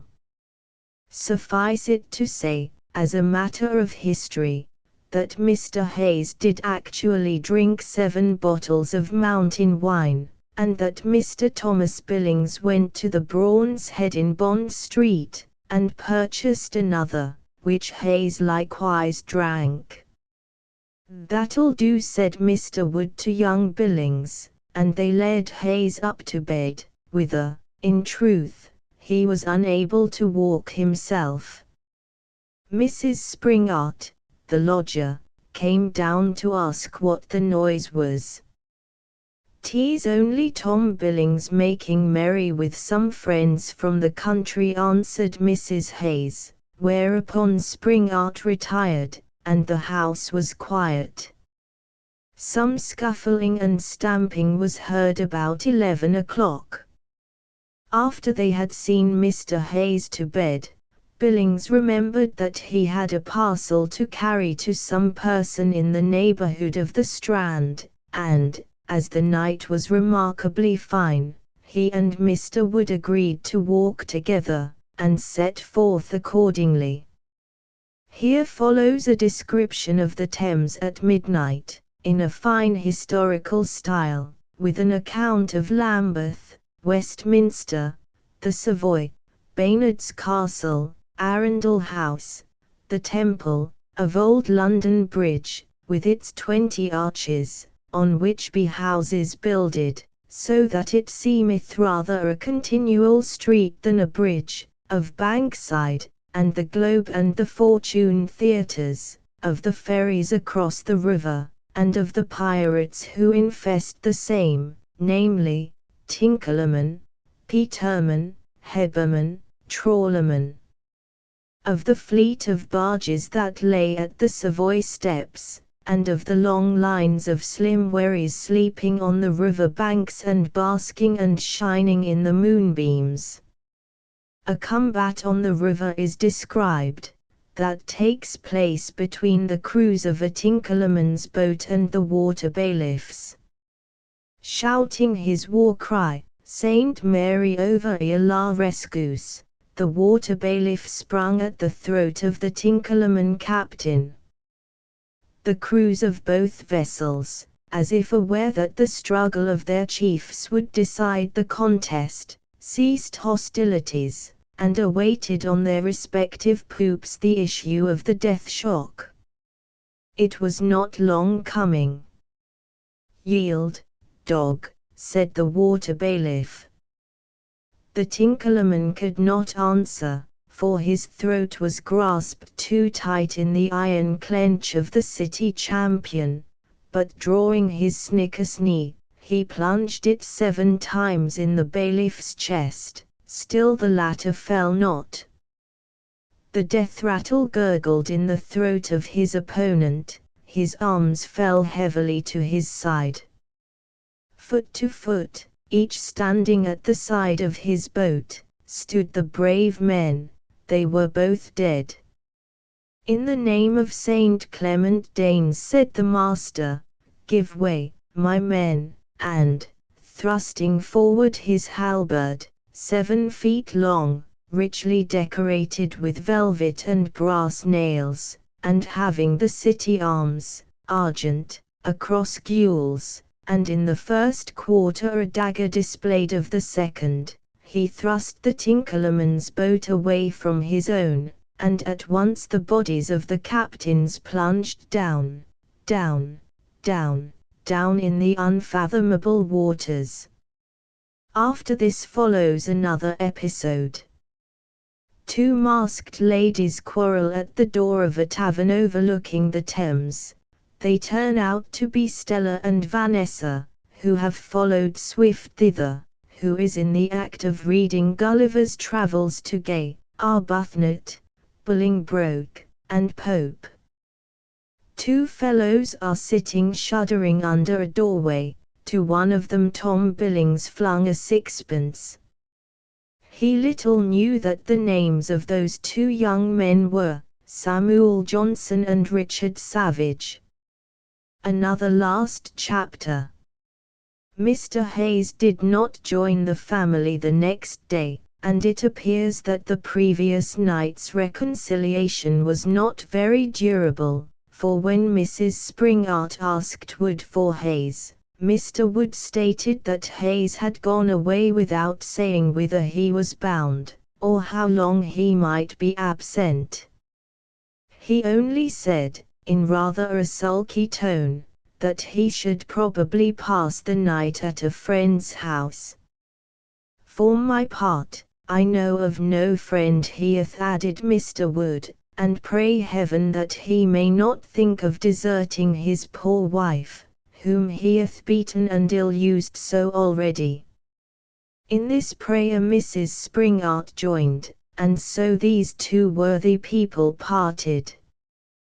What business Billings was about cannot be said, but he was this night bound towards Marylebone Fields, as he was the night before for the Strand and Westminster, and, although the night was very stormy and rainy, as the previous evening had been fine, old Wood good-naturedly resolved upon accompanying him, and forth they sallied together.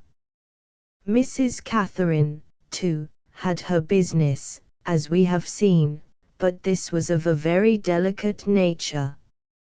At 9 o'clock, she had an appointment with the Count, and faithfully, by that hour, had found her way to St. Margaret's Churchyard, near Westminster Abbey, where she awaited Monsieur de Galgenstein.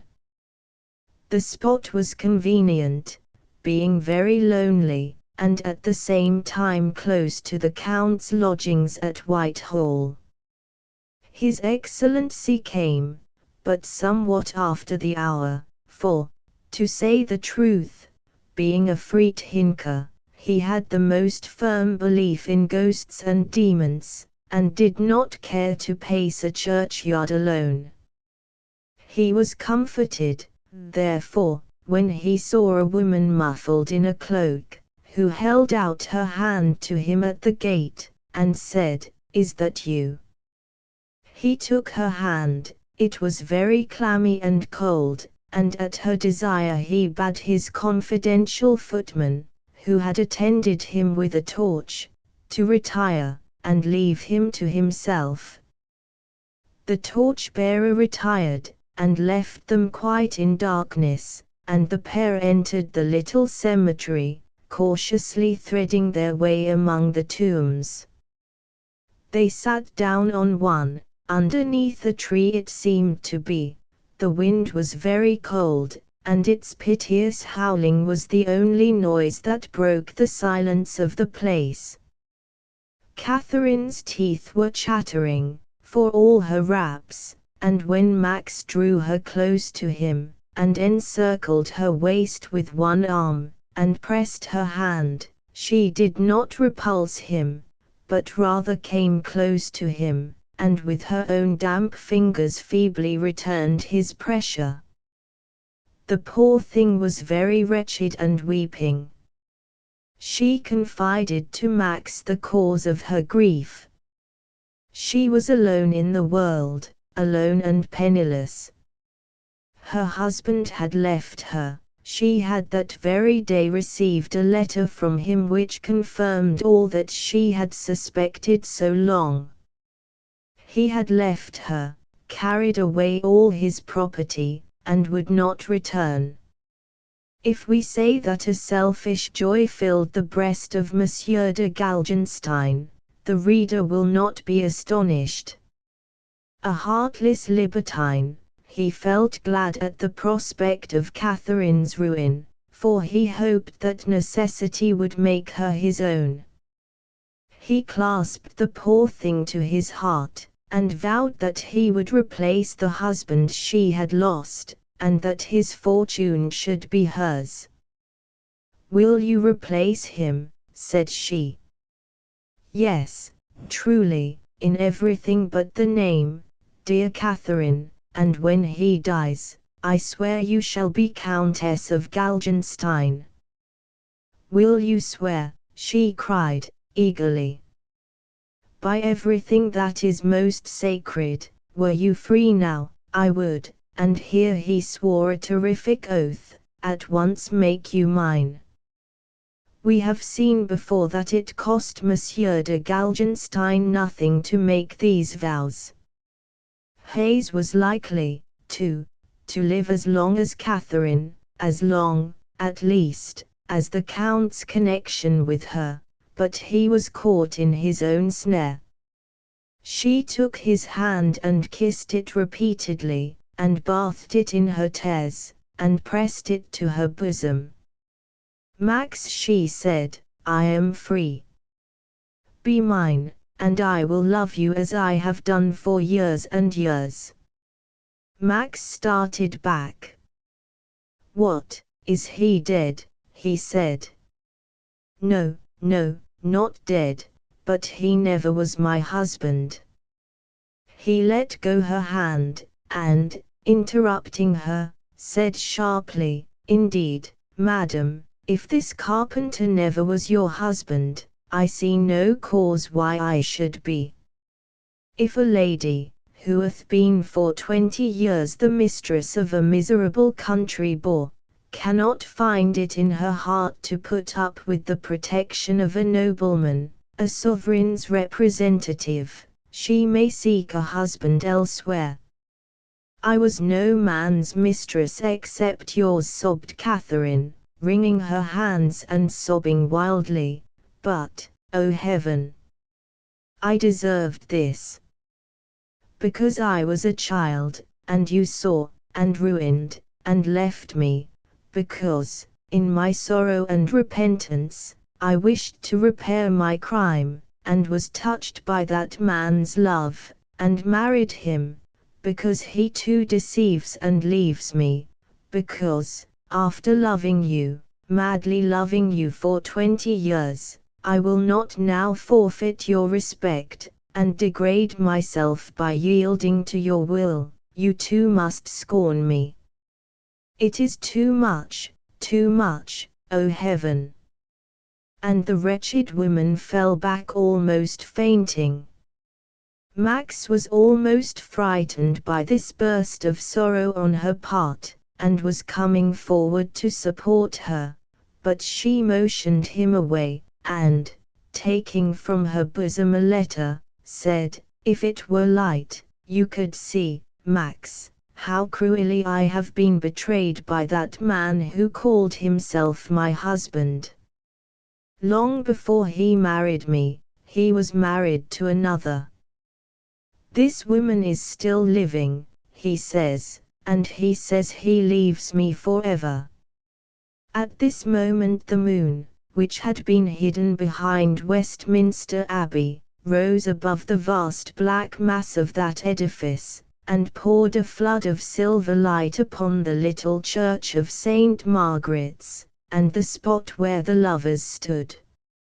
Max was at a little distance from Catherine, pacing gloomily up and down the flags. She remained at her old position at the tombstone under the tree, or pillar, as it seemed to be, as the moon got up.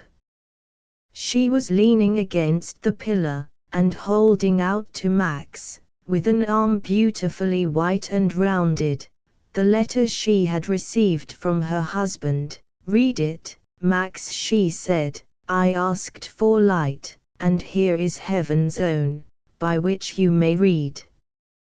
But Max did not come forward to receive it. On a sudden his face assumed a look of the most dreadful surprise and agony.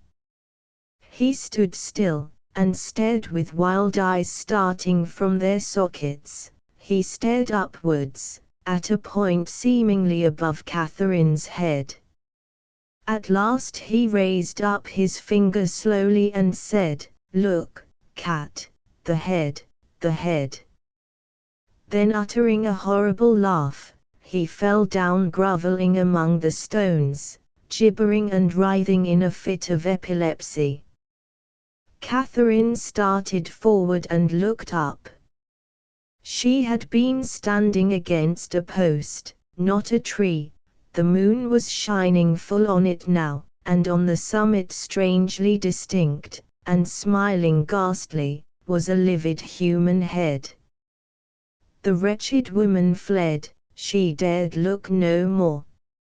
And some hours afterwards, when, alarmed by the Count's continued absence, his confidential servant came back to seek for him in the churchyard, he was found sitting on the flags, staring full at the head, and laughing, and talking to it wildly, and nodding at it. He was taken up a hopeless idiot, and so lived for years and years, clanking the chain, and moaning under the lash, and howling through long nights when the moon peered through the bars of his solitary cell, and he buried his face in the straw. There, the murder is out. And having indulged himself in a chapter of the very finest writing, the author begs the attention of the British public towards it, humbly conceiving that it possesses some of those peculiar merits which have rendered the fine writing in other chapters of the works of other authors so famous. Without bragging at all, let us just point out the chief claims of the above pleasing piece of composition.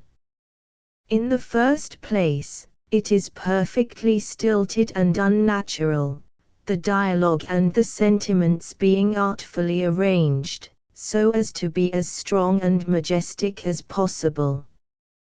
Our dear cat is but a poor illiterate country wench, who has come from cutting her husband's throat, and yet, see, she talks and looks like a tragedy princess, who is suffering in the most virtuous blank verse. This is the proper end of fiction, and one of the greatest triumphs that a novelist can achieve, for to make people sympathize with virtue is a vulgar trick that any common fellow can do, but it is not everybody who can take a scoundrel, and cause us to weep and whimper over him as though he were a very saint. Give a young lady of 5 years old a skein of silk and a brace of netting needles, and she will in a short time turn you out a decent silk purse. Anybody can, but try her with a sow's ear, and see whether she can make a silk purse out of that.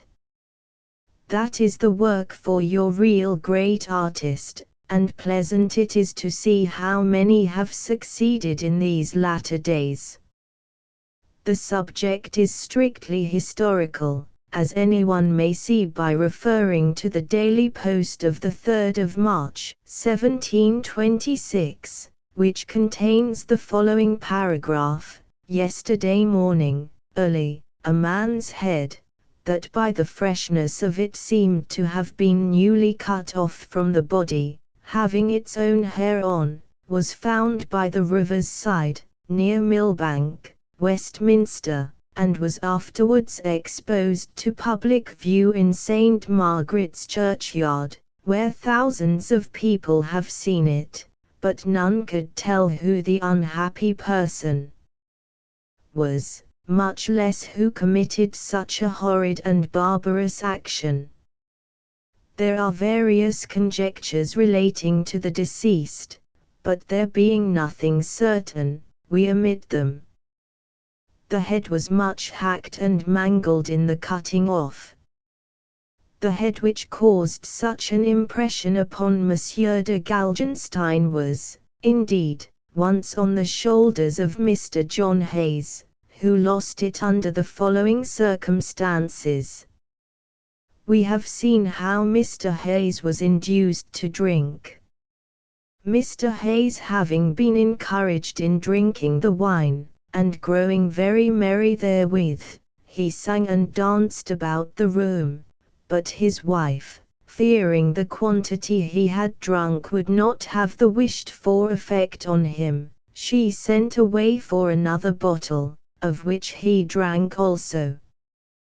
This effectually answered their expectations, and Mr. Hayes became thereby intoxicated, and deprived of his understanding. He, however, made shift to get into the other room, and, throwing himself upon the bed, fell asleep, upon which Mrs. Hayes reminded them of the affair in hand, and told them that was the most proper juncture to finish the business. The description of the murder and the execution of the culprits, which here follows in the original, was taken from the newspapers of the day. Coming from such a source they have, as may be imagined, no literary merit whatever. The details of the crime are simply horrible, without one touch of even that sort of romance which sometimes gives a little dignity to murder. As such they precisely suited Mr. Thackeray's purpose at the time, which was to show the real manners and customs of the Shepherds and Turpins who were then the popular heroes of fiction. But nowadays there is no such purpose to serve, and therefore these two literal details are omitted. Ring, ding, ding. The gloomy green curtain drops, the dramatis personae are duly disposed of, the nimble candle snuffers put out the lights, and the audience goeth pondering home. If the critic take the pains to ask why the author, who hath been so diffuse in describing the early and fabulous acts of Mrs. Catherine's existence, should so hurry off the catastrophe where a deal of the very finest writing might have been employed, Solomon's replies that the ordinary narrative is far more emphatic than any composition of his own could be, with all the rhetorical graces which he might employ. Mr. Uram's trial, as taken by the penny-a-liners of those days, had always interested him more than the lengthened and poetical report which an eminent novelist has given of the same. Mr. Turpin's adventures are more instructive and agreeable to him in the account of the Newgate Plutarch, than in the learned Ainsworth's biographical dictionary. And as he believes that the professional gentlemen who are employed to invest such heroes with the rewards that their great actions merit, will go through the ceremony of the grand cordon with much more accuracy and dispatch than can be shown by the most distinguished amateur, in like manner he thinks that the history of such investitures should be written by people directly concerned, and not by admiring persons without, who must be ignorant of many of the secrets of catchcraft. We very much doubt if Milton himself could make a description of an execution half so horrible as the simple lines in the Daily Post of 110 years since, that now lies before us, Reliquium Ersten Tag, as bright and clean as on the day of publication. Think of it. It has been read by Belinda at her toilet, scanned at buttons and will sneered at by wits, talked of in palaces and cottages, by a busy race in wigs, red heels, hoops, patches, and rags of all variety, a busy race that hath long since plunged and vanished in the unfathomable gulf towards which we march so briskly. Where are they?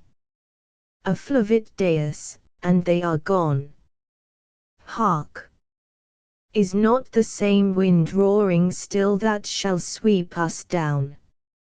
And yonder stands the compositor at his types who shall put up a pretty paragraph some day to say how, yesterday, at his house in Grosvenor Square or at Botany Bay, universally regretted died so and so. Into what profound moralities is the paragraph concerning Mrs. Catherine's burning leading us? Truly, and to that very point have we wished to come, for, having finished our delectable meal, it behoves us to say a word or two by way of grace at its conclusion, and be heartily thankful that it is over. It has been the writer's object carefully to exclude from his drama, except in two very insignificant instances, mere walking gentleman parts, any characters but those of scoundrels of the very highest degree. That he has not altogether failed in the object he had in view, is evident from some newspaper critiques which he has had the good fortune to see, and which abuse the tale of Catherine as one of the dullest, most vulgar, and immoral works extant. It is highly gratifying to the author to find that such opinions are abroad, as they convince him that the taste for Newgate literature is on the wane, and that when the public critic has right down undisguised immorality set before him, the honest creature is shocked at it, as he should be, and can declare his indignation in good round terms of abuse. The characters of the tale are immoral, and no doubt of it, but the writer humbly hopes the end is not so. The public was, in our notion, dosed and poisoned by the prevailing style of literary practice, and it was necessary to administer some medicine that would produce a wholesome nausea, and afterwards bring about a more healthy habit. And, thank heaven, this effect has been produced in very many instances, and that the Catherine cathartic has acted most efficaciously. The author has been pleased at the disgust which his work has excited, and has watched with benevolent carefulness the wry faces that have been made by many of the patients who have swallowed the dose. Solomons remembers, at the establishment in Birchin Lane where he had the honor of receiving his education, there used to be administered to the boys a certain cough medicine, which was so excessively agreeable that all the lads longed to have colds in order to partake of the remedy. Some of our popular novelists have compounded their drugs in a similar way, and made them so palatable that a public, once healthy and honest, has been well nigh poisoned by their wares. Solomons defies anyone to say the like of himself, that his doses have been as pleasant as champagne, and his pills as sweet as barley sugar. It has been his attempt to make vice to appear entirely vicious, and in those instances where he hath occasionally introduced something like virtue, to make the sham as evident as possible, and not allow the meanest capacity a single chance to mistake it. And what has been the consequence? That wholesome nausea which it has been his good fortune to create wherever he has been allowed to practice in his humble circle. Has anyone thrown away a halfpennyworth of sympathy upon any person mentioned in this history? Surely no. But abler and more famous men than Solomons have taken a different plan, and it becomes every man in his vocation to cry out against such, and expose their errors as best he may. Laboring under such ideas, Mr. Isaac Solomons, Jr., produced the romance of Mrs. Cat, and confesses himself completely happy to have brought it to a conclusion. His poem may be dull, and probably is. The great Blackmore, the great Dennis, the great Spratt, the great Pomfret, not to mention great men of our own time, have they not also been dull, and had pretty reputations too? Be it granted Solomon's is dull, but don't attack his morality. He humbly submits that, in his poem, no man shall mistake virtue for vice, no man shall allow a single sentiment of pity or admiration to enter his bosom for any character of the piece, it being, from beginning to end, a scene of unmixed rascality performed by persons who never deviate into good feeling. And although he doth not pretend to equal the great modern authors, whom he hath mentioned, in wit or descriptive power, yet, in the point of moral, he meekly believes that he has been their superior, feeling the greatest disgust for the characters he describes, and using his humble endeavor to cause the public also to hate them. Horsemonger Lane, January 1840. ****** End of the Project Gutenberg ebook Catherine, a story ****** Updated editions will replace the previous one, the old editions will be renamed. Creating the works from print editions not protected by U.S. copyright law means that no one owns a United States copyright in these works, so the Foundation, and you, can copy and distribute it in the United States without permission and without paying copyright royalties. Special rules, set forth in the general terms of use part of this license, apply to copying and distributing Project Gutenberg trademark symbol electronic works to protect the Project Gutenberg trademark symbol concept and trademark. Project Gutenberg is a registered trademark, and may not be used if you charge for an ebook, except by following the terms of the trademark license, including paying royalties for use of the Project Gutenberg trademark. If you do not charge anything for copies of this ebook, complying with the trademark license is very easy. You may use this ebook for nearly any purpose such as creation of derivative works, reports, performances and research.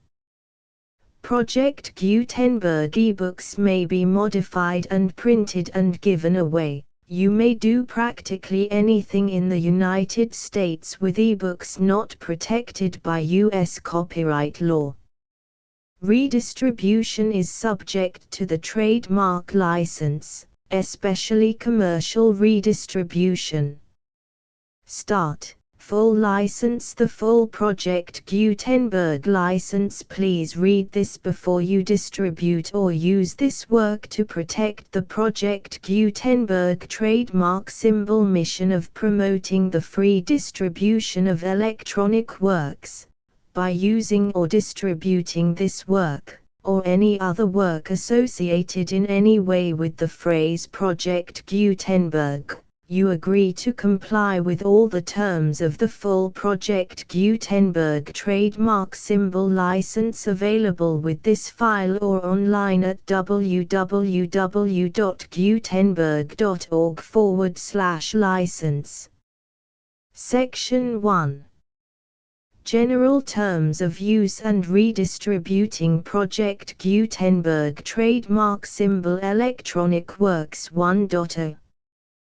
By reading or using any part of this Project Gutenberg trademark symbol electronic work, you indicate that you have read, understand, agree to and accept all the terms of this license and intellectual property, trademark/copyright, agreement. If you do not agree to abide by all the terms of this agreement, you must cease using and return or destroy all copies of Project Gutenberg trademark symbol electronic works in your possession. If you paid a fee for obtaining a copy of or access to a Project Gutenberg trademark symbol electronic work and you do not agree to be bound by the terms of this agreement, you may obtain a refund from the person or entity to whom you paid the fee as set forth in paragraph 1.e.8. 1.b Project Gutenberg is a registered trademark. It may only be used on or associated in any way with an electronic work by people who agree to be bound by the terms of this agreement. There are a few things that you can do with most Project Gutenberg trademark symbol electronic works even without complying with the full terms of this agreement. See paragraph 1.c below. There are a lot of things you can do with Project Gutenberg trademark symbol electronic works if you follow the terms of this agreement and help preserve free future access to Project Gutenberg trademark symbol electronic works. See paragraph 1.e below. 1.c. The Project Gutenberg Literary Archive Foundation, the Foundation or PGLAF, owns a compilation copyright in the collection of Project Gutenberg trademark symbol electronic works. Nearly all the individual works in the collection are in the public domain in the United States.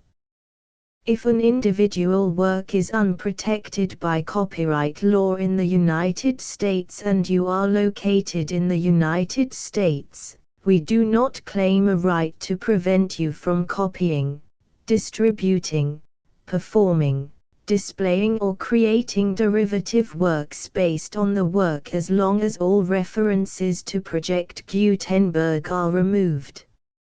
Of course, we hope that you will support the Project Gutenberg trademark symbol mission of promoting free access to electronic works by freely sharing Project Gutenberg trademark symbol works in compliance with the terms of this agreement for keeping the Project Gutenberg trademark symbol name associated with the work.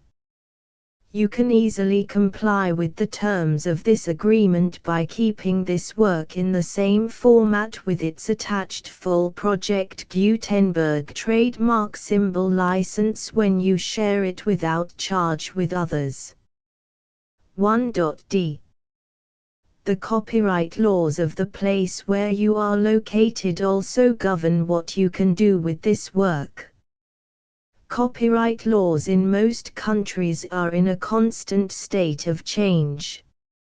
If you are outside the United States, check the laws of your country in addition to the terms of this agreement before downloading, copying, displaying, performing, distributing or creating derivative works based on this work or any other Project Gutenberg trademark symbol work.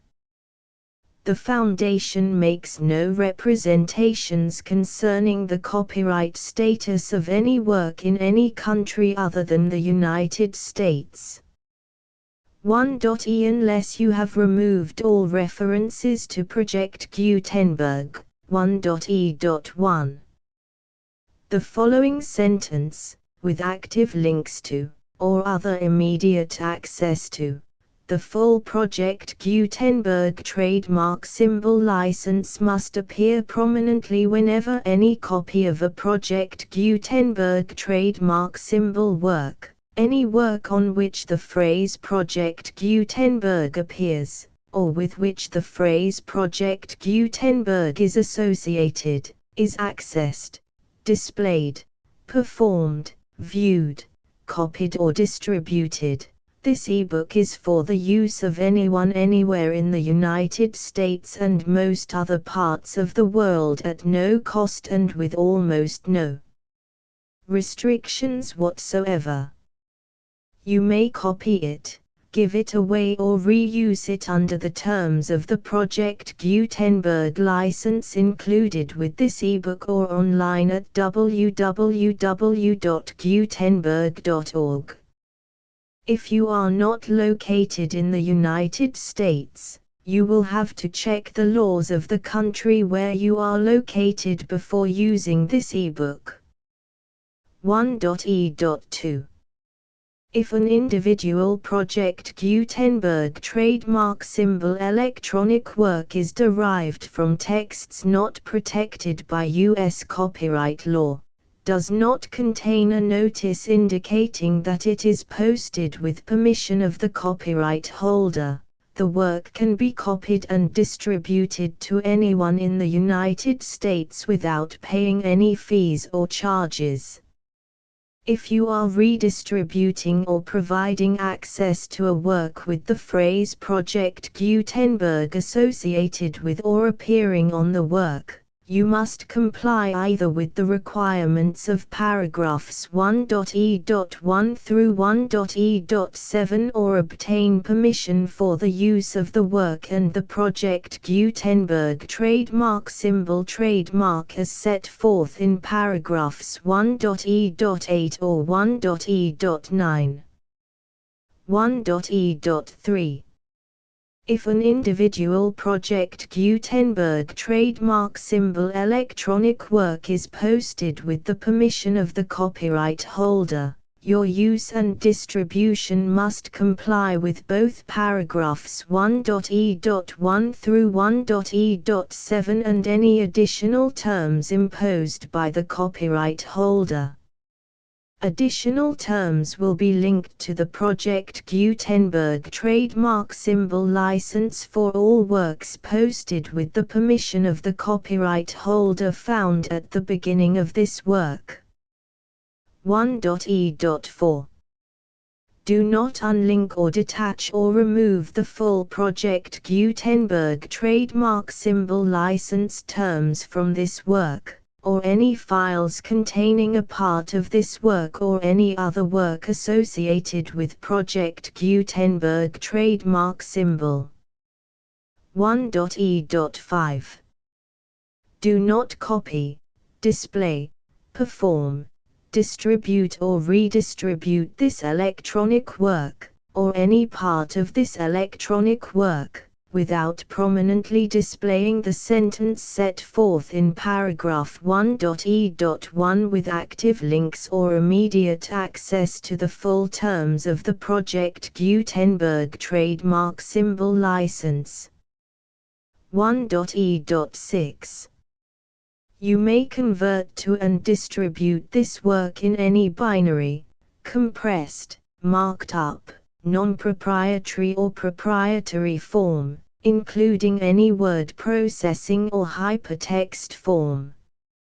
However, if you provide access to or distribute copies of a Project Gutenberg trademark symbol work in a format other than plain vanilla ASCII or other format used in the official version posted on the official Project Gutenberg trademark symbol website, www.gutenberg.org, you must, at no additional cost, fee or expense to the user, provide a copy, a means of exporting a copy, or a means of obtaining a copy upon request, of the work in its original plain vanilla ASCII or other form. Any alternate format must include the full Project Gutenberg trademark symbol license as specified in paragraph 1.e.1. 1.e.7. Do not charge a fee for access to, viewing, displaying, performing, copying or distributing any Project Gutenberg trademark symbol works unless you comply with paragraph 1.e.8 or 1.e.9. 1.e.8.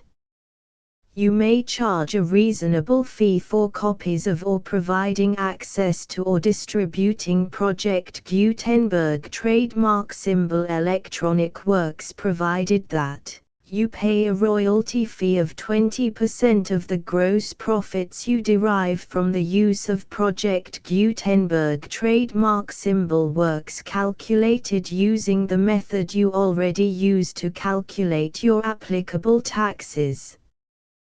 The fee is owed to the owner of the Project Gutenberg trademark symbol trademark, but he has agreed to donate royalties under this paragraph to the Project Gutenberg Literary Archive Foundation.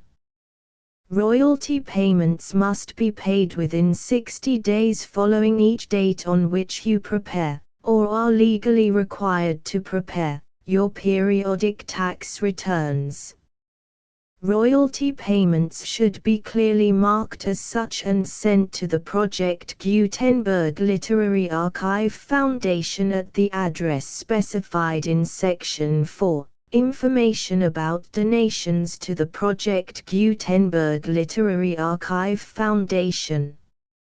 You provide a full refund of any money paid by a user who notifies you in writing, or by email, within 30 days of receipt that he does not agree to the terms of the full Project Gutenberg trademark symbol license.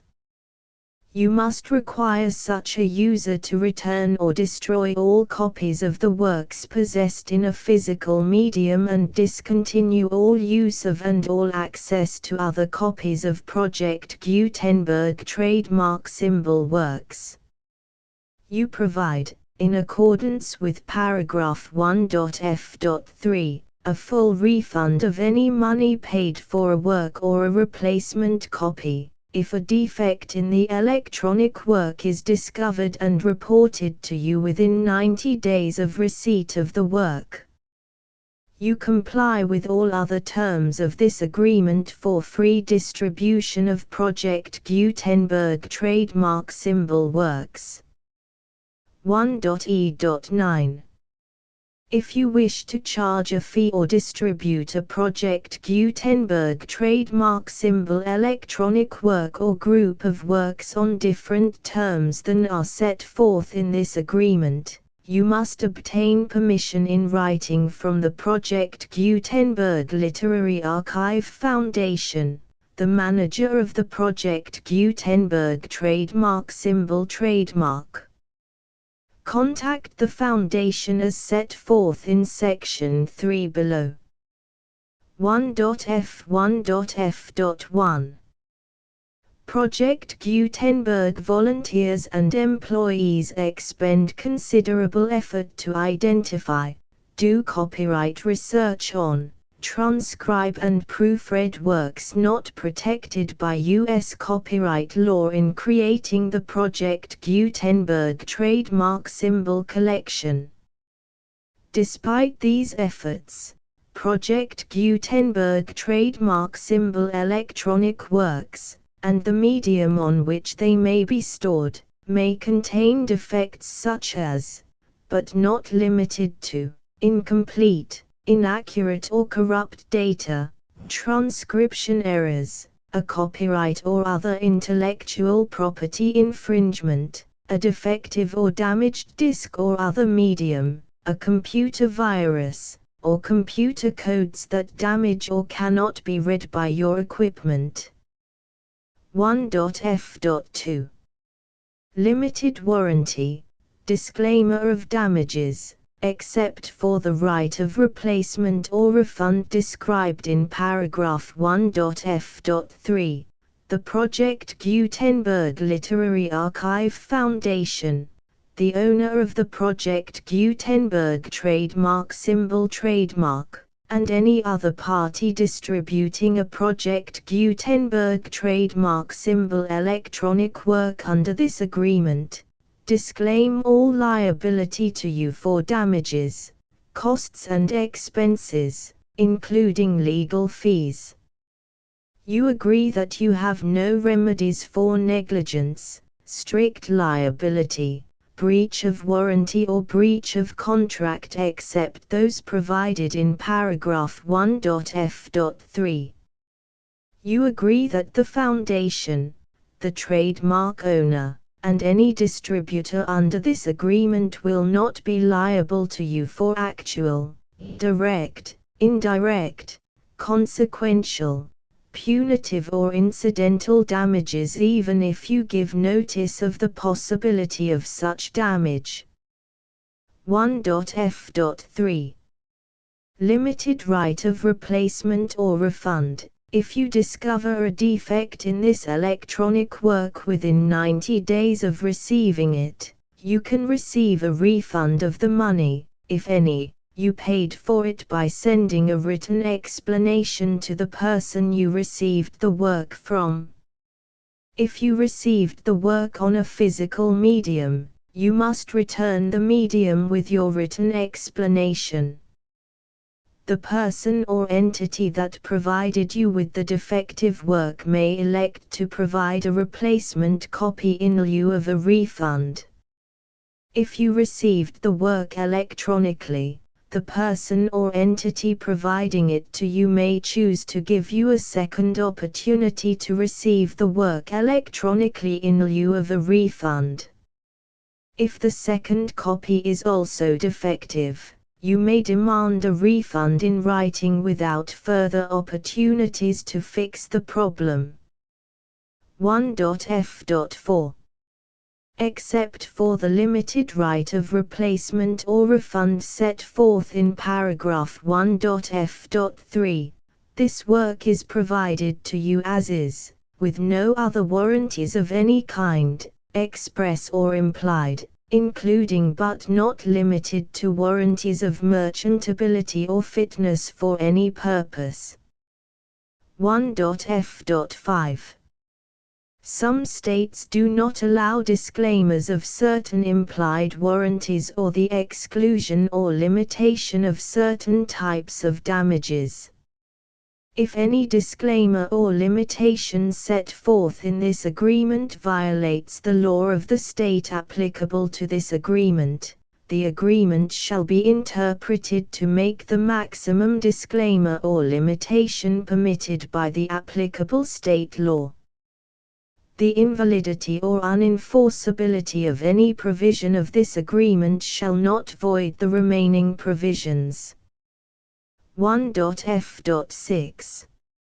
Indemnity. You agree to indemnify and hold the foundation, the trademark owner, any agent or employee of the foundation, anyone providing copies of Project Gutenberg trademark symbol electronic works in accordance with this agreement, and any volunteers associated with the production, promotion and distribution of Project Gutenberg trademark symbol electronic works, harmless from all liability, costs and expenses, including legal fees, that arise directly or indirectly from any of the following which you do or cause to occur. A. Distribution of this or any Project Gutenberg trademark symbol work.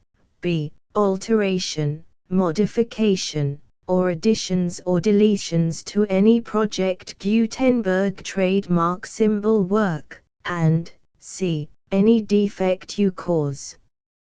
Section 2. Information about the mission of Project Gutenberg trademark symbol. Project Gutenberg trademark symbol is synonymous with the free distribution of electronic works in formats readable by the widest variety of computers, including obsolete, old, middle-aged and new computers. It exists because of the efforts of hundreds of volunteers and donations from people in all walks of life. Volunteers and financial support to provide volunteers with the assistance they need are critical to reaching Project Gutenberg trademark symbol's goals and ensuring that the Project Gutenberg trademark symbol collection will remain freely available for generations to come. In 2001, The Project Gutenberg Literary Archive Foundation was created to provide a secure and permanent future for Project Gutenberg trademark symbol and future generations. To learn more about the Project Gutenberg Literary Archive Foundation and how your efforts and donations can help, see sections 3 and 4 and the Foundation information page at www.gutenberg.org. Section 3. Information about the Project Gutenberg Literary Archive Foundation. The Project Gutenberg Literary Archive Foundation is a non-profit 501(c)(3) educational corporation organized under the laws of the state of Mississippi and granted tax-exempt status by the Internal Revenue Service. The Foundation's IN or Federal Tax Identification Number is 64-6221541. Contributions to the Project Gutenberg Literary Archive Foundation are tax-deductible to the full extent permitted by U.S. federal laws and your state's laws. The Foundation's business office is located at 809 North 1500 West, Salt Lake City, UT 84116, 801-596-1887. Email contact links and up-to-date contact information can be found at the Foundation's website and official page at www.gutenberg.org/contact section 4. Information about donations to the Project Gutenberg Literary Archive Foundation. Project Gutenberg trademark symbol depends upon and cannot survive without widespread public support and donations to carry out its mission of increasing the number of public domain and licensed works that can be freely distributed in machine-readable form accessible by the widest array of equipment including outdated equipment. Many small donations, $1 to $5,000, are particularly important to maintaining tax-exempt status with the IRS. The Foundation is committed to complying with the laws regulating charities and charitable donations in all 50 states of the United States. Compliance requirements are not uniform and it takes a considerable effort, much paperwork and many fees to meet and keep up with these requirements. We do not solicit donations in locations where we have not received written confirmation of compliance. To send donations or determine the status of compliance for any particular state, visit www.gutenberg.org/donate. While we cannot and do not solicit contributions from states where we have not met the solicitation requirements, we know of no prohibition against accepting unsolicited donations from donors in such states who approach us with offers to donate. International donations are gratefully accepted, but we cannot make any statements concerning tax treatment of donations received from outside the United States. U.S. laws alone swamp our small staff.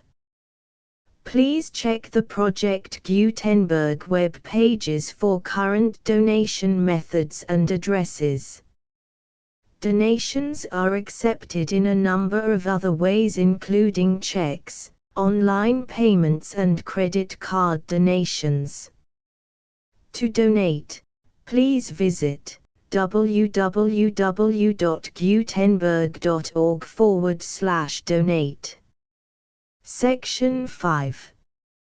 General information about Project Gutenberg trademark symbol electronic works. Professor Michael S. Hart was the originator of the Project Gutenberg trademark symbol concept of a library of electronic works that could be freely shared with anyone.